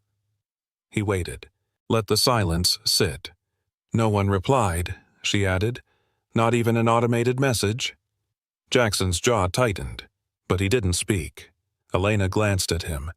"I thought maybe it didn't go through. I sent it again. Still nothing." Her voice didn't crack, but it thinned, like someone who'd stopped expecting answers. "I just wanted someone to know what was happening. I didn't think it would fix everything." She paused. "I just didn't want to feel invisible." Jackson met her eyes for the first time. "You're not," he said. "Not anymore." But deep down, he knew. This wasn't just about one manager. It was about a system that had stopped listening. Elena pulled out her phone, thumb hovering for a second before unlocking it. "I still have the email," she said. She scrolled slowly, then turned the screen toward Jackson. The subject line was short. "Harassment concern, urgent. Sent 2 months ago. Time-stamped. Marked read. No reply." Below it, another, same title, same body, sent 3 days later. Still no response. Jackson stared at the screen. No attachments, no formatting, just words. Clear, direct. Quietly written by someone who didn't want to cause trouble but needed to be heard. Elena lowered the phone. "I wasn't trying to get anyone fired. I just wanted to feel safe showing up." Jackson nodded once. He didn't take a picture. He didn't ask for more. The message had already said enough, and the silence after it said even more. Jackson didn't speak on the way back to his car. He slid into the driver's seat, closed the door, and sat still for a moment.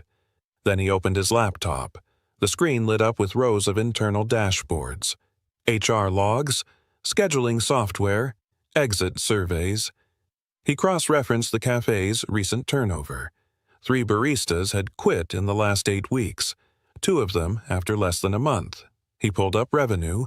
Sales were holding steady, slightly above average, which meant fewer people were doing more work, and no one upstairs was asking why. He opened the HR inbox from his corporate access.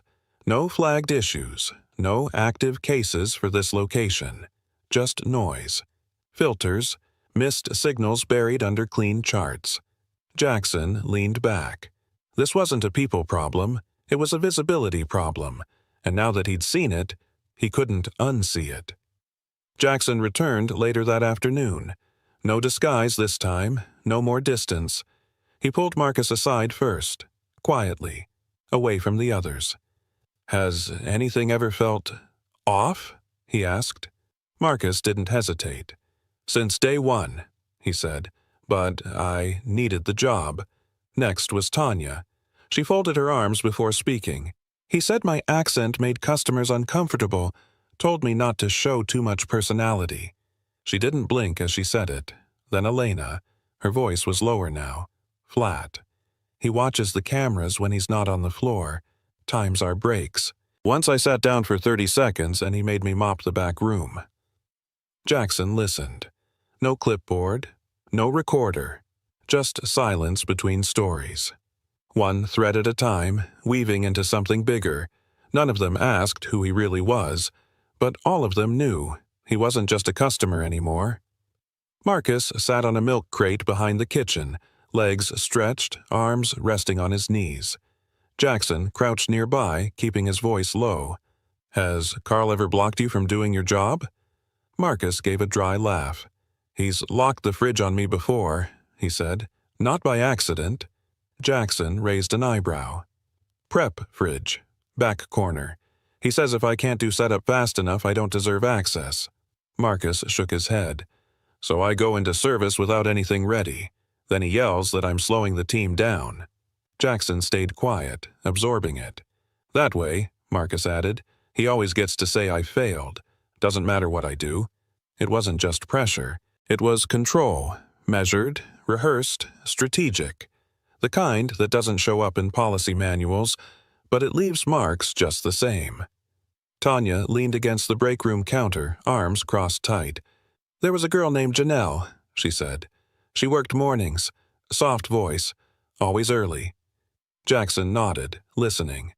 One customer said they couldn't understand her, said her accent was too thick. She paused. Carl pulled her off the floor mid-shift, said she made the store look unprofessional.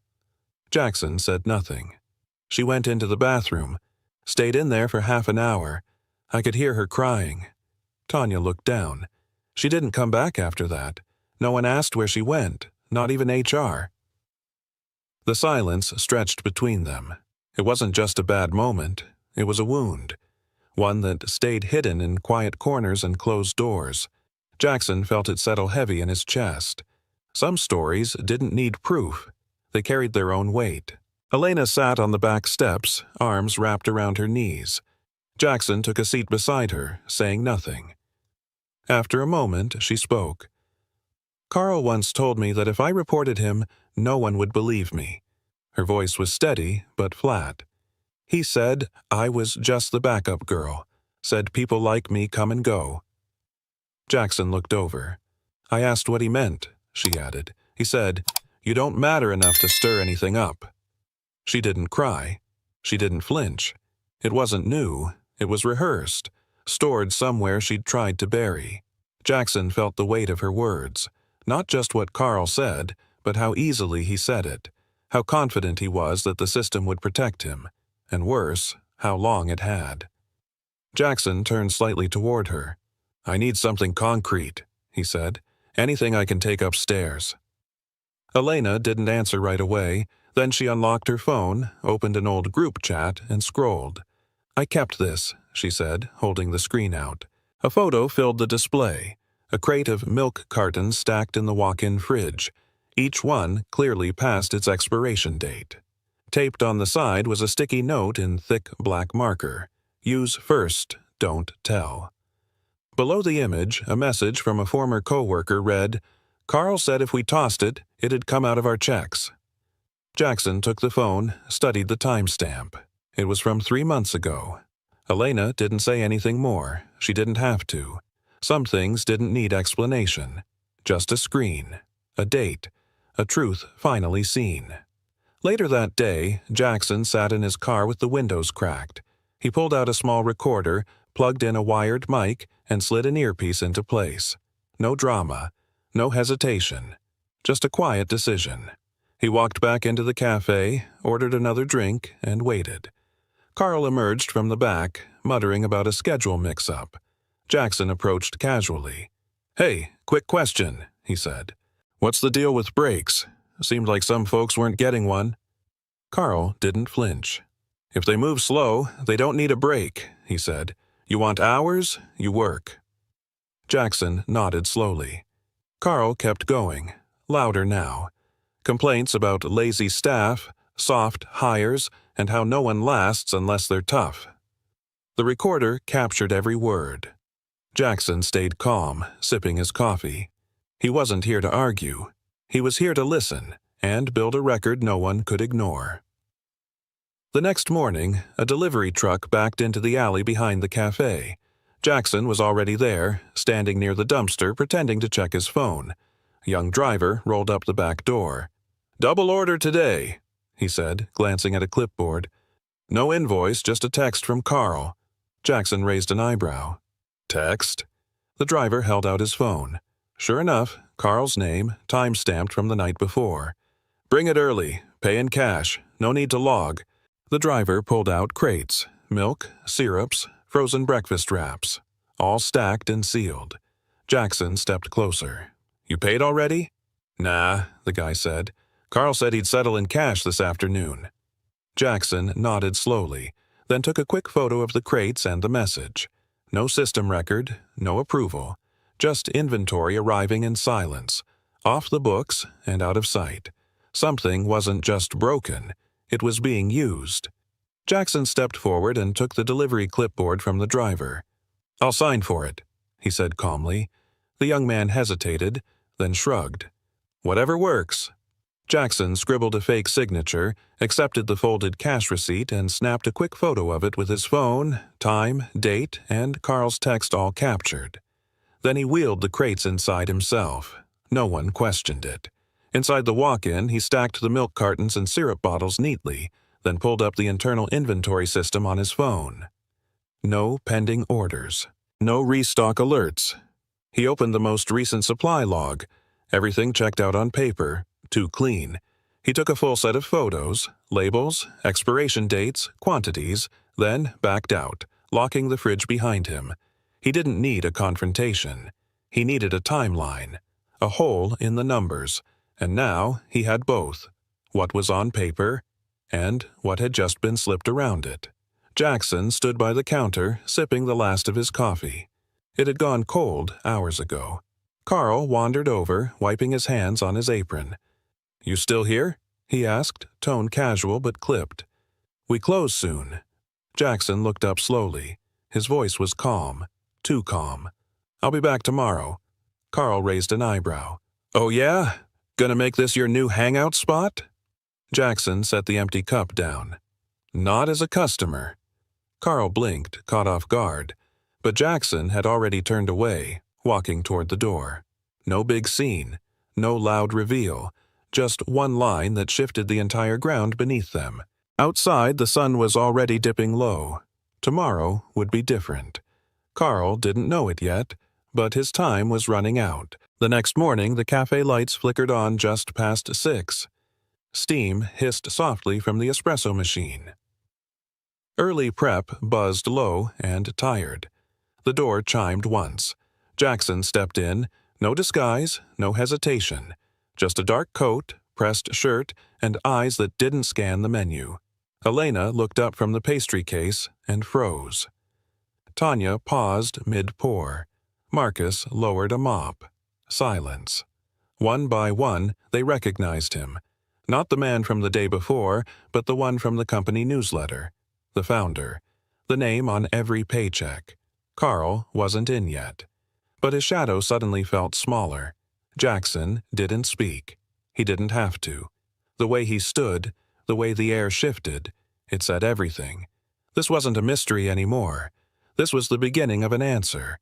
Elena stood frozen, pastry tongs in hand, her eyes locked on Jackson. No glasses, no beard.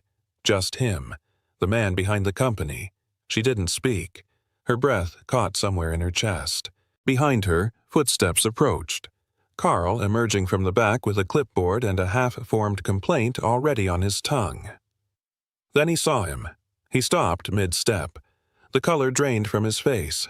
For a second, no one moved. Carl's chest rose fast as if the air had turned thin. His hand tightened around the clipboard, knuckles paling. Jackson didn't flinch. He held Carl's stare, quiet and steady. The weight of recognition landed. Carl didn't speak. Couldn't. No one had told him the boss was coming. And now, the boss didn't need to say a word. Jackson took one slow step forward. Carl didn't move. Just stared, blinking hard, as if trying to place a dream. Jackson reached into his coat pocket and pulled out the old glasses. Then, slowly, the fake beard. He held them in his hands like something no longer needed. "Do you know who I am now?" His voice was calm, almost quiet, but it hit like thunder. Carl's mouth parted slightly, no words forming. Behind the counter, Elena's breath caught. Tanya let a cup clink too hard into the sink. Marcus leaned against the wall, eyes wide. The cafe fell still, utterly silent. The man they thought was a quiet, tired stranger had just unmasked himself. Not just a customer. The founder. The owner. Jackson didn't need to say more. The room had already answered for him. Jackson's voice didn't rise. "Outside. Now." Carl hesitated, still holding the clipboard like a shield. But something in Jackson's tone left no room. They stepped through the back door into the cold alley.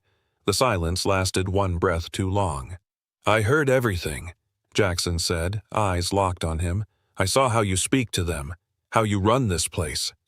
Carl opened his mouth, searching for spin, for excuse, but Jackson cut him off.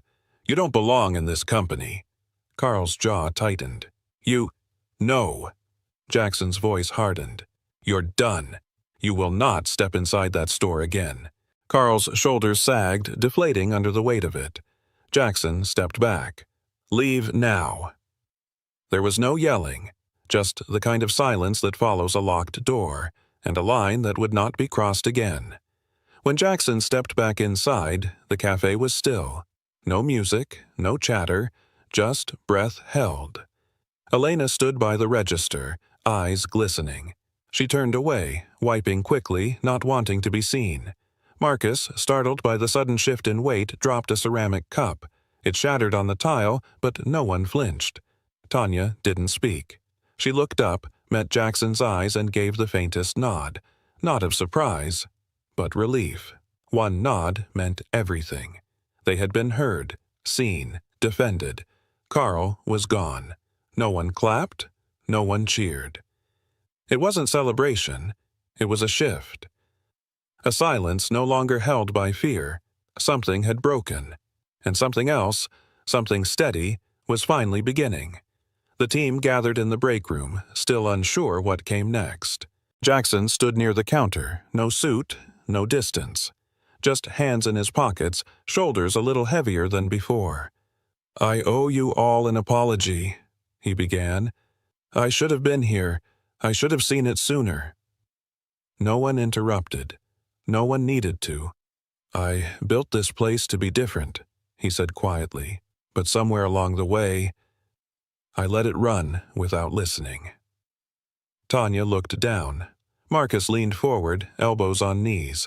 Elena blinked fast, arms crossed tightly. Jackson took a slow breath. "I'm not here to fix everything in one day, but I'm not walking away again." It wasn't a speech, it was a reckoning, and this time, it started with him. The next morning, Clara arrived just after dawn. Mid-30s, denim apron, clipboard in one hand, phone in the other. Her steps were quiet but confident. Jackson greeted her with a nod. "Thanks for coming." She looked around the space, pausing at the corners, reading the room, not judging, just seeing. "I'm not here to bark orders," she said plainly to the team. "I'm here to keep things moving and to listen. No buzzwords, no showmanship, just presence." When Marcus asked about breaks, she answered clearly. When Tanya hesitated on a shift question, Clara sat beside her, not across.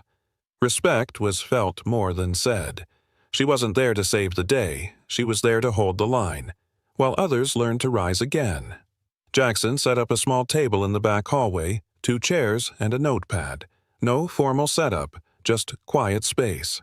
One by one, team members came to sit across from him. He didn't interrupt, he didn't push. He asked only once, "What's been happening here? From your eyes?" Marcus spoke first, then Tanya.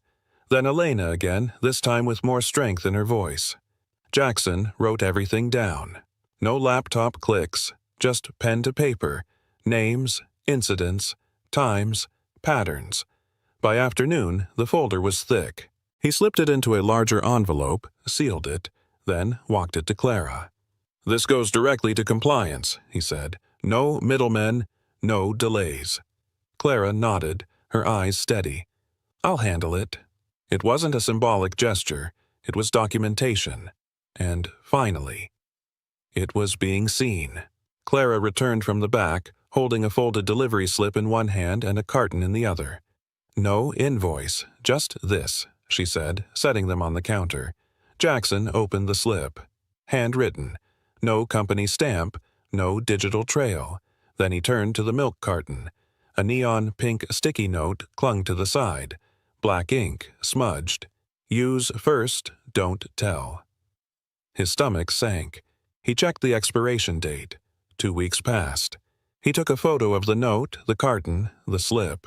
3 angles. No room for denial. The weight of the abuse wasn't just verbal, it was physical, liquid. Served to customers who trusted this brand. Jackson didn't say a word. He just nodded once, slowly, and walked straight to Clara. Full inventory audit. Start now. Later that afternoon, Jackson called Elena into the office. She stepped in carefully, unsure if she'd done something wrong. But Jackson smiled. Not politely, but with quiet certainty. "I need your help," he said. She blinked. "Mine?" He nodded. "We're rebuilding our internal training handbook, not from the top down, this time from the floor up, from people who've lived it." He slid a notebook across the desk. Inside a draft title, "Working with Respect, Ground-Level Practices." "I want you on the writing team. Your voice matters here." Elena looked down at the cover, then back up. Her hands shook, just slightly. "You really mean that?" she asked. "I do," Jackson replied. "Starting now." For the first time in weeks, she smiled. Small, real, not because things were perfect, but because someone had just handed her the pen. A handwritten sign hung on the front door. "Closed 2-3 p.m. daily for team reset. Thank you for understanding." Inside, the cafe was quiet, but not empty. The lights stayed on. Music played low. Dishes were cleared. Aprons untied.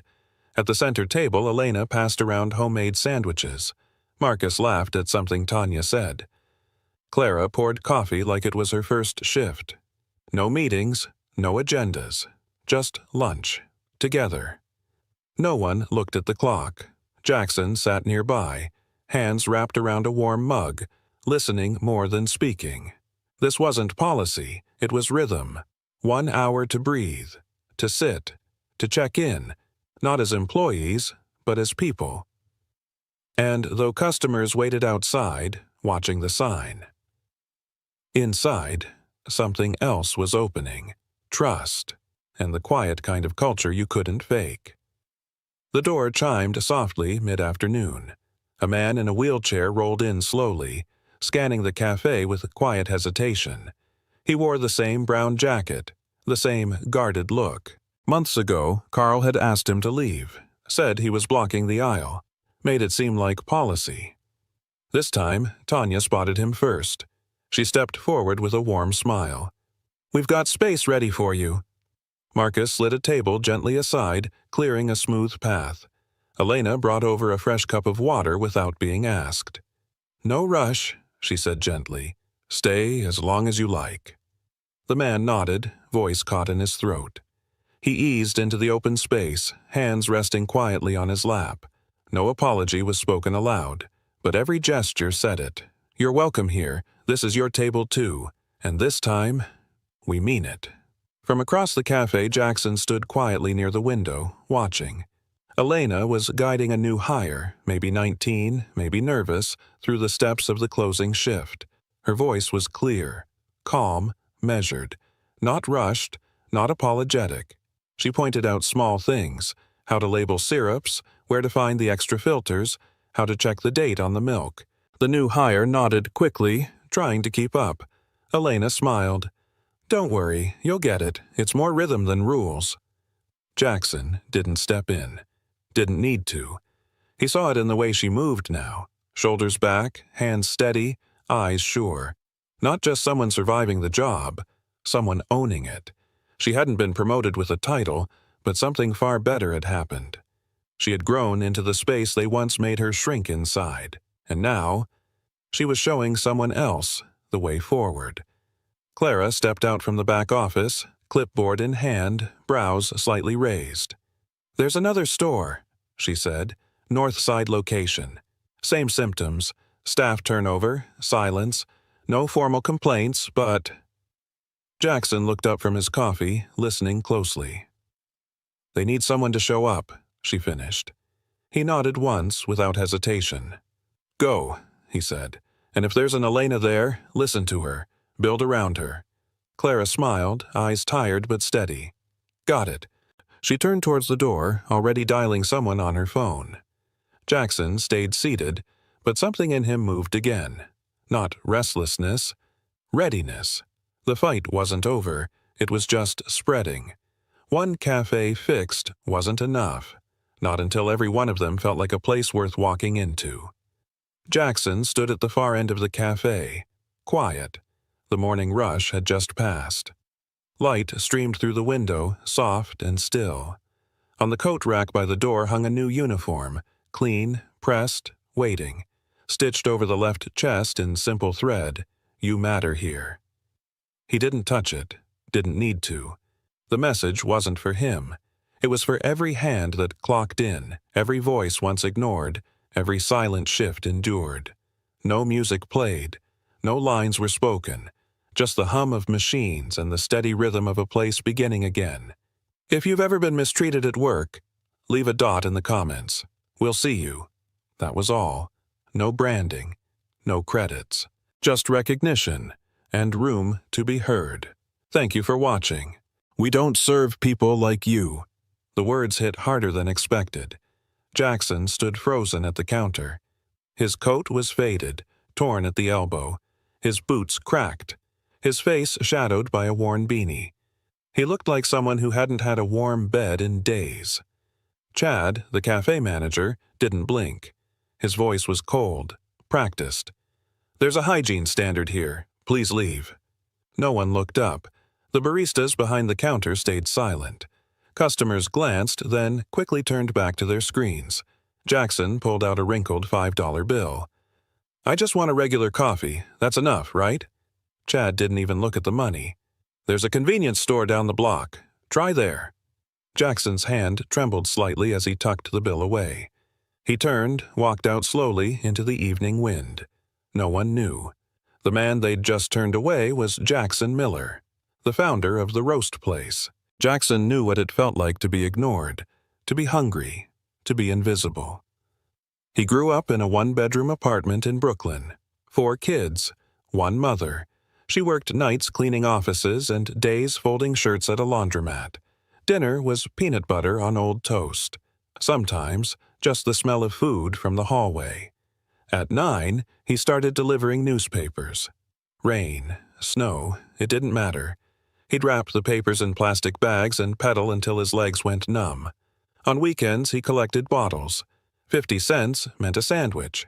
$1 meant lunch for his little sister. His shoes always had holes.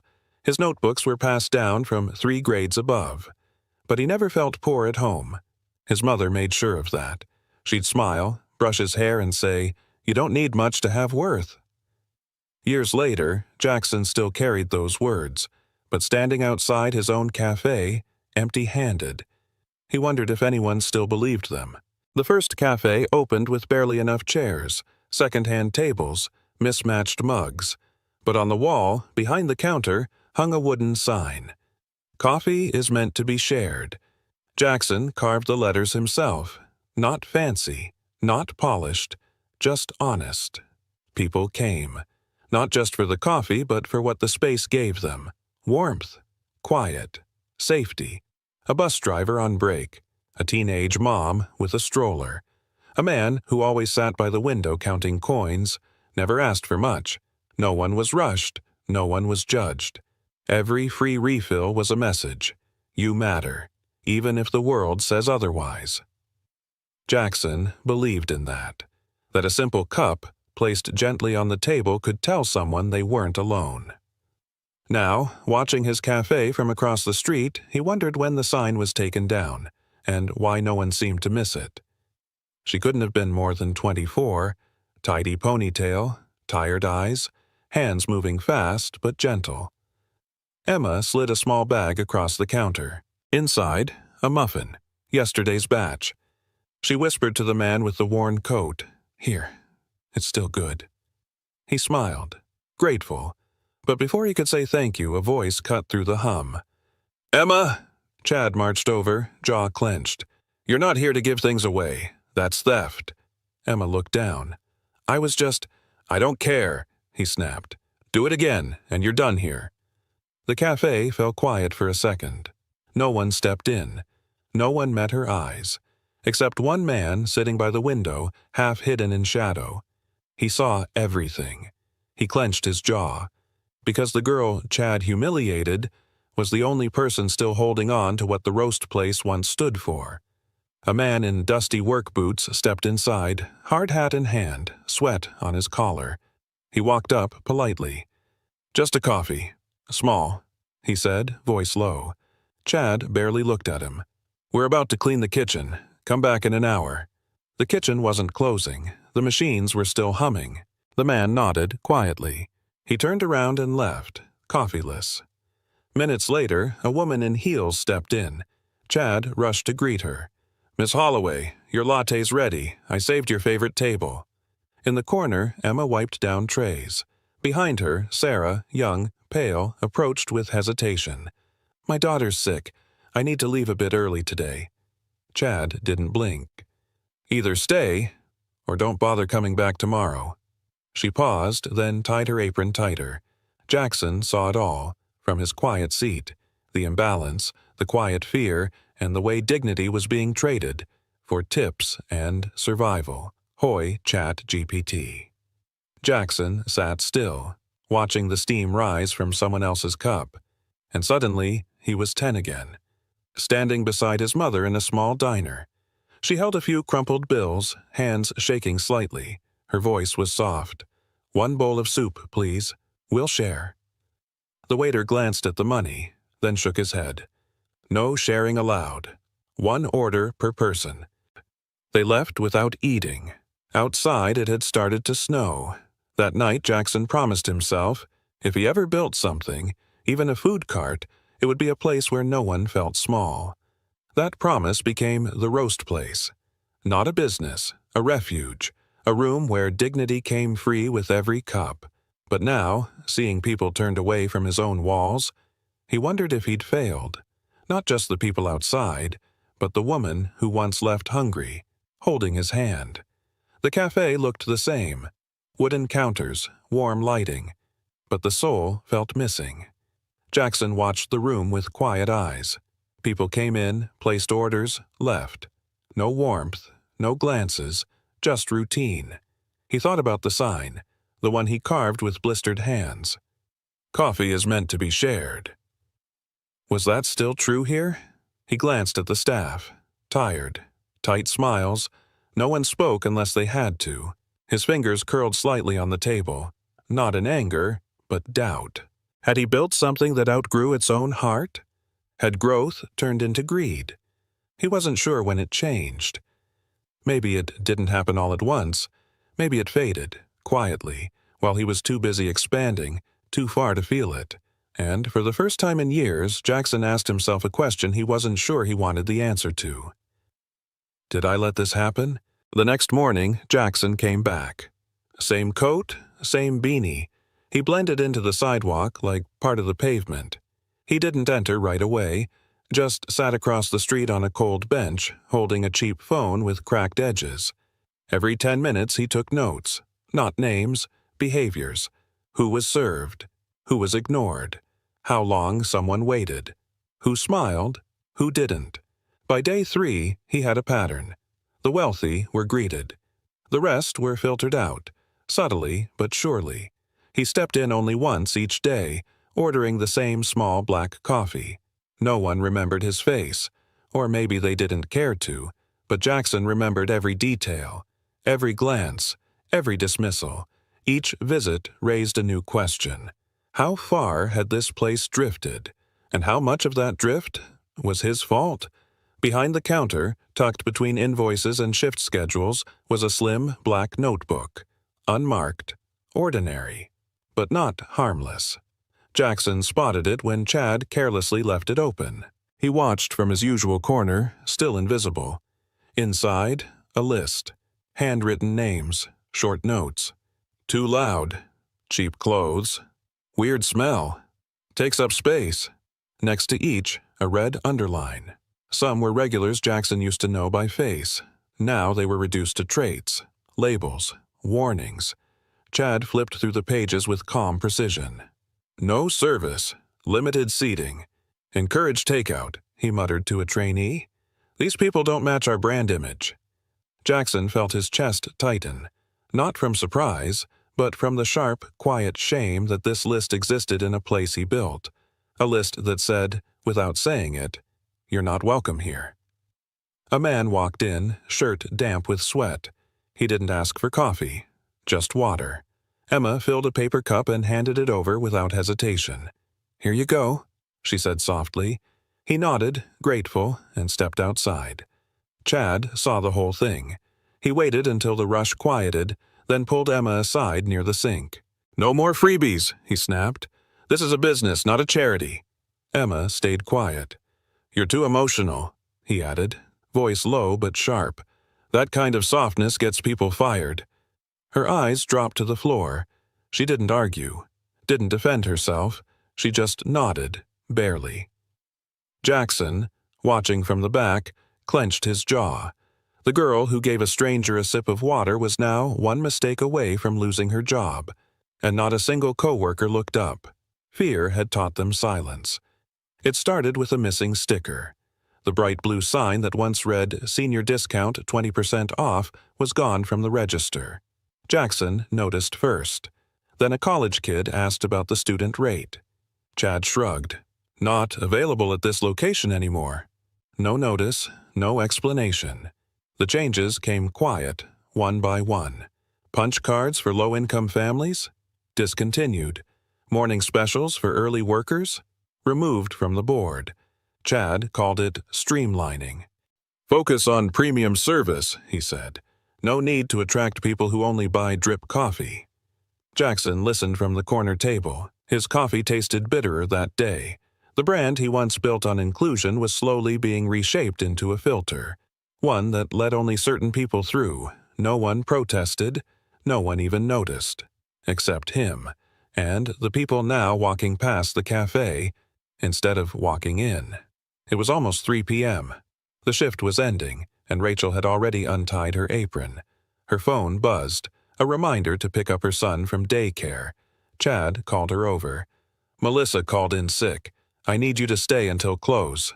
I can't today," Rachel said gently.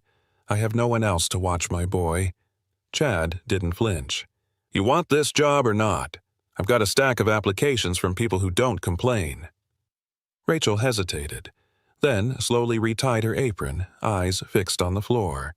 Jackson watched from near the hallway. The espresso machine hissed behind them. No one said a word. He looked around. Every employee moved faster when Chad was near. Smiles disappeared. Posture changed. This wasn't a cafe anymore. It was a place where kindness cost too much, and silence was the only way to keep your paycheck. Jackson stopped just watching. He started recording. His phone stayed low in his lap, camera aimed through the small gap between salt and sugar jars. Photos of tip jars half empty. Audio clips of Chad's threats, clipped and clear. He noted timestamps, tracked customer treatment, logged who was asked to leave and who got extra foam without asking. Each day, the file on his phone grew longer. Each night, he reviewed it, eyes sharp, jaw tight. He accessed the internal system too. As the owner, he still had admin access. Reports didn't match receipts. Discount lines were gone. Wage records looked altered. Jackson wasn't angry. Not yet. He was focused. Something was building. Not just inside the cafe, but inside him. And soon, someone was going to feel what it was like to be seen clearly. It started with a missing deposit. A day's cash sales weren't logged. Jackson checked twice, then 3 times. He compared the internal dashboard with his own archived reports. Margins were inflated. Bonus expenses were listed. None approved. A second spreadsheet surfaced, hidden in a password-protected folder buried deep. Same sales totals, different breakdowns. Discounts erased. Labor hours shortened. Profit up on paper. Jackson dug deeper. Every month showed similar gaps. Thousands missing, all unaccounted for. Chad wasn't just cruel, he was clever, and he was stealing. Jackson sat back staring at the screen. The cafe didn't just drift off course, it had been hijacked. This wasn't mismanagement, it was manipulation, designed to make the place look better while quietly bleeding it from the inside. A twist was forming, but the ending, that part, Jackson would write himself. The subject line read, "Expansion Opportunity, Premium Clientele Only." Jackson opened the forwarded email, fingers steady, breath thin. It was from Chad, sent to a private investor group. He pitched a plan to franchise the roast place, but with a twist. No community board, no discount days, no low-budget branding, just high-end decor. Selective seating, targeting aspirational customers only. He wrote, "The brand has legacy credibility, but it's time we reposition it. No more free refills or charity tokens. This is coffee for people who belong." Jackson stared at the words. His chest tightened. The cafe built to serve the forgotten was being groomed to exclude them. The very thing he once stood against was being sold under his own name. The idea was absurd. But there it was, in black and white, the soul of the roast place. On the table, with a price tag, Emma handed a muffin to a teenage boy in a torn hoodie. No charge, no receipt, just a quiet gesture. He nodded, eyes wide, and slipped out the door. From behind the counter, Chad watched. The next morning, a new camera appeared. Mounted low, aimed straight at Emma's station. He didn't mention it. Didn't have to. Later that day, she found a note taped inside the break room locker. "Second strike, next one's your last." Jackson noticed how her smile faded after that. She moved quieter, looked down more. Still kind, but cautious. She gave less, watched her corners. The warmth in her hands hadn't disappeared. It was just hidden behind fear. He knew the signs. Emma wasn't just at risk of being fired. She was being hunted for doing the one thing the cafe used to celebrate, for showing care, in a place that was once built on it. It was tucked inside a drawer beneath stacks of payroll sheets, a small, leather-bound notebook, unlabeled, worn at the edges. Jackson opened it slowly. Inside, names, all staff, all marked, each with short notes beside them. Easily influenced. Low ambition. Submissive. Then he saw it. Emma Parker underline. Bold red. Too emotional. Potential disruptor. Remove within 30 days. His fingers gripped the page. The handwriting was unmistakably Chad's. There were others, too.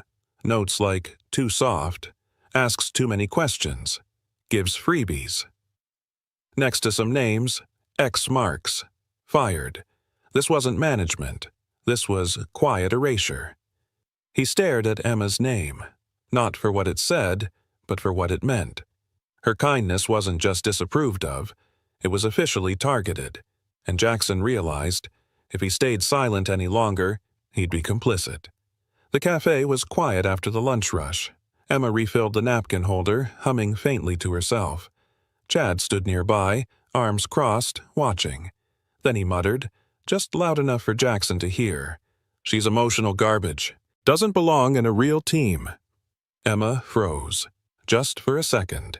Then she turned around, smiled politely, and walked away. She didn't defend herself, didn't flinch, just kept working. Hands steady, back straight. Jackson sat in the far corner. He heard every word. His knuckles pressed white against the ceramic cup. There were no customers around. No noise to blur the insult, just the sharp sting of it hanging in the air. He said nothing.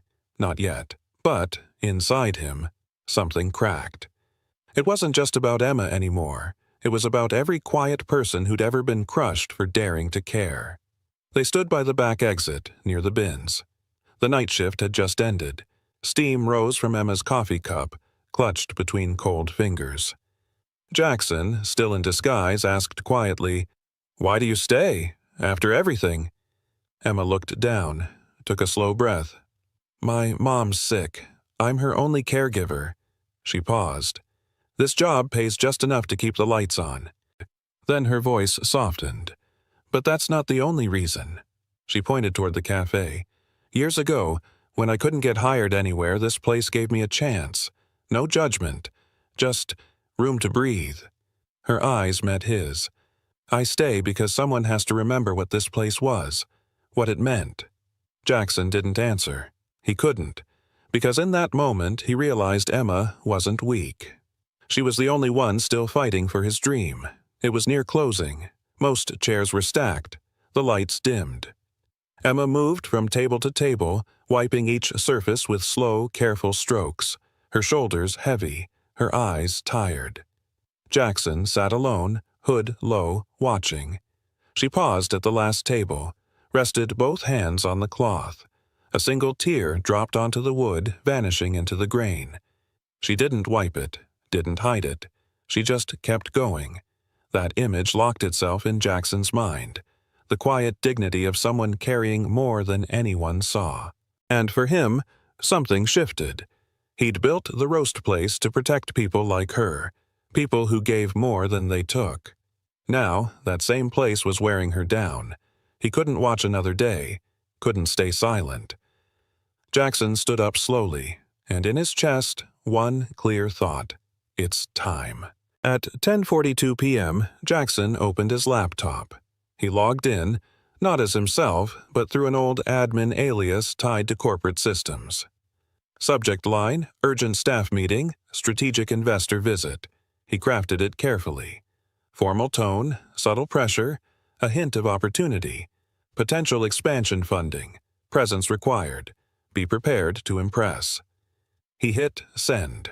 One click, and every employee at that location had it. Chad would see it first thing in the morning. He'd dress sharp, control the room, try to impress a ghost that didn't exist. Jackson closed the laptop and exhaled. Everything he'd seen, heard, recorded, was coming to a point. The timer had started. He had 10 hours until the meeting. 10 hours until truth stepped through the door. And Chad? He had no idea who was about to walk in. Chad stood in the back office, sleeves rolled, tie loose. He clicked through slides on his laptop, grinning. A gold-accented logo. Glossy tables, filtered lighting. Buzzwords everywhere. Elevated experience. Premium audience. Selective ambiance. In bold letters, one phrase. Redefining coffee culture, one class at a time. He rehearsed his pitch out loud. Within 6 months, no one walking in here will order a plain black coffee. We'll raise the floor. No discounts, no freeloaders, no clutter. He paused, smiled. No one poor will set foot in here again. He truly believed it. That luxury equaled value. That community diluted brand. Across the cafe, Emma arranged chairs, unaware.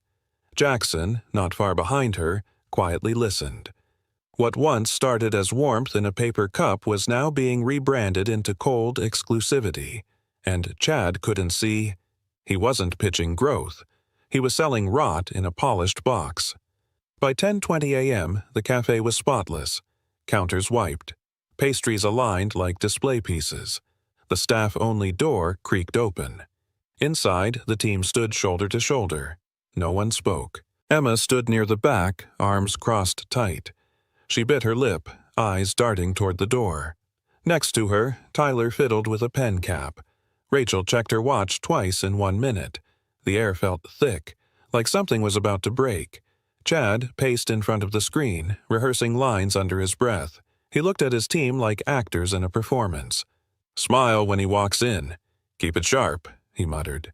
The investor, no one had seen, no one had met. Jackson watched from the hallway, unseen. This wasn't a staff meeting.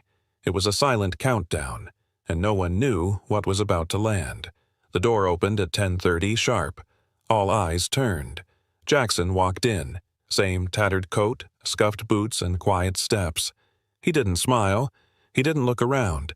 He headed straight for the center of the room. Chad's jaw clenched. "What is this? Security!"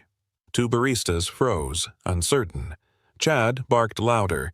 "Get him out, now!" But Jackson didn't flinch. He reached into his pocket, not for a wallet, but a folded paper. He placed it on the counter beside the projector, then looked up. "I won't be long." Chad stormed forward, finger raised. "You don't belong here. This is a private." But Jackson cut him off with calm. "Actually, I think I do." The room shifted. Whispers stirred. Emma narrowed her eyes, watching closely. The man no one saw coming had just walked into his own storm, and he wasn't backing down. The room held its breath. Jackson stood still, coat dusty, voice calm. "I'm not an investor. I'm not a guest. My name is Jackson Miller, and I founded the roast place." Silence. Chad blinked, mouth slightly open. "No, you—" He looked around, searching for something solid to hold on to, but nothing came. Emma's eyes widened. Tyler dropped the pen in his hand. Even the espresso machine stopped hissing. Jackson slowly removed his beanie. Underneath, gray hair, tired eyes, but unmistakably him. He scanned the faces, some confused, some ashamed, some relieved. Then he looked at Chad. "Before we talk about your future here," he said, "I think everyone deserves to know what you've done." And just like that, the power shifted. The room was no longer his. It was Jackson's. Jackson opened his laptop. One click, screen mirrored. The projector lit up the wall, brighter than Chad's forced smile. "Let's start here," Jackson said, voice even. "Slide 1, mismatched sales reports, 2 spreadsheets, 1 real, 1 doctored." Murmurs rippled. Slide 2, audio. Chad's voice, crystal clear. "Cut the cash report by 300. No one checks the drawer on Thursdays." Slide 3, email thread. Subject, rebrand proposal, eliminate discounts. Phrases in bold, poverty doesn't sell. Turn this place into a space for people who matter. Slide 4, personal bonus logs, unauthorized, inflated, backdated, names erased, figures doubled. Chad's face went pale. That is not. Jackson didn't raise his voice. He just let the silence grow, let the shame settle in. Because the worst kind of spotlight is the one you turn on yourself and forget someone was watching all along. Chad stepped forward, face flushed, voice shaking beneath forced confidence. "You don't understand," he said. "I was under pressure. We had targets to meet. Deadlines. Rising costs." He gestured toward the screen, the numbers still glowing behind him. "I wasn't stealing. I was optimizing, streamlining the model. That's how business works now." No one moved. Emma crossed her arms. Rachel raised an eyebrow. Even Tyler, always silent, took a small step back from Chad's side. Chad's voice cracked. "I kept this place running when you were gone. Sure, I made hard calls, but I did what I had to." Jackson didn't blink. He let the words hang, let them echo, because everyone in that room knew this wasn't about efficiency. It was about greed, dressed up in excuses, and excuses don't save you when the truth is louder than your voice. Jackson turned from Chad, calm and clear. "But there's one person here who never forgot what this cafe was built for." He looked across the room, right at Emma. She didn't rewrite reports. She didn't chase investors or bonuses. She just showed up, day after day, tired, underpaid, disrespected, and still chose kindness. Emma blinked. A silence wrapped around her. Jackson took a breath. "She's the reason I still recognize this place. The soul of the roast place? It lives in her." Emma's lips parted, barely a whisper escaping. "I was just doing what felt right." Jackson nodded. "And that's why you should lead it." Gasps. Someone clapped. Soft, then louder. Because in that moment, Emma went from overlooked barista to the heartbeat of everything that mattered. Jackson stepped forward, voice steady, heart full. "As of today," he said, "Emma Parker is the new general manager of the roast place." For a moment, just stillness, then one clap, and then another, and then the room erupted. Emma stood frozen, eyes wide, mouth open but silent. Her co-workers smiled, real smiles, for the first time in months. Rachel hugged her. Tyler fist-bumped the air. And Chad?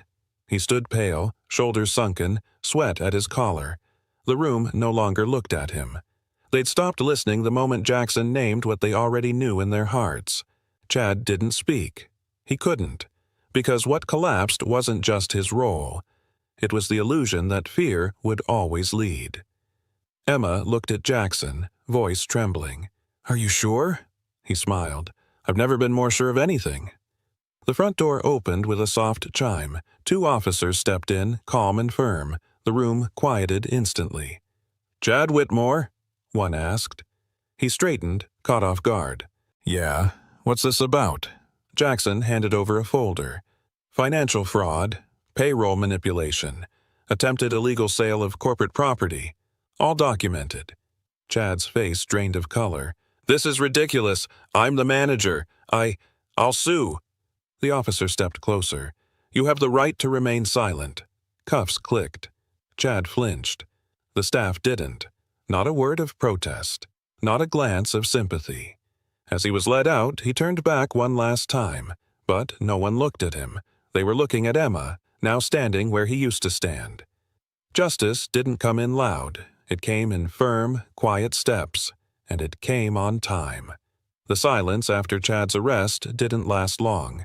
Lena, quiet for so long, stepped forward. Her hands trembled slightly, but her voice didn't. "He made us pay for broken cups out of our checks, docked hours for bathroom breaks, forced Rachel to close alone, twice, after 12-hour shifts." Others nodded. Tyler added, "He canceled our tips if we didn't hit his sales quota." Another voice, "He said sick days made us look weak." Emma stood in the center, overwhelmed. Not by the words, but by the sudden flood of truth. They weren't just speaking up. They were standing with her, one by one, breaking their silence. Not out of fear, but relief. Jackson watched from the edge of the room. And for the first time, the cafe didn't feel heavy. It felt like something was breathing again. Together. The staff gathered near the counter. No one was rushing, no orders being shouted. Just quiet, steady breath, like something long held had finally been let go. Jackson looked around the room. His gaze moved slowly, from Lena, still holding her apron, to Rachel, wiping a corner of her eye. He swallowed hard. "This cafe," he said softly, "was never built for profit first. It was built to welcome, to warm, to hold space for people who had none." A pause. "And today, it becomes that place again." Emma stood beside him, eyes wide, unsure. He gently nodded to her. She lowered her head, accepting the weight and the honor. No big applause this time, just hands resting on shoulders, just a silence that felt like home. From the street outside, the scent of coffee drifted out, but inside, something far stronger was brewing. Morning sun poured through the front windows, casting gold over every table. The line stretched to the door. A student scribbled notes between sips. A construction worker scrolled through his phone, boots dusty. Beside him, a woman in a sharp blazer laughed over a caramel latte. No reserved signs, no premium seating. Just people, different clothes, different stories, sharing space. The hum of voices mixed with the hiss of steam, the tap of keyboards, the occasional clink of ceramic mugs. On the wall behind the counter, an old wooden sign had returned. A cup of coffee, a moment of warmth, for anyone who walks in. Emma walked through the floor with ease. No clipboard, no headset, just a quiet smile, watchful, grounded. The cafe hadn't just recovered, it had come home. And this time, everyone had a seat at the table. Above the barista station, under a warm amber light, an old wooden board had been cleaned, polished, and hung once more. The edges still held scratches. The letters, hand-painted, slightly faded, but the message was clear as ever. Coffee is meant to be shared. A young couple paused as they read it. One smiled. The other whispered, "That's beautiful." An older man, sitting alone by the window, nodded quietly to himself. Emma caught the glance. She didn't say anything, just smiled back. The sign didn't announce change. It reminded everyone of what had always been true. It wasn't just decoration. It was a promise, a memory nailed into wood, a mission carved into routine. And as people came and went, cups filled and emptied, that quiet message stayed glowing, like a heartbeat on the wall. Next to the register sat a small wooden box, handwritten sign taped to the front. Pay It Forward Coffee. Buy one, gift one. Emma had quietly launched the program 2 weeks earlier. No banners, no big announcement, just an option printed at the bottom of every receipt. Would you like to leave a cup for someone else? The response was overwhelming. Within a month, the roast place had given out over 500 cups. To delivery drivers, students short on cash, single moms, the elderly. Each time, the barista would nod gently and say, "Someone left this here for you." No questions, no forms, just kindness, brewed hot and handed over. Customers began looking forward to it. Some even left notes folded beside their receipt. And in that quiet ritual, the cafe had become more than a business again. It had become a chain of unseen hands, passing warmth forward. The bell above the door chimed softly, a sound no one turned to notice anymore. Victor stepped in. No suit, no sharp tie, just a torn jacket, frayed cuffs, and tired eyes. His hands trembled slightly as he removed a worn cap. He didn't look around, didn't expect to be recognized. Slowly, he approached the counter, voice barely more than a whisper. "Can I get a black coffee?" Emma looked up. Time seemed to pause for half a beat. There was no anger in her eyes, no satisfaction in seeing him small, only quiet recognition, the kind that sees beyond the past and into a moment of simple human need.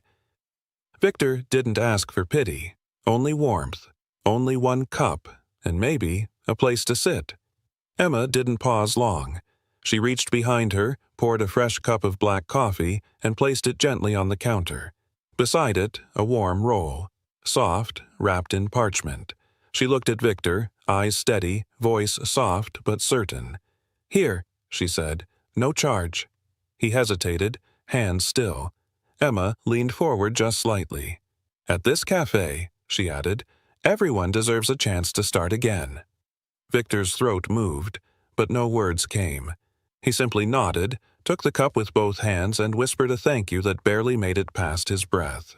He sat alone near this window. Steam rose from the cup like something sacred, and in that small, quiet moment, Grace walked back into the room, not loud, not proud, just present. From the far end of the cafe, Jackson watched. No words, no gesture, just a slow nod, barely noticeable, as he saw Victor cradle the warm cup between his palms. Jackson's eyes glistened, not from triumph, but from something deeper, recognition. Not of Victor, but of a truth he'd nearly forgotten, that justice wasn't always about punishment. Sometimes it was a quiet door left open for someone who finally understood the cold. He leaned back, letting the hum of conversation surround him. One child laughed nearby. A spoon clinked gently in a mug. In his heart, a sentence rose, soft as breath. Justice isn't about revenge. It's giving someone the chance to learn how to be human again. And that was more than enough. The espresso machine hissed softly in rhythm. Milk frothed, spoons stirred, and the gentle clatter of mugs kissed the tabletops. Near the back, a toddler giggled, grabbing at cookie crumbs while his father sipped his drink. An elderly woman shared her table with a student. They'd met that morning, but now spoke like old friends. No one rushed. No one was out of place. A man in a construction vest held the door open for a woman in heels. She thanked him with a nod. No walls between them. Every corner carried warmth, not just from the coffee, but from the way people looked at each other, like they belonged here, exactly as they were. The cafe wasn't just busy, it was alive. Soft music played low, blending with stories, smiles, and the kind of peace that can't be bought. It could have been anywhere, but it felt like home. Have you ever been turned away, told you didn't belong? Felt small in a place that should have held you? You're not alone. But here's the truth. Every closed door can become a new one, if someone is brave enough to open it. Be that someone. Maybe it's just a coffee, or a smile, or saying, "You can sit here." Because even the smallest kindness can become someone else's turning point. Tag the person who once gave you a second chance. Or tell us about the moment you realized someone believed in you. Let's build a world where no one stands alone in the cold. A world where one cup can change everything. The lighting was warm, almost comforting, but the air felt wrong. He sat alone, back straight, fingers lightly grazing the edge of the tablecloth. A waiter approached, quiet, efficient, too efficient. A folded napkin was placed beside the bread plate. Nothing else. No eye contact, just the napkin. He waited a beat, then unfolded it. 6 words, scrawled in hurried ink. "This is a setup. Don't react." His breath caught. He didn't blink. Around him, the clink of glassware, soft laughter, the distant murmur of conversation. A perfect evening. For someone else. He scanned the room slowly. A couple leaning close. A man sipping wine with one hand, phone in the other. Another guest tapping at a laptop, screen tilted just out of view. Nothing looked strange. That was what made it terrifying. His fingers tightened slightly around the napkin. One thought echoed, sharp and cold. Who's watching? And why? Under the golden light of his own restaurant, everything looked staged. The wine glasses sparkled, silverware aligned to perfection, and laughter floated like background music from a scripted show. A folded napkin landed beside his plate. No words, no glance, just a silent delivery. He unfolded it. "This is a setup. Don't react." His chest tightened. The napkin felt heavier than the steak knife beside it. He looked up. No one was watching. Or maybe everyone was. The couple by the window? Too affectionate. The man near the bar? His phone was aimed just a little too precisely. A strange chill crept in. Something here wasn't real. Or worse, it was, but not for him. He swallowed hard. Not from fear, but recognition. The handwriting on that napkin. It hadn't changed in 7 years. Who the hell knew he'd be here tonight? He didn't look like the man whose name graced 6 restaurants across 3 states. Not tonight. Tonight, he was just another diner in a corner booth. No tailored suit, no press smile, no title. But beneath the cap and quiet posture sat Jackson Rivers, age 43, founder of the Aurelia Group. The man who built an empire from scratch. Who believed good food and good people were enough. He once cleaned floors in kitchens that didn't know his name. Now, Forbes did. But tonight wasn't about legacy. He stared at the words on the napkin again. This is a setup. Not long ago, Jackson would have laughed it off, called it paranoia. But something had changed. In the way that server moved, in the way his own restaurant suddenly felt unfamiliar. He didn't trust what he saw anymore, not even inside the empire he'd built with his own hands. His eyes drifted toward the front window. The gold lettering still shimmered like the day they first put it up. Aurelia. Clean, confident, timeless. For a moment, the room faded. He saw a younger version of himself, standing outside that same window, laughing with a man whose arm was slung across his shoulders. Eli Cross, business partner, best friend, the one who believed in this dream before it had walls. The memory was quick, a snapshot. 2 men, paint-stained hands, holding cheap champagne and a grand opening sign that wouldn't stay straight. That was 17 years ago. Eli had been gone for 7. The name Aurelia still meant everything. But without Eli, it didn't feel whole. Jackson blinked back to now. The logo blurred for a second before sharpening again. Someone in this room wanted to destroy that name. He just didn't know why. Not yet. 3 weeks ago, it started with a subject line. You need to see what they're doing. No name, no greeting, just a single paragraph and 6 blurry photos. Staff on their phones during service. A server slipping something into a drink. a man in a chef's coat pocketing cash near the register, and one sentence that stopped him cold. "Your team thinks you're a joke." Jackson had stared at the images for over an hour. They weren't clear, the angles were off, but they looked real enough to plant doubt. He wanted to believe it was fake, a prank, a jealous rival with too much time. But deep down, something didn't sit right. He knew every corner of his restaurants, every person, every habit. If even half of it was true, everything he built was already cracked. And if it wasn't true, then someone was working hard to make it look like it was. One of the photos wasn't like the others, blurry, zoomed too far, taken through what looked like a kitchen window, a man in a black blazer, half-turned, sharp jawline, high cheekbones, just a silhouette. But Jackson's breath caught. That posture, that scar trailing from temple to jaw, it looked exactly like Eli. He leaned closer, heart pounding. It couldn't be. Eli had died 7 years ago in the fire that destroyed their first restaurant. Jackson had stood at the funeral, spoken to his mother, paid for the headstone.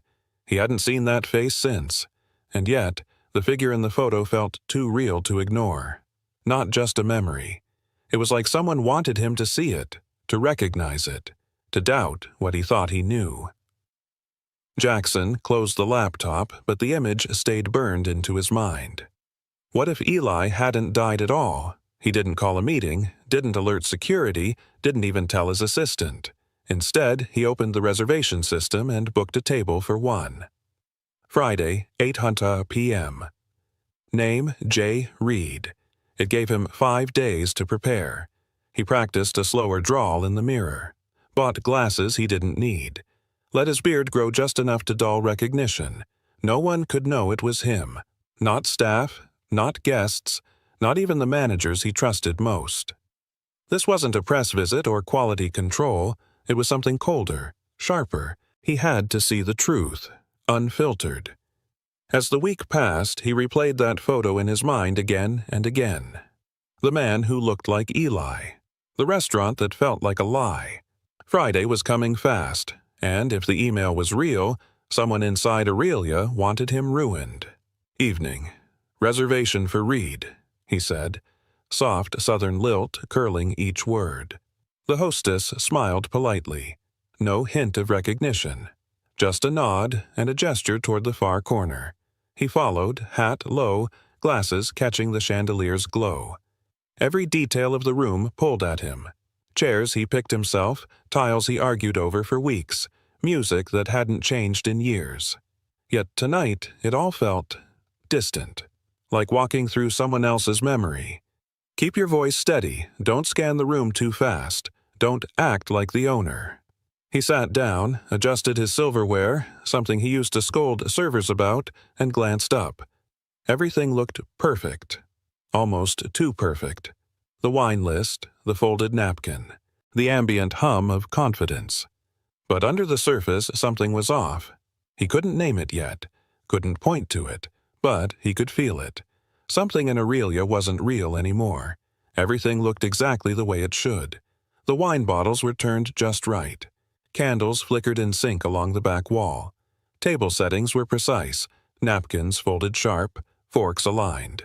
But then came the first crack. A server passed his table. Mid-30s, confident stride, new face. Jackson didn't recognize him.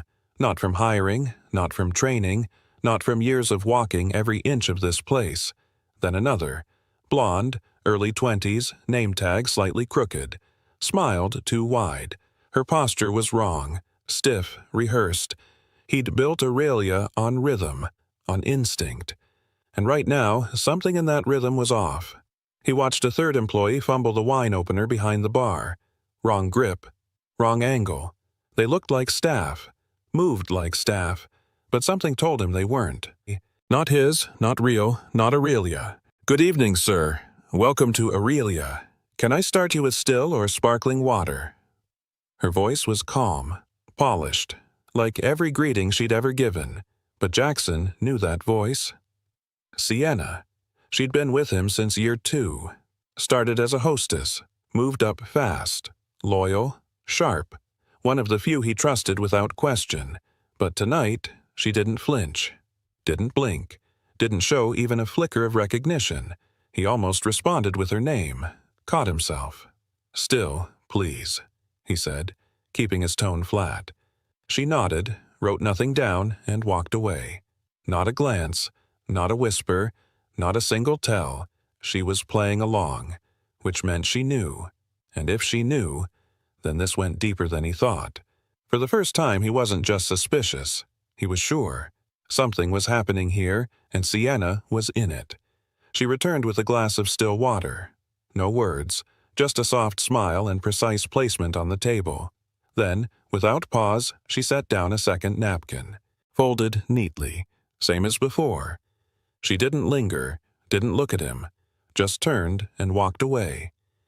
Jackson waited a beat, then reached for it. This time, the message was longer. "Cameras everywhere. Most customers are actors. Don't react." His throat went dry. Actors? He looked around again, slower this time. The laughing couple, the man at the bar, the woman near the kitchen pretending to scroll. Everyone looked normal. Too normal. Like they were trying to blend in without knowing how. It wasn't just hidden cameras, it was a production. He folded the napkin, slid it under his plate, and forced himself to breathe. Who was behind it? And how long had they been watching? The man at the next table was alone, middle-aged, clean blazer, wedding ring, but no partner. Nothing unusual, until Jackson noticed the way his fingers kept adjusting his jacket. Not nervously, precisely. The top button glinted under the light. Too shiny, too still. Jackson leaned back slightly, angling his line of sight.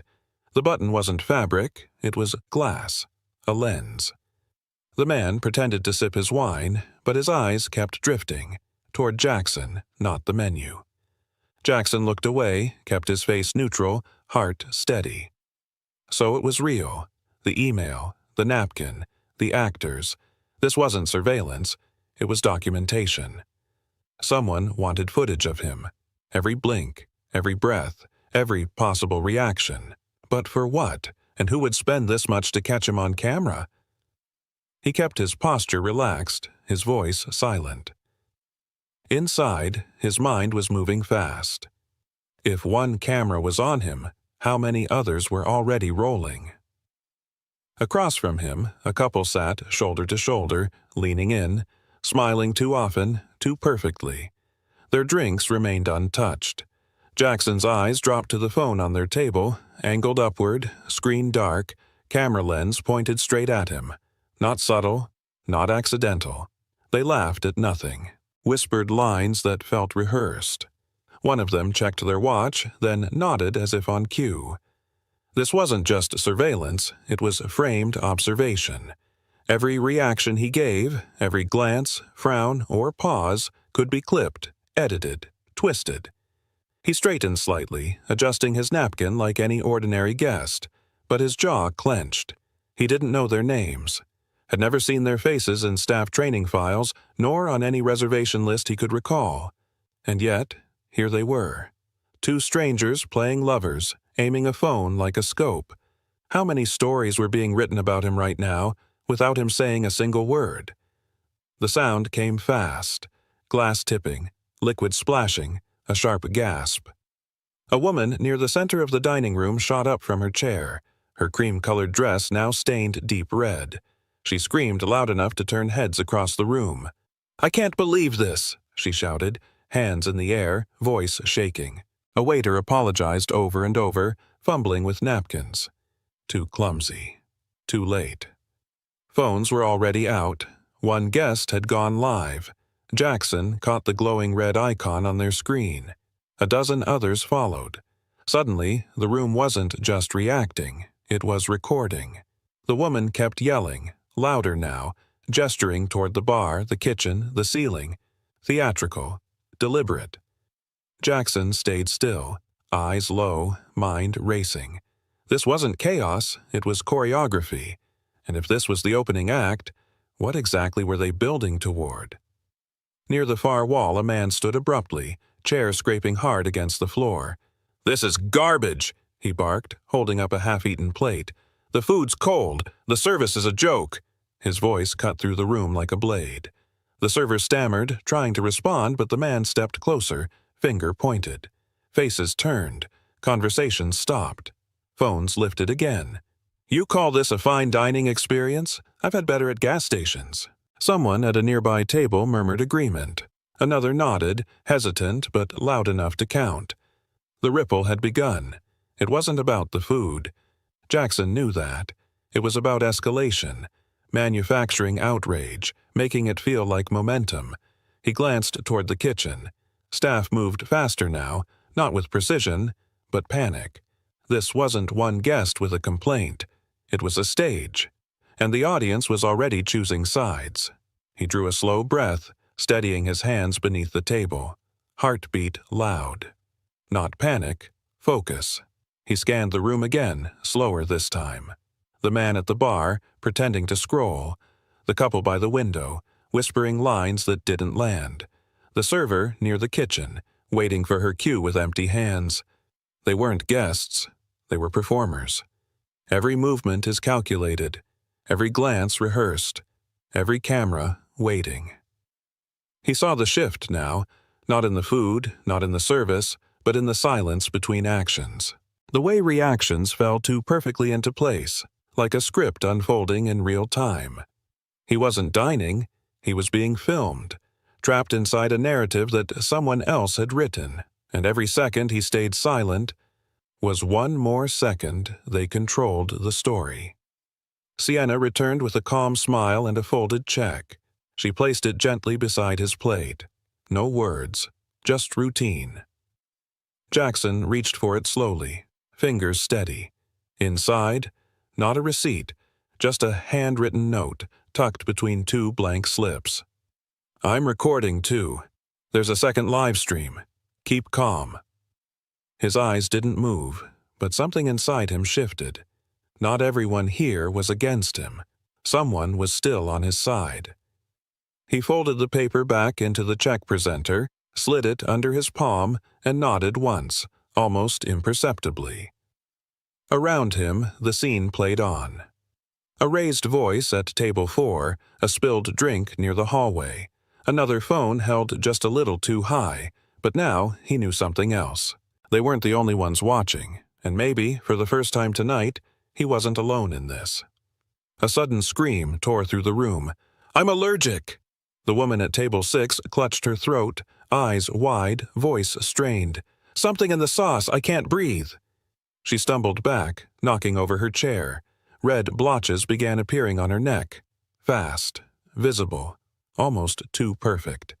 Gasps spread like fire. A man beside her, maybe a boyfriend, maybe not, shouted for help. "She needs an EpiPen! Someone call 911! Other guests rose to their feet. Panic rippled.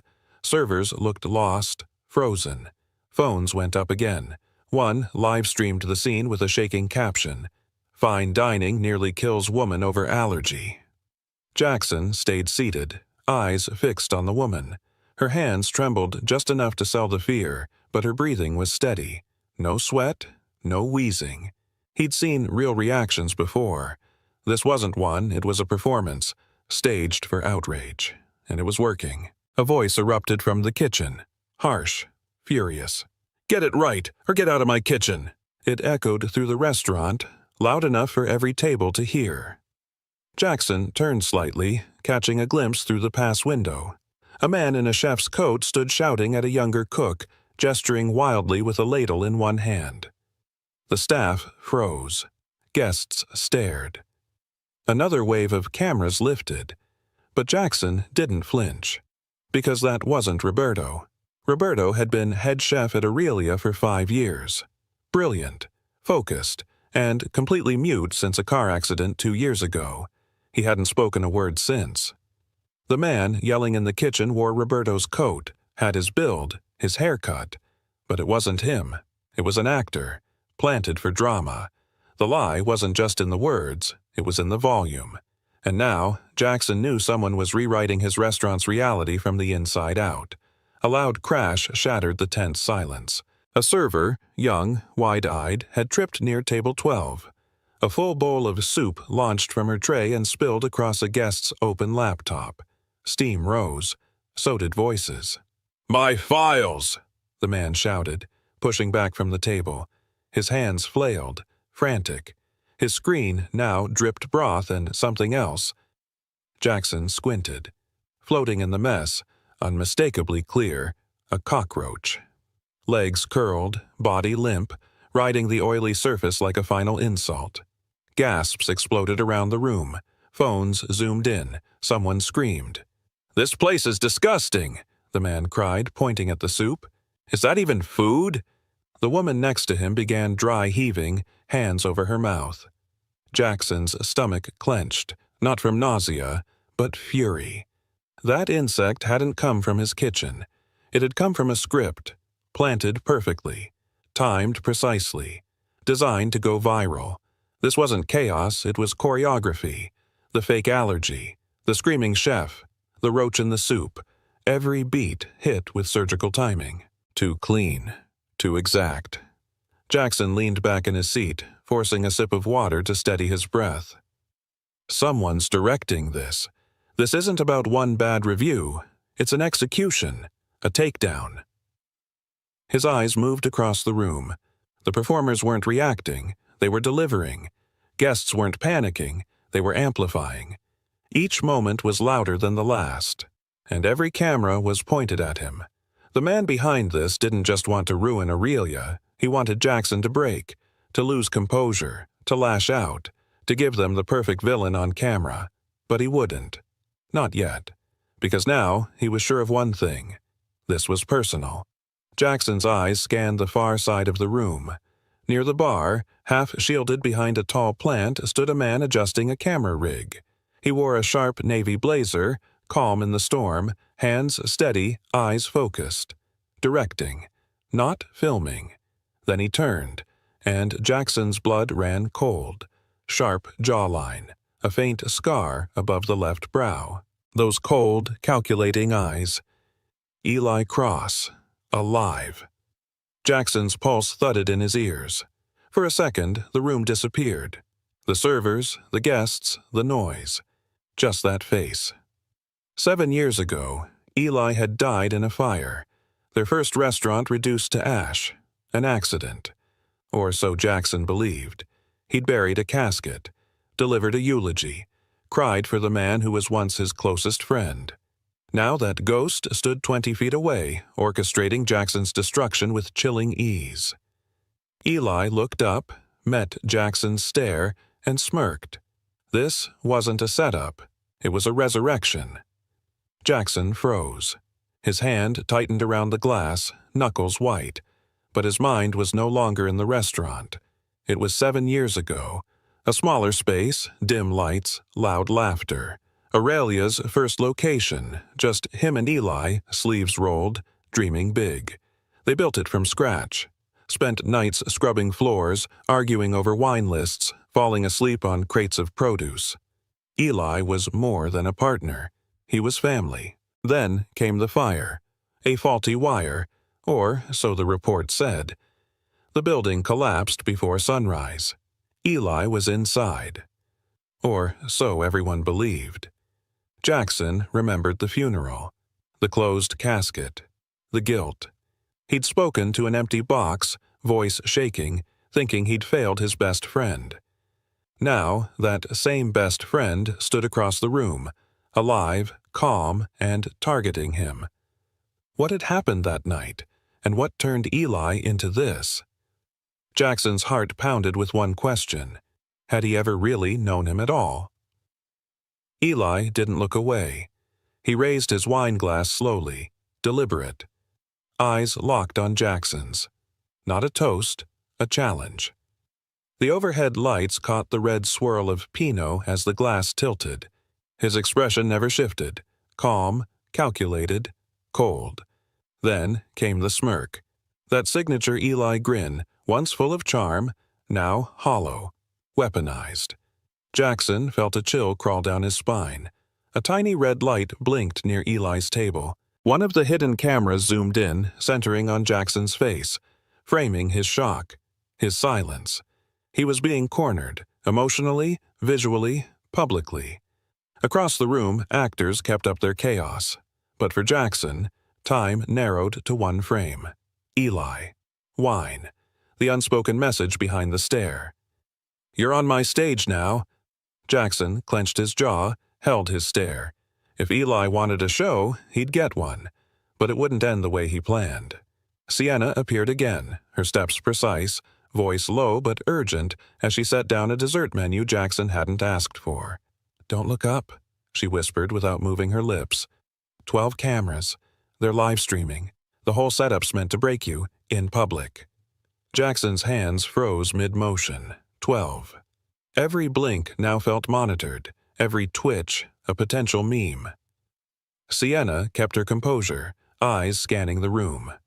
"They want humiliation, not truth. You cry, explode, beg, it's all content." He nodded slightly, his pulse pounding in his ears. He couldn't let them win, couldn't give them a second of weakness. Outside, the world was watching a train wreck they thought was real. Inside, Jackson felt a storm gathering. Rage, betrayal, but also clarity. Sienna took the menu back. Her parting whisper, "They think you're cornered. You're not." Jackson exhaled slowly. If they were going to air his downfall, they'd better be ready for the sequel. Jackson's fingers trembled under the table, barely brushing the fork. But on the surface, calm. He sliced into the steak with practiced ease, chewed, swallowed, eyes half-lidded, expression unreadable, as if he were just another man savoring dinner. Inside, his mind raced, every breath timed, every movement rehearsed for the invisible audience. He could feel Eli's eyes on him. Cameras tracked his every blink. He chewed again, this time slower, the taste fading beneath adrenaline. From the corner of his eye, a lens focused in tighter. Let them watch. Let them record every second of what they thought was his unraveling. He wouldn't flinch. Not yet. Suspense wasn't just noise. It was silence that stretched. That gripped. And right now, Jackson was the still point in a hurricane of lies. He reached into his jacket pocket slowly, deliberately. Pulled out his phone. For a second, he stared at the screen. Then tapped, "Go live, no filters, no angle, just truth." The camera opened on his face, calm and centered. His voice steady but low enough to make people lean in. "They've been watching me all night. Now it's time they get watched back." He angled the camera across the dining room. The fake guests, the planted chaos, the actors mid-scene. "They want you to see a meltdown, a scandal. But here's what's really happening." He paused, eyes sharp. "This restaurant was built on something real, and now someone's trying to bury that, with lies, cameras, and cheap tricks." He looked directly into the lens. "My name is Jackson Rivers, founder of Aurelia. And tonight, you're going to see the truth." The live stream war had officially begun. Jackson angled the camera toward the woman still clutching her throat, the red marks now oddly faded. "She claimed a shellfish allergy," he said calmly. "Said it was the sauce." Then he turned the camera back to himself. "But here's the thing. Aurelia doesn't serve seafood on Fridays. We never have. It's in our staff manual. It's on our prep schedule. Ask any real employee." His voice sharpened, not loud, just surgical. "So, either she's lying, or she's reacting to an ingredient we never used." He zoomed in slightly on the untouched plate at her table. No bite marks, no utensils moved. No waiter ever served that dish. Gasps rose from nearby tables. Not actors this time, but real diners starting to connect the dots. Jackson met the lens again. "You wanted a scandal? Fine. Let's start with the script you forgot to double-check." The truth wasn't just out. It was live. Jackson turned his phone toward the kitchen pass. Moments earlier, the man in the chef's coat had been shouting orders. Now he stood still, back turned, pretending to plate something. "That man just screamed at his staff," Jackson said, voice controlled. "Slammed a ladle, put on a show." He paused. "But the real Roberto, our executive chef, hasn't spoken a word in 2 years. He lost his voice in a car accident. Vocal cords damaged. Permanent." A beat of silence. Then, "So, either that's a medical miracle, Or that man is an actor. Gasps, murmurs, even some cameras lowered. Jackson walked a few steps closer, keeping his phone steady. We don't hire frauds in our kitchen. We don't fake meltdowns. He looked straight into the lens. They planted him, just like they planted the rest. The lie wasn't slipping anymore. It was unraveling.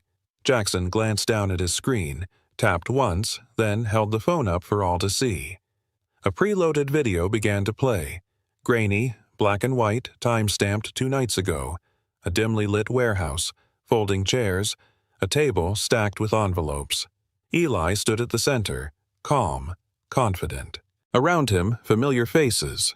Servers, guests, even the woman with the allergy scene, lined up one by one. As each approached, Eli handed them a white envelope. No handshakes, no names, just payment. Then came the audio, muffled but clear enough. Remember your mark. Jackson sits at table 5. We start with the spill, then allergy, then the roach. Gasps filled the restaurant. Someone whispered, "That's the guy from earlier." Jackson muted the clip and stared into his live stream. This isn't drama. This is premeditated sabotage. This is Eli Cross buying a downfall. The room was no longer watching a performance. They were witnessing an expose, and Eli was the lead villain. From behind the bar, Sienna stepped forward, phone in hand. No words, just action. She mirrored Jackson's live stream and tapped to share her screen. A second feed lit up. It was her own hidden camera, running the entire night. Viewers, both in the restaurant and online, watched from a new angle. Eli pacing behind a privacy divider, whispering cues into a wireless mic, pointing to actors, nodding on cue as each scene unfolded. There he was, signaling the soup spill, giving the thumbs up after the allergy act, mouthing lines seconds before the roach was revealed, and then the clearest shot. Eli watching Jackson, eyes locked, face cold, while the room spun around them. The sound kicked in, low but undeniable. Wait for him to crack. Get the eyes. That's the moment. Sienna looked to Jackson and nodded once. This wasn't just sabotage anymore. It was caught, live from both sides. The truth had its own broadcast now. The front doors burst open. Federal agents in dark jackets swept into the restaurant, firm and fast. The noise of the crowd vanished, replaced by gasps, chairs scraping, phones dropping. All eyes turned.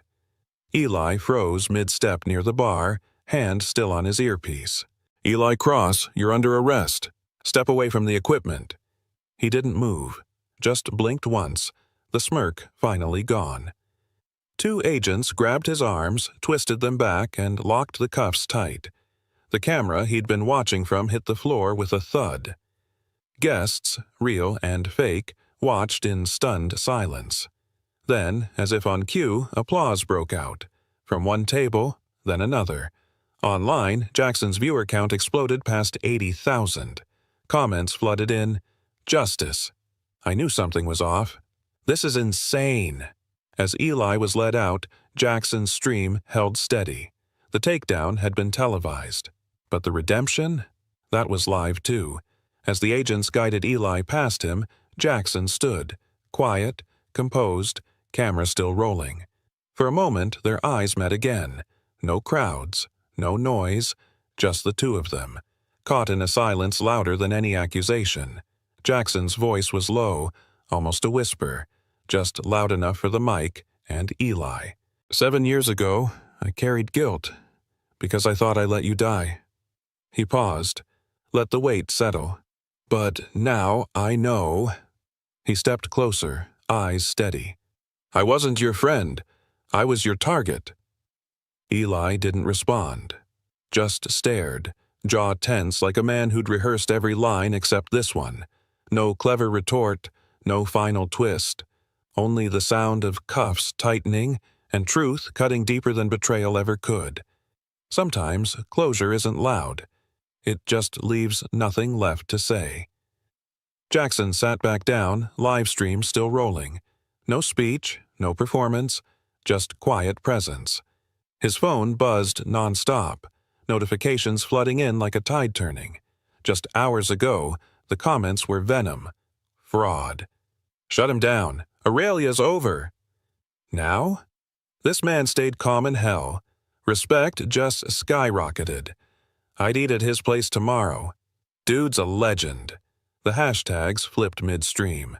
#expose Aurelia was replaced by #respect Jackson. #fake chef became #real owner. Thousands shared the clip of him calmly chewing steak as chaos burned around him. The same crowd that once came for his downfall now stood in awe of his control, his restraint, his truth. Not because he shouted, not because he fought back, because he didn't flinch. He didn't just survive the ambush, he rewrote the ending. By morning, every major outlet had picked it up. CEO outs sabotage plot on livestream, exposes ex-partner as mastermind. Jackson Rivers turns ambush into victory. Live justice. Restaurant owner unmasks betrayal in real time. Screens flashed headlines over Jackson's steady frame at table 5, holding the camera, voice calm, truth razor sharp. Clips of Eli being cuffed. The fake chef's meltdown. The planted roach, dissected frame by frame. Commentators praised his restraint. Crisis experts called it a masterclass in public control. Morning shows ran highlight reels of Jackson's quote, "Now it's time they get watched back." His name wasn't trending for scandal anymore, it was trending for strength. No longer the silent CEO. Now, the man who didn't blink.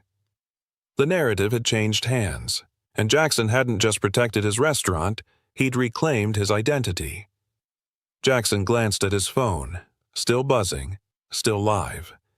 He let it run for one final second, then ended the stream with a single tap. No farewell, no words, just quiet. The restaurant around him was slowly returning to normal.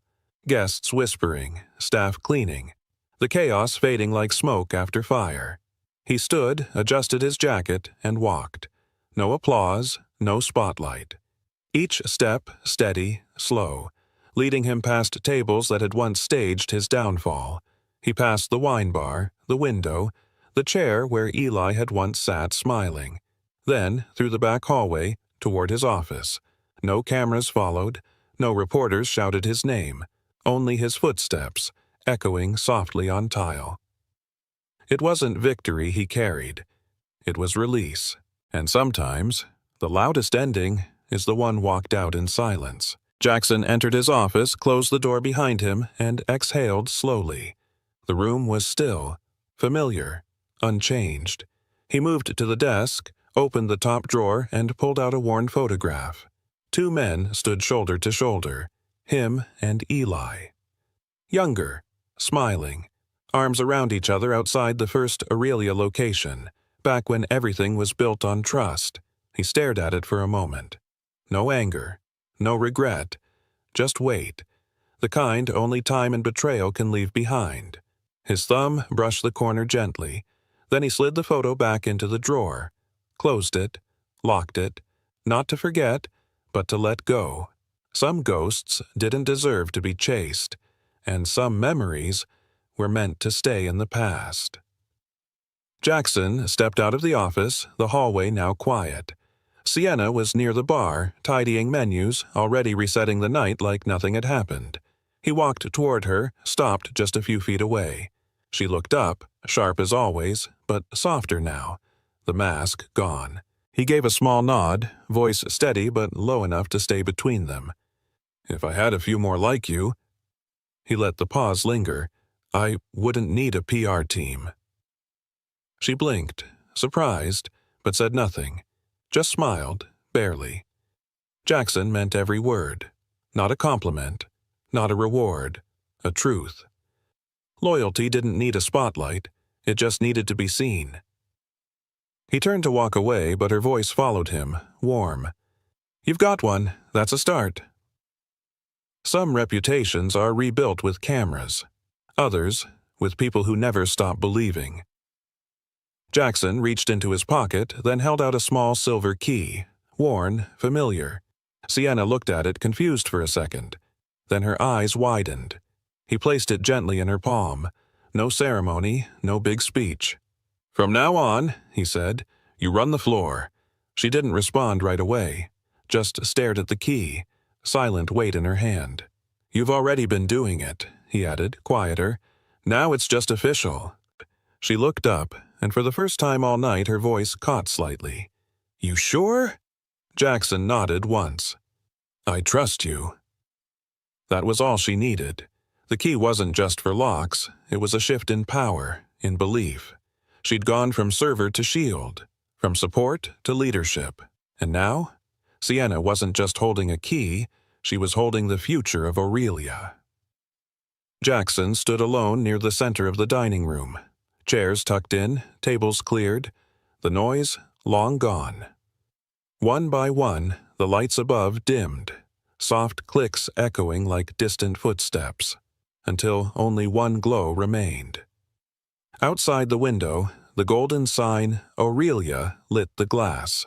Its reflection reached across the floor, casting a warm line up his chest across his jaw. It caught his eyes last. He didn't smile. He didn't move. Just stood there, still, grounded, bathed in the light of a name that had almost been torn apart. There were no cheers, no audience left. Just the hum of silence and the pulse of quiet endurance. This wasn't about victory. It was about what remained standing after the firestorm passed. And tonight, that was him. Jackson Rivers, unchanged, but never the same. Jackson's voice returned, calm, quiet, steady. Not to a crowd, but to the lens of his phone, now recording one final message. Reputation can be stolen, twisted, faked. He paused. But character? He looked straight into the camera. No one can take that from you. His face held the weight of every moment lived that night. And if the world believes a lie about you, will you stay silent? Or will you stand? The screen faded slowly to black, but his voice lingered. If you've ever been misunderstood, if you've ever been judged before you could speak, comment "Me too," because you're not alone. Silence. Then, like ripples, notifications began. One comment, then dozens, then hundreds. Me too, me too, me too. Truth doesn't just survive. It connects. Where's the proof? Or is this just another sob story from a broke pastry girl? The room fell silent. Lena stood there, hands dusted with flour, eyes fixed holding a printed copy of the recipe her late brother had submitted 8 years ago. The manager leaned back in his chair, smirking like it was the most obvious thing in the world. Where's the proof? Or is this just another sob story from a broke pastry girl? Who do you think they'll believe, me or you?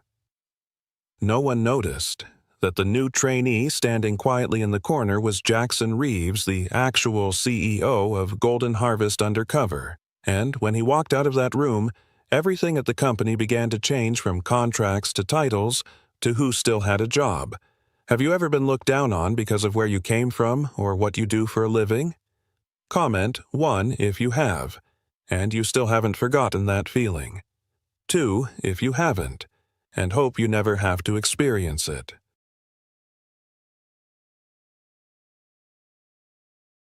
Jackson Reeves stared at his reflection in the mirror of a cheap motel room on the outskirts of Seattle. The salt and pepper beard he'd grown over the past 2 weeks had filled in just enough to make him look tired but harmless. His tailored suits were back at his condo in San Francisco, replaced now by thrift store jeans, a plain sweatshirt, and a ball cap that shaded his face just enough. He ruffled his intentionally messy hair and nodded. The disguise was complete. "So, Evan," he muttered to the mirror, trying on the alias one more time, ready for your first shift at Golden Harvest. He almost laughed. 15 years ago, he had mortgaged everything he owned to open the first Golden Harvest location. He'd kneaded dough himself, scrubbed ovens, and slept on flour sacks when he couldn't afford an apartment. Now, with 37 stores across the country and his name etched into the Forbes Leaders to Watch list, he couldn't walk into one of his bakeries without being recognized, or worse, rehearsed for. Which was why he was here. The numbers didn't lie, profit margins were shrinking. Employee turnover had spiked and some of the flagship stores were sending up red flags. He had hired consultants, analysts, even a customer experience firm. None of them could tell him why Seattle's highest-rated location, beloved by Yelp and adored by food critics, was barely breaking even. His father's words echoed in his head. Sometimes you gotta get your hands in the flour if you want to know why the bread's going stale. Jackson grabbed his backpack and stepped into the 4 a.m. chill. The air had that crisp edge of Pacific Northwest spring, damp, quiet, slightly electric. He walked to his rented sedan, nothing flashy, and drove toward the city center parking 2 blocks from the bakery. From the outside, the Golden Harvest flagship location looked exactly how he'd designed it. Warm-toned brick gold signage and an old-world charm nestled between modern high-rises. But what he saw inside caught him off guard. The lights were already on. It was 4:45 a.m. Through the large front window he saw a lone woman in the kitchen. Auburn hair tied in a tight bun, sleeves rolled, movements precise. She wasn't just prepping ingredients. She was shaping morning buns, rolling, cutting, and folding with a fluid grace that could only come from thousands of repetitions. She didn't glance up once, didn't pause. It was like watching a symphony performed by a single instrument. At exactly 5:00 a.m., the front door unlocked with a buzz. A tall man in his early 30s with a name tag that read Logan Pierce opened it and smiled politely. "You must be Evan," he said. New trainee from corporate Jackson nodded, adjusting his posture into the mild slouch he'd practiced. "Yeah, appreciate you taking me in on short notice." "No problem," Logan replied, waving him in. "They've been sending folks out to align local processes or whatever. Corporate stuff." He rolled his eyes, not disrespectfully, but with the weariness of someone who'd had one too many memos sent from someone who never pulled a baking tray out of a 400-degree oven. Interesting, Jackson thought. The alignment initiative had been his idea. Logan led him past empty display cases and polished tile floors toward the back. The air smelled like butter cinnamon and toasted sugar, rich and indulgent. The kind of smell that made people pause outside the window and walk in even if they hadn't meant to. They reached the kitchen. The woman he'd seen earlier didn't look up. "That's Lena," Logan whispered, lowering his voice like they were in church. "She handles the morning buns and all the artisan prep. Been here longer than I have. Doesn't talk much. Real particular about her space." Jackson said nothing. He just watched. Her hands moved with the kind of muscle memory that only came from obsession. She wasn't just a good baker, she was world-class. Even in silence, there was something magnetic about her. He'd seen this before, years ago, in himself. "What time did she come in?" Jackson asked. "She's always here by 4:30, Logan said. "Sometimes earlier. Technically, we start prep at 5. She just shows up and works." The morning passed in a blur of introductions and equipment walkthroughs. Jackson played his part asking how to load the industrial mixer, pretending he'd never measured yeast before. Logan was patient, helpful, and clearly a competent floor lead, but Jackson's eyes kept drifting to Lena. Every tray she slid into the oven looked flawless. Her morning buns, coiled tight with brown sugar and cinnamon, came out caramelized and golden, glistening just enough to catch the light. By 7 a.m., the line out front wrapped around the block. Customers came in, ordered her pastries by name, and walked out beaming. Around 9 a.m., during a lull, Jackson approached Logan. "Those buns are incredible. Hers." "All hers," Logan said. "People drive across the city for them. She doesn't do interviews, doesn't pose for promo photos, doesn't even want her name on the board. Just works. She must be valuable." "Invaluable," Logan replied. Then, after a pause, "But she's a mystery. Doesn't talk much, doesn't hang out after shifts, works 6 days a week, sometimes doubles, never takes time off." Jackson nodded slowly. He knew that look, that pace, that kind of work ethic didn't come from ambition, it came from survival. And something told him Lena Hart wasn't just baking for a paycheck, she was baking for a reason.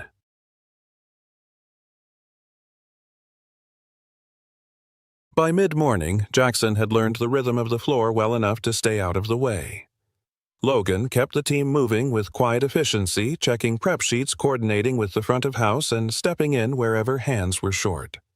The bakery hummed like a well-oiled machine, but it was clear who made the wheels turn. Lena. Every tray that emerged from her station sold out before the next batch even cooled. Customers who came in for coffee left with boxes of morning buns. Several asked by name if she was working that day. Some even left notes of thanks folded between receipts and tucked into the tip jar. Jackson didn't miss the fact that Lena never looked up. She kept her head down, hands moving apron streaked with flour and sugar. She didn't pause for breaks. Didn't join the others when Logan offered to cover so they could grab coffee. When one of the younger team members, Zach, a college student working part-time, accidentally knocked over a full tray of raw dough near her station, Lena didn't scold him. She didn't even sigh. She knelt down beside the mess and said softly, "First rule of baking: accidents happen." She salvaged what she could, her hands, fast and sure movements, precise and unbothered. Jackson stepped forward to help, but Lena raised a flour-covered hand without even looking at him. "I've got this. You're new. You should be learning the front counter with Logan." Her eyes flicked to his just once, brown steady, unreadable, and then she went back to shaping dough. There was no arrogance in her voice, no irritation, just a quiet boundary that told him she was used to doing things alone and intended to keep it that way. Later that afternoon, during the post-lunch prep rush, Jackson was reassigned to the kitchen. The head baker on duty that day, Rafael Cruz, gave him light-duty tasks portioning butter cleaning trays, replenishing flour bins. It was clear Rafael had been instructed to keep the corporate guy out of anything critical. But then, a large pre-order came in 6 dozen almond morning buns for a nearby corporate brunch. "All hands," Rafael called out. "Evan, help Lena." Jackson approached her station slowly. She didn't look up, but she slid over a round of dough without a word. "Fold like this," she said, demonstrating with a speed that seemed impossible for something so delicate. "Not too tight, not too loose." Jackson copied her motions clumsily on purpose. He could have done it with his eyes closed. Years ago, he'd taught staff across the country how to roll and proof dough, but today he was a trainee, and Lena was watching. She noticed immediately. "Here," she said, and placed her hands over his to guide the motion. "Feel the tension in the dough. It'll tell you what it needs." Her hands were worn small scars, calluses, the occasional burn. The kind of hands that told a story of long hours and little rest. As she adjusted his folding technique, Jackson spotted something peeking from beneath the cuff of her sleeve. A tattoo. A small flame. Simple black ink just above the wrist. "You've done this before," she said suddenly, her tone sharper now. Jackson blinked. "Just good with my hands, I guess." Lena studied him for a long moment. Then without another word, she returned to her work. "Well," she muttered, "you're not terrible. That's more than I can say for most trainees they send us." The rest of the shift passed in a blur of flour heat and quiet exchanges. By the end of the day, Jackson's back ached. His shoulders protested and his feet reminded him that he hadn't done a real kitchen shift in over a decade. But Lena, she was still going. Cleaning the ovens, reorganizing dry storage, refilling the sugar bin. At one point, she dragged a 50-pound sack of flour across the prep area without asking for help. Raphael noticed and spoke up. "Lena, you don't have to do that. We can split it." "I don't mind," she replied. By the time the bakery closed, Jackson watched her scrub the entire kitchen floor by hand while the others prepped for the next day. When the last customer had long gone and the lights in the front dimmed, Lena removed her apron and washed her hands in silence. She didn't join the staff heading out for drinks. She didn't check her phone. She didn't linger. She walked out of the back door alone. Curious Jackson followed at a distance. Out in the alley behind the bakery, she approached a rusted bike chained to a lamppost. She clipped a small backpack to the rear rack, checked the tires, and pedaled off into traffic. No car, no Uber, no subway pass. Just a battered bicycle, a silent exit, and a woman who baked like her life depended on it. That night in his motel room, Jackson sat at the edge of the bed with his laptop open and his notes sprawled across the comforter. The store's operations were running like clockwork. The team was competent.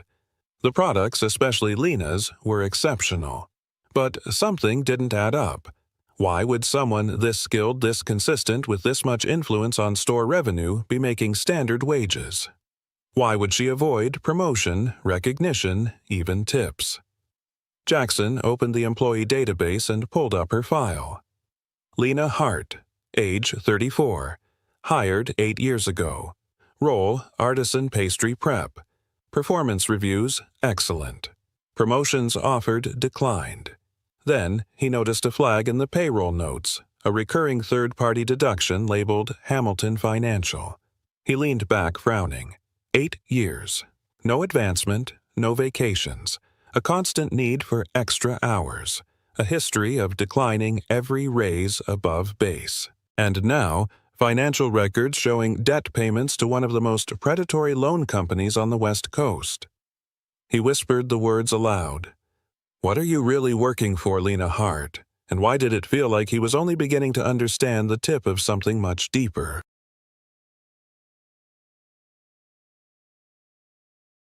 By his third day undercover, Jackson had settled into a rhythm. He arrived each morning at 4:50 a.m., 10 minutes before his shift, only to find Lena already deep in her work. The same soft light glowed from the kitchen, the same quiet discipline filled the air. She greeted him with a nod and no words, her hands already in motion. He tied his apron and moved to his station, but his mind remained on the woman who never slowed down. During the previous day's shift, he'd casually asked other team members about her. Their answers had only deepened the mystery. Lena's been here forever, said Zach, the college student who worked the morning rush. People ask for her by name, but she never comes out front. Says the dough needs her more than people do. You know what's weird, added Kayla, who handled the register. Last Christmas, some of the regulars left crazy big tips, like specifically for her.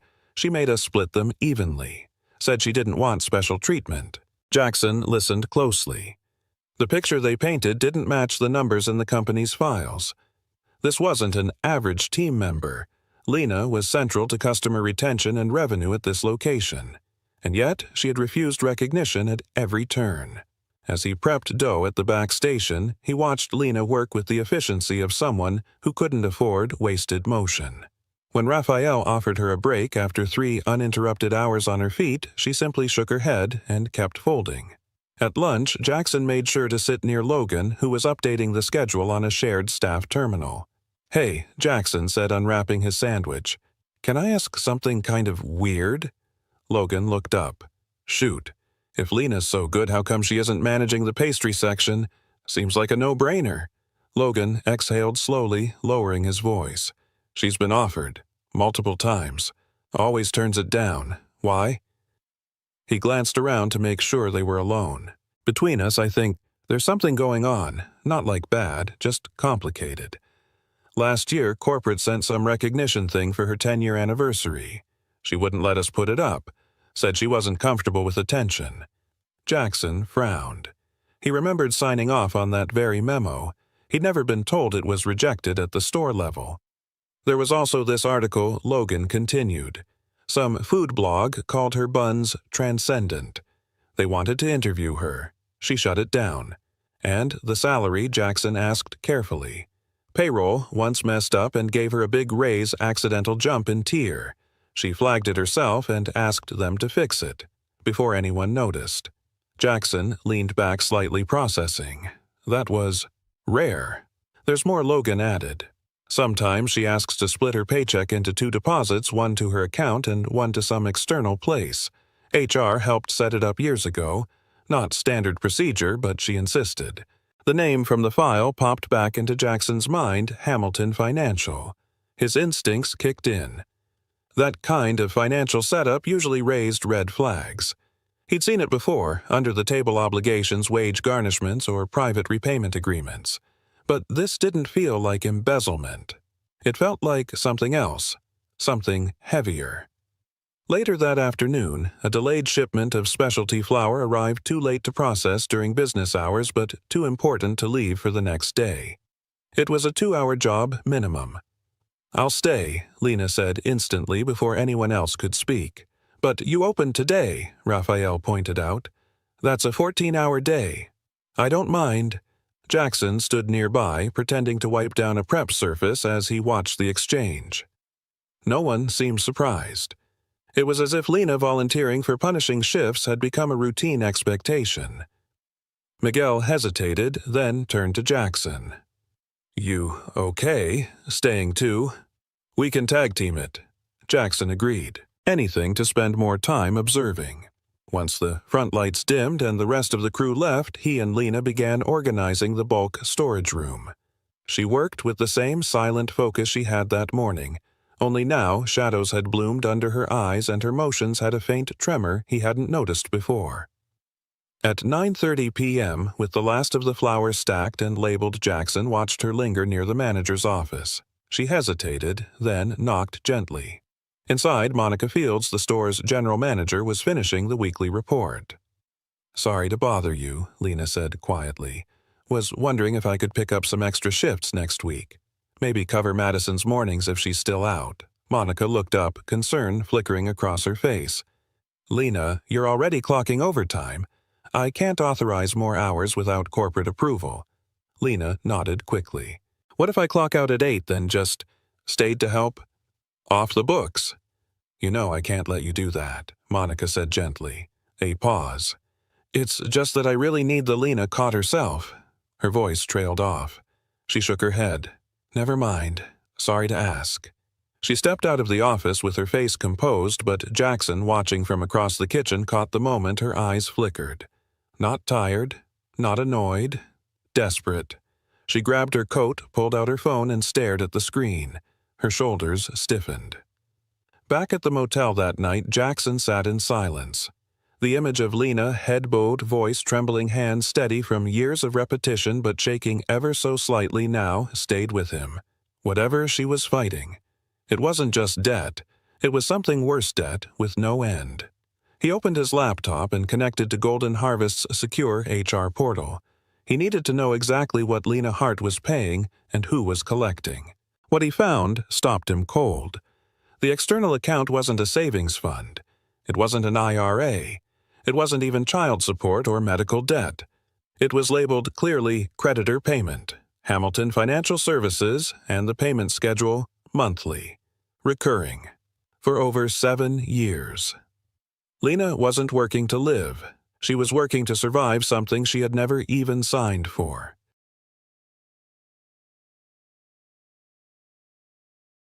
The next morning arrived with Jackson no closer to sleep than he'd been at midnight. The discovery of Lena's long-standing financial arrangement with Hamilton Financial had sent him down a rabbit hole of late-night digging internal company records, archived employee submissions, and public business databases. What he found left him feeling hollow. Hamilton Financial wasn't just any lender. They specialized in high-interest rescue loans to small business owners, often the kind who had nowhere else to turn. Their contracts were airtight. Their interest rates were brutal. They were the kind of institution that hovered like vultures around desperate people with dreams. And Lena had been paying them for over 7 years. Yet the principal balance had barely moved. That morning, as he walked into the bakery, the familiar smell of butter and cinnamon couldn't mask the bitterness in his mouth. Lena was already at her station. Of course, she was methodically rolling out the dough for another batch of morning buns. But her movements were slower, the dark circles under her eyes deeper, her spine slightly more hunched. "Rough night?" Jackson asked as he tied his apron beside her. She didn't look up, just the usual. But it wasn't the usual, not for anyone. Today, Jackson had a new objective. During his lunch break, while Monica was distracted by a delivery issue, he slipped into the manager's office. Her terminal was still open, another oversight he made a mental note to address once he returned to his real position. He pulled up Lena's employee file again, this time scanning for emergency contacts. One name appeared: Jason Hart. Same last name, likely a brother. Jackson ran a quick search through the HR system and cross-referenced it with public records. His stomach tightened. Jason Hart, deceased. Date of death: 7 years ago. Cause car accident on Interstate 5. Time of incident: approximately 1 month after a business fire. It couldn't be a coincidence. Why would Lena be paying off a debt tied to someone who was no longer alive? Later that afternoon, Jackson volunteered to make a supply run to a sister location across town. It was the perfect excuse. That location was managed by Caroline Madison, a regional supervisor who'd been with Golden Harvest for more than a decade. If anyone remembered Lena's early days, it would be her. Jackson kept his cover as Evan the corporate trainee and approached Caroline while she was reviewing vendor invoices. "I'm looking into employee retention strategies," he began casually. "Just curious about folks who've been around a long time. Do you remember when Lena Hart was hired?" Caroline's face softened immediately. "Lena, of course I do. That poor girl." Jackson leaned in quietly. "She doesn't talk much, hard to get a read on her." Caroline nodded slowly. "She came to us right after everything happened with her brother." Her brother Jackson prompted. "Jason. They had a little bakery together, north end of the city, Heart and Hearth, I think it was called, just the two of them. Parents had passed. Jason handled the books. Lena did the baking. Their morning buns were something else even back then.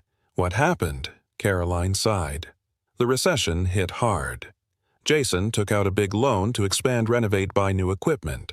But the bank that pre-approved them folded before the paperwork finalized. They were scrambling. He ended up finding a private lender, but the terms were awful. Jackson didn't have to ask who the lender was. Then there was a fire. Faulty wiring in the new ovens, from what I heard. Insurance wouldn't cover it, something about the permits not being finalized." A month later, Jason drove off the highway.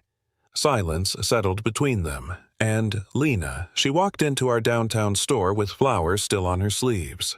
Said she needed work. Any work. She wasn't the same after that. Hollow, but steady. Like someone who was going to keep moving no matter what. On the drive back to the flagship location, Jackson pulled out his phone and accessed Golden Harvest's internal archives, specifically the product development folders from 8 years ago. He searched for any mention of Jason Hart. Nothing under acquisitions, nothing under vendor partnerships. Then, in an archived subfolder under unsolicited submissions, he found it. A scanned PDF dated and time-stamped. Submission proposal. Jason Hart, subject, signature. Sourdough formula attached was a detailed pitch ingredient ratios, fermentation schedules, proofing techniques, projected cost margins, and even a short write-up on market differentiation.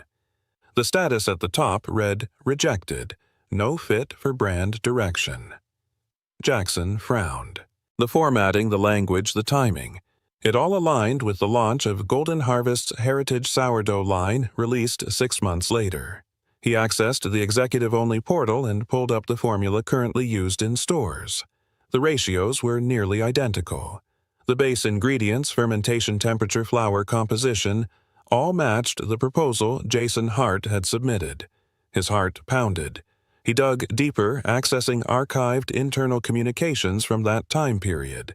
A series of emails marked internal and confidential surfaced. From Connor Vance to Executive Product Team, subject Innovative Sourdough Formula. Proposal for rollout. Jackson stared at the screen. Connor Vance, then VP of Product Development. The same VP who had left the company 5 years ago under vague allegations of professional misconduct. The same man who'd received a 6-figure bonus for developing the Heritage line. But the formula hadn't been his. It had been Jason Hart's. The same Jason Hart who died a month after losing his bakery, believing that his ideas had been worthless. The same Jason whose sister was now working herself to exhaustion to pay off the debt he'd left behind.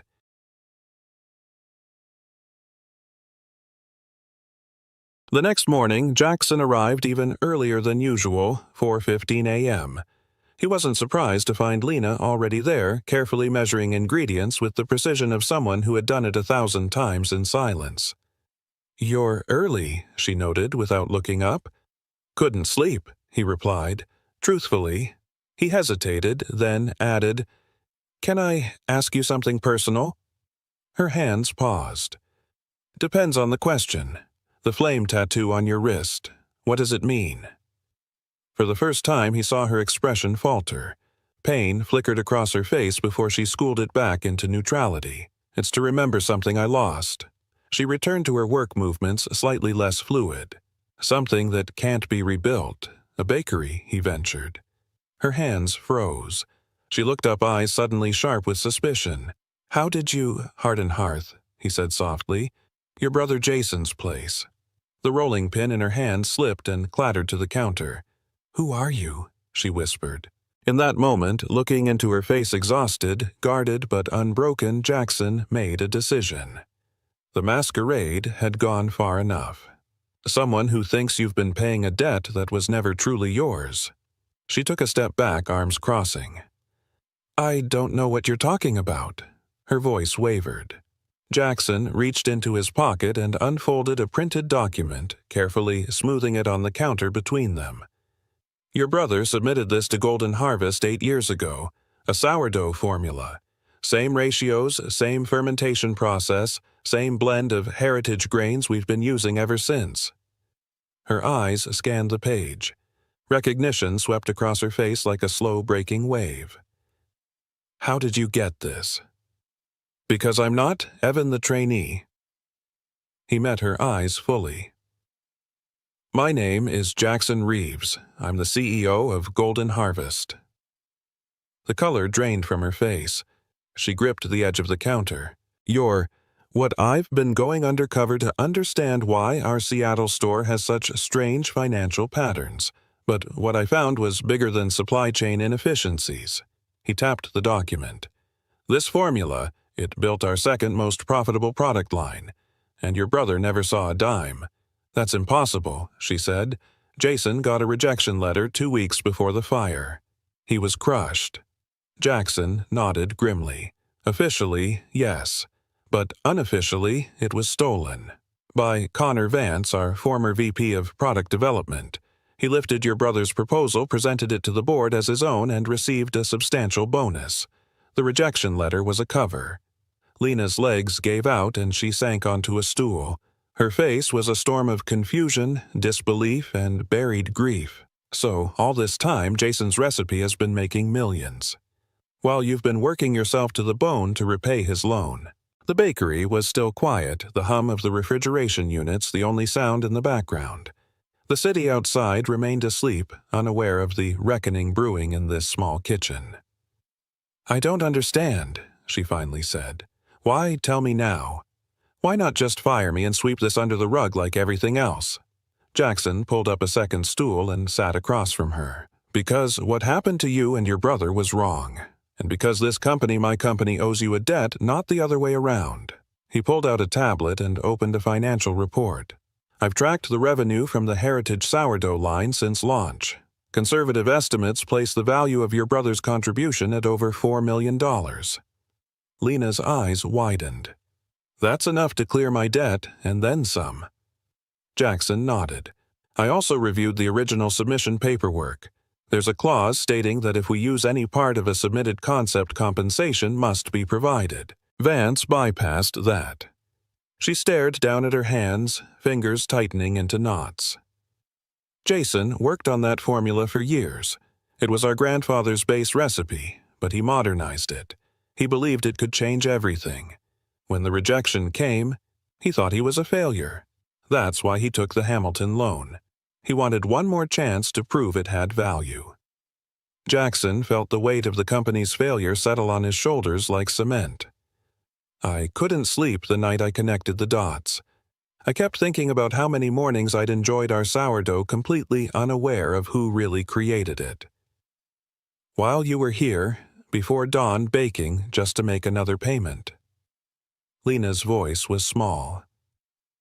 "What happens now?" Before Jackson could answer, the back door opened. Logan and two other early shift employees stepped inside freezing when they saw the scene before them. Lena seated Jackson beside her documents on the counter. "Evan," Logan asked cautiously, "is everything okay?" Jackson stood slowly, squaring his shoulders. "Logan, I need you to call Monica and ask her to come in right away. Then I want you to contact regional management and request a 9 a.m. emergency meeting." Logan blinked. "I don't think I—" "Tell them Jackson Reeves is calling the meeting." Logan's eyes widened. "You're—" "Yes." Jackson turned back to Lena. She hadn't moved. "In the meantime, we have some calculations to finish."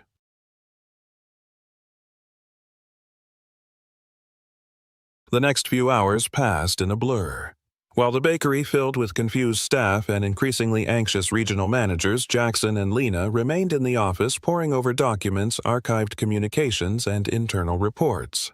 By the time the emergency meeting officially began at 9:00 a.m., Jackson had compiled a comprehensive and irrefutable case.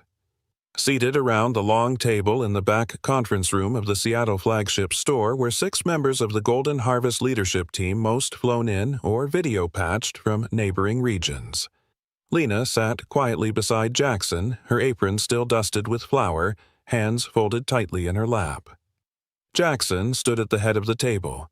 On the wall-mounted screen behind him was a slide titled "Intellectual Property Breach, Heritage Sourdough Line." He didn't waste time. 8 years ago, this company's second most profitable product line was built on a formula submitted by Jason Hart, a local baker who died believing his work was worthless. He clicked again. This is his original proposal, submitted through the official innovation channel. Time-stamped, verified, rejected on paper, but not in practice. He flipped to a slide showing the side-by-side comparison, Jason's ratios fermentation times flour. Blend aligned exactly with the internal version later attributed to Connor Vance. "This is not a coincidence," Jackson said, voice firm. "This is theft." Around the room, faces tightened. Some in disbelief, others in shame. Monica Fields, the store manager, looked like she'd been punched in the gut. Logan stood in the corner, arms folded, watching silently. Lena said nothing. She didn't need to. Click. The next slide showed the compensation package awarded to Vance, over $250,000 in bonuses within 2 years of the Heritage launch. Click again. An internal memo authored by Vance presenting the formula as an in-house innovation. Connor Vance left the company 5 years ago amid unrelated misconduct claims, Jackson said. This issue, however, remained hidden until now. A voice spoke up over Zoom. "This is highly irregular," said Evelyn Granger, chairwoman of the board. "Going undercover without board. Approval, unearthing 8-year-old proposals accusing former executives of IP theft." With respect, Evelyn Jackson interrupted. "What's irregular is that the person whose family built this product has spent the last 8 years working our kitchens to pay off the debt that your stolen formula helped create." He clicked to a live screen share of Golden Harvest's internal product margins.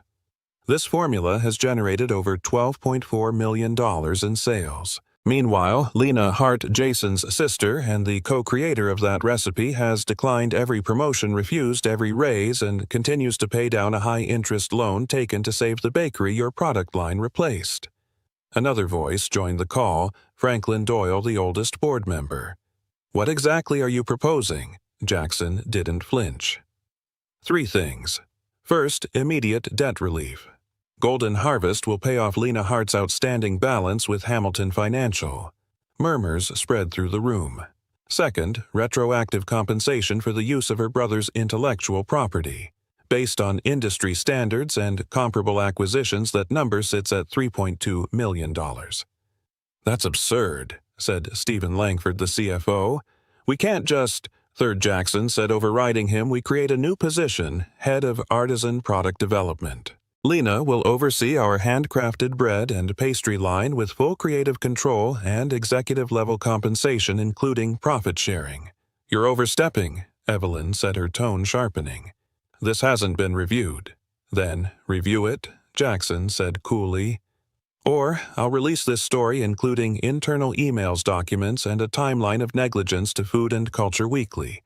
They've already expressed interest in profiling our heritage line. I doubt they'd mind featuring the real creator. Silence. Heavy and sharp. You wouldn't drag your own company through the mud, Franklin said, though there was uncertainty in his voice. I would do what's necessary to restore the company's integrity, Jackson replied. The damage wasn't done by telling the truth. It was done by hiding it. Then, from beside him, a quiet voice broke through the tension. I'd like to say something, Lena said. Every eye turned to her. She didn't stand. She didn't raise her voice. But there was something unshakable in the way she sat back straight, jaw firm, flour still in the creases of her hands. For 8 years, she began, I've come in before the sun. I've stayed after closing.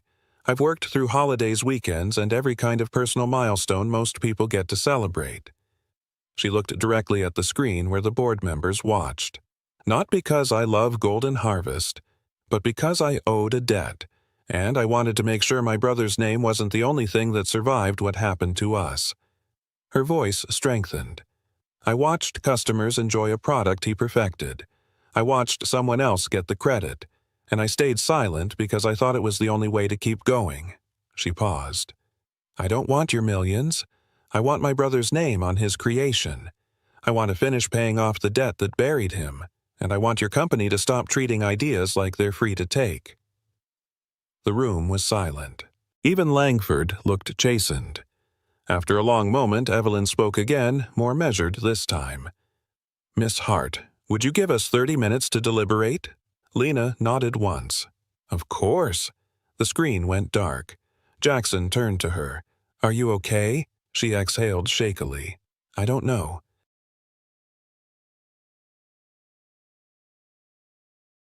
"35 minutes later, the board call resumed. The screen blinked to life with a silent tension that seemed to stretch the walls of the small conference room. Evelyn Granger cleared her throat, her face unreadable.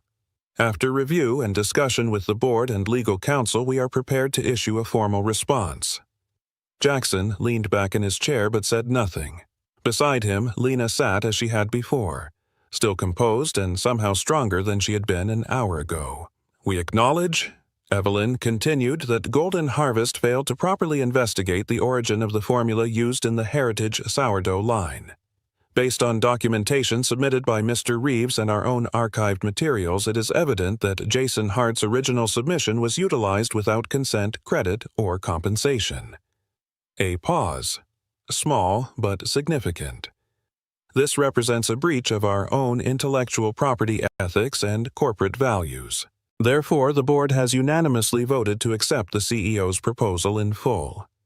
Lena didn't move. Effective immediately, Evelyn said, Golden Harvest will assume and settle the outstanding debt Lena Hart has been paying to Hamilton Financial Services.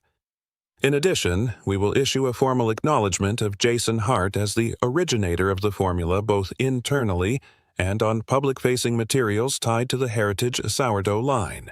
This includes packaging, marketing, and store signage. Lena's throat tightened. Furthermore, Evelyn continued, Lena Hart will be offered the role of Head of Artisan Product Development.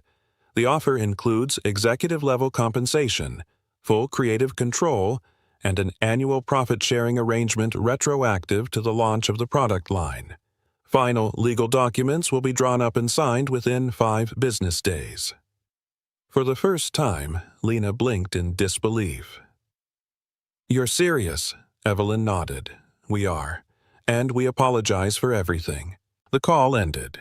Silence settled over the room. Logan, who had quietly stepped in toward the end of the call, broke it with a low whistle. Holy hell. Jackson stood gently, pushing back his chair. You okay? He asked Lena again. She nodded. I think so. He handed her a folder. That's a draft of your offer letter. You can take your time reviewing it. Bring in counsel. Do whatever you need to do. There's no pressure.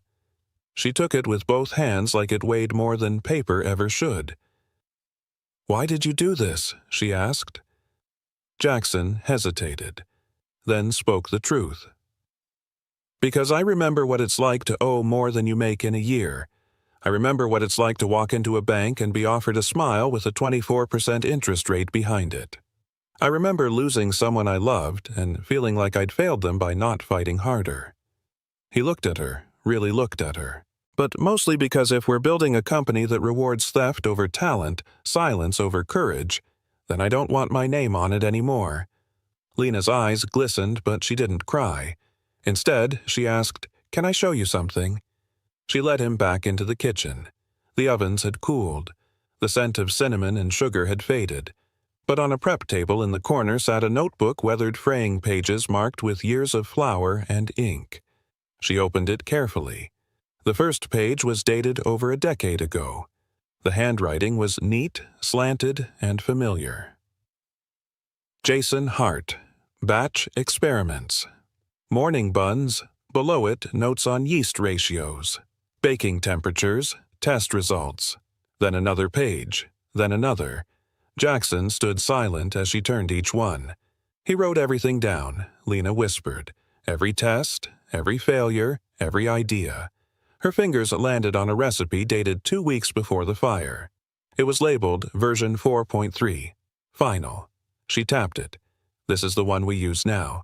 Every morning. Jackson read the ingredient list. He had memorized the company's version years ago. It matched gram for gram.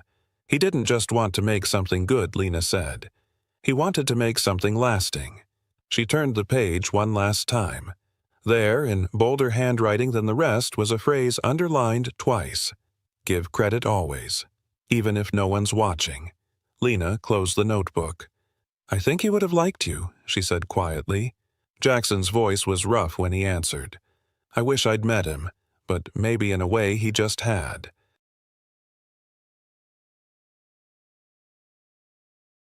Three weeks later, the flagship Golden Harvest store in Seattle looked nearly the same. Same clatter of trays, same quiet buzz of ovens coming alive at dawn, same scent of cinnamon and brown sugar swirling through the air. But beneath the surface, everything had changed. Near the counter, a small bronze plaque had been installed. It read, "In honor of Jason Hart, whose recipe and resilience helped build this foundation. A true artisan, never forgotten." Lena passed it every morning without breaking stride. But something about seeing her brother's name out in the open, no longer hidden in a drawer or buried behind a product line, gave her spine a different kind of strength. She wore a new apron now, her title stitched beneath her name, Head of Artisan Product Development.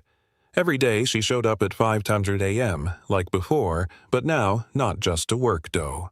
She mentored, listened, reviewed submissions with the legal team, and reminded every apprentice that brilliance isn't born from title, but from craft. Upstairs, Jackson Reeves stood silently behind the glass of the conference room. He'd watched her a dozen mornings now, but today felt different. Monica entered quietly and handed him a black coffee. Press picked up the story, she said. "We're getting flooded with submissions from small-town bakers, hobbyists, even a retired schoolteacher in Ohio." Jackson gave a faint smile. "Good." She studied him for a beat. "You didn't do all this for Lena, did you?" He shook his head. "No, I did this for us." Monica waited. "I built Golden Harvest on one idea that value comes from the people who create it. But when I dug into that archive, when I realized our second most successful product was stolen and no one ever questioned it, I understood something terrifying." He set the coffee down, still untouched. If a company becomes big enough to steal and get away with it, it also becomes big enough to collapse under the weight of its own hypocrisy. He exhaled. This wasn't just an internal correction, it was a wake-up call. Because the moment we stop protecting the people who build what we sell, we stop having any right to exist. Downstairs, Lena was teaching 2 junior bakers how to fold dough into a new seasonal version of morning buns. One of them asked shyly, "What if someone steals this one too?" She glanced at the plaque on the wall. "They won't. But how do you know?" She looked over her shoulder up toward the glass where she knew Jackson usually stood, because now someone's watching, and someone finally cares who gets credit. That night, Jackson sat alone in his office. A letter lay open on his desk. Inside was the original version of Jason's formula, annotated, dated, signed. Lena had mailed it back to him along with a note, "Don't forget why this matters. For the next Jason, L.H." He read it once, then again, and as the city lights shimmered in the glass, he didn't feel proud. He felt responsible. This story was never about a stolen recipe. It was about a system that quietly taught creators to stay silent, and executives to assume credit. Golden Harvest didn't just owe Lena a paycheck. It owed Jason his name, and it owed every future creator something else, a promise. Not of profit, but of fairness, of acknowledgement, of dignity. Because if ideas are no longer protected, what value does effort hold? And if credit always follows power, not truth? What kind of justice are we really building? We'd love to hear your thoughts. Have you ever faced something like this or seen it happen to someone else? Share your story in the comments. And if these stories matter to you, don't forget to hit subscribe. More true stories of courage, justice, and second chances are coming soon. "Sir, this section is for premium passengers only." The flight attendant's voice sliced through the cabin like a blade. All eyes turned toward the man in the faded jeans and a navy hoodie, seated calmly in the seat 1A. His face didn't flinch. His briefcase, a worn leather one, rested neatly at his feet. Nothing about him screamed importance, which is exactly why no one saw it coming. Tina Reynolds, mid-40s, sharp lipstick, uniform pressed to perfection, stood over him with a glare. She tapped her airline tablet twice, impatient. "Sir, did you hear me? You're in the wrong seat." The man looked up slowly, voice calm but clear. "Jackson Ward, first class, seat 1A." He held out his boarding pass. Tina barely glanced at it before narrowing her eyes. "That has to be a mistake. Can I see your ID?" Already, 3 passengers had their phones out. One began to live stream. Emily Carson leaned in from the galley. "What's going on?" she whispered too loudly. "This gentleman's confused about where he belongs," Tina replied, smirking. The tension thickened. Jackson didn't move. He didn't argue. He simply reached into his briefcase and placed a platinum card on the tray table. 340,000 miles flown. Platinum elite status. Paid first-class ticket. But none of it mattered. Not to them. In the next 40 minutes, an airline would spiral into chaos. Because the man they were trying to humiliate wasn't just a passenger. He was the man who owned a quarter of the airline. And this flight was about to go down in history. Tina crossed her arms. "Your ticket shows first class," she said. "But our system says otherwise." Her tone dripped with certainty, like she'd caught someone sneaking into a world they didn't belong to. Jackson remained still. No raised voice, no protest, just a steady breath as he pulled up the mobile ticket on his phone. "Booked 3 weeks ago. First class. Confirmed." Emily leaned closer, arms behind her back but eyes sharp. "Sir, sometimes people think they booked first, but it ends up coach." The smile she wore wasn't kind. It was the kind you use on children or liars. Across the aisle, a man in a navy suit chuckled under his breath. "Maybe just take your real seat, buddy," he said without looking up. Jackson gave no reaction, just placed his phone screen facing upward on the tray, the boarding pass clear. Tina tapped her tablet again, harder this time. "Mr. Ward, our records say you purchased economy. You'll need to gather your things and move." He didn't move. Instead, he reached into his briefcase, pulled out a second ID. Platinum Elite, embossed with Atlantic Airways crest. 6 consecutive years. Verified status. Tina barely glanced at it. "You can buy these online now. Doesn't prove anything." She turned toward Emily. "Let's call the captain." The air was shifting. Phones were still up. A woman in 3B was quietly recording, her eyes narrowing with each word. "Flight 882 to Denver, boarding in 31 minutes, blinked the departure board. Jackson looked straight at Tina. "I understand there may be a glitch. I'm happy to wait while you verify." She wasn't listening anymore.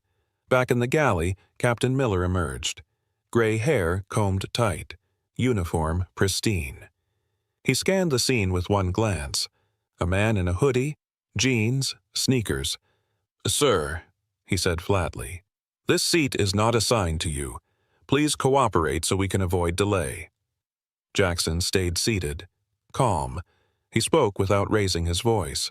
"I've shown my pass, my ID, and my status. I'm not the one causing the delay." The captain didn't bother checking. "Security will escort you shortly if you don't comply." And with that, he turned back toward the cockpit. A murmur spread. Not just disapproval, but discomfort. Even those who hadn't paid attention now were. Jackson picked up his phone, tapped record. "For the record," he said, "I'm being asked to vacate a paid first-class seat, despite showing valid documents. This is Flight 882, Gate 36, 2:41 p.m. Tina stepped back and radioed the front. "We've got a disruptive passenger, possible fraud." From the third row, the woman in 3B called out, "He showed you everything. Why aren't you checking the system again?" Tina snapped, "Ma'am, please stay out of it." But it was too late. Someone nearby whispered, "This is getting out of hand." Another voice added, "Can't believe they're treating him like this." Jackson stayed silent. Not because he couldn't speak, but because he knew the storm was just beginning. The boarding area grew tense. Gate 36, final call blinking red on the screen. Tina's voice crackled on the radio. "We need security at the jet bridge. Passenger refusing to comply." Jackson sat perfectly still, his briefcase closed, boarding pass face up, his hands folded calmly in his lap, but around him, chaos bloomed like wildfire. A man in 2B leaned toward him. "Come on, man. It's just a seat. Don't make this harder than it needs to be." Jackson didn't respond. His silence was louder than words. Two security officers stepped onto the plane. Mike Santos, broad-shouldered, calm voice. Lisa Chen, younger, tense. They paused at row 1. "Sir, may we see your documents?" Mike asked. Jackson handed over everything without hesitation. Mike checked the documents, cross-referenced the tablet. "This says first class. All of it lines up." He looked at Tina. Why was this flagged? Tina hesitated. "Some of these people know how to manipulate the system." The words dropped like a lead weight. Lisa looked up sharply. A woman in row 3 gasped. Another voice muttered, "Did she really just say that?" Phones rose higher. The live stream now had comments pouring in. #passenger profiled was gaining traction. Santos kept his tone neutral. "Mr. Ward, would you mind stepping off briefly? We'll verify everything with the gate agent." Jackson nodded once. He stood slowly, adjusted his jacket. As he passed Tina, she didn't meet his eyes. But the camera from 3B caught every second. Outside the plane, passengers gathered near the window, some recording, others whispering. The departure board now read, Flight 882, delayed 17 minutes. Sandra Doyle, gate supervisor, arrived. Hair tight, steps sharp. "What's the holdup?" "Seat dispute," Santos replied, handing over Jackson's papers. Sandra skimmed them with professional coldness. "Mr. Ward, these look correct. But, due to the disruption, we'll need to reseat you in coach or place you on a later flight." Jackson's tone didn't shift. "What disruption? I was sitting in my assigned seat." Sandra stiffened. "You were challenging crew instructions. That's disruptive." Phones caught every word. A teen nearby was live streaming on TikTok. Dr. Linda Monroe stepped forward from the boarding line. "Excuse me, I saw the whole thing. He was calm. He showed every document they asked for." Sandra cut her off. "Ma'am, this doesn't concern you." But it did, and the crowd was growing. Someone muttered, "This is unbelievable." Another, "They're actually kicking him off." The air felt like it was shrinking. Tight, charged, unfair. Jackson looked at Sandra directly. "I'd like to speak with your district manager." She gave a small laugh. "You can file a complaint like everyone else." He didn't flinch. But, as he stepped aside, his phone buzzed. A message flashed on screen. Board meeting moved to conference RMA. We're ready. Linda noticed, and her eyes narrowed. Who exactly was this man? The answer was coming. But first, so was the storm. The hum of the terminal drowned beneath whispers and phones tapping. Jackson stood quietly beside the boarding counter, his expression unreadable. Sandra Doyle returned his documents with forced professionalism. Your options haven't changed. Coach seat or next flight? Jackson didn't respond immediately. He looked at the growing crowd. More passengers had gathered, recording, murmuring, watching. Not just an incident anymore. A spectacle. He pulled out his phone. The screen lit up with a name. Boardroom, live. He tapped a quick reply. Hold 15. Situation active. Dr. Linda Monroe moved closer. She spoke softly but firmly. I saw your screen. That meeting. You're not just another passenger, are you? Jackson gave her the faintest nod, but his eyes stayed locked on Sandra. I'd like to escalate this to your district manager, he said. Her smile faltered. There's no one above me on site, she snapped. You can file a complaint online like everyone else. From behind them, someone whispered, that guy's not normal. A businessman typed furiously on his laptop, trying to look casual. Nearby, a teen stream passed 1,000 viewers. The story was spreading faster than the delay notice. Jackson checked his watch, a silent, practiced motion. Linda caught the glint of the timepiece. Sleek, heavy, unmistakably expensive. Not the kind you buy to impress, the kind you wear when you've got nothing to prove. He looked back at Sandra. In about 5 minutes, you're going to get a call. I suggest you take it. Sandra scoffed. Is that a threat, Mr. Ward? No, Jackson said quietly. Just a heads up. Gate 36 was no longer a gate. It had become a stage. Every phone was up, every angle covered. Someone muttered, this is better than Netflix. Captain Miller reappeared, irritation creasing his brow. What's the delay now? He demanded. Sandra answered without looking up. Passenger refusing reassignment. Coach or nothing, Miller barked. We need to move this flight. Linda stepped in. Captain, with respect, he showed proper credentials. You never verified them yourself. Miller waved her off. We're not obligated to... Jackson's phone buzzed again. A short vibration. One line of text. Media picked up the feed. Stock hit. The businessman in the corner muttered, Wait. What stock? He began searching, then froze. Oh, my God, he whispered. Ward Holdings. That's him. Another passenger leaned in. Ward Holdings? They own, wait, airlines? Miller turned slowly toward Jackson. What's going on here? Jackson finally opened his briefcase. He took out a slim card holder, selected one, held it out to Sandra. Her eyes scanned the embossed letters. Jackson Ward. Chief Executive Officer Ward. Holdings International. Her breath caught. Dr. Monroe peered over her shoulder and gasped. Oh no, she murmured. They just kicked their owner off the plane. The crowd pressed in. Comments flew across the live streams. He owns the airline? This is not going to end well. Sandra looked up, her voice suddenly smaller. Mr. Ward, I had no idea. That, Jackson said softly, is the problem. A ripple passed through the onlookers. Phones shook as hands adjusted grips. Everyone knew. This moment was history. Miller's voice broke the silence. You're not on the manifest as... I never fly under titles, Jackson said. I prefer to see the service the way others do. His phone buzzed again. Another text. Atlantic HQ calling Gate 36 now. Answer. Right on cue, Sandra's radio chirped. Supervisor Doyle, patch into line 2, priority from HQ.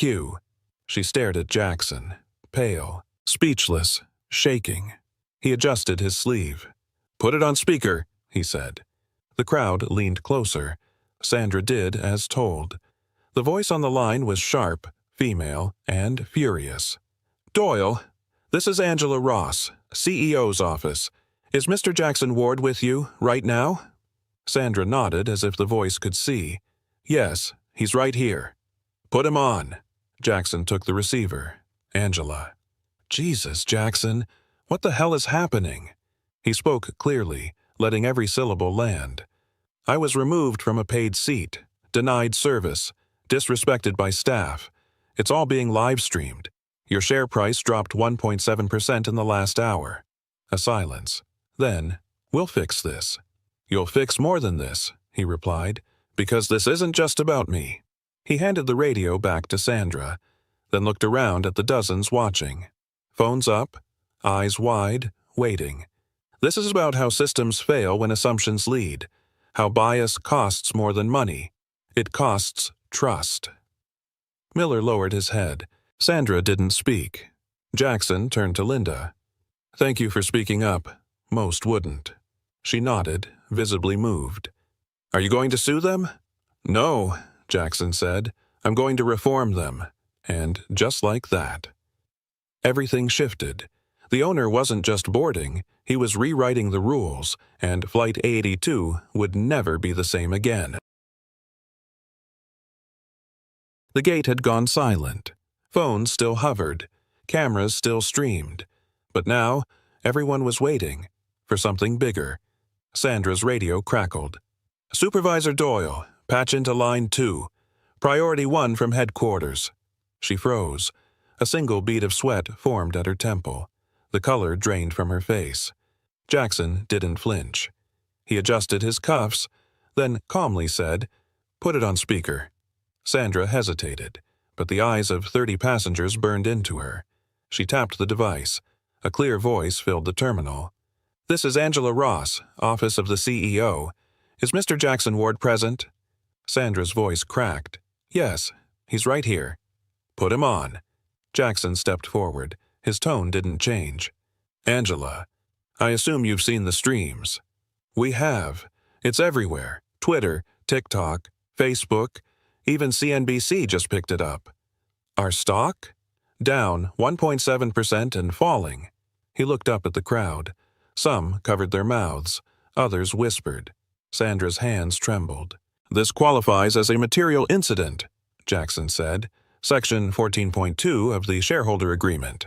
I'm invoking the governance review clause." Angela hesitated.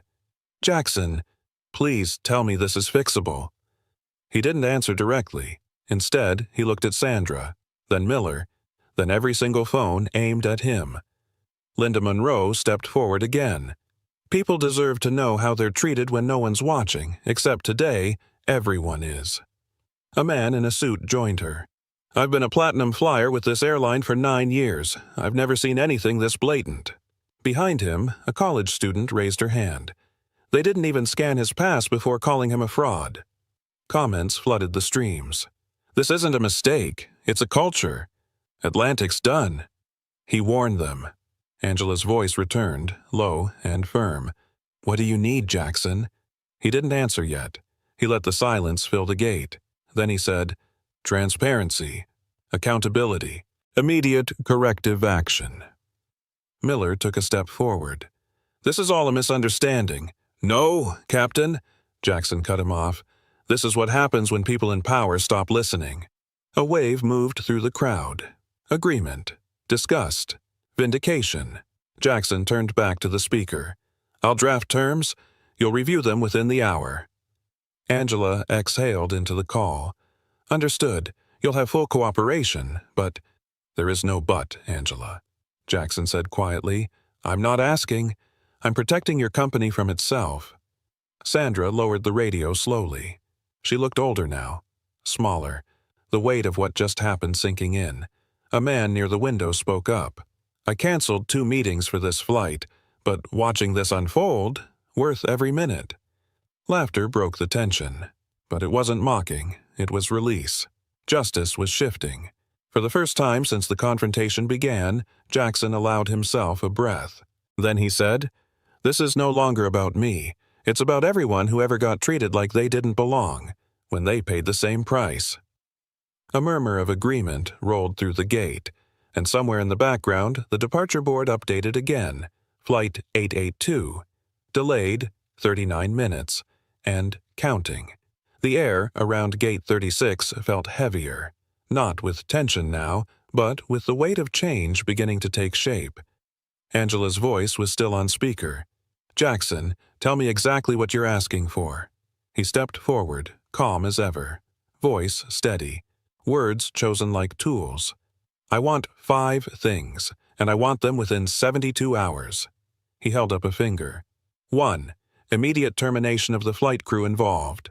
Captain Miller, Tina Reynolds, no transfers, no warnings. Dismissed with cause. Sandra's mouth opened. Miller took a step back.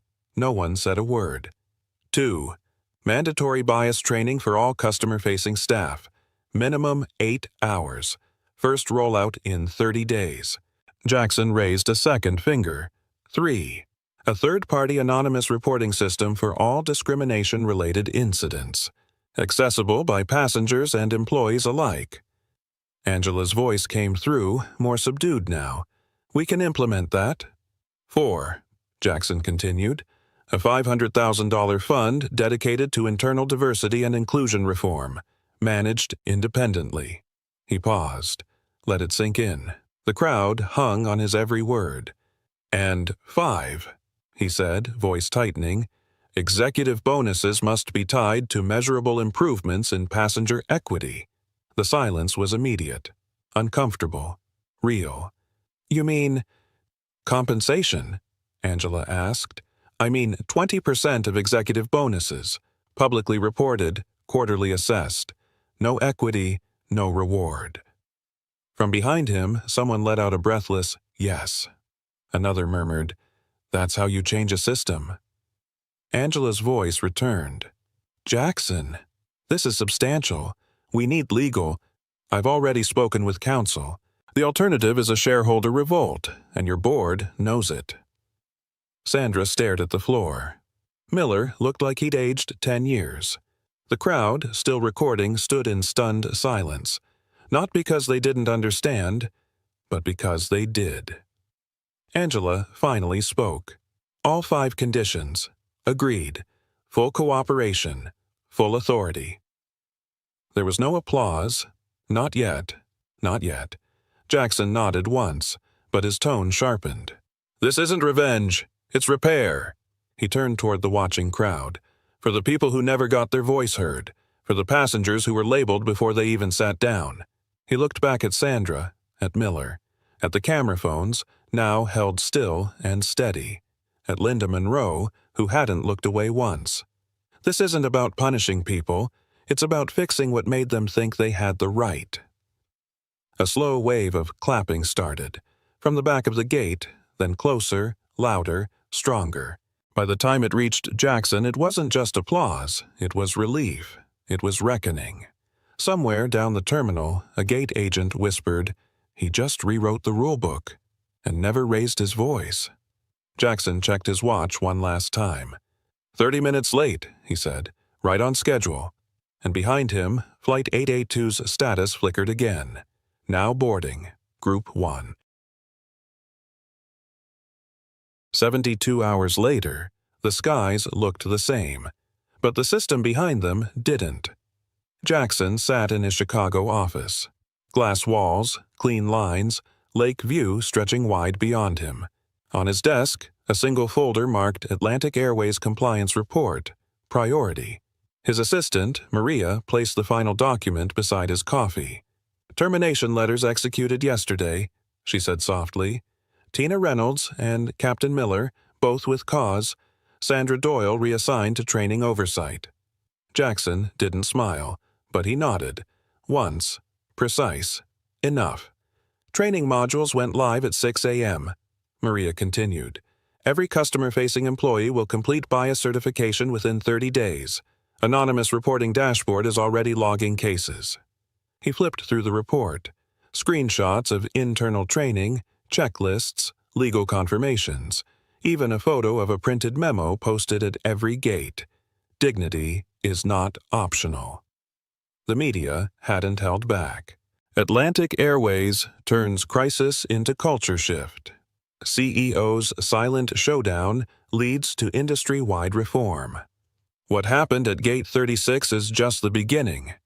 Jackson had declined every interview, not out of avoidance, but because the work wasn't done. He scanned a timeline chart. Red lines marked reaction. Blue lines showed resolution. The lines didn't meet, not yet. On another screen, Atlantic's stock had rebounded, up 3.2% since the apology. Investors liked control, but they respected leadership even more. Maria returned with one more update. Public response has been overwhelmingly positive. We've had 6 airlines reach out for access to the training program. Jackson looked up. They want it licensed? Yes, she said, but we're offering it open source through the Ward Foundation. He nodded again. Good. He opened a second file. List of complaints logged in the past 48 hours. Verified, time-stamped, already under review. This was what reform looked like. Not slogans, not hashtags, but workflows, metrics, accountability. He leaned back in his chair, not in relief, not in victory, in readiness. Maria hesitated before asking, "Do you regret how public it got?" He glanced at the live stream clip still pinned to his feed. 400,000 views, tens of thousands of comments, a sea of, "This happened to me too." Finally, someone said it out loud. "No," he said, "it was never about being seen. It was about making sure the right people were forced to look." She left the room without another word. He stood and walked to the window. Chicago stretched out below him. Glass, steel, water, motion. Flight 882 had taken off 51 minutes late that day, but it had landed on time. Somehow, that felt fitting. Below, a new billboard had gone up outside O'Hare. He could barely make it out, but he knew the line by heart. Respect isn't a reward, it's the ticket. His phone buzzed again. An email from Angela Ross. Subject, full implementation timeline attached. "Thank you, Jackson. You didn't just challenge us. You redefined what leadership looks like." He closed the message without reply. Not coldly, just done. In systems like these, people forget, but systems remember, especially once they're rebuilt. And this one was just getting started.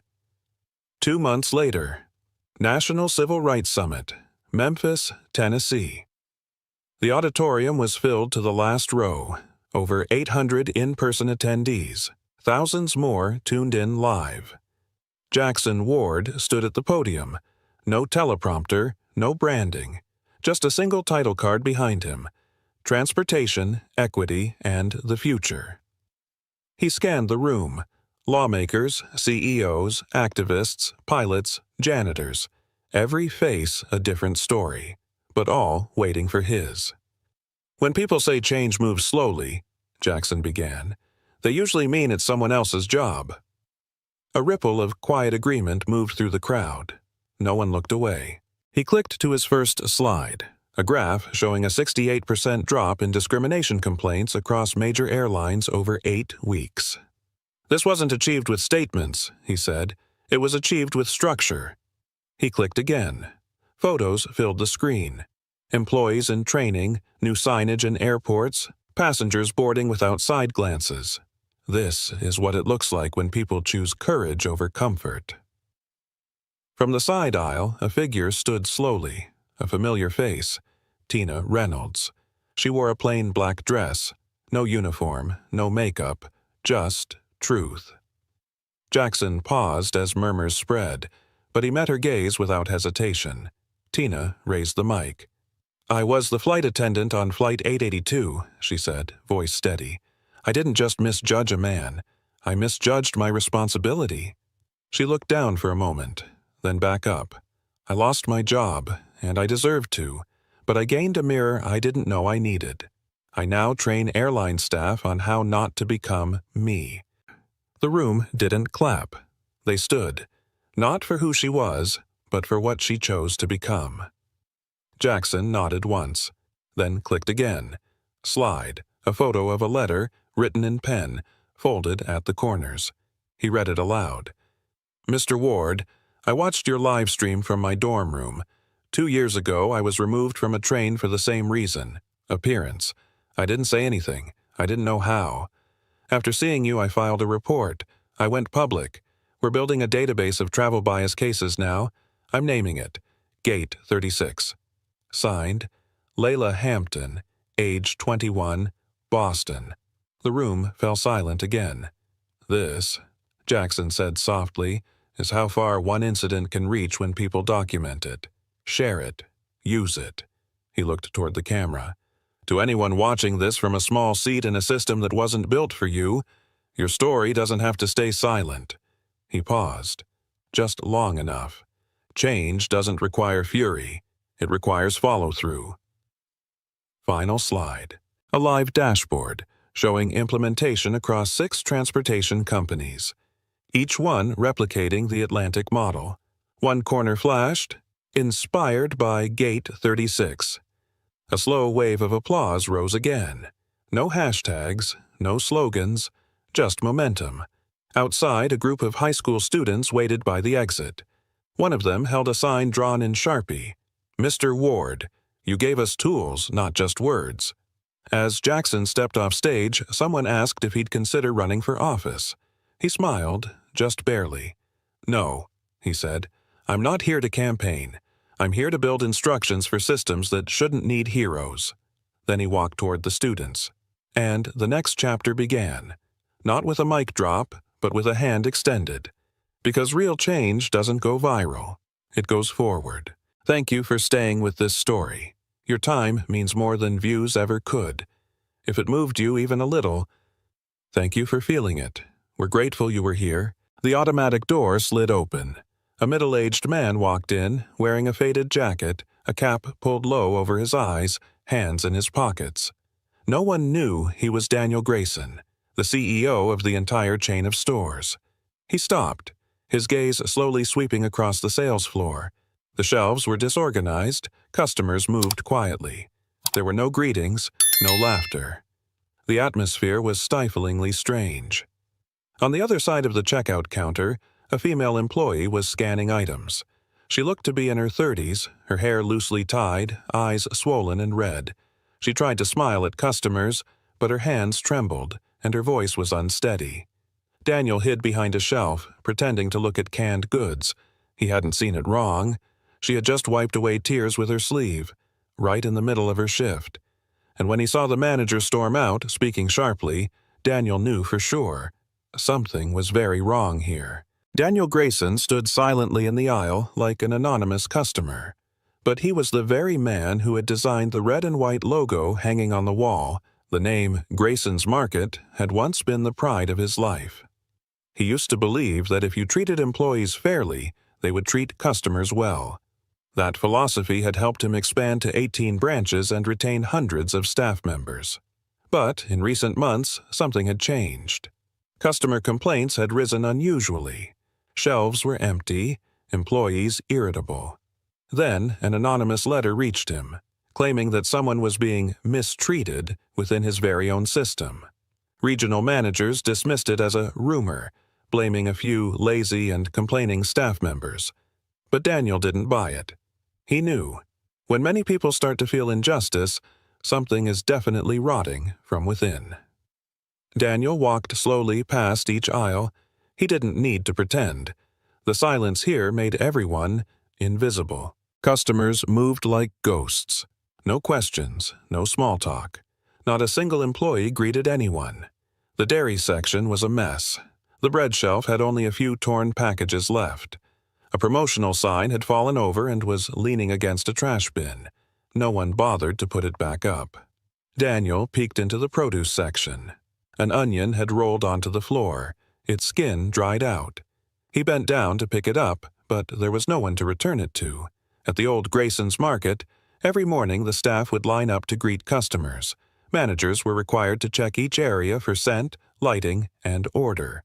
But here, there was only the stale smell of old coffee, dingy floors, and tired eyes. Daniel clenched his fists in his coat pockets. What he saw wasn't just laziness. It was a team that had given up.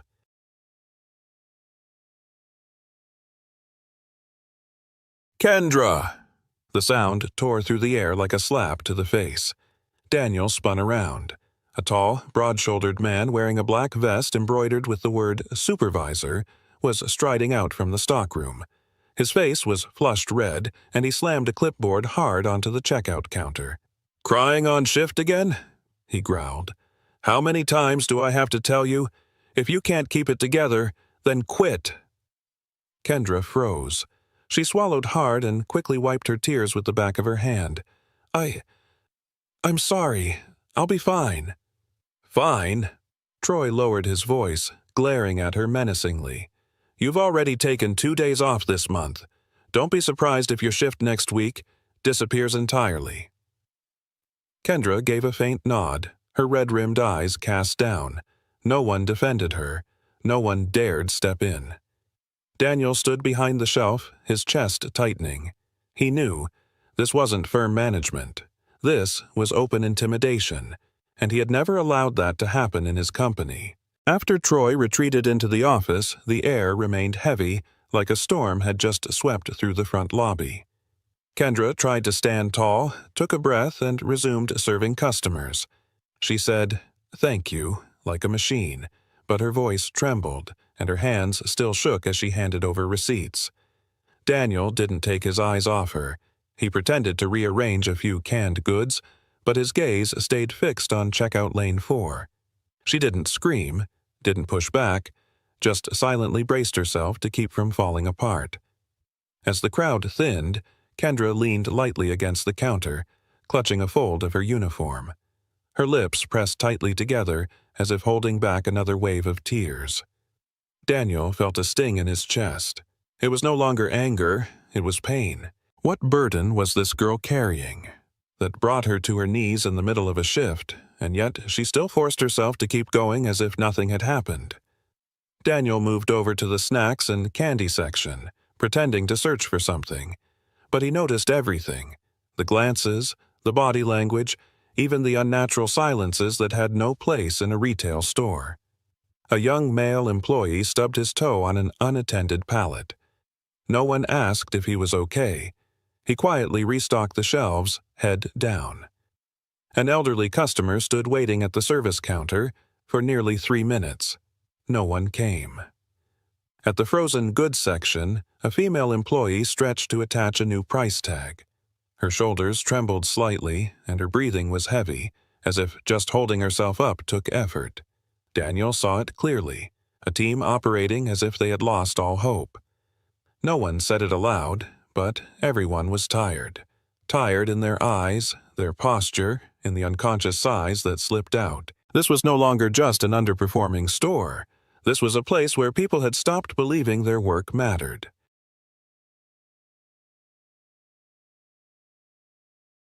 Daniel shivered. He understood now. The problem ran deeper than he'd thought. Daniel slowly walked to the housewares aisle, picking up a cheap aluminum pan. But his mind was elsewhere, replaying a meeting from just a few weeks ago. On the meeting table that day, amid stacks of colorful reports and sales charts, sat a plain brown envelope with no return address. Just a few hastily scrawled lines. "Someone in the store is being pushed to the edge. You should look into it before it's too late." The regional directors had scoffed. One said, "Probably some Gen Z kid sulking because they didn't get a raise." Another chimed in, "Employees whining is a weekly occurrence. If we paid attention to every complaint, nothing would ever get done." Daniel had stayed silent then, but the letter. He hadn't forgotten. The tone wasn't one of complaint, it was a cry for help. Now, seeing Kendra, seeing this entire team, he understood. The person who wrote that letter was telling the truth. And he was the only one left with enough authority to make it right. During break time, Daniel bought a granola bar from the vending machine and made his way toward the break room. He didn't intend to go in. He just wanted to see how the staff unwound after such a tense shift. But as he approached, he stopped in his tracks. Inside, there was the sound of quiet sobbing. Then a voice, hushed and broken between breaths. "I can't do this anymore." It was Kendra. "I tried. I really tried, but nothing's ever enough. They cut my hours. This week I can't even afford gas. My rent's late. Silence. Then another voice, softer, probably the young employee he'd seen earlier in the frozen goods section. Troy's coming after me too. Anyone with kids or who gets sick or asks for time off, he punishes them. Kendra wept. I didn't skip my shift because I was lazy. My son had an asthma attack. He was hospitalized. I begged Troy, but he said I wasn't trustworthy. Daniel stood frozen. Her voice was like a blade, slow and deep. Each word struck at his greatest fear, that the company he had built had become a place that crushed people's spirits. It was already dark when Kendra left the store.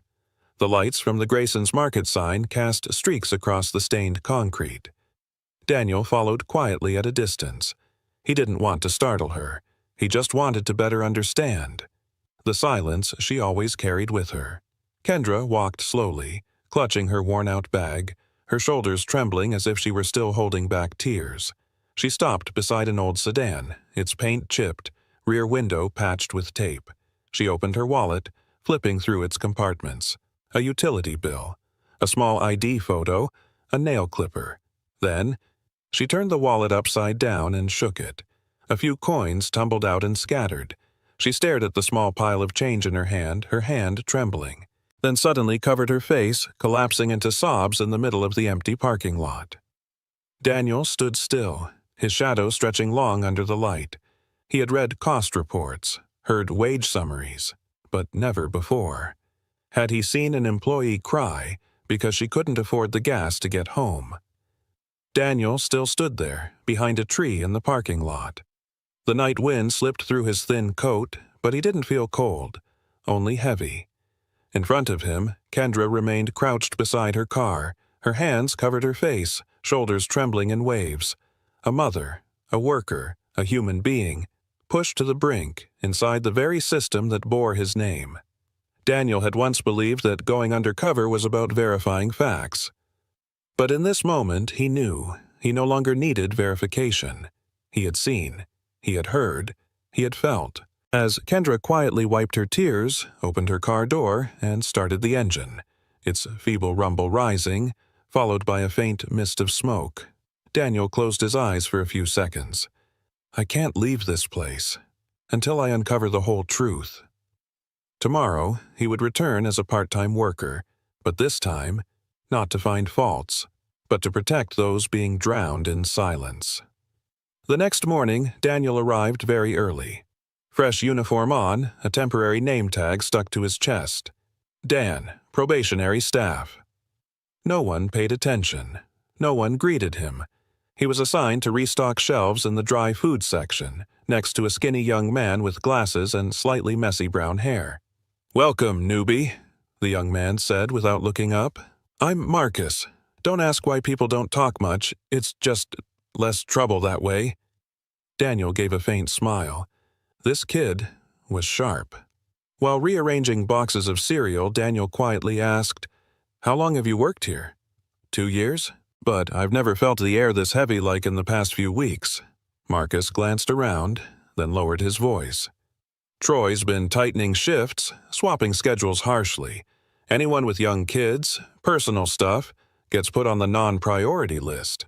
But the ones who stay quiet get bonus hours. Daniel frowned. The shift policy was being turned into a weapon. This young man didn't say much, but each word pierced through the glossy paint of the system like a needle. And Kendra? Daniel asked quietly, pretending to adjust a box of noodles on the shelf. Marcus looked at him for a moment, then sighed. She's the hardest worker here, but after missing 2 shifts because of her kid's asthma, Troy started going after her. Daniel turned toward him. Asthma? Yeah. The boy had an attack at night, had to be hospitalized. Kendra gave advance notice, asked to switch shifts. No one agreed. She missed them anyway. Since then, she's been cut from almost the entire schedule. Marcus paused, holding a box of baking powder, gripping it slightly tighter. Now, she's down to just over 15 hours a week. Not enough to cover rent, let alone her kid's medication. Daniel's hand tightened around the cart handle. 15 hours.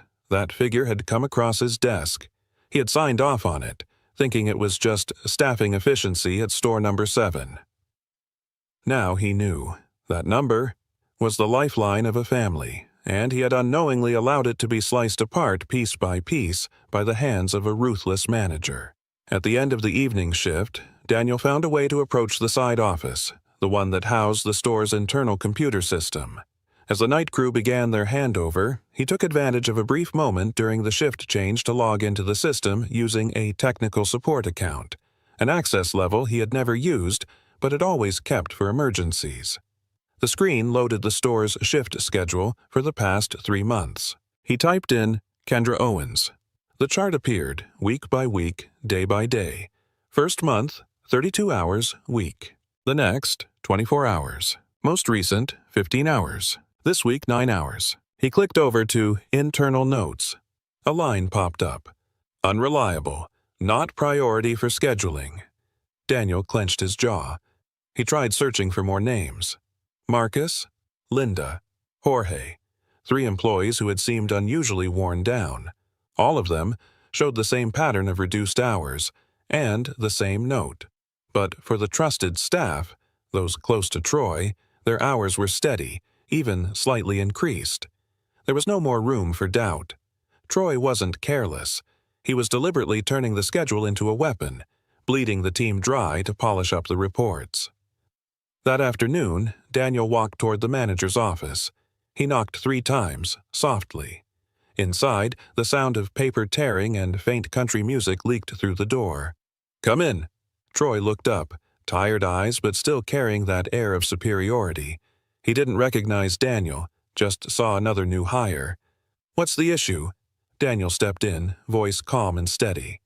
"I heard a few people mention Kendra, that her shifts were cut. Is that true?" Troy scoffed, leaning back in his chair. "She's a walking problem. Always missing shifts, blaming it on her kid. I don't have time to babysit every sob story on the payroll." Daniel held back his anger. "But if her son was hospitalized and she requested time off in advance, then—" "This is a job, not a charity," Troy interrupted. "I need people I can count on, not someone who runs home every time their kid sneezes." His voice was hard, cold, devoid of empathy. "And listen," Troy lowered his tone. "This method, it gets me praise. Cut hours, trim pay/expenses. Corporate loves that." Daniel stood still. Before him was a man running operations through calculated cruelty, not for efficiency, but for personal gain. And Troy truly believed no one would ever find out. Daniel stepped out of Troy's office, both hands clenched tight in his coat pockets. His chest felt as if a block of searing stone had been placed on it, not from exhaustion, but from rage. That man, a person entrusted with leadership, was wielding power like an iron rod, striking down the most vulnerable. Cutting shifts to make reports look good, slashing hours for a single mother to keep the KPI clean, crushing human dignity and being rewarded for it. Daniel stopped in the middle of the aisle, eyes fixed on the Grayson's Market sign hanging at the far end of the hall. His name. And now, it was being tied to a model of exploitation. He took a deep breath, then pulled out his phone. His voice was calm but resolute. "Janet, cancel all my meetings tomorrow." "But, sir, there's the quarterly strategy." "I know," Daniel cut her off, "but something more important needs my attention. Too many people are paying the price for my silence. I'm going to store number 7, not as the CEO, but as the man who needs to make things right." That night, Daniel didn't sleep. He sat by the window of a cheap hotel near the store, holding a cup of tea gone cold. The streetlight cast a pale yellow glow onto the wooden table where he had spread out hastily scribbled notes, shift hours, employee names, each sign of fatigue he'd witnessed. On the last page, one name was circled in red: Kendra Owens. Daniel closed his eyes. In his mind, he saw the early days of his career, when he was a young man behind the produce counter, hand-wrapping potatoes, scrubbing grease stains off the floor with his own 2 hands. Back then, he had sworn never to let his company become like the ones that had mistreated him. And yet, now... Grayson's Market hadn't just betrayed that founding promise, it was quietly crushing people like Kendra beneath its weight. Daniel unlocked his phone and scrolled through employee photos. Troy's face appeared. Forced smile, the suit praised by upper management. He swiped it away, then paused at an old team photo.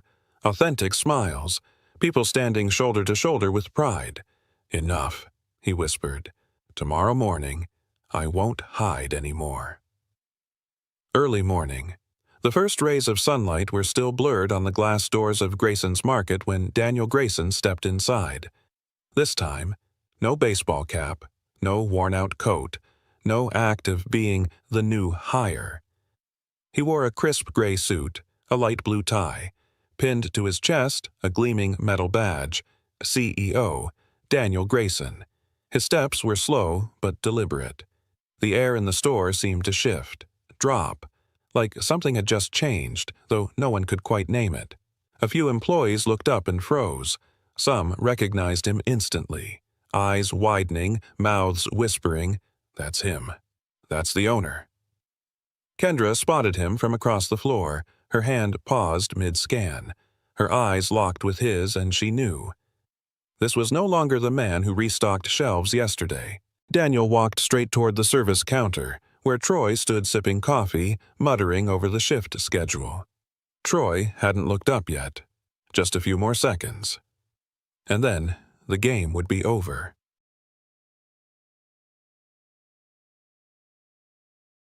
Troy had his head down, eyes on the clipboard, a spoon still in his mouth, stirring coffee absently. He didn't notice the strange stillness slowly rippling through the store around him. A shadow stopped in front of him. Shiny leather shoes, not familiar. "Good morning," a man's voice rang out, deep, clear and sharp like a blade wrapped in velvet. Troy looked up, frowning. "Who are you?" Daniel calmly reached into his coat and pulled out a badge. Polished metal, the engraved letters catching the light. Daniel Grayson, Chief Executive Officer. Troy froze. The coffee in his hand trembled. His lips moved. "Wait, you—" "Yes," Daniel said firmly. "I'm the one who heard everything, saw everything, and now I'd like a word with the manager of this store." Troy's face shifted, from confusion to fear in a blink. He looked around. Employees had stopped what they were doing, silently watching. No one smiled. No one came to his rescue. Daniel stepped forward. His voice dropped, but it hit like steel. "We need to talk about how you've been treating my people." Troy stepped back half a pace, but no excuse came fast enough to shield him. His face had gone pale. "Sir, there must be a misunderstanding. I was only trying to keep the store running. Cutting the hours of a mother with a sick child," Daniel said coldly. "Is that your idea of keeping it running?" The air in the store dropped a notch. Around them, employees stopped everything. Marcus looked up from the shelves. Kendra held her breath behind the counter. "You know which employees are barely getting by," Daniel went on, "and instead of helping them, you punish them." Troy tried a nervous smile. "I was just optimizing costs. The monthly budget comes down from—" "Enough," Daniel cut in. He took a deep breath. "I didn't come here to argue." He raised his hand, palm open, steady. "I came to take back the keys." Troy stood frozen. His eyes darted, hoping someone, anyone, would intervene. No one moved. Slowly, he pulled the keyring from his pocket and placed it into Daniel's hand. "You're making a mistake," he said through clenched teeth. "These people, they just want to be coddled. None of them want to actually work." Daniel looked him straight in the eye. "They have been working, just under a weight you've never had to carry." Right after Troy left the lobby, Daniel turned around. His eyes swept across every employee, faces still stunned, uncertain, even fearful. "I need to meet with all of you. 10 minutes from now, in the break room." No one objected. No one asked why. They simply put down what they were holding and followed his words. The break room had never been this full. Some stood, some sat, others leaned against walls, hands still dusted from stocking shelves. The air was thick, half hope, half hesitation. Daniel stood in front of them. No podium, no microphone. He began slowly. I'm the founder of Grayson's Market, and I failed in the one thing that matters most, making sure you are treated with respect." The room went utterly still. A few eyes shimmered. Kendra stood in the corner, arms wrapped around her elbows. Daniel continued, his voice firm. "I've seen what's been happening here. I've heard it, and I believe you. Starting today, how we run this place is going to change, and that change begins with me asking one of you for help." He turned toward Kendra. "If you're willing, I'd like you to step up as assistant manager of this store." The break room felt frozen in time. Kendra stood motionless, eyes flicking around the room as if Daniel had mistaken her for someone else. She swallowed hard, fingers clutching the edge of her uniform. Me?" Her voice trembled, laced with disbelief. Daniel nodded, his gaze unwavering. "I want you to be assistant manager, officially, with full authority and full trust." Soft murmurs stirred in the back. A few staff exchanged glances. Someone whispered, "It's really her?" Kendra shook her head slightly, her voice barely above a breath. I've been written up. They said I wasn't reliable. I cried in front of customers." Daniel gave a gentle smile. "And you still stood back up. You've worked through pressures no one should face, yet you supported your teammates, stayed respectful to customers, and never gave up. The title I'm giving you today is just making official what you've already proven for a long time." Kendra bit her lip, eyes welling up, her whole body tense as if about to crumble, but her voice, when it came, was steady. "If you believe in me, I'll try." Daniel nodded, his voice warm and firm. "Don't try, Kendra. You've already done it. Now, just keep going." The door to the manager's office clicked shut behind Kendra with a soft, "Cash." She stood still for a few seconds. Not from fear, but because she didn't know where to begin. The room still carried Troy's scent. Stale coffee, cheap cologne, and something else intangible, cold and oppressive. Kendra sat in the swivel chair at the center of the room. Her back touched the worn leather of the peeling backrest, one wheel creaking softly beneath her. In front of her was the office computer. She opened the shift schedule, and then her expression began to change. Line by line appeared, "Linda, 10 p.m. to 6 a.m., 5 consecutive shifts. Jorge, 1 p.m. to 10 p.m., then back again at 7 a.m. the next day. Cassie, no assigned shifts. Note, frequent leave requests due to childcare." Kendra frowned and pulled up more records. The schedules were overwhelming. Back-to-back, misaligned hours, forcing people into time blocks where they couldn't care for their kids, couldn't study, couldn't live. It hadn't just been her. Troy had manipulated the entire system. Kendra sat in silence, heart pounding. Then she whispered, "He didn't just hurt me, dear T. He hurt the whole team." Kendra tore her eyes from the screen. She leaned back in the chair, took a deep breath, then straightened up again. On the desk lay Troy's old notebook, filled with red ink scribbles. Cut Linda's shifts, complains too much. Cassie equals troublesome. Jorge equals not eligible for prime hours. Kendra closed the notebook and pushed it aside. She opened a blank page in the scheduling software and started fresh. The first line she typed, "Prioritize single mothers. Assign consistent morning shifts."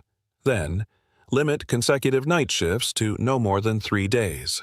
And, if employees have classes, kids, or family duties, notify early and we'll adjust."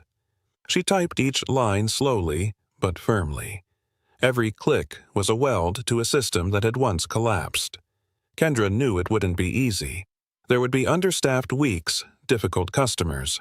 But if you wanted to keep good people, you had to begin by respecting the lives they lived outside their uniforms.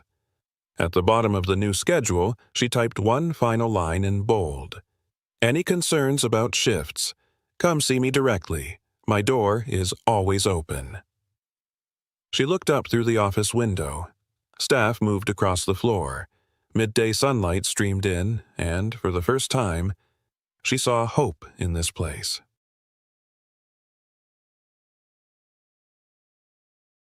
That afternoon, Kendra sent an internal message. 5 minutes before the last shift, staff meeting in the break room. No one knew what was coming, but everyone showed up. The break room felt different today.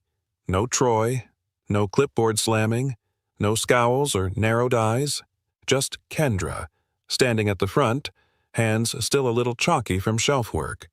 She looked around the room. Many sat hunched, some stood with arms crossed, others just waited, quietly, cautiously. Kendra began, her voice still shaky but clear. I know. These past weeks have been hell. I used to think that staying quiet was the only way to survive. She paused, swallowed. But I was wrong, and I'm sorry, not just for staying silent, but for not standing with you sooner. At the back, Marcus lowered his gaze. Linda clenched her hands. Someone gave a small nod. Kendra took a breath. Starting today, you all have the right to speak up. The schedule will match your realities. No one should have to choose between their job and their kids. And if I make mistakes, if I ever treat someone unfairly, you can come straight to me. Or if needed, straight to Mr. Grayson. A few heads lifted. Then a single clap echoed. Then another. Then the whole room. No cheering, no dramatic moment, just a collective exhale, the sound of people finally breathing after a storm that lasted far too long. The meeting ended, and people slowly filtered out. The tension had eased, but comfort hadn't quite taken its place. Not yet. Kendra lingered near the door, eyes scanning the flow of departing staff, looking for someone.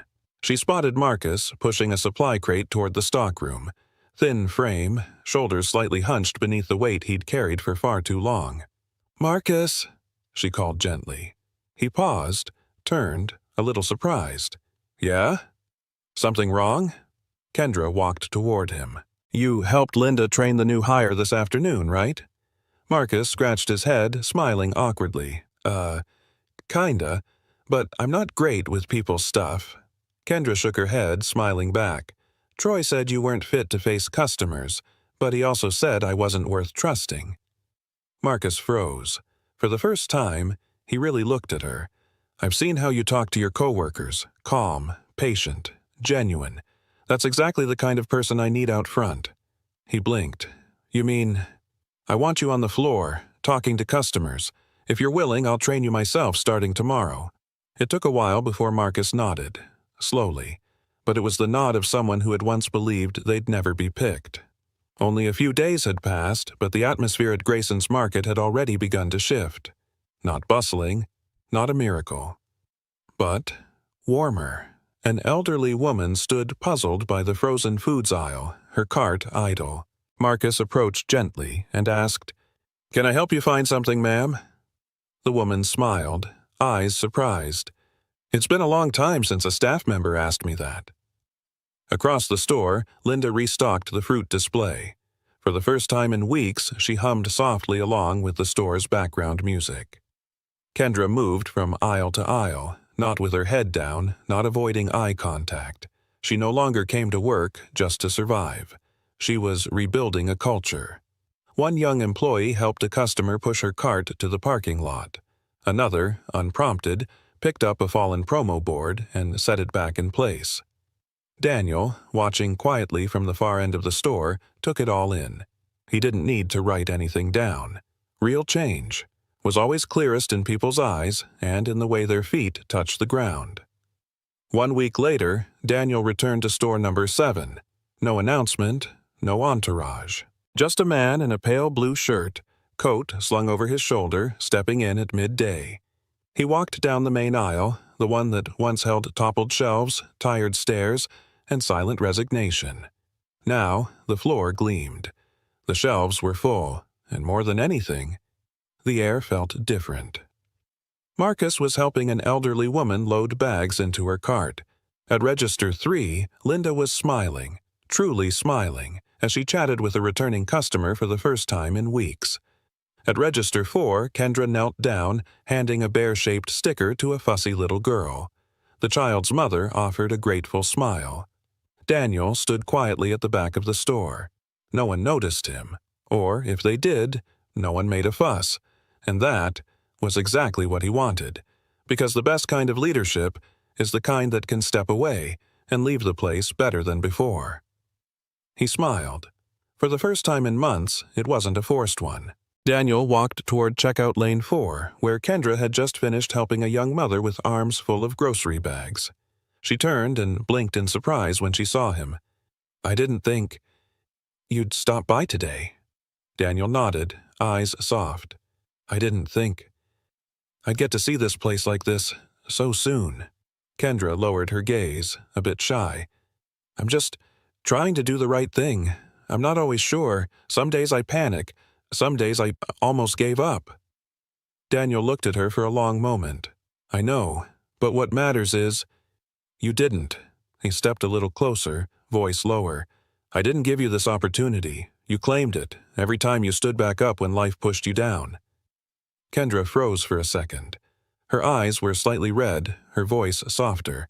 "I used to think I was just a replaceable part." "No."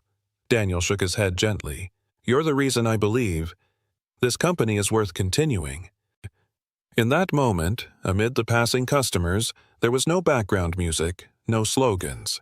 Just two people, shaped by different pressures, now standing side by side in understanding.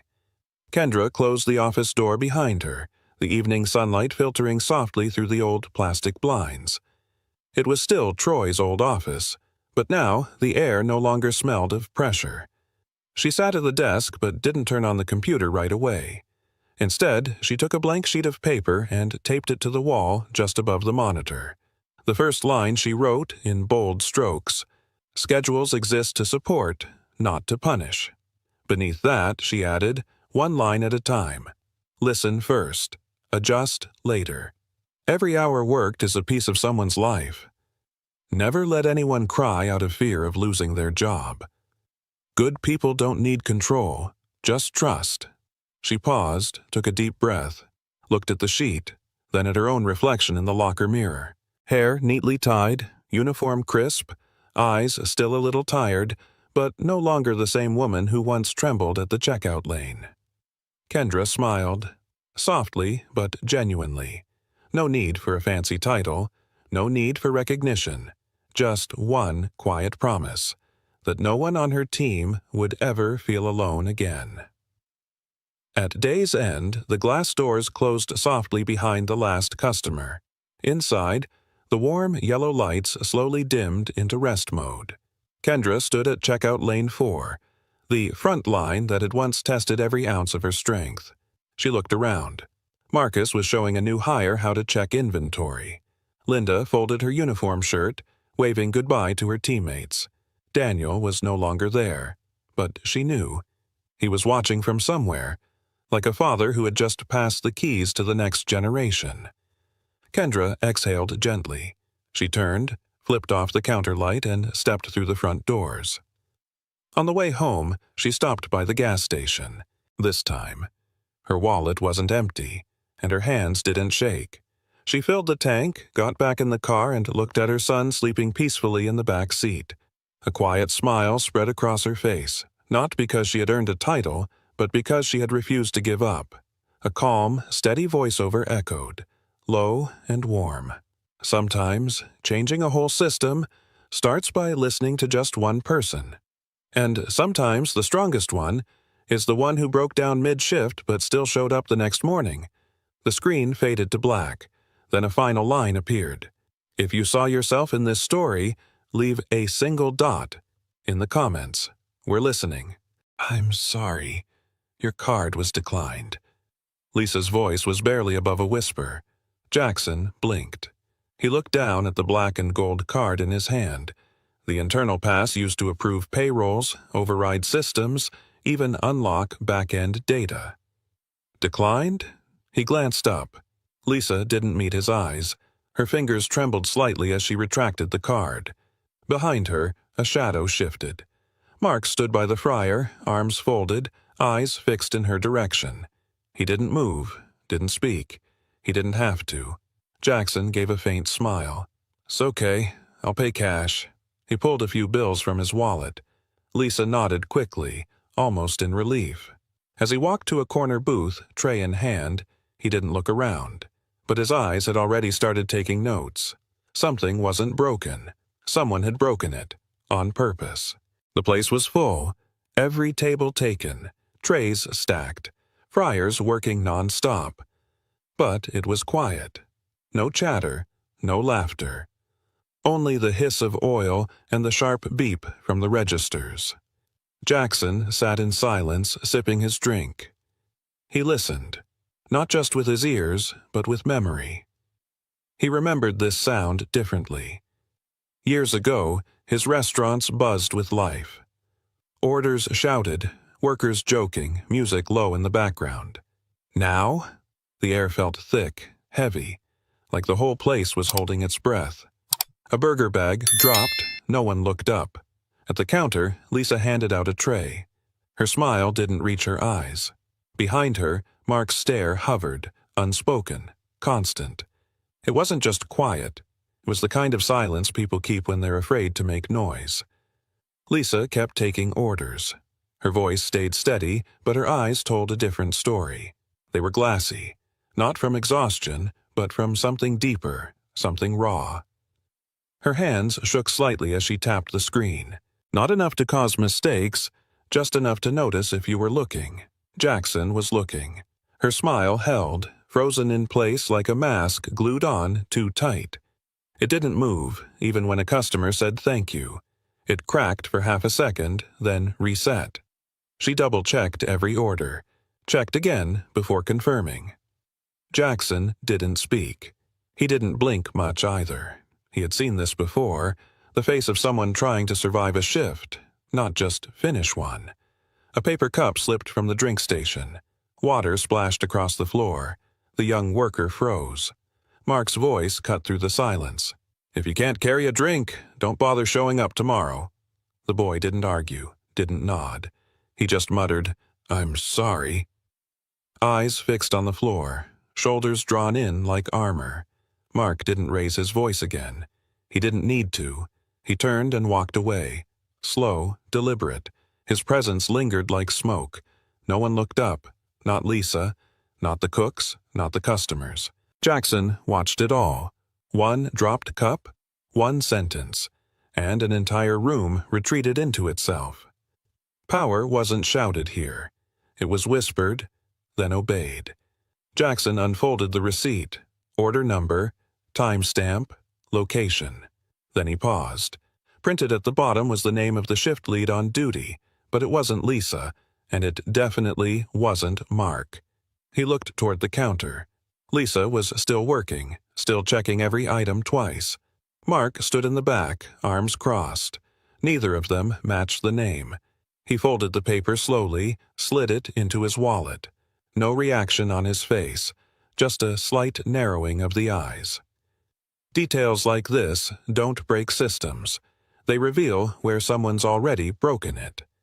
A tray slipped slightly from Lisa's hand. It didn't fall, just tilted. Her fingers caught it in time, but not before Mark turned his head. He didn't speak, didn't move. Just one glance. Cold, direct. Lisa lowered her eyes and whispered, "I'm sorry." There was no reply. Mark looked away, uninterested. Jackson watched the exchange in full. No shouting, no threats, just a look, and it was enough. He leaned back, voice low, mostly to himself. Fear without a word. That's not discipline. That's a system built on silence. His fingers tapped the side of the tray. His eyes didn't leave Lisa, not because she was the weakest in the room, but because she was the one still trying to smile through it. The next day, Jackson returned. Same booth, same menu, different reason. He stepped to the counter, ordered quietly, and smiled like any customer would. Lisa recognized him but said nothing. Her hands still moved carefully, triple-checking every item. Jackson's eyes weren't on the food. They were on the rhythm behind the counter, the way people moved when Mark entered the room. No one laughed, no one lingered. Every task became rushed, mechanical. Mark didn't speak. He didn't need to. His presence did the work. Jackson took his tray, sat down, and unfolded a napkin. He pulled out a pen, began scribbling. One note, one pattern, one face at a time. He glanced up at Mark for a moment, then looked away. "This time," he muttered under his breath, "I'm not just here to eat." Mike was new, maybe 2 days in. Young, eager, still trying to impress. He was wiping down trays when Mark walked by and pointed toward the back hallway. "Restrooms. Now." Mike blinked. "I thought I was on register today." Mark didn't stop walking. "You thought wrong." No one reacted, not even Lisa. Mike hesitated, eyes scanning the room, then set the cloth down and disappeared into the hallway. Jackson noted the moment. A small detour, but it said everything. New hire, assigned to front. Suddenly rerouted to the dirtiest job in the store. For no reason, no explanation, and no resistance. There was no protest, not even a question. Because here, asking why was more dangerous than doing what you were told. Mike came back 10 minutes later, wiping sweat from his neck with a paper towel. His shirt was damp, hands raw from scrubbing. Jackson caught him near the drink station. "Tough first week?" he asked casually. Mike forced a half smile. "Yeah, they said it's part of the process, a test." He glanced around, then lowered his voice. "But honestly, it doesn't feel like training, it feels like punishment." Jackson nodded slowly, eyes steady on him. Mike continued, voice tight. "I just want to do my job, but here it's like, if they don't break you early, they don't trust you."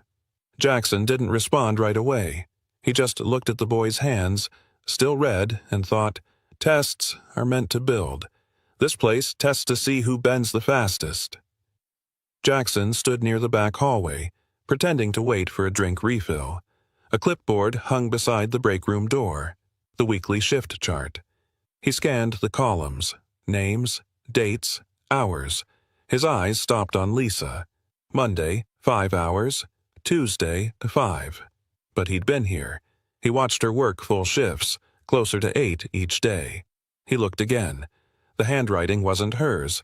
It was neat, exact. Probably Mark's. Jackson took out his phone, snapped a quick photo, then tucked it away. He didn't need proof that something felt off. He needed proof that someone made it off on purpose. In this system, silence didn't hide the truth. It signed it, line by line, then pinned it on the wall.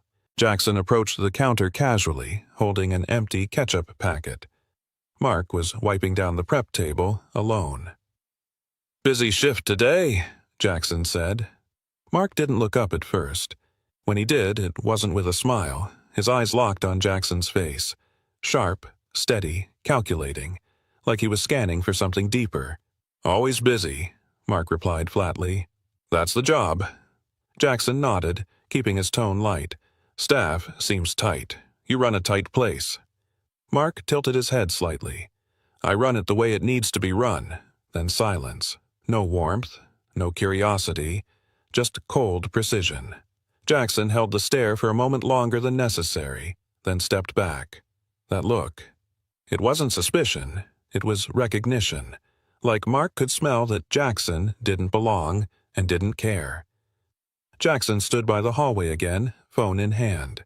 He snapped another photo of the shift chart, this time closer, clearer.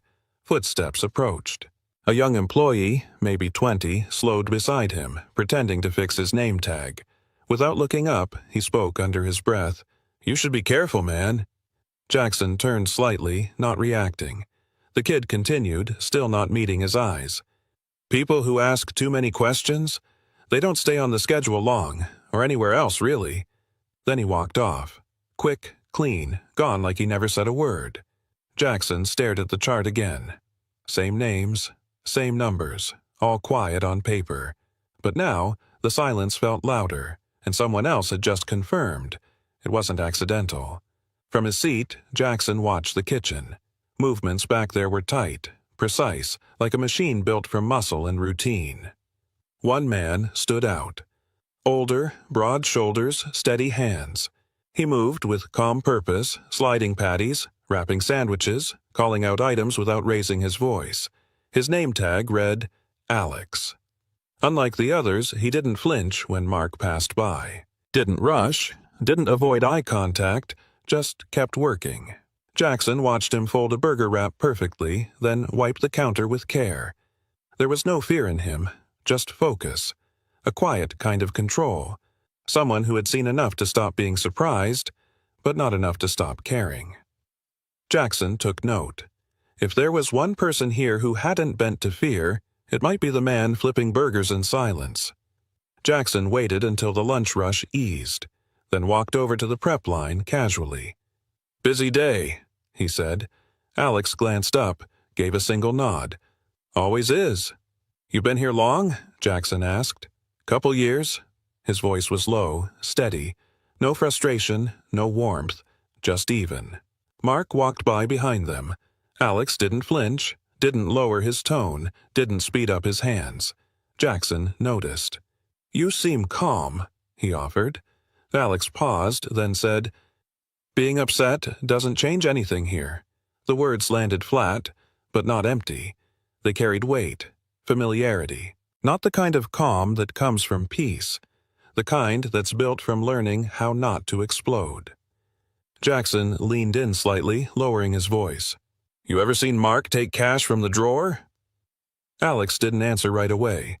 He kept slicing pickles, methodical, calm. Then, without looking up, he said, 3 times. Jackson blinked. "You're sure?" Alex nodded once. "After close, Friday night, twice earlier this week.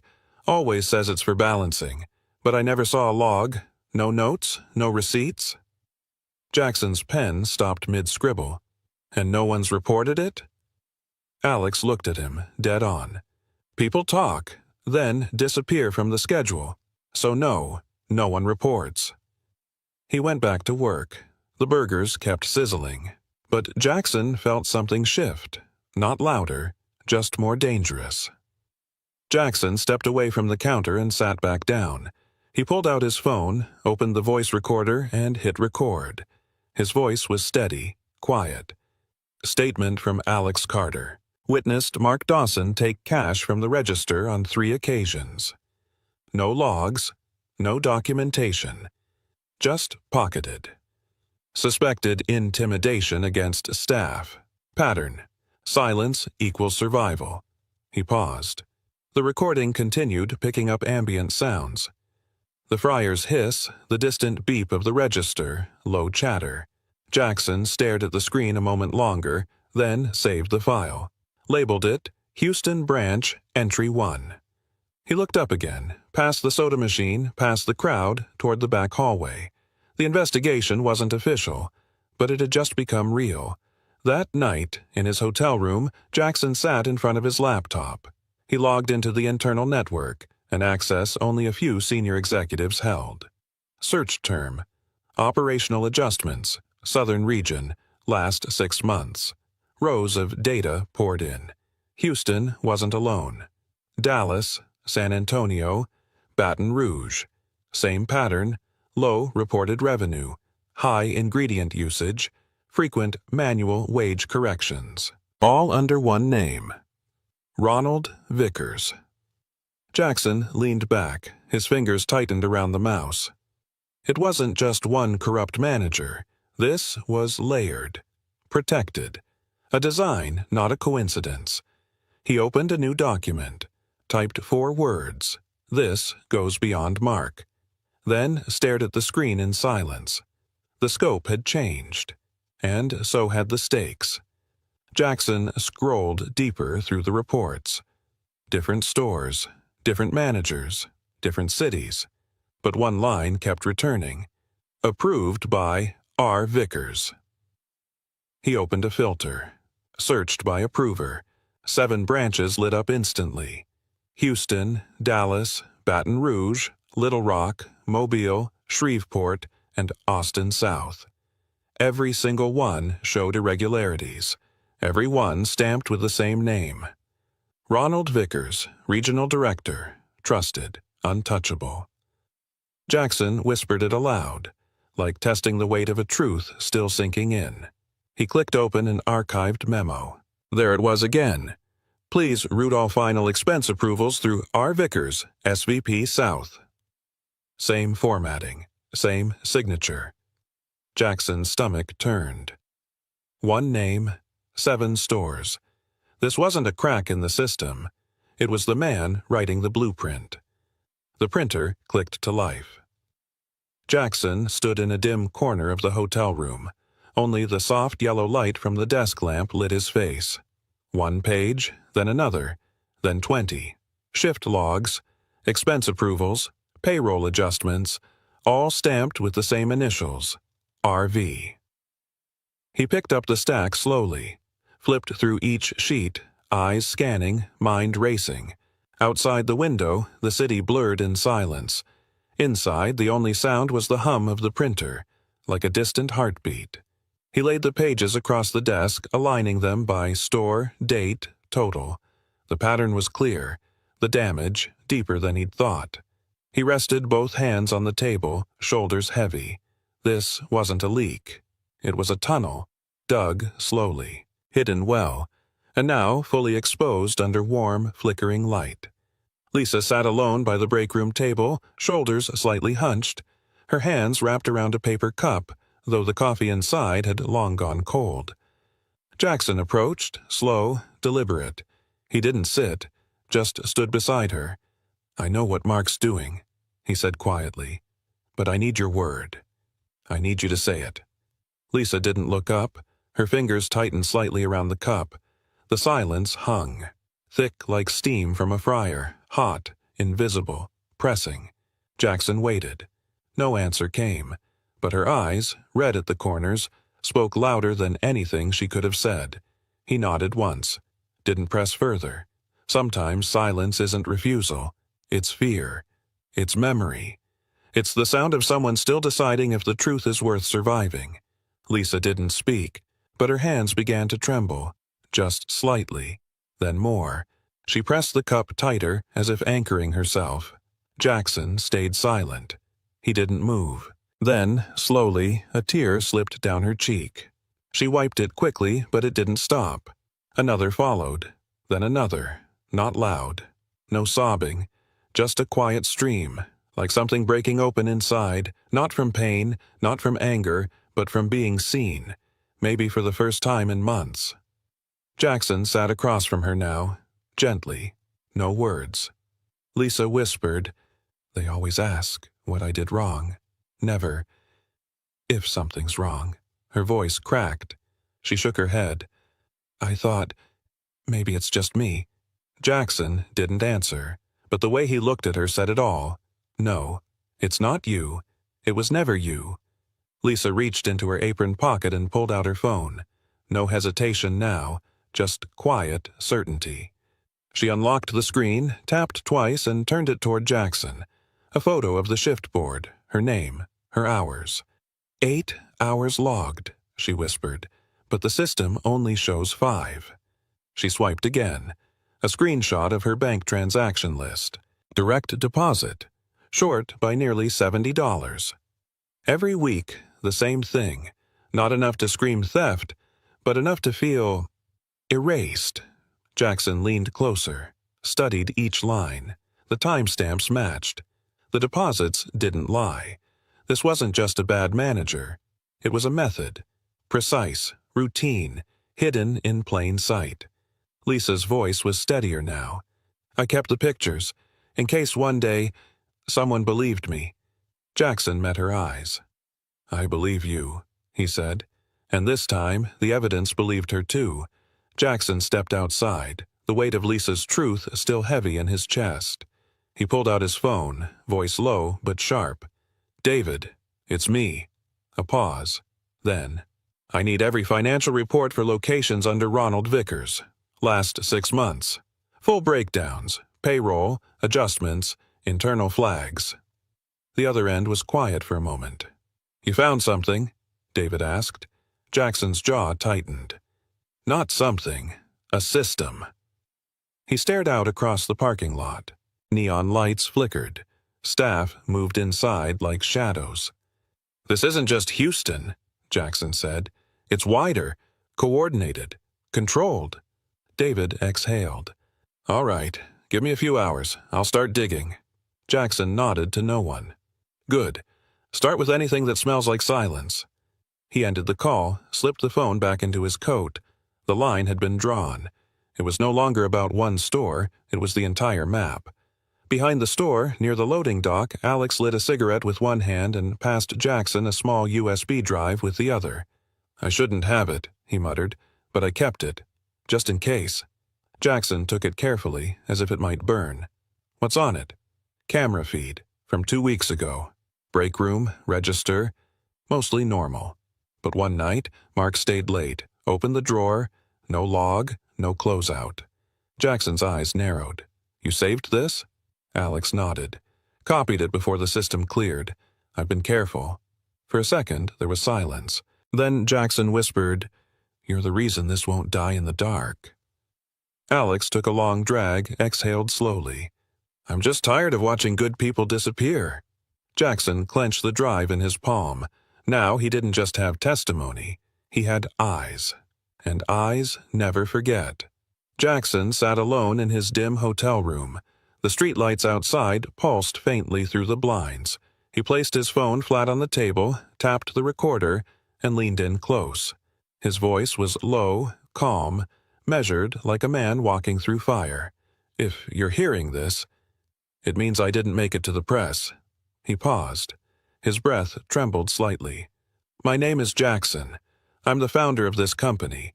I've uncovered coordinated theft, wage fraud, and intimidation across multiple branches, led by Ronald Vickers, enabled by silence." He tapped the USB drive next to the mic. "Inside this, video, time cards, and names. If I disappear, release this to every news outlet. Don't wait." A beat of silence. Truth deserves daylight, even if I don't live to see it." He pressed stop, saved the file under one name. "If I vanish." In the quiet break room, Jackson removed his cap. The name tag slipped from his shirt pocket. Lisa's eyes widened. He spoke softly. "I'm Jackson, the CEO." Lisa's breath caught. Her lips parted, but no words came. Alex stared, silent, his expression unreadable. Jackson continued, "I've walked these floors before. I've worn this apron." The weight of the moment pressed down. Lisa blinked rapidly, swallowed hard. Her voice caught somewhere in her throat. No accusations, no relief, just a deep, silent recognition. Alex nodded slowly, breaking the tension. Jackson looked between them. "This isn't just business anymore. It's personal." The room held its breath. The beginning of trust forged in unexpected truth. Lisa's voice trembled. "You're the boss? Why come here alone, without an army?"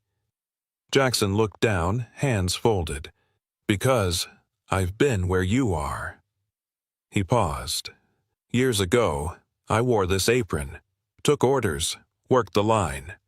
She searched his eyes, confused. "And you? Stayed silent?" He nodded slowly. "I did.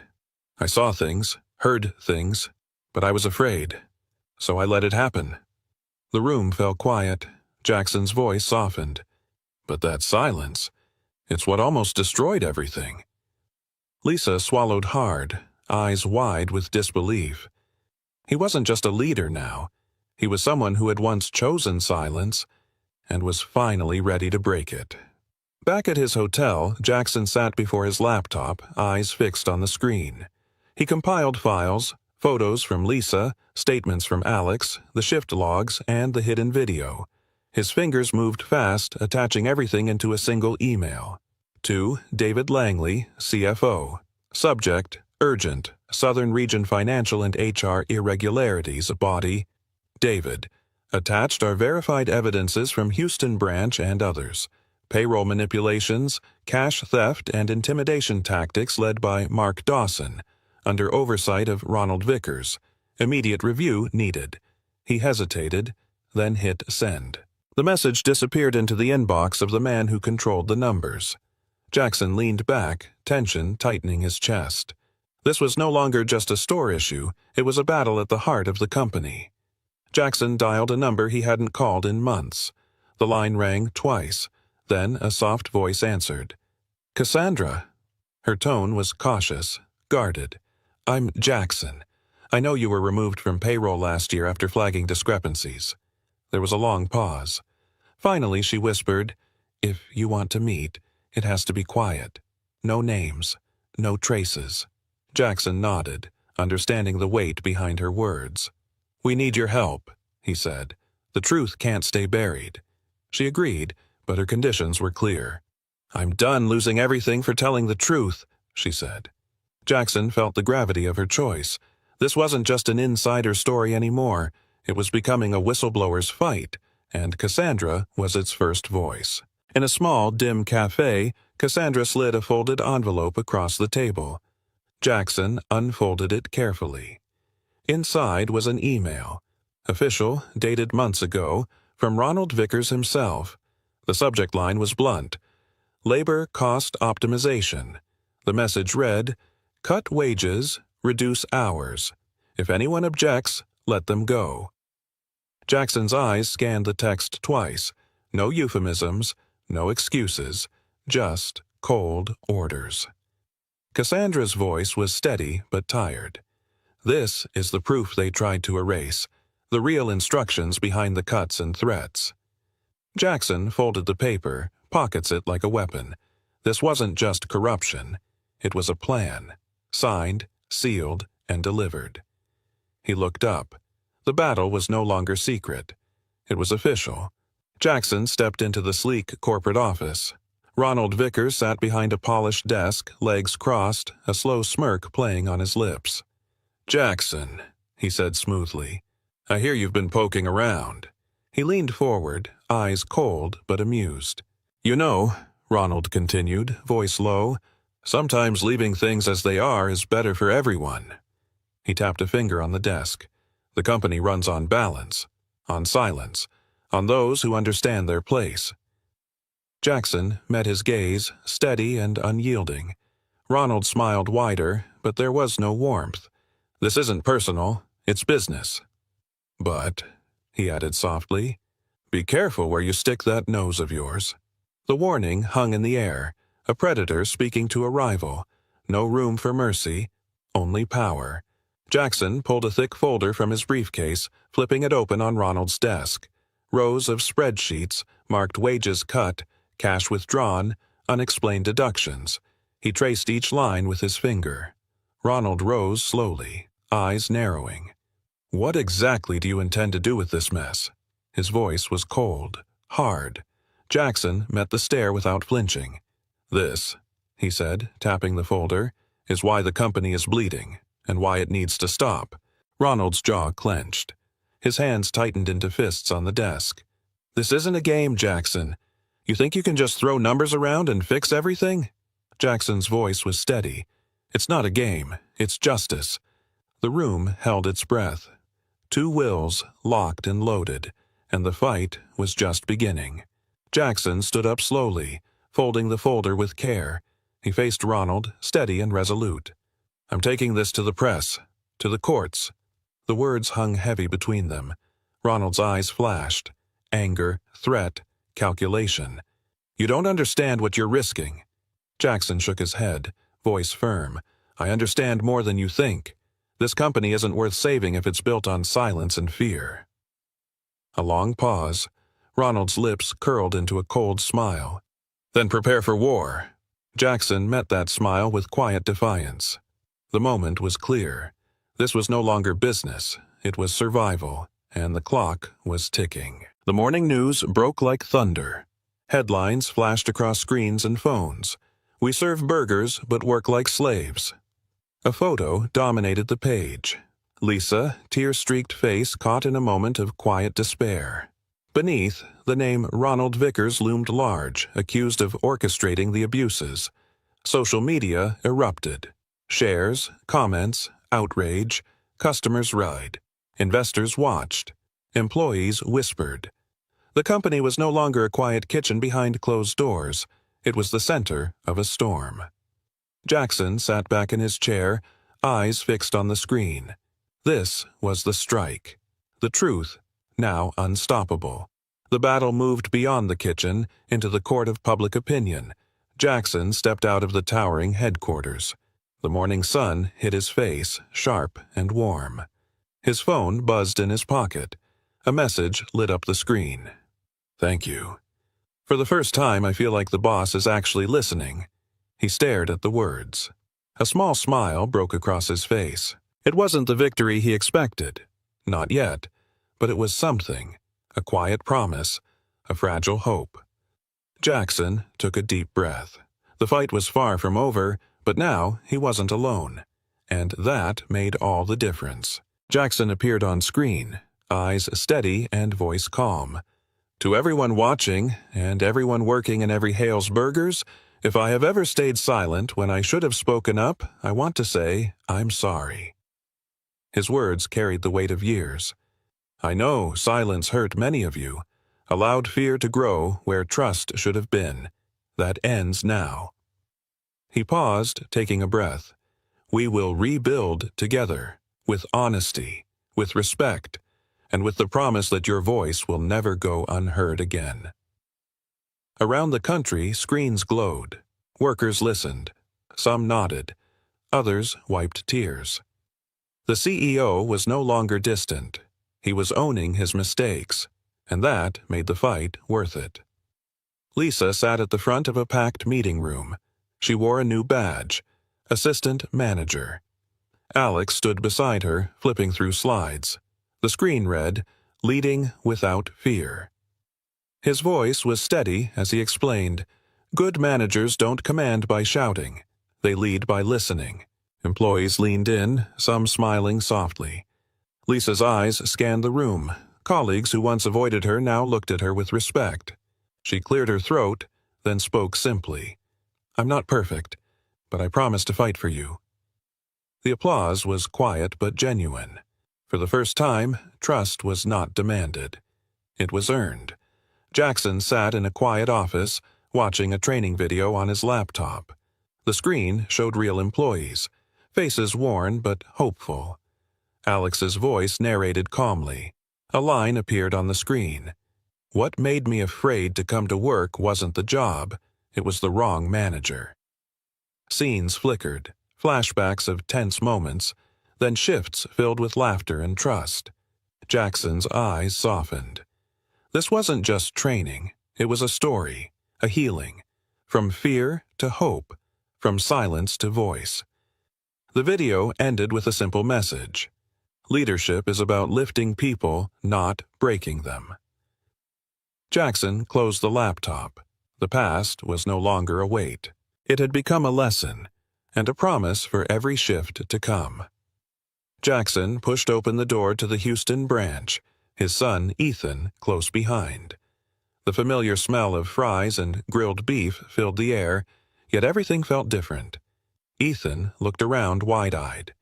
"Dad," he said quietly, "today, I want to be the first one to clean tables." Jackson smiled, warmth spreading through him. "That's the right place to start," he replied softly. They walked through the bustling restaurant together. Employees smiled as they recognized Jackson, but the real change was in the lightness of the atmosphere. No tension, no fear, just hope. The cycle had come full circle, from silent tears behind the counter to a family stepping into a new future. This was no longer just a business. It was a home rebuilt on trust. Jackson sat quietly in a corner booth watching the restaurant come alive. Laughter, conversations, genuine smiles. He whispered softly, "Hale's Burgers isn't mine anymore. It belongs to the forgotten, and to those brave enough to speak up."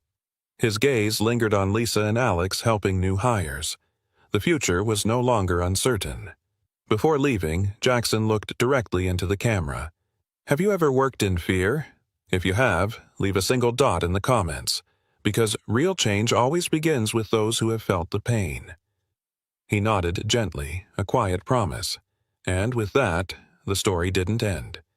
It only began. Jackson stepped into the marble-lit lobby, dust clinging to his boots, hoodie creased from a red-eye flight.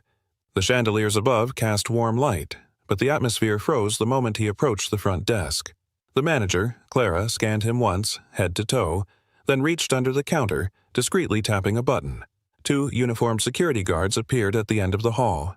She didn't raise her voice. She didn't need to. Her eyes said everything. "You don't belong here." Jackson stood still, hands calmly resting at his sides. 20 minutes later, she would be gone. Her title erased.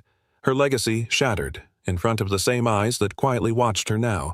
But no one knew that yet. Not the guests sipping wine in designer coats, not the staff who glanced away, not Clara, who smiled slightly as the guards approached. Because in their eyes, Jackson was just another man out of place.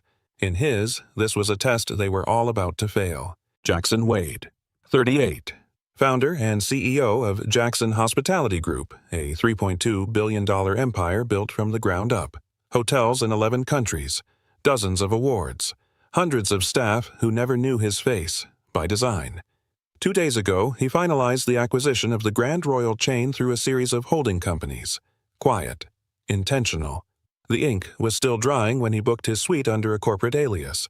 No one here had any idea the man they were about to escort out owned the building they worked in, the contracts they signed, the uniforms they wore. That was the point.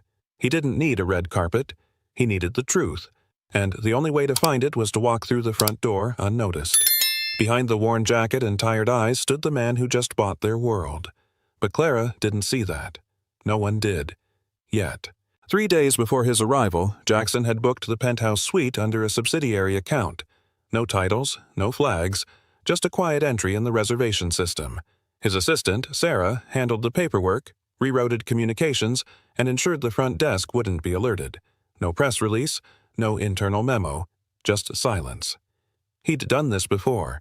There's only one way to know what kind of culture you've bought: walk into it blind. The plan was simple: observe, test, document. Not as a CEO, but as a stranger. Unimportant, unimpressive, invisible. If a system treated people poorly when it thought no one was watching, it was broken. This wasn't a visit. It was a controlled failure. And Jackson wanted to see exactly who would fail first. He wasn't looking for perfection. He was looking for truth. And the Grand Royal was about to show him plenty. The leather jacket was worn at the elbows. The jeans, dusty from a long walk. His backpack, scuffed, frayed at the edges, hung off one shoulder like an afterthought. Jackson didn't look like someone checking into a 2,000 a night suite. He stepped through the revolving doors into crystal lighting and polished marble. Instantly, heads turned. Quiet murmurs drifted from velvet lounge chairs. One man lowered his newspaper. A woman raised her glass slightly, whispering to the friend beside her. Not a word was spoken directly to him, but the message was loud. "You're not one of us." Jackson kept walking, steady, deliberate. Each step echoed louder than the last. It wasn't hostility, just something colder, curiosity dressed as condescension. This was exactly what he needed. Not the fake smiles for VIPs, but the raw, unfiltered reaction to someone they thought didn't belong. He didn't flinch. He took it all in. The young receptionist hesitated, fingers hovering just above the keyboard. She opened her mouth, unsure whether to greet him or question him. She didn't get the chance. Clara stepped in from the side hallway, heels clicking sharply against marble. Her eyes barely paused on Jackson before her voice cut the room clean. "This is a private property," she said coolly. "We don't allow walk-ins." Jackson met her gaze without blinking. "I have a reservation. Under Jackson Group." Clara didn't move, didn't ask for confirmation, didn't look at the screen. Instead, she tilted her head slightly, as if studying a misplaced object in a luxury store. There was no raised voice, no scene, just a quiet assertion of power, hers, and a calm rebuttal, his. But behind his steady tone was the first ripple of annoyance, and behind her smile, a certainty. This man doesn't belong here. She just didn't know how wrong she was. Clara didn't move toward the monitor, didn't ask for a name. Her arms folded neatly across her chest as she offered a clipped response. "I think you've got the wrong place." A soft chuckle came from somewhere behind Jackson. Another guest leaned in to whisper, amused. A third shook his head, smirking into his drink. The tension wasn't loud. It was slow, creeping, contagious. Jackson's expression didn't change. His voice stayed level. "I'd appreciate it," he said evenly, "if you'd check the system." Clara tilted her head again. "There's really no need." He could feel the room watching, judging. Not with hostility, but with quiet dismissal. The kind that says, "You've already lost. Don't make it worse." But Jackson didn't step back. He stood still. Not because he needed validation, because he needed proof of exactly this, and Clara was handing it to him one word at a time. Clara's tone sharpened, polished with a smile that didn't reach her eyes.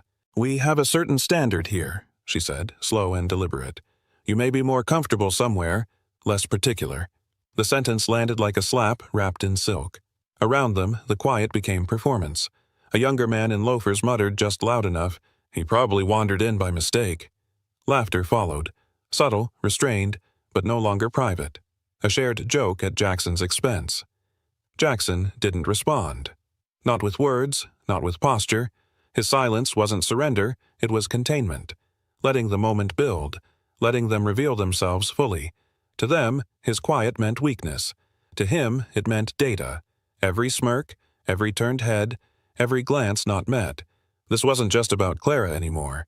It was about a system that approved her in real time, and it had just exposed itself. Without a word, Jackson reached into his jacket and pulled out a sleek, matte black card. Heavy, unmistakable. He placed it on the counter, face up. "Centurion, no limit, by invitation only." Clara didn't blink. She gave it a single glance, then smiled like it was a child's trick. Anyone can get a fake these days. A sharp inhale rippled through the room. Even the receptionist flinched. Someone near the back let out a low whistle, not amused, just stunned. The air shifted. Dense, tight, like a wire stretched 1 second from snapping. Jackson didn't move. His hand remained beside the card, still composed. He hadn't come here to impress anyone, but he wasn't here to be erased either. Clara's words weren't just insulting, they were revealing. She'd seen power and refused to recognize it. Now he knew. She wasn't making a mistake, she was making a statement. Jackson kept his voice level. "I'm asking you, one last time, to check the system." Clara didn't respond to him. She turned to the side, pressed a button on the counter, and spoke sharply into the radio. "This guest is creating a disturbance. Please escort him out." Her words were clipped, efficient, like logging a routine complaint. The receptionist, Ryan, froze. His fingers hovered above the keyboard. He looked at Jackson, then at Clara. His mouth opened slightly, but no words came out. He knew something felt wrong, but authority was in front of him, staring, expecting compliance. In the distance, footsteps approached, measured, heavy. Security. Jackson's card still sat on the counter, untouched. He didn't look at Clara now. He looked at Ryan. And in that second, Ryan realized this wasn't about a guest. This was a test, and he was already part of the answer. The elevator dinged. 2 security guards stepped into the lobby, calm, composed, built for presence. Clara didn't even look at them. She simply pointed. Ryan's voice broke the silence, quiet but strained. "Sir, are you absolutely sure you made a reservation?" Jackson turned toward him. His eyes didn't flash with anger, only clarity. "I'm sure," he said evenly. "Penthouse suite, 3 nights, under Jackson Group." Then he added softer, "And I'm making a point to remember every face I've seen tonight." Ryan blinked. The guards paused behind him, waiting for a signal. Clara gave a sharp nod. Ryan didn't move. His hand was still near the keyboard, but he didn't type. Something didn't fit. The way the man spoke, the way he stood, the certainty. A seed had been planted, and in Ryan's hesitation it started to grow. Something here was wrong, and it wasn't the man in the hoodie. The guards moved in, firm, professional, wordless. One gestured toward the exit, the other lightly touched Jackson's shoulder. He didn't resist, he didn't speak. No one in the lobby intervened. Clara's voice followed him, crisp and loud, meant for every ear in the room. "He's impersonating a VIP guest. We've had issues like this before." Phones lifted, screens glowed. A few guests angled themselves discreetly for better shots. It wasn't outrage, it was entertainment. A disruption to pair with their cocktails. Jackson walked slowly, hands visible, posture controlled. Not shame, not fear, just silence. His eyes swept the room as he passed. No judgment, just memory. A woman near the bar whispered, "That's what happens when you try to fake your way in." And the guard beside Jackson muttered quietly, almost apologetically, "Sorry, sir, we're just doing our job." Jackson didn't answer. He was already memorizing the script they were writing for their own downfall. As Jackson approached the glass doors, a guest near the fireplace leaned toward his companion and whispered, not softly enough, "How did he even make it past the front desk?" No answer came, just a quiet snort of agreement. Across the room, a woman in pearls discreetly lifted her phone and snapped a photo. No flash, no shame, just another moment to be saved or shared. Clara stood near the reception desk, arms crossed, watching like a director satisfied with her final scene. "This," she said, not hiding her satisfaction, "is why we have standards." The word standards echoed. Jackson kept walking, but he heard everything, every whisper, every click, every smirk, pretending not to be seen. No one questioned Clara. No one asked if she'd even checked the system. They didn't need proof. They had perception. And perception here was gospel. Outside the revolving doors, Jackson paused beneath the hotel's golden signage. The night air was sharp, but his voice stayed steady as he raised the phone to his ear. "Sarah," he said, "schedule a full board call. 20 minutes. Send the press release." There was a short silence on the other end. Then he added, calmly but pointed, "And make sure someone captures every face in that lobby." He ended the call and slid the phone back into his jacket. The humiliation still clung to him, not because of the words, but because of the silence that followed them. The looks, the ease. But he hadn't come to be respected. He'd come to see who would fail when no one was watching, and they had. Effortlessly, publicly. Now it was his turn. Not to react, to respond, with precision. Jackson disappeared through the revolving doors without a word, leaving only the soft hiss of glass and the faint echo of footsteps behind him. Inside, Clara accepted a few quiet nods and smug smiles from nearby guests. One older man even reached out to shake her hand. "Good call," he muttered. "Can't be too careful these days." Clara smiled, polite, victorious. But behind the desk, Ryan sat still, fingers now resting on the keyboard he hadn't touched before. He hesitated, glanced once toward Clara, then typed, "Jackson Group, Penthouse, 3 nights." The reservation loaded instantly. Confirmed. Corporate tier. Flagged VIP. Ryan stared at the screen. His throat tightened. Everything he'd felt was now spelled out in black and white, and he hadn't done anything to stop it. The mistake wasn't just Clara's. It had a witness. And now it had a record. Ryan clicked deeper into the reservation file. Jackson Group. Executive tier. Booked 3 days ago. Note: CEO level clearance. His eyes widened. Slowly, he opened a browser and typed, Jackson Wade. The search results populated instantly. News articles, interviews, Forbes profiles. At the top, Jackson Wade, CEO of Jackson Hospitality Group, acquires Grand Royal Hotel chain in $400 million deal. He clicked one. There it was, Jackson's face. Same worn jacket, same calm expression. Ryan's breath caught. "He's the CEO," he whispered, eyes still locked on the screen. "He owns this place." He looked up, stunned. Clara was still chatting with guests like nothing had happened, but Ryan's world had just flipped. The man they'd removed wasn't some nobody. He was the reason their paychecks existed, and in 20 minutes he'd be back, with everyone watching. The revolving doors turned once more. Jackson stepped back into the lobby. Same jacket, same steady walk, but something had changed. Not in him, in the room. Silence swept across the floor like wind through glass. Conversations stopped mid-sentence. A wine glass clinked too hard against its saucer and cracked. One guest fumbled with their phone, dropped it. Another whispered, "Is that?" Eyes turned. Faces shifted. Recognition flickered. Behind the desk, Ryan didn't breathe. His voice came out low, almost involuntary. "He's back," he said. "He came back." Jackson didn't speak, didn't look at anyone for long, just walked straight toward the desk like nothing had happened, as if this was his lobby, his floor, his stage, because it was. And now, everyone who had performed their roles 20 minutes ago would learn what it meant to be seen by the man who wrote the script. Jackson walked with quiet precision, stopping directly in front of the front desk. He looked at Ryan, not accusing, not cold, just steady. "I believe," he said, voice calm but unmistakable, "you still have my reservation on file." Ryan swallowed hard. The screen was still open in front of him. He didn't need to type, didn't need to search. He nodded slowly. "Yes, sir," he said, voice barely holding. "Penthouse suite, 3 nights, confirmed." The words landed like a dropped stone in still water.